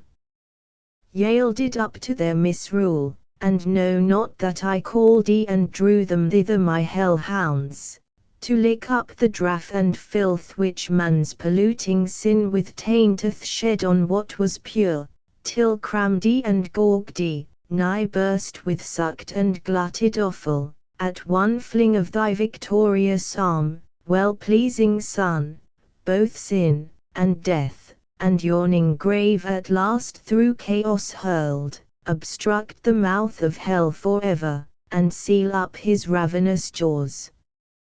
Then heaven and earth renewed shall be made pure to sanctity that shall receive no stain, till then the curse pronounced on both proceeds.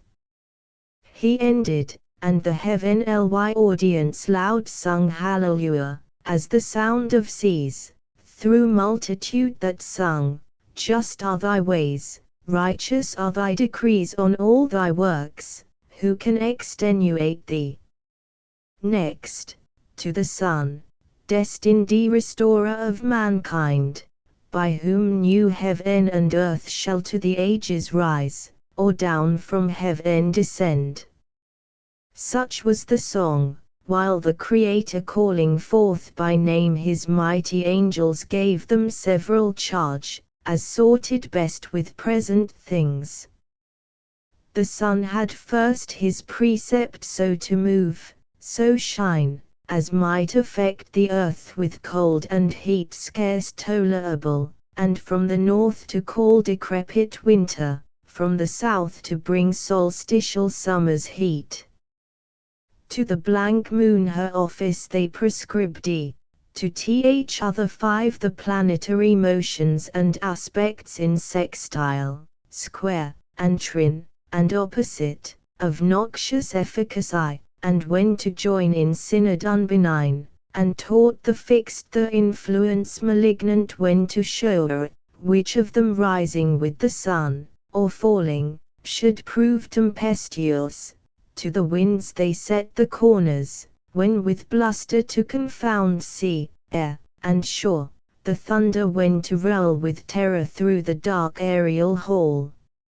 Some say he bid his angels turn askance the poles of earth twice 10 degrees and more from the sun's axle, they with labor pushed oblique the centric globe. Some say the sun was bid turn reiners from th equinoctial road like distant breadth to Taurus with the Seven Atlantic sisters, and the Spartan twins up to the tropic crab, thence down amain by Leo and the Virgin and the Scales, as deep as Capricorn, to bring in change of seasons to each clim, else had the spring perpetual smiled on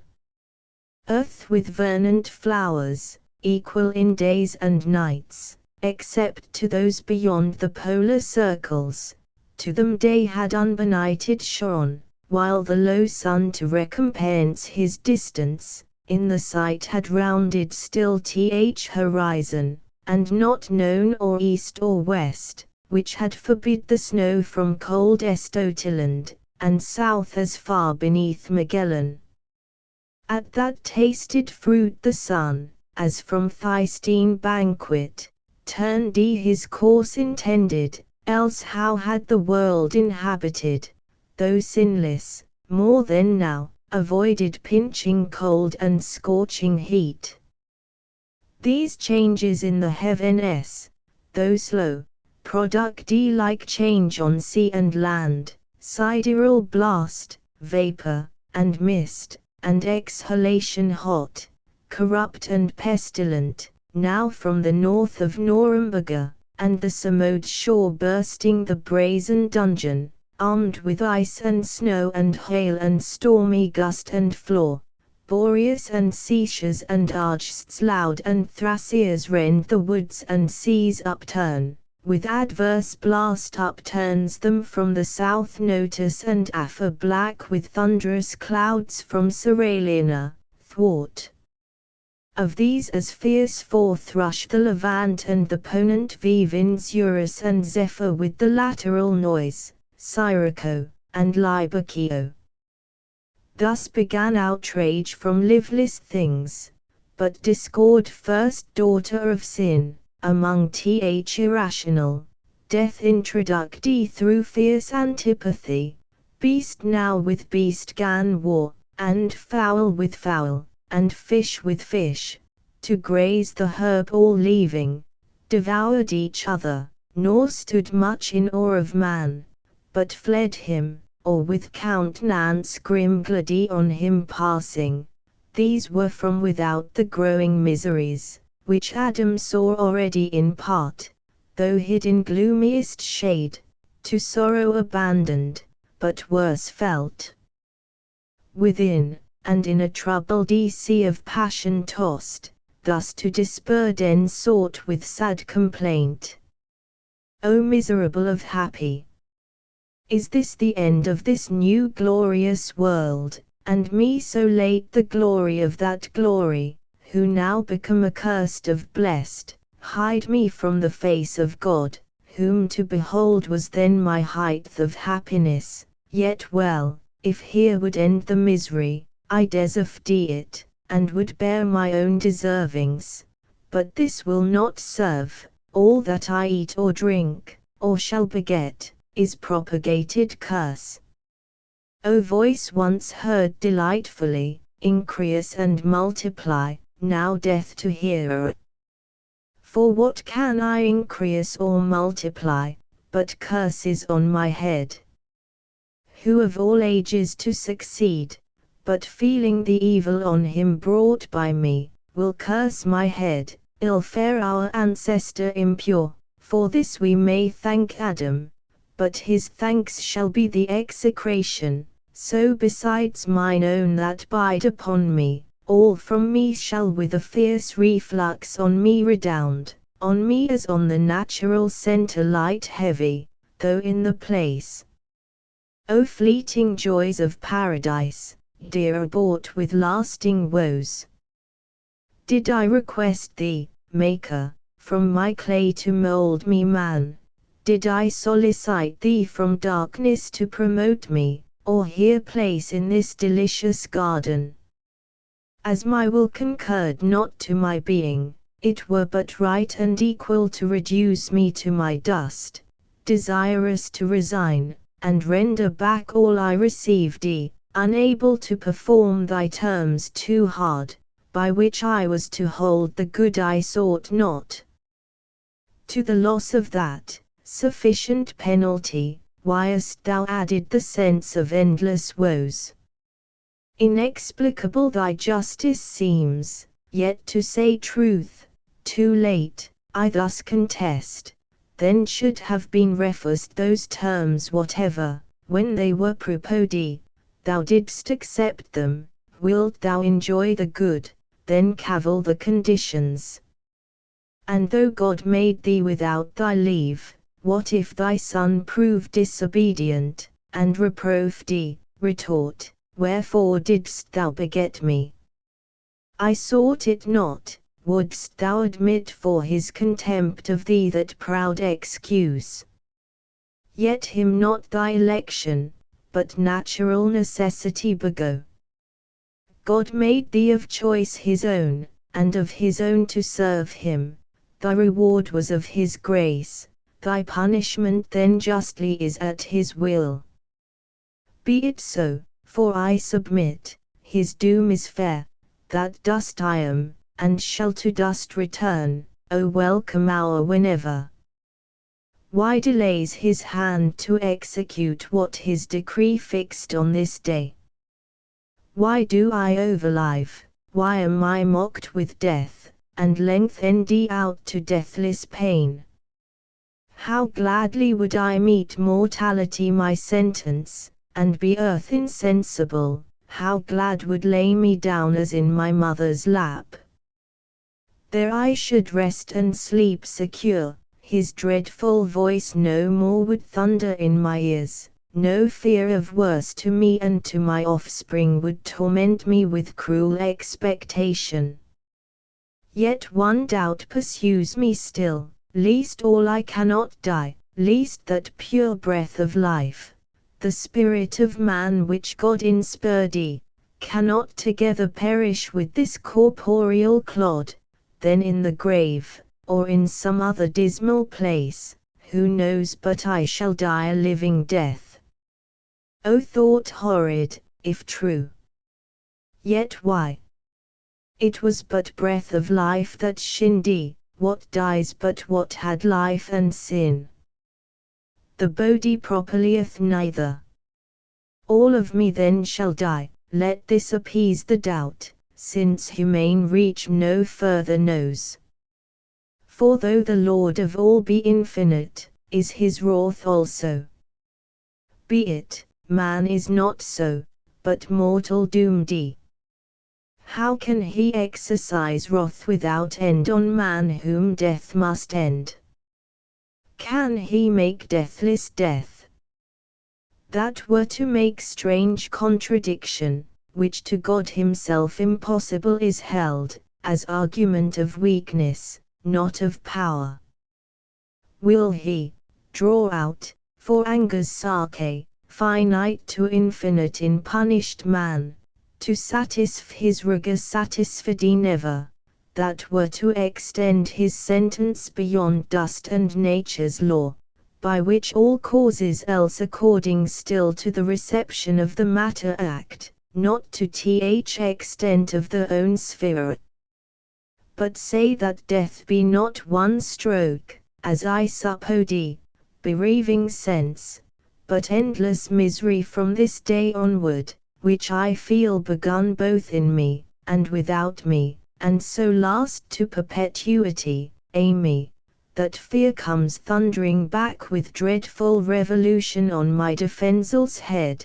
both death and I am found eternal, and incorporate both, nor I on my part single, in me all posterity stands cursed, fair patrimony that I must leave ye, sons. O were I able to waste it all myself, and leave ye none. So disinherited how would ye bless me now your curse? Ah, why should all mankind for one man's fault thus guiltless be condemned, if guiltless? But from me what can proceed, but all corrupt, both mind and will depraved, not to do onely, but to will the same with me. How can they acquitted stand in sight of God? Him after all disputes faulty I absolve, all my evasions vain and reasonings, though through mazes, lead me still but to my own conviction, first and last on me only, as the source and spring of all corruption, all the blame lights due. So might the wrath, fond wish. Couldst thou support that burden heavier than the earth to bear, then all the world much heavier, though divided with that bad woman. Thus what thou desirest, and what thou fearst, alike destroys all hope of refuge, and concludes thee miserable beyond all past example and future, to Satan onely like both crime and doom. O conscience, into what abyss of fears and horrors hast thou driven me, out of which I find no way, from deep to deeper plunged. Thus Adam to himself lamented loud through the still night, now, as ere man fell, wholesome and cool, and mild, but with black air accompanied, with damps and dreadful gloom, which to his evil conscience represented all things with double terror. On the ground outstretched he lay, on the cold ground, and oft cursed he his creation, death as oft accused he of tardy execution, since denounced he the day of his offence. Why comes not death, said he, with one thrice acceptable stroke to end me? Shall truth fail to keep her word, justice divine not ostend to be just? But death comes not at call, justice divine mends not her slowest pace for prayers or cries. O woods, O fountains, hillocks, dales and bows, with other echo far I taught your shades to answer, and resound far other song. Vivon thus afflicted when sad Eve beheld, desolate where she sate, approaching nigh, soft words to his fierce passion she essayed, but her with stern regard he thus repelled. Out of my sight, thou serpent, that name best befits thee with him leagued, thyself as false and hateful, nothing wants, but that thy shape, like his, and colour serpentine may show thy inward fraud, to warn all creatures from thee henceforth, lest that to heaven ly form, pretended to hellish fall should, snare them. But for thee I had persisted happy, had not thy pride and wandering vanity, when lest was safe, rejected my forewarning, and disdained thee not to be trusted, longing to be seen though by the devil himself, him overweening to overreach, but with the serpent meeting fooled and beguiled, by him thou, I by thee, to trust thee from my side, imagined thee wise, constant, mature, proof against all assaults, and understood not all was but a show rather than solid virtue, all but a rib crooked by nature, bent, as now appears, more to the part sinister from me drawn, well if thrown out, as supernumerary to my just number found. O why did God, Creator wise, that peopled the highest heaven with spirits masculine, create at last this novelty on earth, this fair defect of nature, and not fill the world at once with men as angels without feminine, or find some other way to generate mankind? This mischief had not then befallen, and more that shall befall, innumerable disturbances on earth through female snares, and strait conjunction with this sex, for either he never shall find out fit mate, but such as some misfortune brings him, or mistake, or whom he wishes most shall seldom gain through her perverseness, but shall see her gained by a far worse, or if she love, withheld by parents, or his happiest choice too late shall meet, already linked and wedlock bound to a fell adversary, his hate or shame, which infinite calamity shall cause to humane life, and household peace confound. He added not, and from her turned he, but Eve not so repulsed, with tears that ceased he not flowing, and tresses all disordered, at his feet fell humble, and embracing them, besought his peace, and thus proceeded in her plaint. Forsake me not thus, Adam, witness heaven what love sincere, and reverence in my heart I bear thee, and unweeting have offended, unhappily deceived thee. Thy suppliant I beg, and clasp thy knees. Bereave me not, whereon I live, thy gentle looks, thy aid, thy counsel in this uttermost distress, my only strength and stay. Forlorn of thee, whither shall I betake me, where subsist?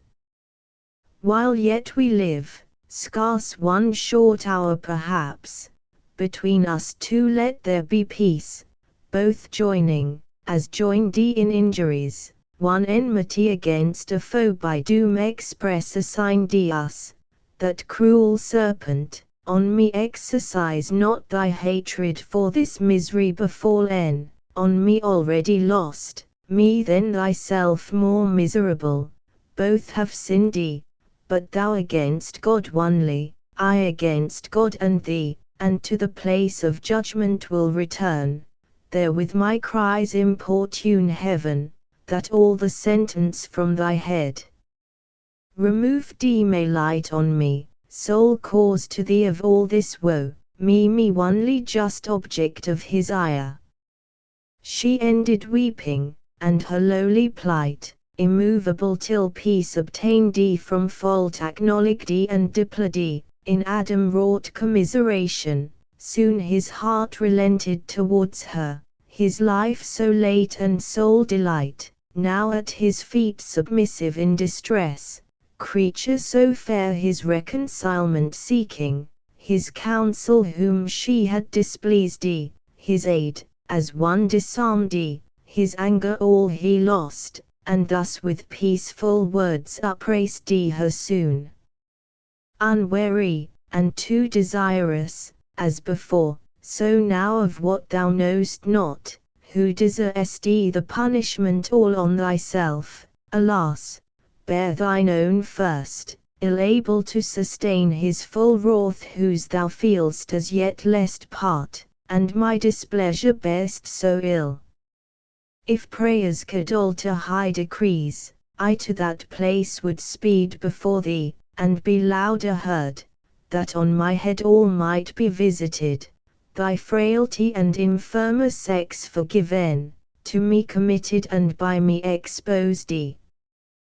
But rise, let us no more contend, nor blame each other, blamed enough elsewhere, but strive in offices of love, how we may lighten each other's burden in our share of woe, since this day's death denounced he, if aught I see, will prove no sudden, but a slow packed evil, a long day's dying to augment our pain, and to our seed, O hapless seed, derived. To whom thus Eve, recovering heart, replied, Adam, by sad experiment I know how little weight my words with thee can find thee, found so erroneous, thence by just event found so unfortunate, nevertheless, rested by thee, vile as I am, to place of new acceptance, hopeful to regain thy love, the sole contentment of my heart, living or dying from thee I will not hide what thoughts in my unquiet breast are risen, tending to some relief of our extremes, or end, though sharp and sad, yet tolerable, as in our evils, and of easier choice. If care of our descent perplex us most, which must be borne to certain woe, devoured by death at last, and miserable it is to be to others cause of misery, our own begotten, and of our loins to bring into this cursed world a woeful race, that after wretched life must be at last food for so foul a monster, in thy power it lies, yet ere conception to prevent the race unblissed, to being yet unbego. Childless thou art, childless remain, so death shall be deceived his glut, and with us two be forked to satisfy his ravenous more. But if thou judge it hard and difficult, conversing, looking, loving, to abstain from love's due rites, nuptial embraces sweet, and with desire to languish without hope, before the present object languishing with like desire, which would be misery and torment less than none of what we dread, then both ourselves and seed at once to free from what we fear for both, let us make short, let us seek death, or he not found, supply with our own hands his office on ourselves, why stand we longer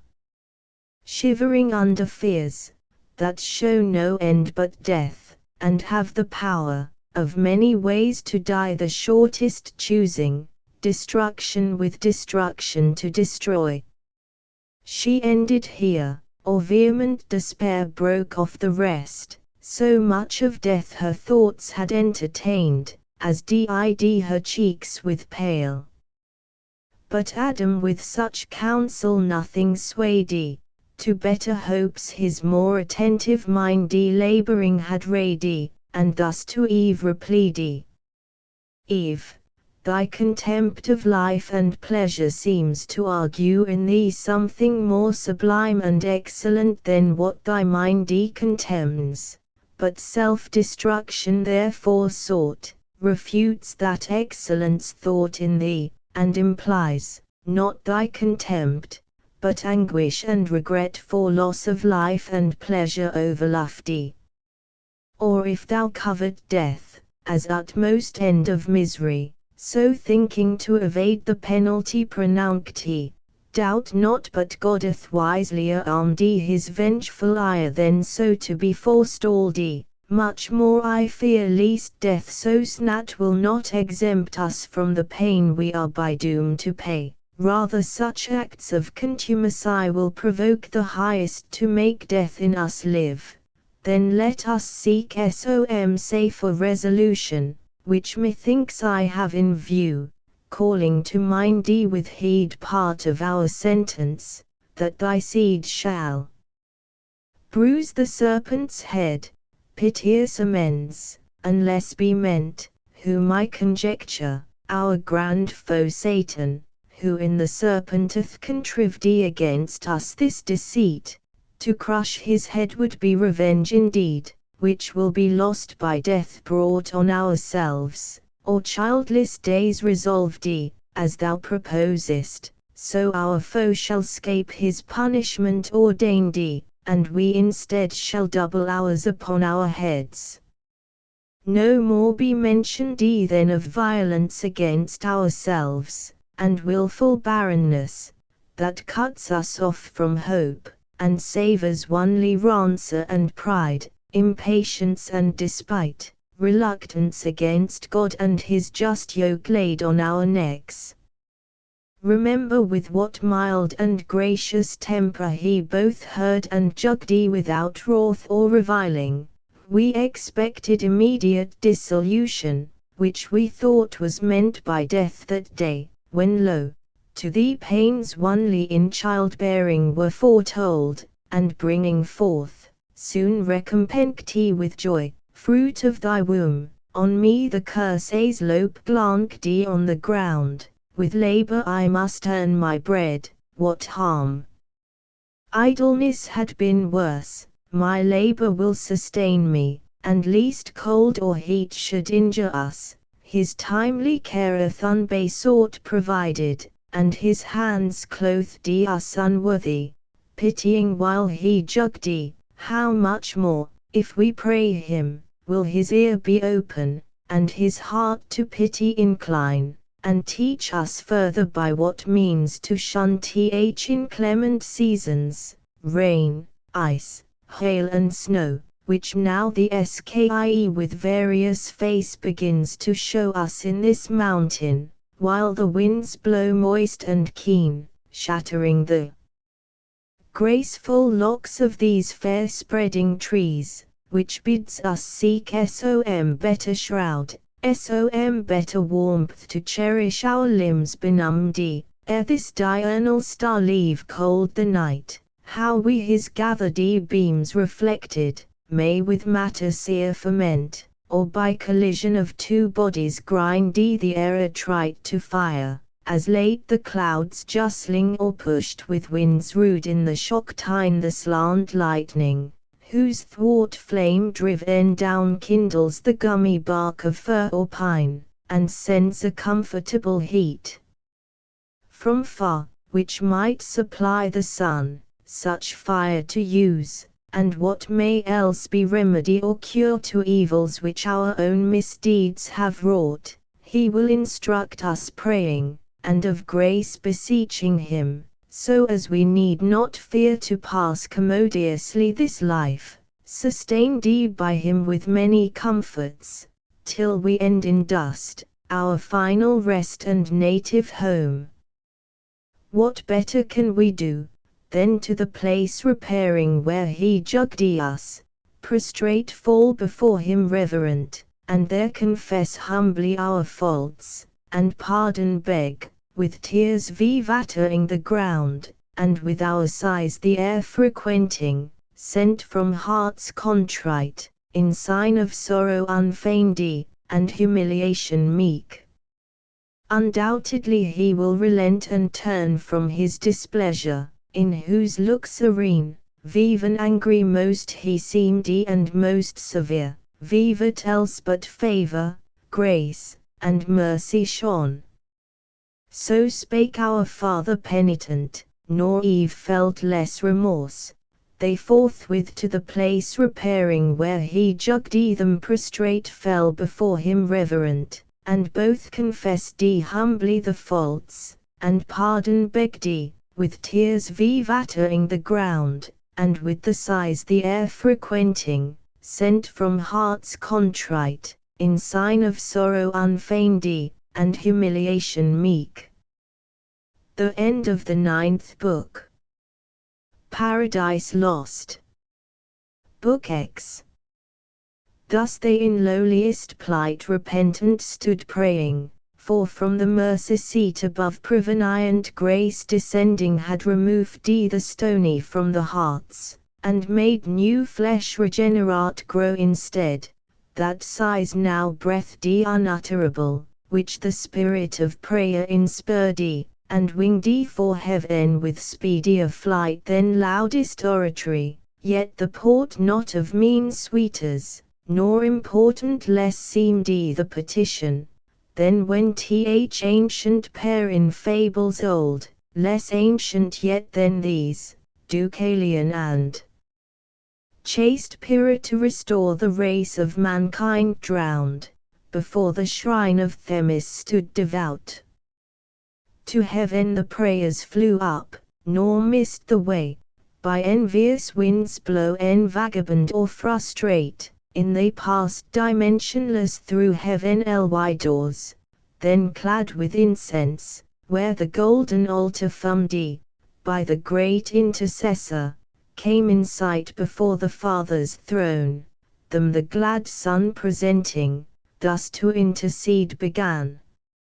See, Father, what first fruits on earth are sprung from thy implanted grace in man, these sighs and prayers, which in this golden censer, mixed with incense, I thy priest before thee bring, fruits of more pleasing savour from thy seed sown with contrition in his heart, than those which his own hand manuring all the trees of paradise could have produced, fallen from innocence. Now therefore bend thine ear to supplication, hear his sighs though mute, unskilful with what words to pray, let me interpret for him, me his advocate and propitiation, all his works on me good or not good ingraft, my merit those shall purfay, and for these my death shall pay. Accept me, and in me from these receive the smell of peace toward mankind, let him live before thee reconciled, at least his days numbered, though sad, till death, his doom, which I to mitigate thus plead, not to reverse, to better life shall yield him, where with me all my redeemed may dwell in joy and bliss, made one with me as I with thee am one. To whom the Father, without cloud, serene,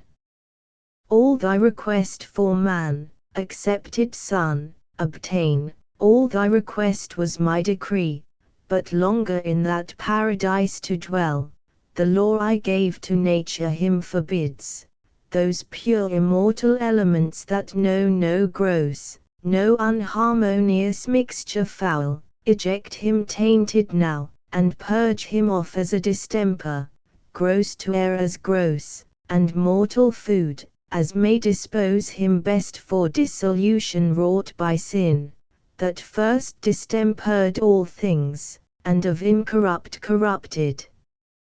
I at first with two fair gifts created him endowed, with happiness and immortality, that fondly lost, this other served he but to eternize woe, till I provided death, so death becomes his final remedy, and after life trod he in sharp tribulation, and refined he by faith and faithful works, to second life, walked he in the renovation of the just, resigns him up with heaven and earth renewed. But let us call to synod all the blessed through heaven's wide bounds, from them I will not hide my judgments, how with mankind I proceed, as how with peccant angels late they saw, and in the state, though firm, stood more confirmed. He ended, and the sun gave signal high to the bright minister that watched, he blew his trumpet, heard in or absence perhaps when God descended, and perhaps once more to sound at general doom. Angelic blast filled all the regions, from the blissful boughs of amaranthine shade, fountain or spring, by the waters of life, where'er they sate in fellowships of joy, the sons of light haste, resorting to the summons high, and took the seats, till from his throne supreme Almighty thus pronounced his sovereign will. O sons, like one of us man is become to know both good and evil, since his taste of that defended fruit, but let him boast his knowledge of good lost, and evil got, happier, had it sufficed him to have known good by itself, and evil not at all. He sorrows now, repents, and prays contrite, my motions in him, longer than they move, his heart I know, how variable and vain self-left.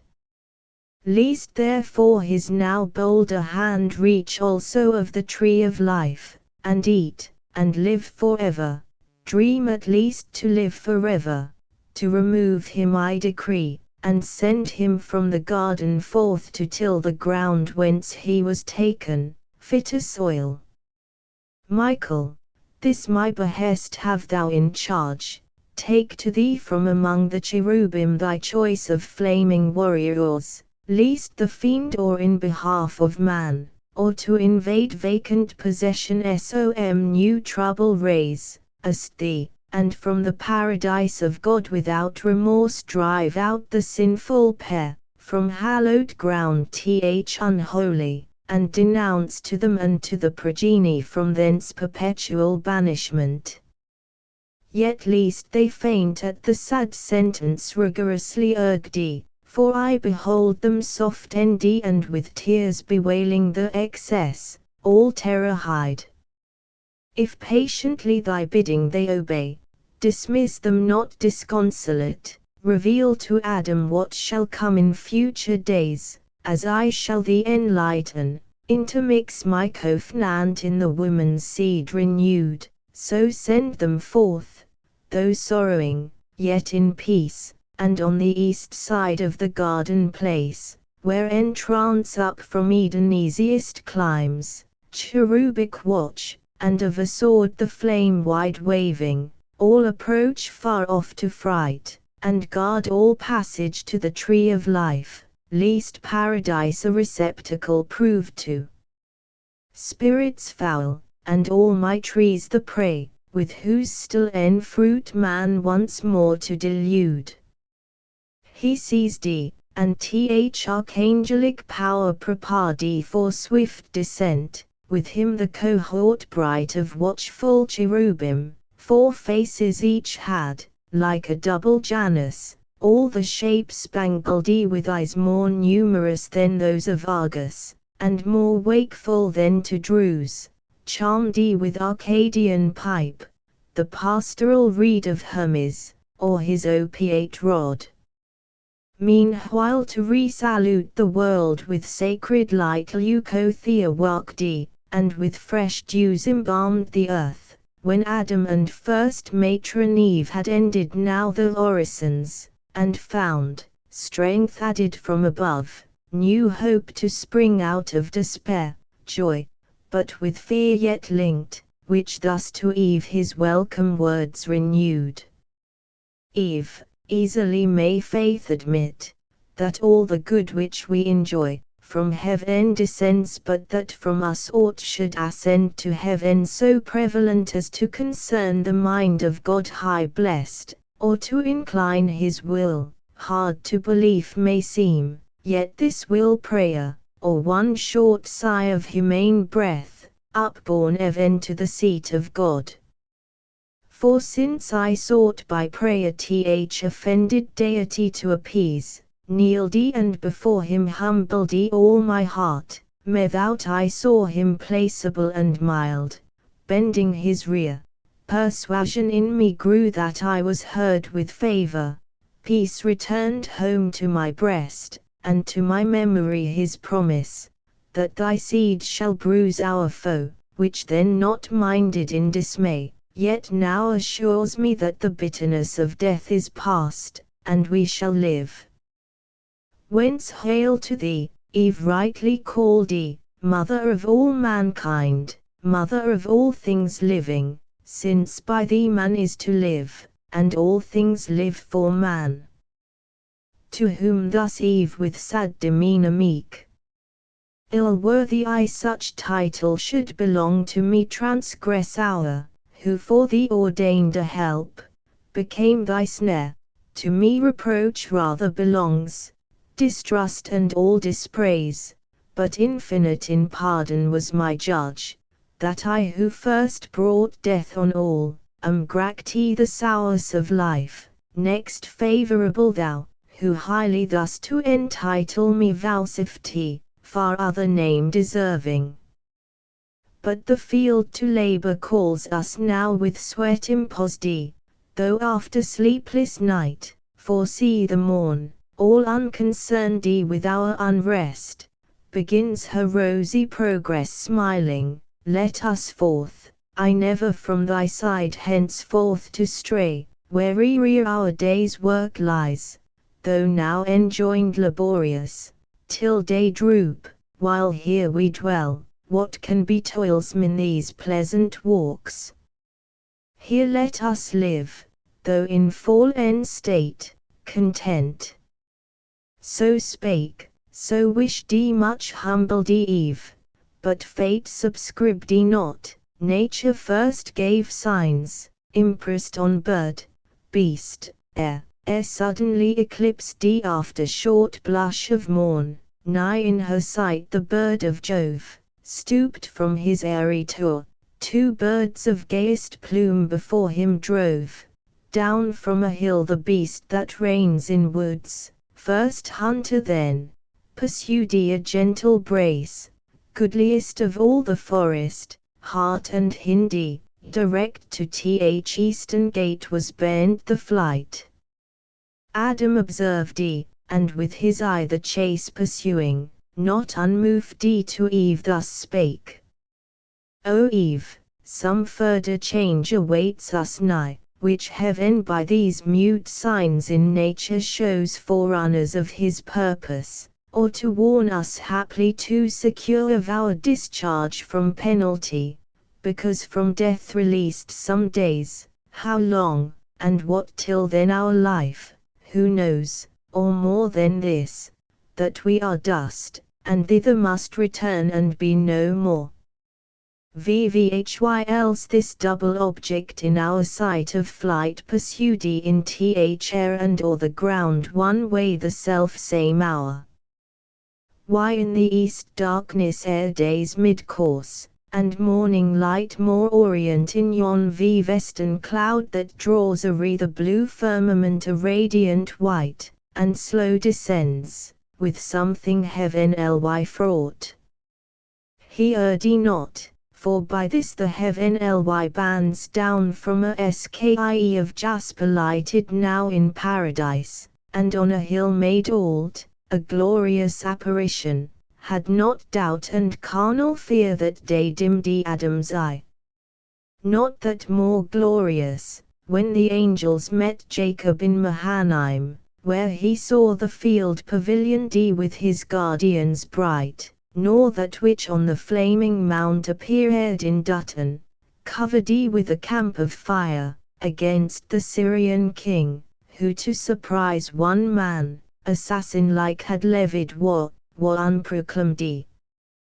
The princely hierarch in the bright stand, there left his powers to seize possession of the garden, he alone, to find where Adam sheltered, took his way, not unperceived of Adam, who to Eve, while the great visitant approached, thus spake.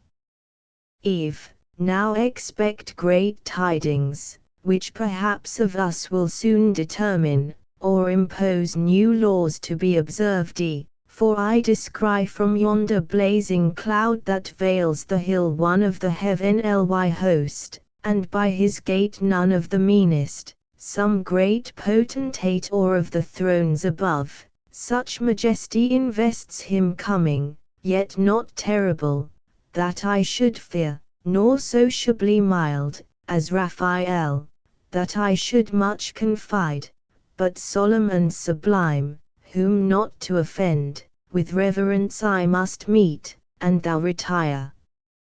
He ended, and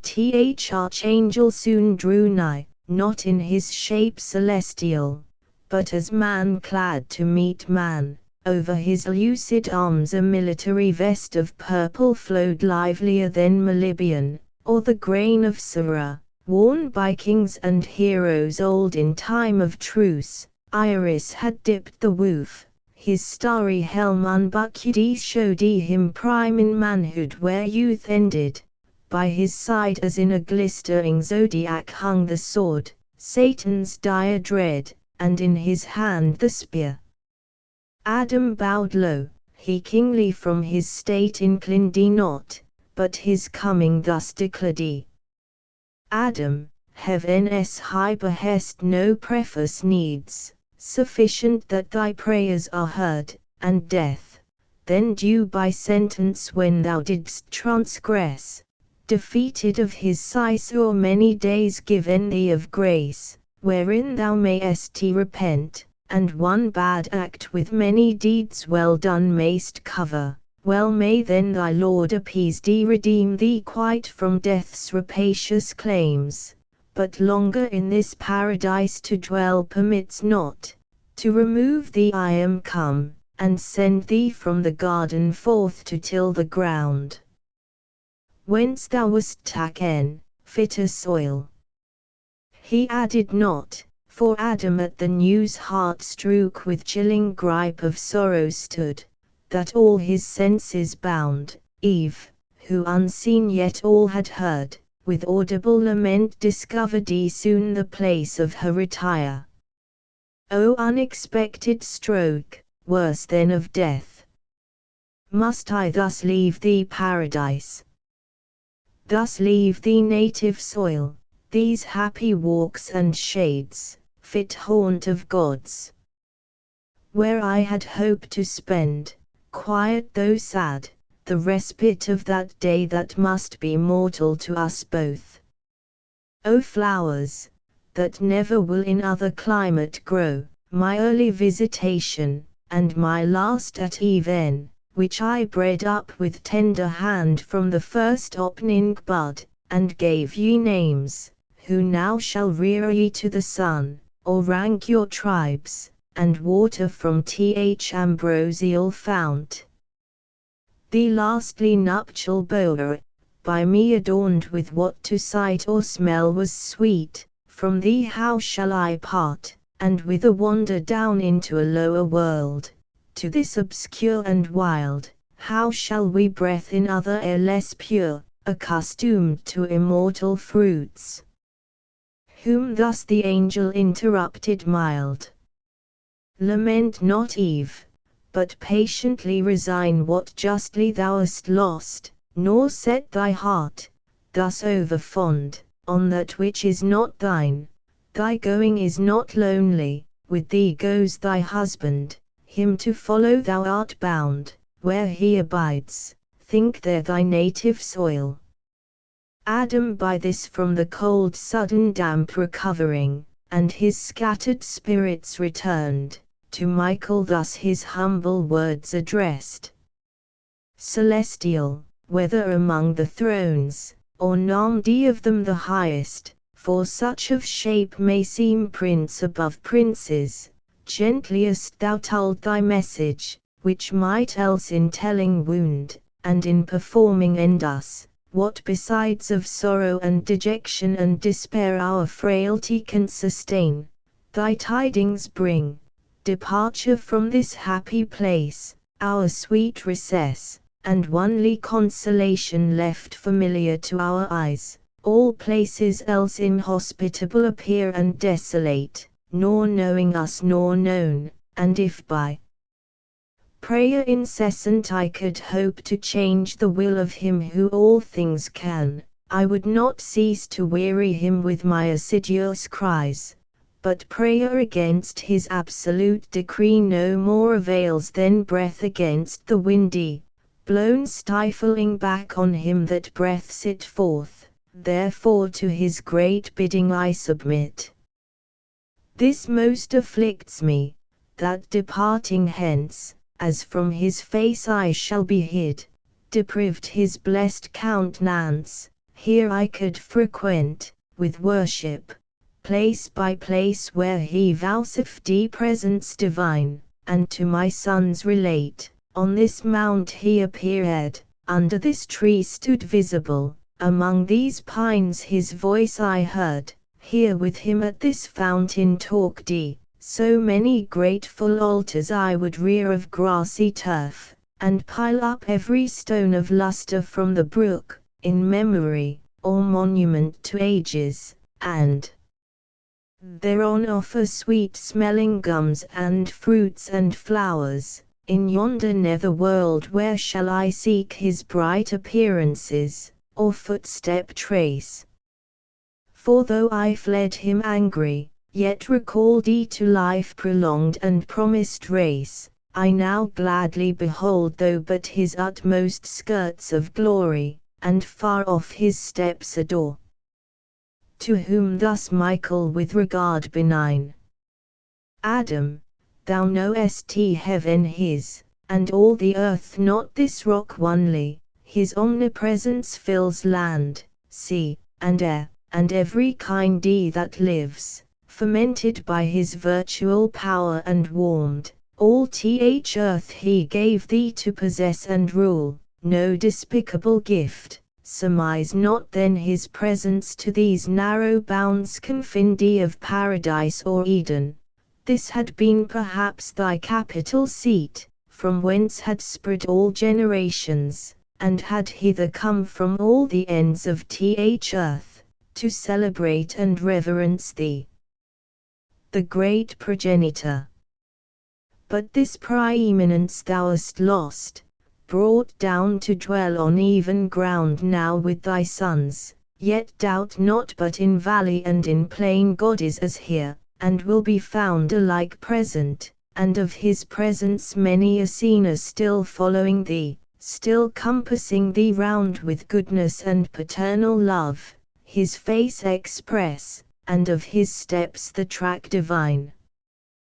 Which that thou mayst believe, and be confirmed, ere thou from hence depart, know I am sent to show thee what shall come in future days to thee and to thy offspring, good with bad expect to hear, supernal grace contending with sinfulness of men, thereby to learn true patience, and to temper joy with fear and pious sorrow, equally inerdy by moderation either state to bear, prosperous or adverse, so shalt thou lead safest thy life, and best preparedy endure thy mortal passage when it comes. Ascend this hill, let Eve, for I have drenched her eyes, here sleep below while thou to foresight walkest, as once thou slipp'st, while she to life was formed. To whom thus Adam gratefully replied,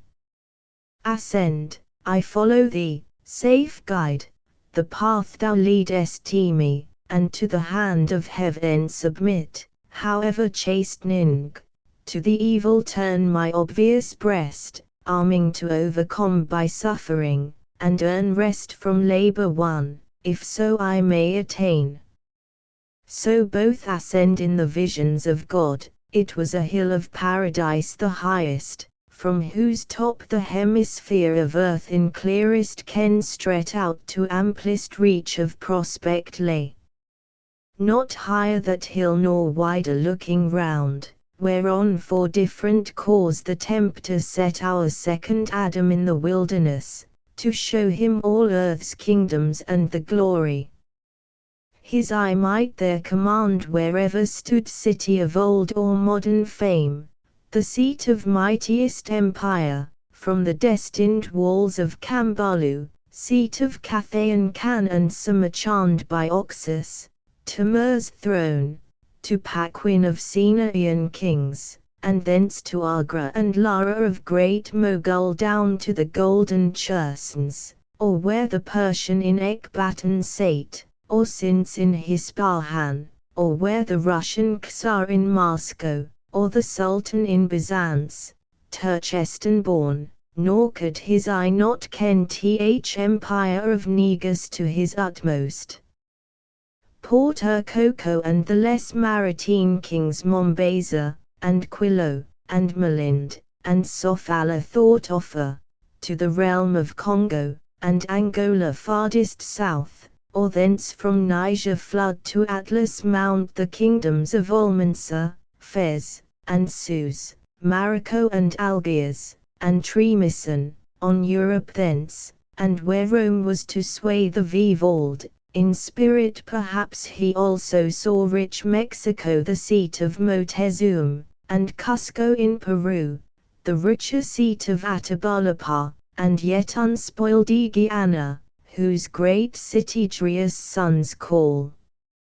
El Dorado. But to nobler sights Michael from Adam's eyes the film removed Vivic that false fruit that promised clearer sight had bred.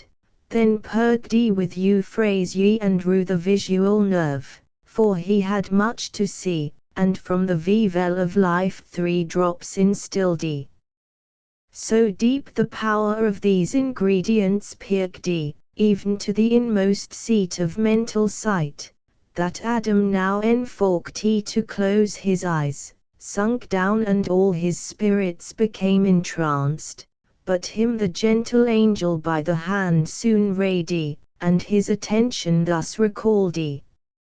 Adam, now ope thine eyes, and first behold th effects which thy original crime athwart in some to spring from thee, who never touched th accepted tree, nor with the snake conspurred, nor shinned thy sin. Yet from that sin derive corruption to bring forth more violent deeds. His eyes he opened, and beheld a field, part arable and tilth, whereon were sheaves new reaped, the other part sheep walks and fouts, ith midst an altar as the landmark stood rustic, of grassy sword, thither anon a sweaty reaper from his tillage brought first fruits, the green rear, and the yellow sheaf, unculled, as came to hand. A shepherd next more meek came with the firstlings of his flock choicest and best, then sacrificing, laid the inwards and the fat, with incense strewed, on the cleft wood, and all due rites performed. His offering soon propitious fire from heaven consumed with nimble glance, and grateful steam, the others not, for his was not sincere, whereat he inly ragged, and as they talked, smote him into the midriff with a stone that beat out life, he fell, and deadly pale groaned out his soul with gushing blood effused. Much at that sight was Adam in his heart dismayed, and thus in haste to th angel cried, O teacher, some great mischief hath befallen to that meek man, who well had sacrificed, is piety thus and pure devotion paid. To whom Michael thus, he also moved, replied, These two are brethren, Adam, and to come out of thy loins, th unjust the just hath slain, for envy that his brother's offering found from heaven acceptance, but the bloody fact will be avenged, and th other's faith approved lose no reward, though here thou see him die, rolling in dust and gore. To which our sire, Alas, both for the deed and for the cause. But have I now seen death? Is this the way I must return to native dust? O sight of terror, foul and ugly to behold, horrid to think, how horrible to feel! To whom thus Michael, Death thou hast seen in his first shape on man, but many shapes of death, and many other ways that lead to his grim cave, all dismal, yet to sense more terrible at th entrance than within. Some, as thou sawest, by violent stroke shall die, by fire, flood, famine, by intemperance more in meats and drinks, which on the earth shall bring diseases dire, of which a monstrous crew before thee shall appear, that thou mayst know what misery th in abstinence of Eve shall bring on men. Immediately a place before his eyes appeared, sad, noisome, dark, a lazar house it seemed, wherein were laid numbers of all diseased, all maladies of ghastly spasm, or racking torture, qualms of heart-sick agony, all feverish kinds, convulsions, epilepsies, fierce catarrhs, intestine stone and ulcer, colic pangs, dropsies, and asthmas, and joint-racking rheums.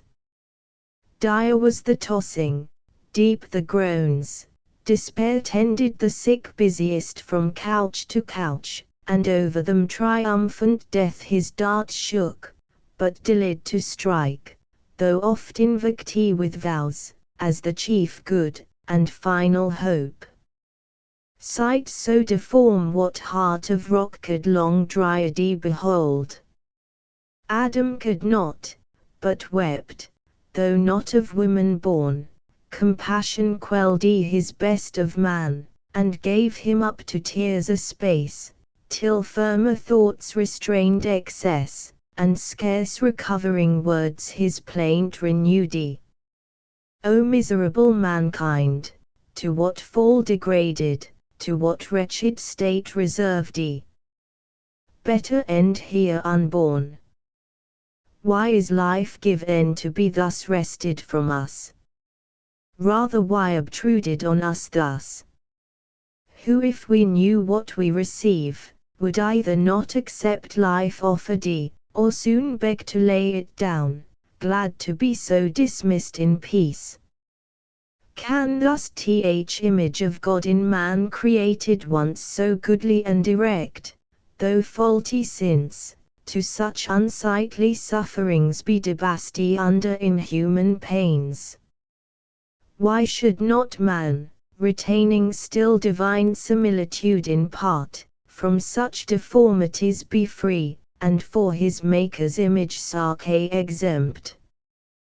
The Maker's image, answered Michael, then forsook them, when themselves they vilified to serve ungoverned appetite, and took his image whom they served a brutish vice, inductive mainly to the sin of Eve. Therefore so abject is the punishment, disfiguring not God's likeness, but their own, or if his likeness, by themselves defacti while they pervert pure nature's healthful rules to loathsome sickness, worthily, since they God's image did not reverence in themselves. I yield it just, said Adam, and submit. But is there yet no other way, besides these painful passages, how we may come to death, and mix with our connatural dust? There is, said Michael, if thou well observe the rule of not too much, by temperance taught in what thou eat'st and drink'st, seeking from thence due nourishment, not gluttonous delight, till many years over thy head return, so mayst thou live, till like ripe fruit thou drop into thy mother's lap, or be with ease gathered, not harshly plucked, for death mature. This is old age, but then thou must outlive thy youth, thy strength, thy beauty, which will change to withered weak and grey, thy senses then obtuse, all taste of pleasure must forego, to what thou hast, and for the air of youth hopeful and cheerful, in thy blood will reign a melancholy damp of cold and dry to weigh thy spirits down, and last consume the balm of life. To whom our ancestor, henceforth I fly not death, nor would prolong life much, bent rather how I may be quit fairest and easiest of this cumbrous charge, which I must keep till my appointed day of rendering up. Michael to him replied, nor love thy life, nor hate, but what thou liv'st live well, how long or short permit to heaven, and now prepare thee for another sight.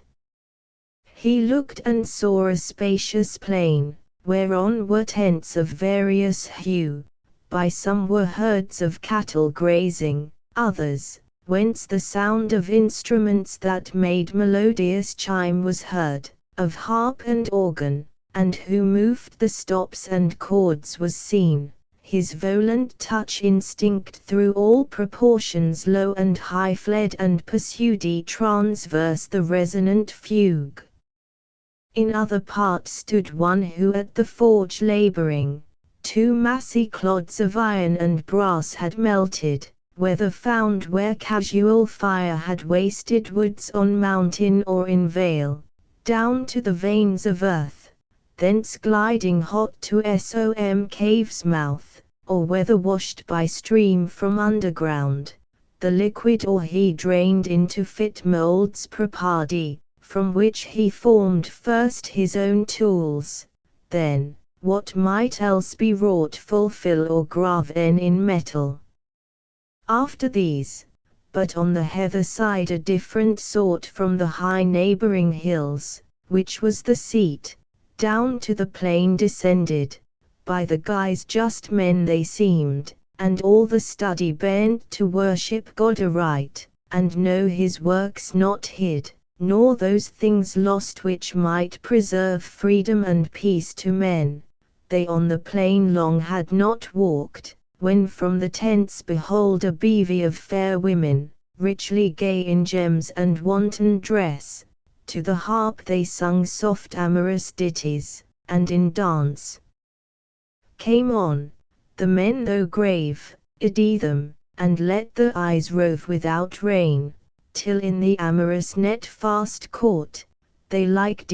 and each his liking chose, and now of love they treat till evening star love's harbinger appeared, then all in heat they light the nuptial torch, and bid invoke hymen, then first to marriage rites invocate, with feast and music all the tents resound. Such happy interview and fair event of love and youth not lost, songs, garlands, flowers, and charming symphonies attached the heart of Adam, soon inclined to admit delight, the bent of nature, which he thus expressed.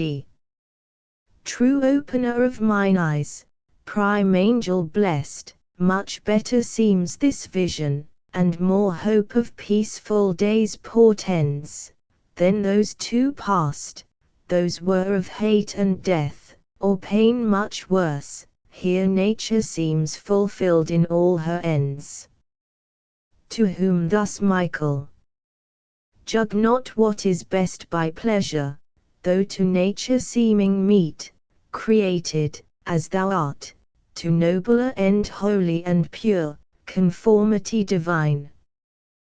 Those tents thou saw'st so pleasant, were the tents of wickedness, wherein shall dwell his race who slew his brother. Studious they appear of arts that polish life, inventors rare, unmindful of the Maker, though his Spirit taught them, but they his gifts acknowledged none. Yet they a beauteous offspring shall beget, for that fair female troop thou saw'st, that seemed of goddesses, so blithe, so smooth, so gay, yet empty of all good wherein consists woman's domestic honor and chief praise, bred onely and completed to the taste of lustful appearance, to sing, to dance, to dress, and rule the tongue, and rule the eye. To these that sober race of men, whose lives religious titled them the sons of God, shall yield up all the virtue, all the fame ignobly, to the trains and to the smiles of these fair atheists, and now swim in joy, ere long to swim at lark, and laugh, for which the world ere long a world of tears must weep. To whom thus Adam of short joy bereft: O pity and shame, that they who to live well entered so fair, should turn aside to tread paths indirect, or in the midway faint. But still I see the tenor of man's woe holds on the same, from woman to begin. From man's effeminate slackness it begins, said Angel, who should better hold his place by wisdom, and superior gifts received. But now prepare thee for another scene. He looked and saw wide territory spread before him, towns, and rural works between, cities of men with lofty gates and toes, concourse in arms, fierce faces threatening war, giants of mighty bone, and bowed emprise, part wield the arms, part corb the foaming steed, single or in array of battle ranged both horse and foot, nor idly mustering stood, one way a band select from forage drives a herd of beeves, fair oxen and fair kine from a fat meadow ground, or fleecy flock, ewes and the bleating lambs over the plain. The booty, scarce with life the shepherds fly, but call in aid, which tax a bloody fray, with cruel tournament the squadrons join, where cattle pastured late, now scattered lies with carcasses and arms ensanguined field deserted, others to a city strong lay siege, encamped, by battery, scale, and mine, assaulting, others from the wall defend with dart and javelin, stones and sulphurous fire, on each hand slaughter and gigantic deeds. In other part the sceptred heralds call to council in the city gates, anon grey-headed men and grave, with warriors mixed, assemble, and harangues are heard, but soon in factious opposition, till at last of middle age one rising, eminent in wise deport, spake much of right and wrong, of justice, of religion, truth and peace, and judgment from above. Him old and young exploded, and had seized with violent hands, had not a cloud descending snatched him thence unseen amid the throng, so violence proceeded, and oppression, and sword law through all the plain, and refuge none was found. Adam was all in tears, and to his guide lamenting turned full sad. Oh, what are these? Death's ministers, not men, who thus deal death inhumanly to men, and multiply 10,000-fold the sin of him who slew his brother. For of whom such massacre make they but of the brethren, men of men? But who was that just man, whom had not heaven rescued, had in his righteousness been lost? To whom thus Michael, these are the product of those ill-mated marriages thou sawest, where good with bad were met, who of themselves abhor to join, and by imprudence mixed, produce prodigious births of body or mind. Such were these giants, men of high renown, for in those days might onely shall be admired, and valor and heroic virtue called, to overcome in battle, and subdue nations, and bring home spoils with infinite manslaughter, shall be held the highest pitch of human glory, and for glory done of triumph, to be styled great conquerors, patrons of mankind, gods, and sons of gods, destroyers rightly are called, and plagues of men. Thus fame shall be achieved, renown on earth, and what most merits fame in silence hid. But he the seventh from thee, whom thou beheldst the only righteous in a world perverse, and therefore hated, therefore so beset with foes for daring single to be just, and utter odious truth, that God would come to judge them with his saints, him the Most High wrapped in a balmy cloud with winged steeds did, as thou saw'st, receive, to walk with God high in salvation and the climes of bliss, exempt from death, to show thee what reward awaits the good, the rest what punishment, which now direct thine eyes and soon behold. He looked, and saw the face of things quite changed, the brazen throat of war had ceased to roar, all now was turned to jollity and game, to luxury and riot, feast and dance, marrying or prostituting, as befell, rape or adultery, where passing fair allured them, thence from cups to civil broils. At length a reverend sire among them came, and of the doings great dislike declared, and testified against the ways he oft frequented the assemblies, where so met, triumphs or festivals, and to them preached conversion and repentance, as to souls in prison under judgments imminent, but all in vain, which when he saw, he ceased contending, and removed his tents far off, then from the mountain hewing timber tall, began to build a vessel of huge bulk, measured by cubit, length, and breadth, and height, smeared round with pitch, and in the side a door contrived, and of provisions laid in large for man and beast, when lo, a wonder strange.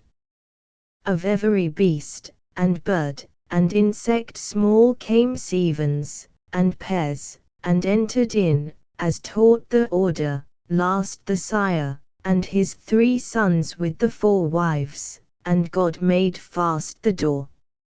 Meanwhile the sough wind rose, and with black wings wide hovering, all the clouds together drove from under heaven, the hills to their supply vapor, and exhalation dusk and moist, sent up amain, and now the thick ndskie like a dark ceiling stood, down rushed the rain impetuous, and continued till the earth no more was seen, the floating vessel swam uplifted, and secure with beaked prow rode tilting array the waves, all dwellings else flood overwhelmed, and them with all the pomp deep under water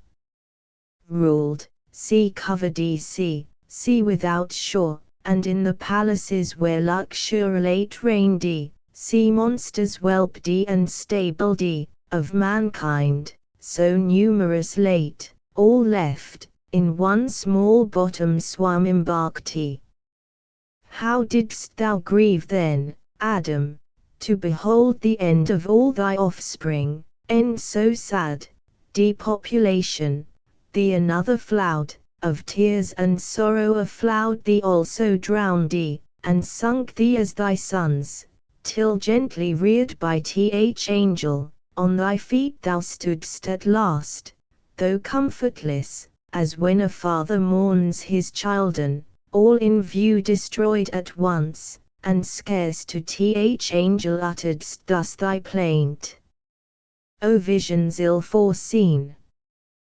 Better had I lived ignorant of future, so had borne my part of evil onely, each day's lot aina to bear, those now, that were dispensed the burden of many ages, on me light at once, by my folk knowledge gaining birth abortive, to torment me ere the being, with thought that they must be. Let no man seek henceforth to be foretold what shall befall him or his children, evil he may be sure, which neither his folk knowing can prevent, and he the future evil shall no less in apprehension than in substance feel grievous to bear, but that care now is past, man is not whom to warn. Those few escaped famine and anguish will at last consume wandering that watery desert. I had hope when violence was seized and war on earth, all would have then gone well, peace would have crowned with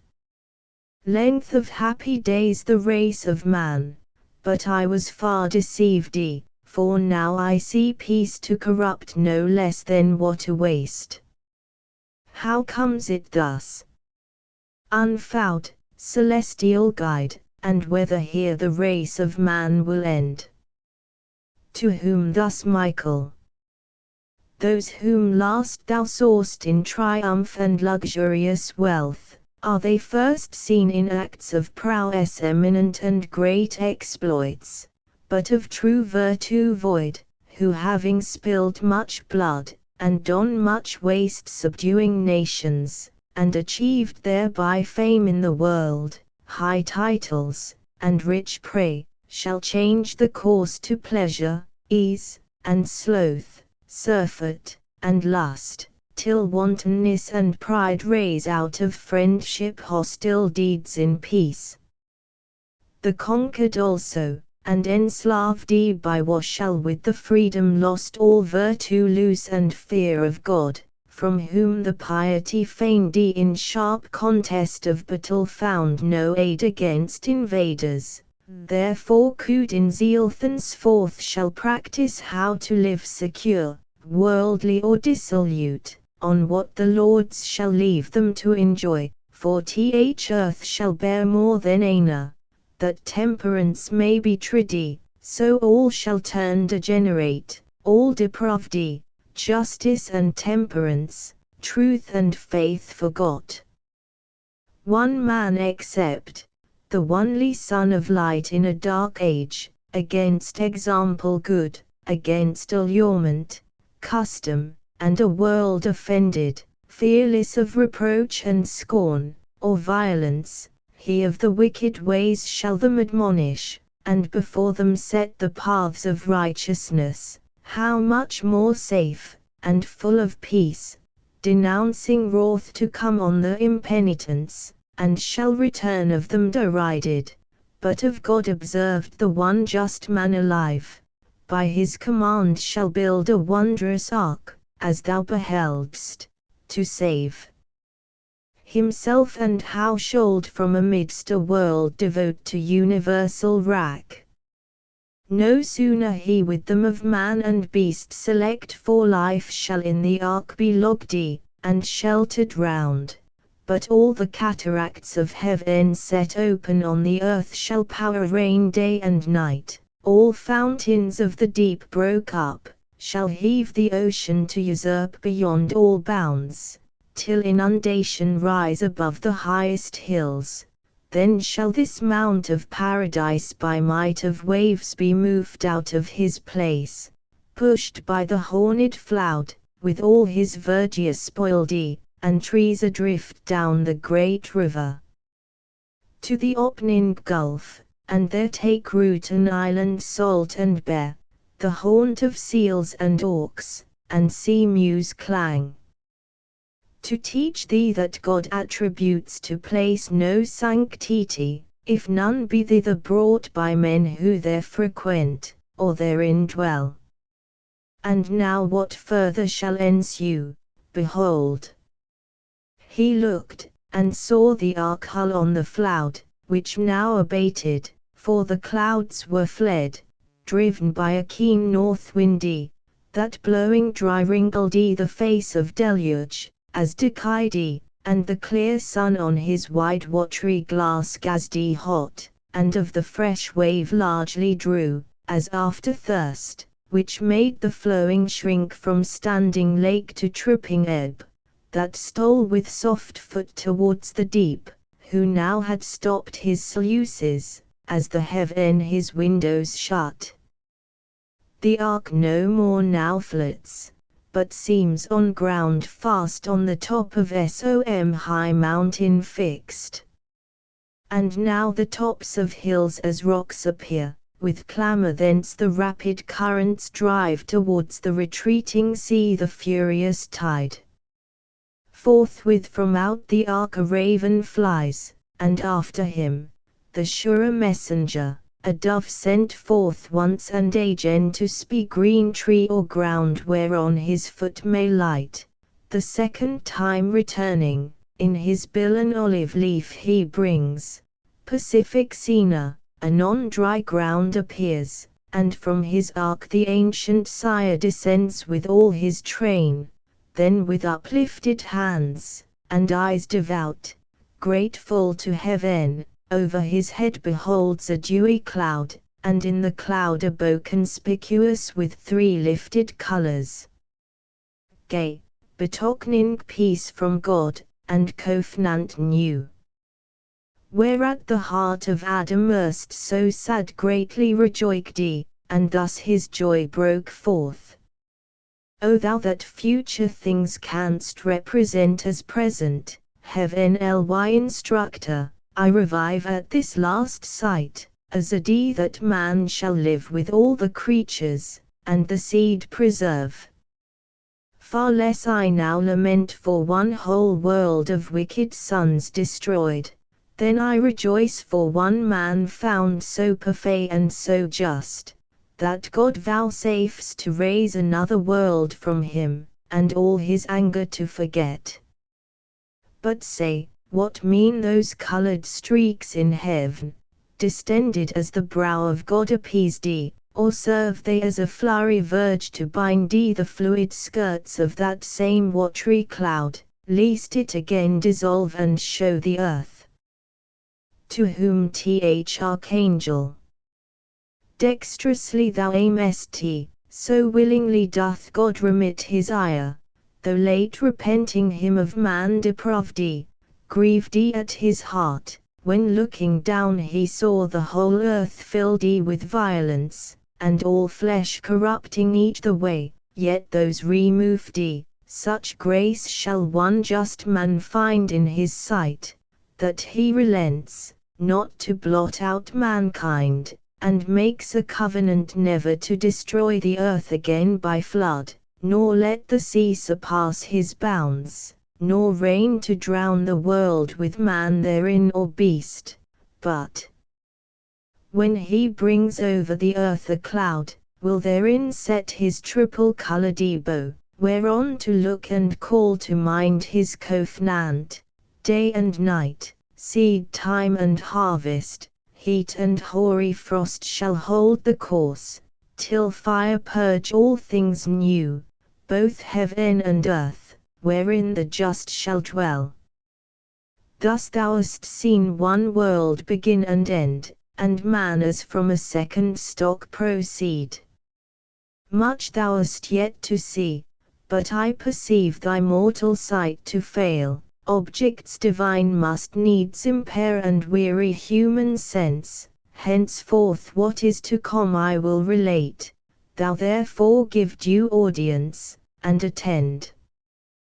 This second hours of men, while yet but few, and while the dread of judgment past remains fresh in the minds, fearing the deity, with some regard to what is just and right shall lead the lives, and multiply apace, laboring the soil, and reaping plenteous crop, corn, wine and oil, and from the herd or flock, oft sacrificing bullock, lamb, or kid, with large wine offerings poured, and sacred feast shall spend the days in joy unblamed, and dwell long time in peace by families and tribes,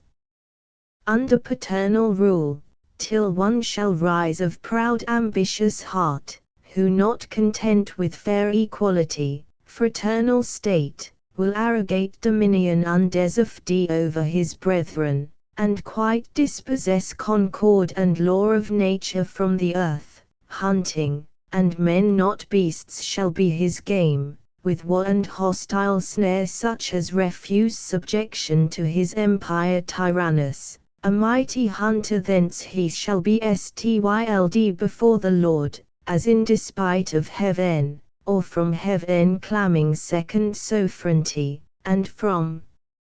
rebellion shall derive his name, though of rebellion others he accuse. He with a crew, whom like ambition joins with him or under him to tyrannies, marching from Eden towards the west, shall find the plain, wherein a black bituminous scourge boils out from underground, the mouth of hell, of brick, and of that stuff they cast to build a city and tower, whose top may reach to heaven, and get themselves a name, lest far dispersed in foreign lands the memory be lost, regardless whether good or evil fame. But God who oft descends to visit men unseen, and through the habitations walks to mark the doings, them beholding soon, comes down to see the city, ere the tower obstruct heaven toes, and in derision sets upon the tongues a various spirit to raise quite out the native language, and instead to sow a jangling noise of words unknown, forthwith a hideous gabble rises loud among the builders, each to other calls not understood, till hoarse, and all in rage, as mocked they storm, great laughter was in heaven and looking down, to see the hubbub strange and hear the din, thus was the building left ridiculous, and the work confusion namedy. Whereto thus Adam fatherly displeased O execrable son, so to aspire above his brethren, to himself affirming authority usurped, from God not given, he gave us onely over beast, fish, foul dominion absolute, that right we hold by his donation, but man over men he made not lord, such title to himself reserving, human left from human free. But this usurper his encroachment proud stays not on man, to God his tower intends siege and defiance, wretched man. What food will he convey up thither to sustain himself and his rash army, where thin air above the clouds will pine his entrails gross, and famish him of breath, if not of bread? To whom thus Michael: justly thou abhorrest that son, who on the quiet state of men such trouble brought, affecting to subdue rational liberty, yet know withal, since thy original lapse, true liberty is lost, which always with right reason dwells twindy, and from her earth no individual being, reason in man obscuredy, or not obeyed, immediately inordinate desires and upstart passions catch the government from reason, and to servitude reduce man till then free. Therefore, since he permits within himself unworthy powers to reign over free reason, God in judgment just subjects him from without to violent lords, who oft as undeservedly enthrall his outward freedom. Tyranny must be, though to the tyrant thereby no excuse. Yet sometimes nations will decline so low from virtue, which is reason, that no wrong, but justice, and some fatal curse annexed deprives them of the outward liberty, the inward lost. Witness th irreverent son of him who built the ark, who for the shame done to his father, heard this heavy curse, servant of servants, on his vicious race. Thus will this latter, as the former world, still tend from bad to worse, till God at last wearied with their iniquities, withdraw his presence from among them, and avert his holy eyes, resolving from thenceforth to leave them to their own polluted ways, and one peculiar nation to select from all the rest, of whom to be invicti, a nation from one faithful man to spring, him on this side Euphrates yet residing, bred up in idol worship. O that men, canst thou believe, should be so stupid grown. While yet the patriarch lived, who scapt the flood, as to forsake the living God, and fall to worship their own work in wood and stone for gods. Yet him God the Most High vouchsafes to call by vision from his father's house, his kindred and false gods, into a land which he will show him, and from him will raise a mighty nation, and upon him shower his benediction so, that in his seed all nations shall be blessed. He straight obeys, not knowing to what land, yet firm believes. I see him, but thou canst not, with what faith he leaves his gods, his friends, and native soil of Chaldea, passing now the ford to Haran, after him a cumbrous train of herds and flocks, and numerous servitude, not wandering poor, but trusting all his wealth with God, who called him, in a land unknown. Canaan he now attains. I see his tents pit about Shechem, and the neighboring plain of Moab. There by promise he receives gift to his progeny of all that land, from Hamath northward to the desert south, things by the names I call, though yet unnamed, from Hermon east to the great western sea, Mount Hermon, yonder sea, each place behold in prospect, as I point them, on the shore Mount Carmel, here the double-founted stream Jordan, true limit eastward, but his sons shall dwell to Sinir, that long ridge of hills. This ponder, that all nations of the earth shall in his seed be blessed, by that seed is meant thy great deliverer, who shall bruise the serpent's head, whereof to thee anon plainlier shall be revealed. This patriarch blessed, whom faithful Abraham due time shall call, a son, and of his son a grandchild leaves, like him in faith, in wisdom, and renown. The grandchild with 12 sons increased, departs from Canaan, to a land hereafter called Egypt, divided by the river Nile, see where it flows, disgorging at 7 mouths into the sea. To sojourn in that land he comes invited by a younger son in time of dearth, a son whose worthy deeds raise him to be the second in that realm of Pharaoh. There he dies, and leaves his race growing into a nation, and now grown suspected to a sequent king, who seeks to stop the overgrowth, as inmate guests too numerous, whence of guests he makes them slaves inhospitably, and kills the infant males, till by two brethren, those two brethren call Moses and Aaron, sent from God to claim his people from enthrallment, they return with glory and spoil back to the promised land. But first the lawless tyrant, who denies to know the God, or message to regard, must be compelled by sinners and judgments dire, to blood unshed the rivers must be turned, frogs, lice and flies must all his palace fill with loath de-intrusion, and fill all the land, his cattle must of rot and mare and die, botches and blains must all his flesh emboss, and all his people, thunder mixed with hail, hail mixed with fire must rend Egyptian skie and wheel on earth, devouring where it rules, what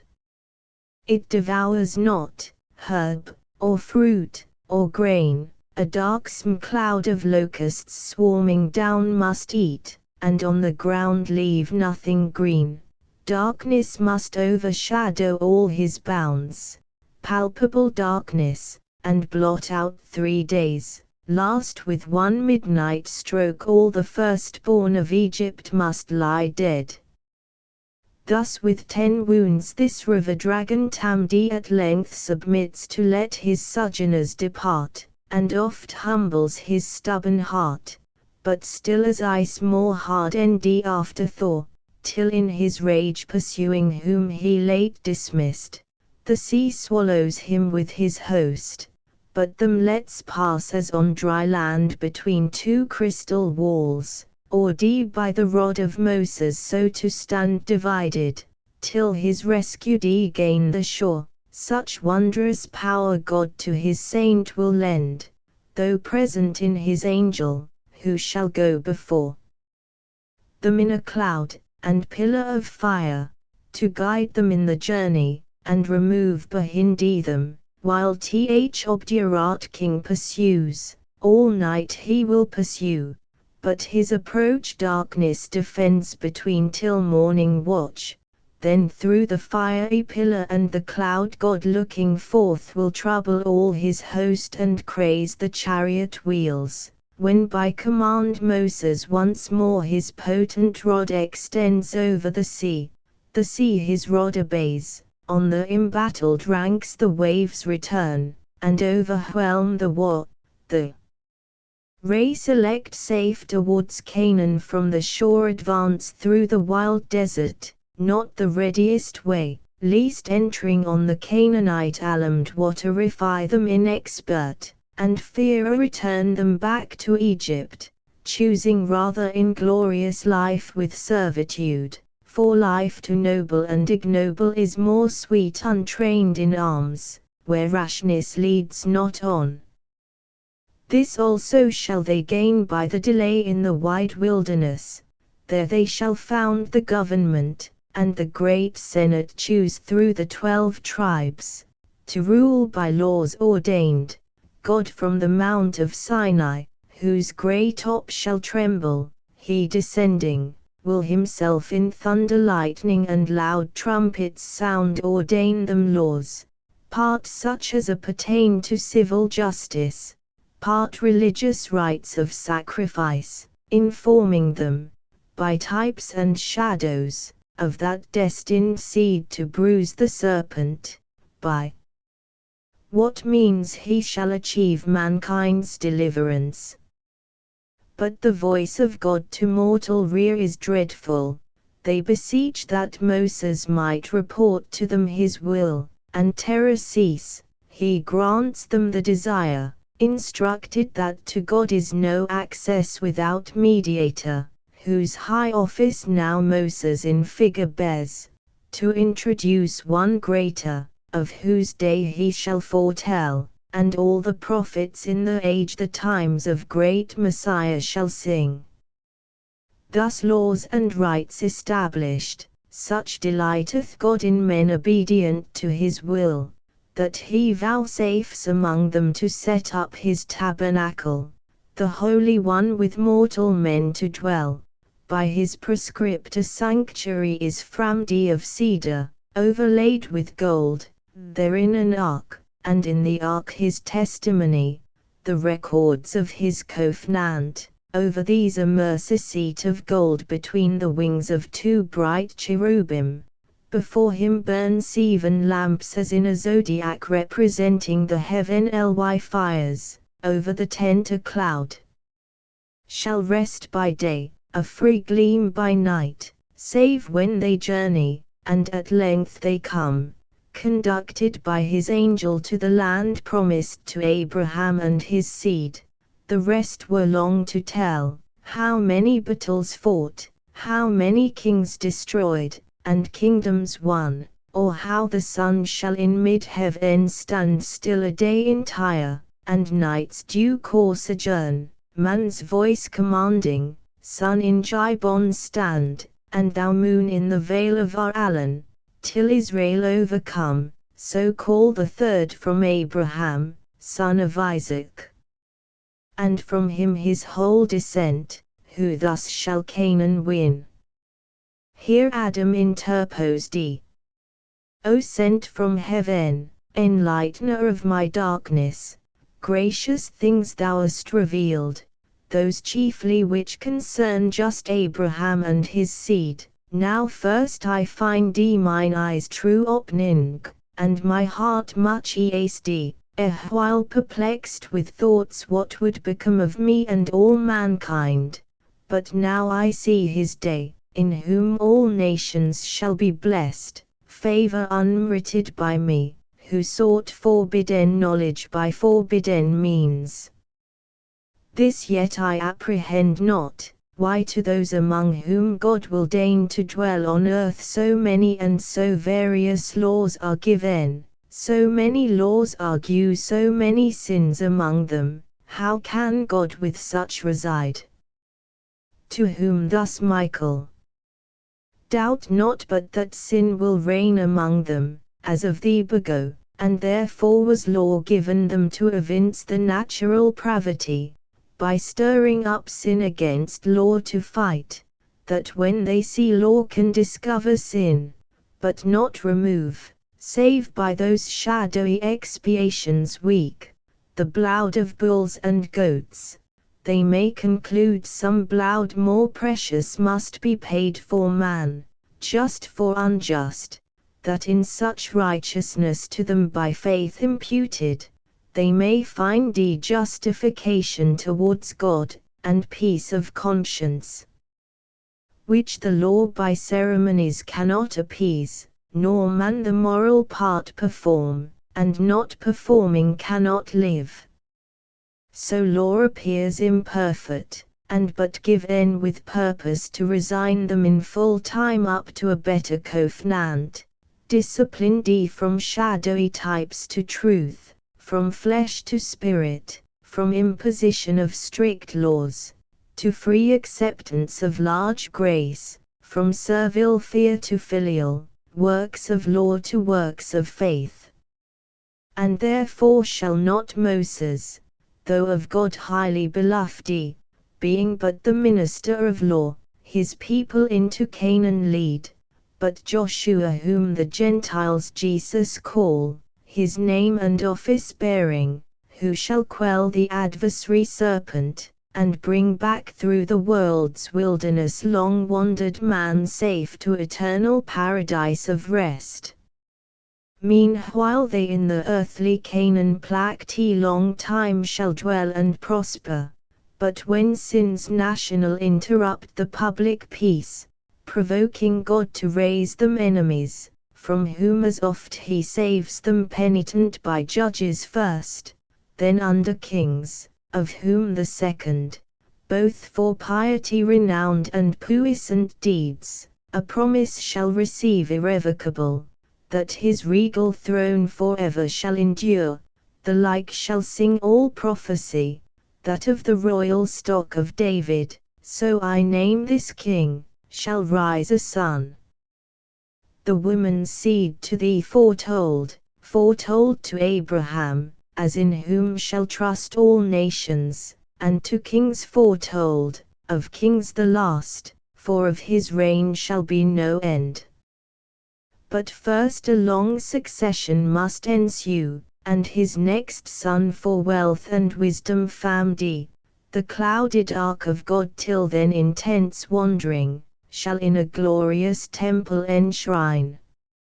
Such follow him, as shall be registered part good, part bad, of bad the longer scrowl, whose foul idolatries, and other faults heaped to the popular sum, will so incense God, as to leave them, and expose the land, the city, his temple, and his holy ark with all his sacred things, a scorn and prey to that proud city, whose high walls thou sawest left in confusion, Babylon thence called.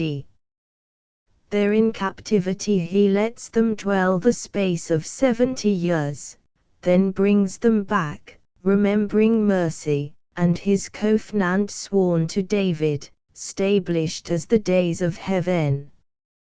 Returned from Babylon by leave of kings the lords, whom God dispersed,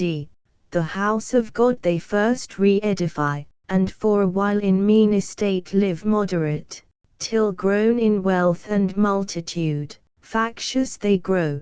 But first among the priests dissension springs, men who attend the altar, and should most endeavor peace. The strife pollution brings upon the temple itself, at last they seize the scepter, and regard not David's sons, then lose it to a stranger, that the true anointed King Messiah might be born body of his right, yet at his birth a star unseen before in heaven proclaims him come, and guides the eastern sages, who enquire his place, to offer incense, myrrh, and gold. His place of birth a solemn angel tells to simple shepherds, keeping watch by night, they gladly thither haste, and by a choir of squadroned angels hear his carol sung. A virgin is his mother, but his sire the power of the Most High. He shall ascend the throne hereditary, and bound his reign with earth's wide bounds, his glory with the heavens. He seized, discerning Adam with such joy surcharged, as had like grief been dewed in tears, without the vent of words, which these he breathed. O prophet of glad tidings, finisher of utmost hope! Now clear I understand what oft my steadiest thoughts have sought in vain, why our great expectation should be called the seed of woman, Virgin Mother. Hail, high in the love of heaven, yet from my loins thou shalt proceed, and from thy womb the Son of God Most High, so God with man unites. Needs must the serpent now his capital bruise expect with mortal pain. Say where and when the fight, what stroke shall bruise the victor's heel? To whom thus Michael: dream not of the fight, as of a duel, or the local wounds of head or heel. Not therefore joins the Son manhood to Godhead, with more strength to foil thy enemy, nor so is overcome Satan, whose fall from heaven, a deadlier bruise, disabled thee not to give thee thy death's wound, which he, who comes thy Saviour, shall recure, not by destroying Satan, but his works in thee and in thy seed. Nor can this be, but by fulfilling that which thou didst want, obedience to the law of God, imposed on penalty of death, and suffering death, the penalty to thy transgression due, and due to theirs which out of thine will grow, so only can high justice rest apaid. The law of God exact he shall fulfill both by obedience and by love, though love alone fulfill the law, thy punishment he shall endure by coming in the flesh to a reproachful life and cursed death, proclaiming life to all who shall believe in his redemption, and that his obedience imputed becomes theirs by faith, his merits to save them, not their own, though legal works. For this he shall live hated, be blasphemed, seized on by force, jugged, and to death condemned, a shameful and accursed, nailed to the cross by his own nation, slain for bringing life. But to the cross he nails thy enemies, the law that is against thee, and the sins of all mankind, with him there crucified, never to hurt them more who rightly trust in this his satisfaction. So he dies, but soon revives. Death over him no power shall long usurp, ere the third dawning light return, the stars of morn shall see him rise out of his grave, fresh as the dawning light. Thy ransom paid, which man from death redeems, his death for man, as many as offered life neglect not, and the benefit embrace by faith not void of works. This godlike act annuls thy doom, the death thou shouldst have did, in sin forever lost from life. This act shall bruise the head of Satan, crush his strength defeating sin and death, his two main arms, and fix far deeper in his head the stings than temporal death. Shall bruise the victor's heel, or theirs whom he redeems, a death like sleep, a gentle wafting to immortal life. Nor after resurrection shall he stay longer on earth than certain times to appear to his disciples, men who in his life still followed him. To them shall leave in charge to teach all nations what of him they learned and his salvation, them who shall believe baptizing in the profluent stream, the scener of washing them from guilt of sin to life pure, and in mind prepared, if so befall, for death, like that which the Redeemer did. All nations they shall teach, for from that day not only to the sons of Abraham's loins salvation shall be preached, but to the sons of Abraham's faith wherever through the world, so in his seed all nations shall be blessed. Then to the heaven of heavens he shall ascend with victory, triumphing through the air over his foes and thine. There shall surprise the serpent, prince of air, and drag in chains through all his realm, and there confounded leave. Then enter into glory, and resume his seat at God's right hand, exalted high above all names in heaven, and thence shall come, when this world's dissolution shall be ripe, with glory and power to judge both quick and dead, to judge unfaithful dead, but to reward his faithful, and receive them into bliss, whether in heaven or earth, for then the earth shall all be paradise, far happier place than this of Eden, and far happier days. So spake Archangel Michael, then paused as at the world's great period, and our sire replete with joy and wonder thus replied, O goodness infinite, goodness immense, that all this good of evil shall produce, and evil turn to good, more wonderful than that which by creation first brought forth light out of darkness. Full of doubt I stand, whether I should repent me now of sin by me done and occasioned, or rejoice much more, that much more good thereof shall spring, to God more glory, more goodwill to men from God, and overwrought grace shall abound.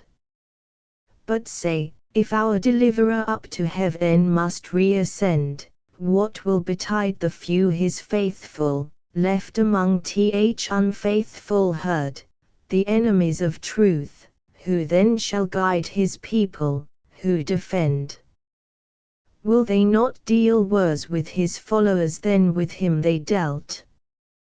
Be sure they will, said Th Angel, but from heaven he to his own a comforter will send, the promise of the Father, who shall dwell his Spirit within them, and the law of faith working through love, upon the hearts shall write, to guide them in all truth, and also arm with spiritual armor, able to resist Satan's assaults, and quench his free darts. What man can do against them, not afraid, though to the death, against such cruelties with inward consolations recompensed he, and oft supported so,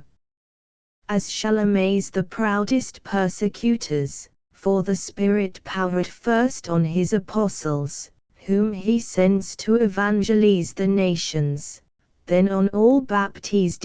shall them with wondrous gifts endue to speak all tongues, and do all miracles, as did the Lord before them. Thus they win great numbers of each nation to receive with joy the tidings brought from heaven. At length the ministry performed and race well run, the doctrine and the story written left, they die, but in the room, as they forewarn, wolves shall succeed for teachers, grievous wolves, who all the sacred mysteries of heaven to their own vile advantages shall turn of lucre and ambition, and the truth with superstitions and traditions taint, left only in those written records pure, though not but by the Spirit understood. Then shall they seek to avail themselves of names, places and titles, and with these to join secular power, though feigning still to act by spiritual, to themselves appropriating the Spirit of God, promised alike and given to all believers, and from that pretense, spiritual laws by carnal power shall force on every conscience, laws which none shall find left them enruled, or what the Spirit within shall on the heart engrave. What will they then but force the Spirit of grace itself, and bind his consort liberty? What, but unbuild his living temples, built by faith to stand, their own faith not another's, for on earth who against faith and conscience can be heard infallible? Yet many will presume, whence heavy persecution shall arise on all who in the worship persevere of spirit and truth. The rest, far greater part, will deem in outward rites and specious forms religion satisfied. Truth shall retire bestuck with slanderous darts, and works of faith rarely be found. So shall the world go on, to good malignant, to bad men benign, under her own weight groaning, till the day appear of respiration to the just, and vengeance to the wicked, at return of him so lately promised to thy aid, the woman's seed, obscurely then foretold, now amplier known thy Saviour and thy Lord, last in the clouds from heaven to be revealed in glory of the Father, to dissolve Satan with his perverted world, then raise from the conflagrant mass, purged and refined, new heavens, new earth, ages of endless date founded in righteousness and peace and love, to bring forth fruits joy and eternal bliss. He ended, and thus Adam last replied, How sooneth thy prediction, seer blessed, measured this transient world, the race of time, till time stand fixed, beyond is all abyss, eternity, whose end no eye can reach. Greatly instructed I shall hence depart, greatly in peace of thought, and have my fill of knowledge, what this vessel can contain, beyond which was my folly to aspire. Henceforth I learn, that to obey is best, and love with fear of the only God, to walk as in his presence, ever to observe his providence, and on him sole depend, merciful over all his works, with good still overcoming evil, and by small accomplishing great things, by things deemed weak subverting worldly strong, and worldly wise by simply meek, that suffering for truth's sake is fortitude to highest victory, and to the faithful death the gate of life, taught this by his example whom I now acknowledge my Redeemer ever blessed.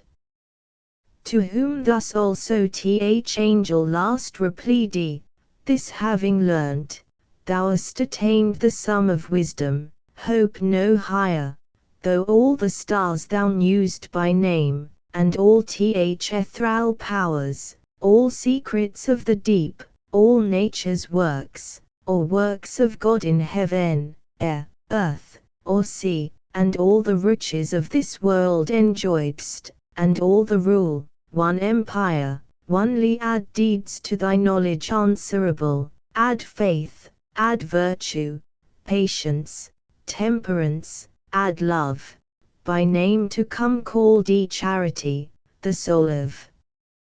all the rest, then wilt thou not be loath to leave this paradise, but shalt possess a paradise within thee, happier far. Let us descend now therefore from this top of speculation, for the hour precise exacts our parting hence, and see the gods, by me encamped on yonder hill, expect the motion, at whose front a flaming sword, in signal of remove, waves fiercely round. We may no longer stay, go, waken Eve, her also I with gentle dreams have calmed portending good, and all her spirits composed to meek submission. Thou at season fit let her with thee partake what thou hast heard, chiefly what may concern her faith. To know the great deliverance by her seed to come, for by the woman's seed, on all mankind, that ye may live, which will be many days, both in one faith unanimous though sad, with cause for evils past, yet much more cheered with meditation on the happy end. He ended, and they both descend the hill, descended, Adam to the bower where Eve lay sleeping ran before, but found her waked he, and thus with words not sad she him received. Whence thou return'st, and whither went'st, I know, for God is also in sleep, and dreams advise, which he hath sent propitious, some great good presaging, since with sorrow and heart's distress vivered I fell asleep, but now lead on, in me is no delay, with thee to go, is to stay here, without thee here to stay, is to go hence unwilling. Thou to me art all things under heaven, all places thou, vivo for my wilful crime art banished hence.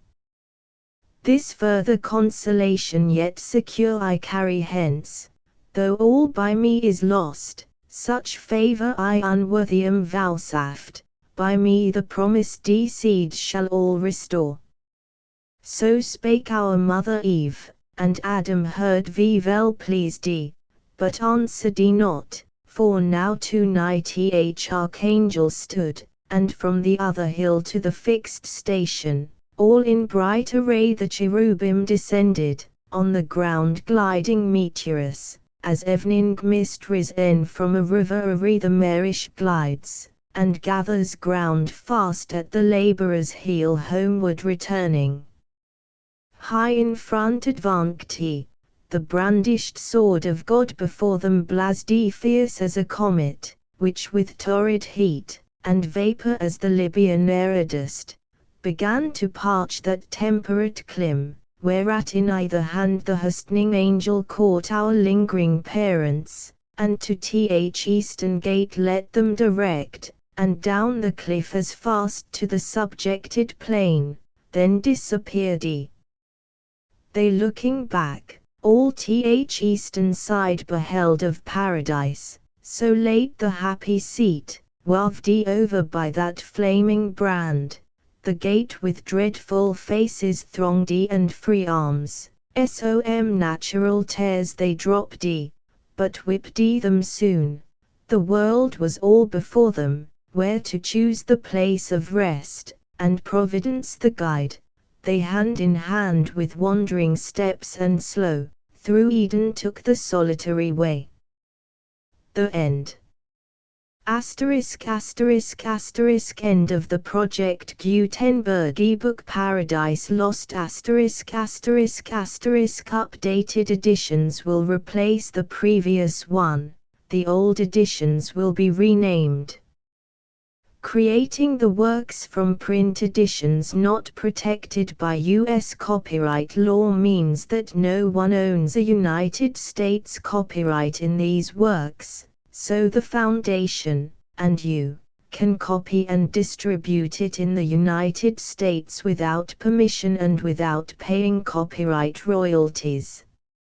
Special rules, set forth in the general terms of use part of this license, apply to copying and distributing Project Gutenberg trademark symbol electronic works to protect the Project Gutenberg trademark symbol concept and trademark. Project Gutenberg is a registered trademark, and may not be used if you charge for an ebook, except by following the terms of the trademark license, including paying royalties for use of the Project Gutenberg trademark. If you do not charge anything for copies of this ebook, complying with the trademark license is very easy. You may use this ebook for nearly any purpose such as creation of derivative works, reports, performances and research. Project Gutenberg ebooks may be modified and printed and given away. You may do practically anything in the United States with ebooks not protected by U.S. copyright law. Redistribution is subject to the trademark license, especially commercial redistribution. Start. Full license. The full Project Gutenberg license. Please read this before you distribute or use this work to protect the Project Gutenberg trademark symbol mission of promoting the free distribution of electronic works. By using or distributing this work, or any other work associated in any way with the phrase Project Gutenberg, you agree to comply with all the terms of the full Project Gutenberg trademark symbol license available with this file or online at www.gutenberg.org/license. Section 1. General Terms of Use and Redistributing Project Gutenberg Trademark Symbol Electronic Works 1.0. By reading or using any part of this Project Gutenberg trademark symbol electronic work, you indicate that you have read, understand, agree to and accept all the terms of this license and intellectual property, trademark/copyright, agreement. If you do not agree to abide by all the terms of this agreement, you must cease using and return or destroy all copies of Project Gutenberg trademark symbol electronic works in your possession. If you paid a fee for obtaining a copy of or access to a Project Gutenberg trademark symbol electronic work and you do not agree to be bound by the terms of this agreement, you may obtain a refund from the person or entity to whom you paid the fee as set forth in paragraph 1.e.8. 1.b Project Gutenberg is a registered trademark. It may only be used on or associated in any way with an electronic work by people who agree to be bound by the terms of this agreement. There are a few things that you can do with most Project Gutenberg trademark symbol electronic works even without complying with the full terms of this agreement. See paragraph 1.c below. There are a lot of things you can do with Project Gutenberg trademark symbol electronic works if you follow the terms of this agreement and help preserve free future access to Project Gutenberg trademark symbol electronic works. See paragraph 1.e below. 1.c. The Project Gutenberg Literary Archive Foundation, the Foundation or PGLAF, owns a compilation copyright in the collection of Project Gutenberg trademark symbol electronic works. Nearly all the individual works in the collection are in the public domain in the United States. If an individual work is unprotected by copyright law in the United States and you are located in the United States, we do not claim a right to prevent you from copying, distributing, performing, displaying or creating derivative works based on the work as long as all references to Project Gutenberg are removed. Of course, we hope that you will support the Project Gutenberg trademark symbol mission of promoting free access to electronic works by freely sharing Project Gutenberg trademark symbol works in compliance with the terms of this agreement for keeping the Project Gutenberg trademark symbol name associated with the work. You can easily comply with the terms of this agreement by keeping this work in the same format with its attached full Project Gutenberg trademark symbol license when you share it without charge with others. 1.d. The copyright laws of the place where you are located also govern what you can do with this work. Copyright laws in most countries are in a constant state of change. If you are outside the United States, check the laws of your country in addition to the terms of this agreement before downloading, copying, displaying, performing, distributing or creating derivative works based on this work or any other Project Gutenberg trademark symbol work. The Foundation makes no representations concerning the copyright status of any work in any country other than the United States. 1.e. Unless you have removed all references to Project Gutenberg. 1.e.1. The following sentence, with active links to, or other immediate access to, the full Project Gutenberg trademark symbol license must appear prominently whenever any copy of a Project Gutenberg trademark symbol work, any work on which the phrase Project Gutenberg appears, or with which the phrase Project Gutenberg is associated, is accessed, displayed, performed, viewed, copied or distributed. This ebook is for the use of anyone anywhere in the United States and most other parts of the world at no cost and with almost no restrictions whatsoever. You may copy it, give it away or reuse it under the terms of the Project Gutenberg license included with this ebook or online at www.gutenberg.org. If you are not located in the United States, you will have to check the laws of the country where you are located before using this ebook. 1.e.2.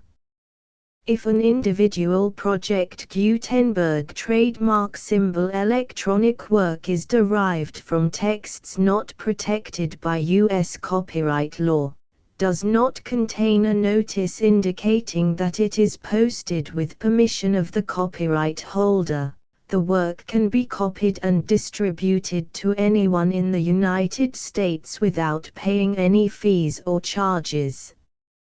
If you are redistributing or providing access to a work with the phrase Project Gutenberg associated with or appearing on the work, you must comply either with the requirements of paragraphs 1.e.1 through 1.e.7 or obtain permission for the use of the work and the Project Gutenberg trademark symbol trademark as set forth in paragraphs 1.e.8 or 1.e.9.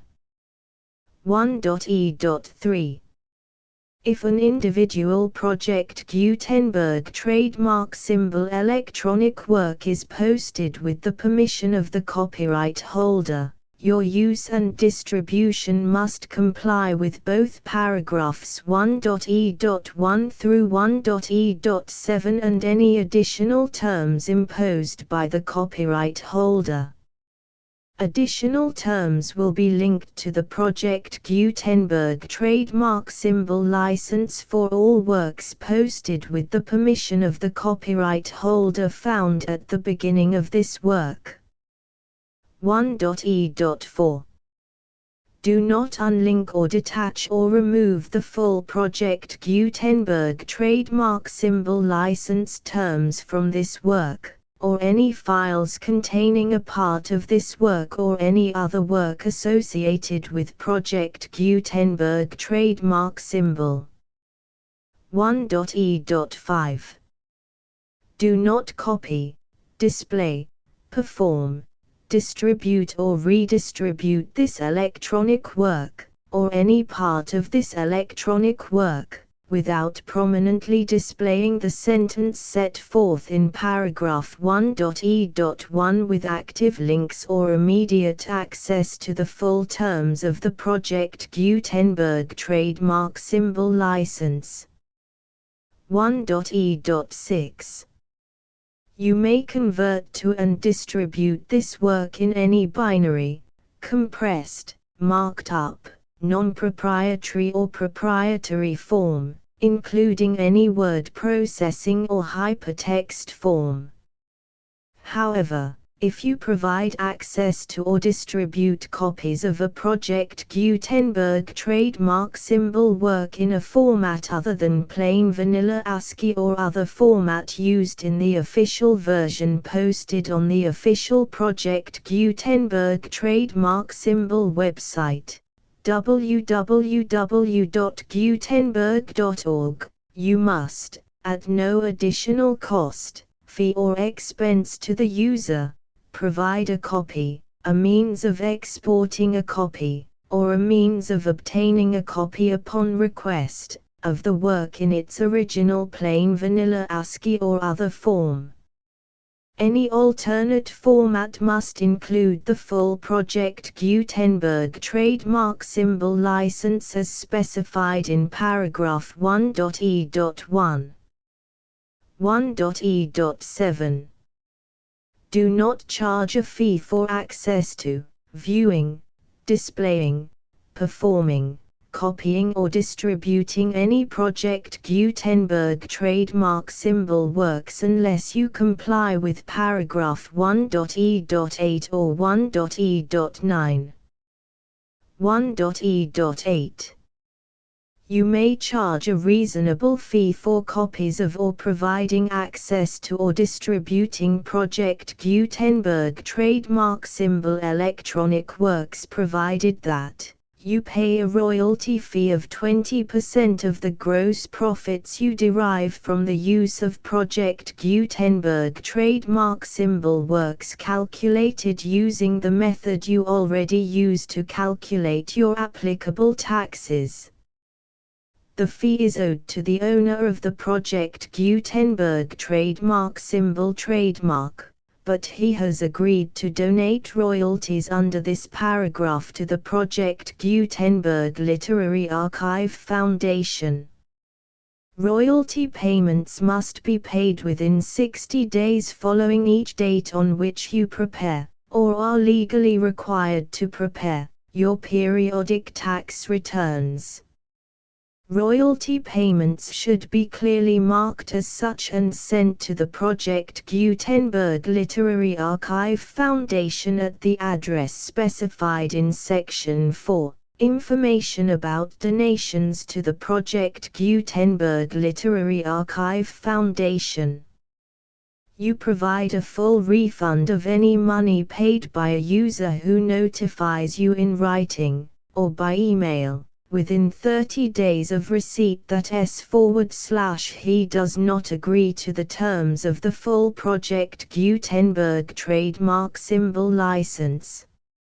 You must require such a user to return or destroy all copies of the works possessed in a physical medium and discontinue all use of and all access to other copies of Project Gutenberg trademark symbol works. You provide, in accordance with paragraph 1.f.3, a full refund of any money paid for a work or a replacement copy, if a defect in the electronic work is discovered and reported to you within 90 days of receipt of the work. You comply with all other terms of this agreement for free distribution of Project Gutenberg trademark symbol works. 1.e.9. If you wish to charge a fee or distribute a Project Gutenberg trademark symbol electronic work or group of works on different terms than are set forth in this agreement, you must obtain permission in writing from the Project Gutenberg Literary Archive Foundation, the manager of the Project Gutenberg trademark symbol trademark.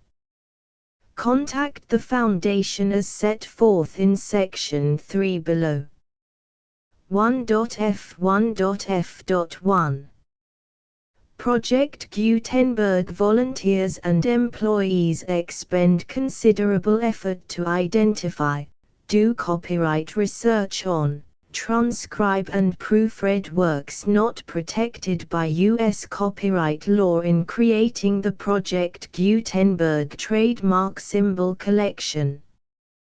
Despite these efforts, Project Gutenberg trademark symbol electronic works, and the medium on which they may be stored, may contain defects such as, but not limited to, incomplete, inaccurate or corrupt data, transcription errors, a copyright or other intellectual property infringement, a defective or damaged disk or other medium, a computer virus, or computer codes that damage or cannot be read by your equipment. 1.f.2.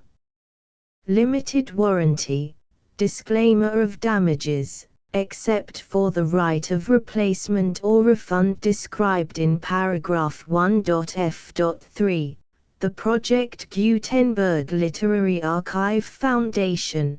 the owner of the Project Gutenberg trademark symbol trademark, and any other party distributing a Project Gutenberg trademark symbol electronic work under this agreement, disclaim all liability to you for damages, costs and expenses, including legal fees.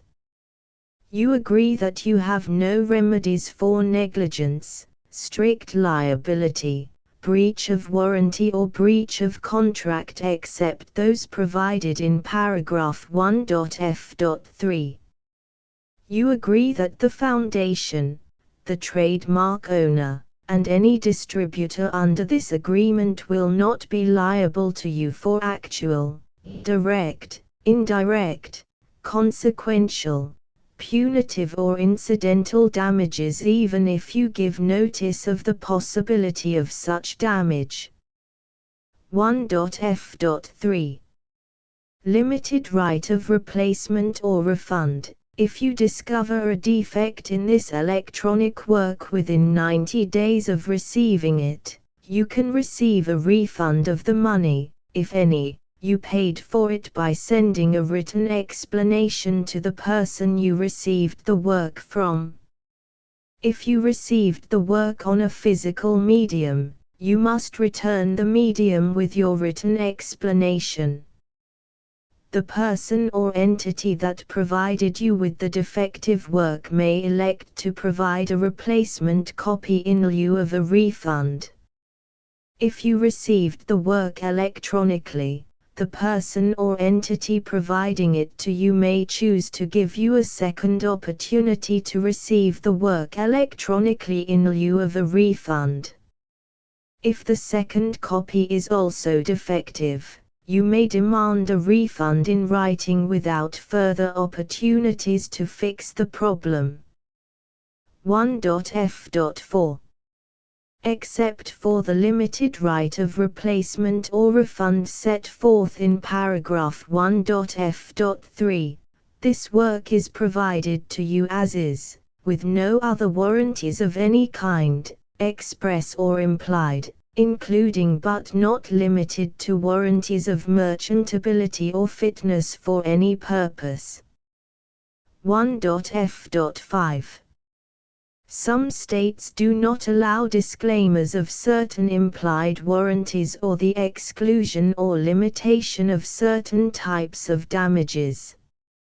If any disclaimer or limitation set forth in this agreement violates the law of the state applicable to this agreement, the agreement shall be interpreted to make the maximum disclaimer or limitation permitted by the applicable state law.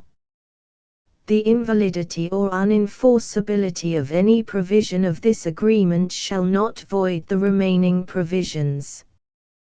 1.f.6 Indemnity. You agree to indemnify and hold the foundation, the trademark owner, any agent or employee of the foundation, anyone providing copies of Project Gutenberg trademark symbol electronic works in accordance with this agreement, and any volunteers associated with the production, promotion and distribution of Project Gutenberg trademark symbol electronic works, harmless from all liability, costs and expenses, including legal fees, that arise directly or indirectly from any of the following which you do or cause to occur. A. Distribution of this or any Project Gutenberg trademark symbol work. B. Alteration, modification, or additions or deletions to any Project Gutenberg trademark symbol work, and C. Any defect you cause. Section 2. Information about the mission of Project Gutenberg trademark symbol. Project Gutenberg trademark symbol is synonymous with the free distribution of electronic works in formats readable by the widest variety of computers, including obsolete, old, middle-aged and new computers. It exists because of the efforts of hundreds of volunteers and donations from people in all walks of life. Volunteers and financial support to provide volunteers with the assistance they need are critical to reaching Project Gutenberg trademark symbol's goals and ensuring that the Project Gutenberg trademark symbol collection will remain freely available for generations to come. In 2001, the Project Gutenberg Literary Archive Foundation was created to provide a secure and permanent future for Project Gutenberg trademark symbol and future generations. To learn more about the Project Gutenberg Literary Archive Foundation and how your efforts and donations can help, see sections 3 and 4 and the Foundation information page at www.gutenberg.org. Section 3. Information about the Project Gutenberg Literary Archive Foundation. The Project Gutenberg Literary Archive Foundation is a non-profit 501(c)(3) educational corporation organized under the laws of the state of Mississippi and granted tax-exempt status by the Internal Revenue Service.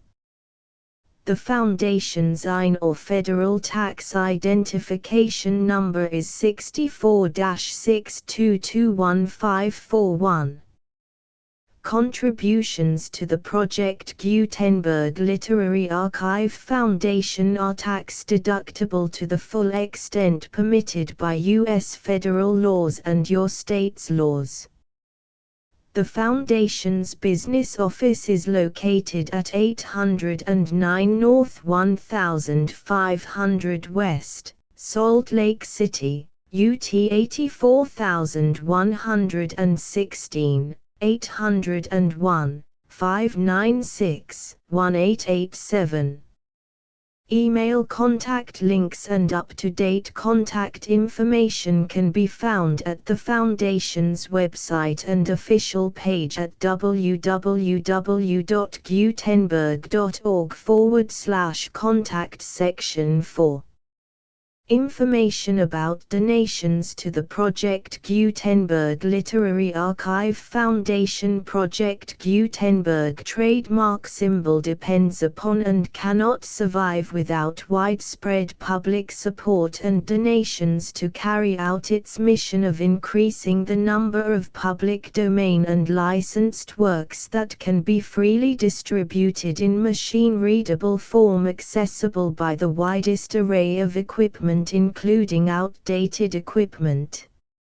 Many small donations, $1 to $5,000, are particularly important to maintaining tax-exempt status with the IRS. The Foundation is committed to complying with the laws regulating charities and charitable donations in all 50 states of the United States.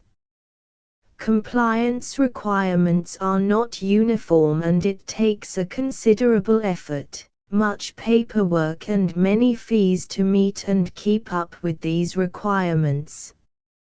We do not solicit donations in locations where we have not received written confirmation of compliance. To send donations or determine the status of compliance for any particular state, visit www.gutenberg.org/donate.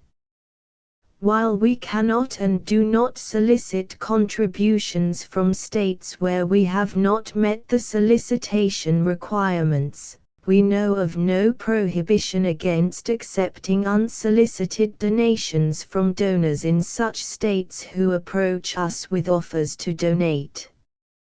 International donations are gratefully accepted, but we cannot make any statements concerning tax treatment of donations received from outside the United States. U.S. laws alone swamp our small staff. Please check the Project Gutenberg web pages for current donation methods and addresses. Donations are accepted in a number of other ways including checks, online payments and credit card donations. To donate, please visit www.gutenberg.org/donate. Section 5. General information about Project Gutenberg trademark symbol electronic works. Professor Michael S. Hart was the originator of the Project Gutenberg trademark symbol concept of a library of electronic works that could be freely shared with anyone.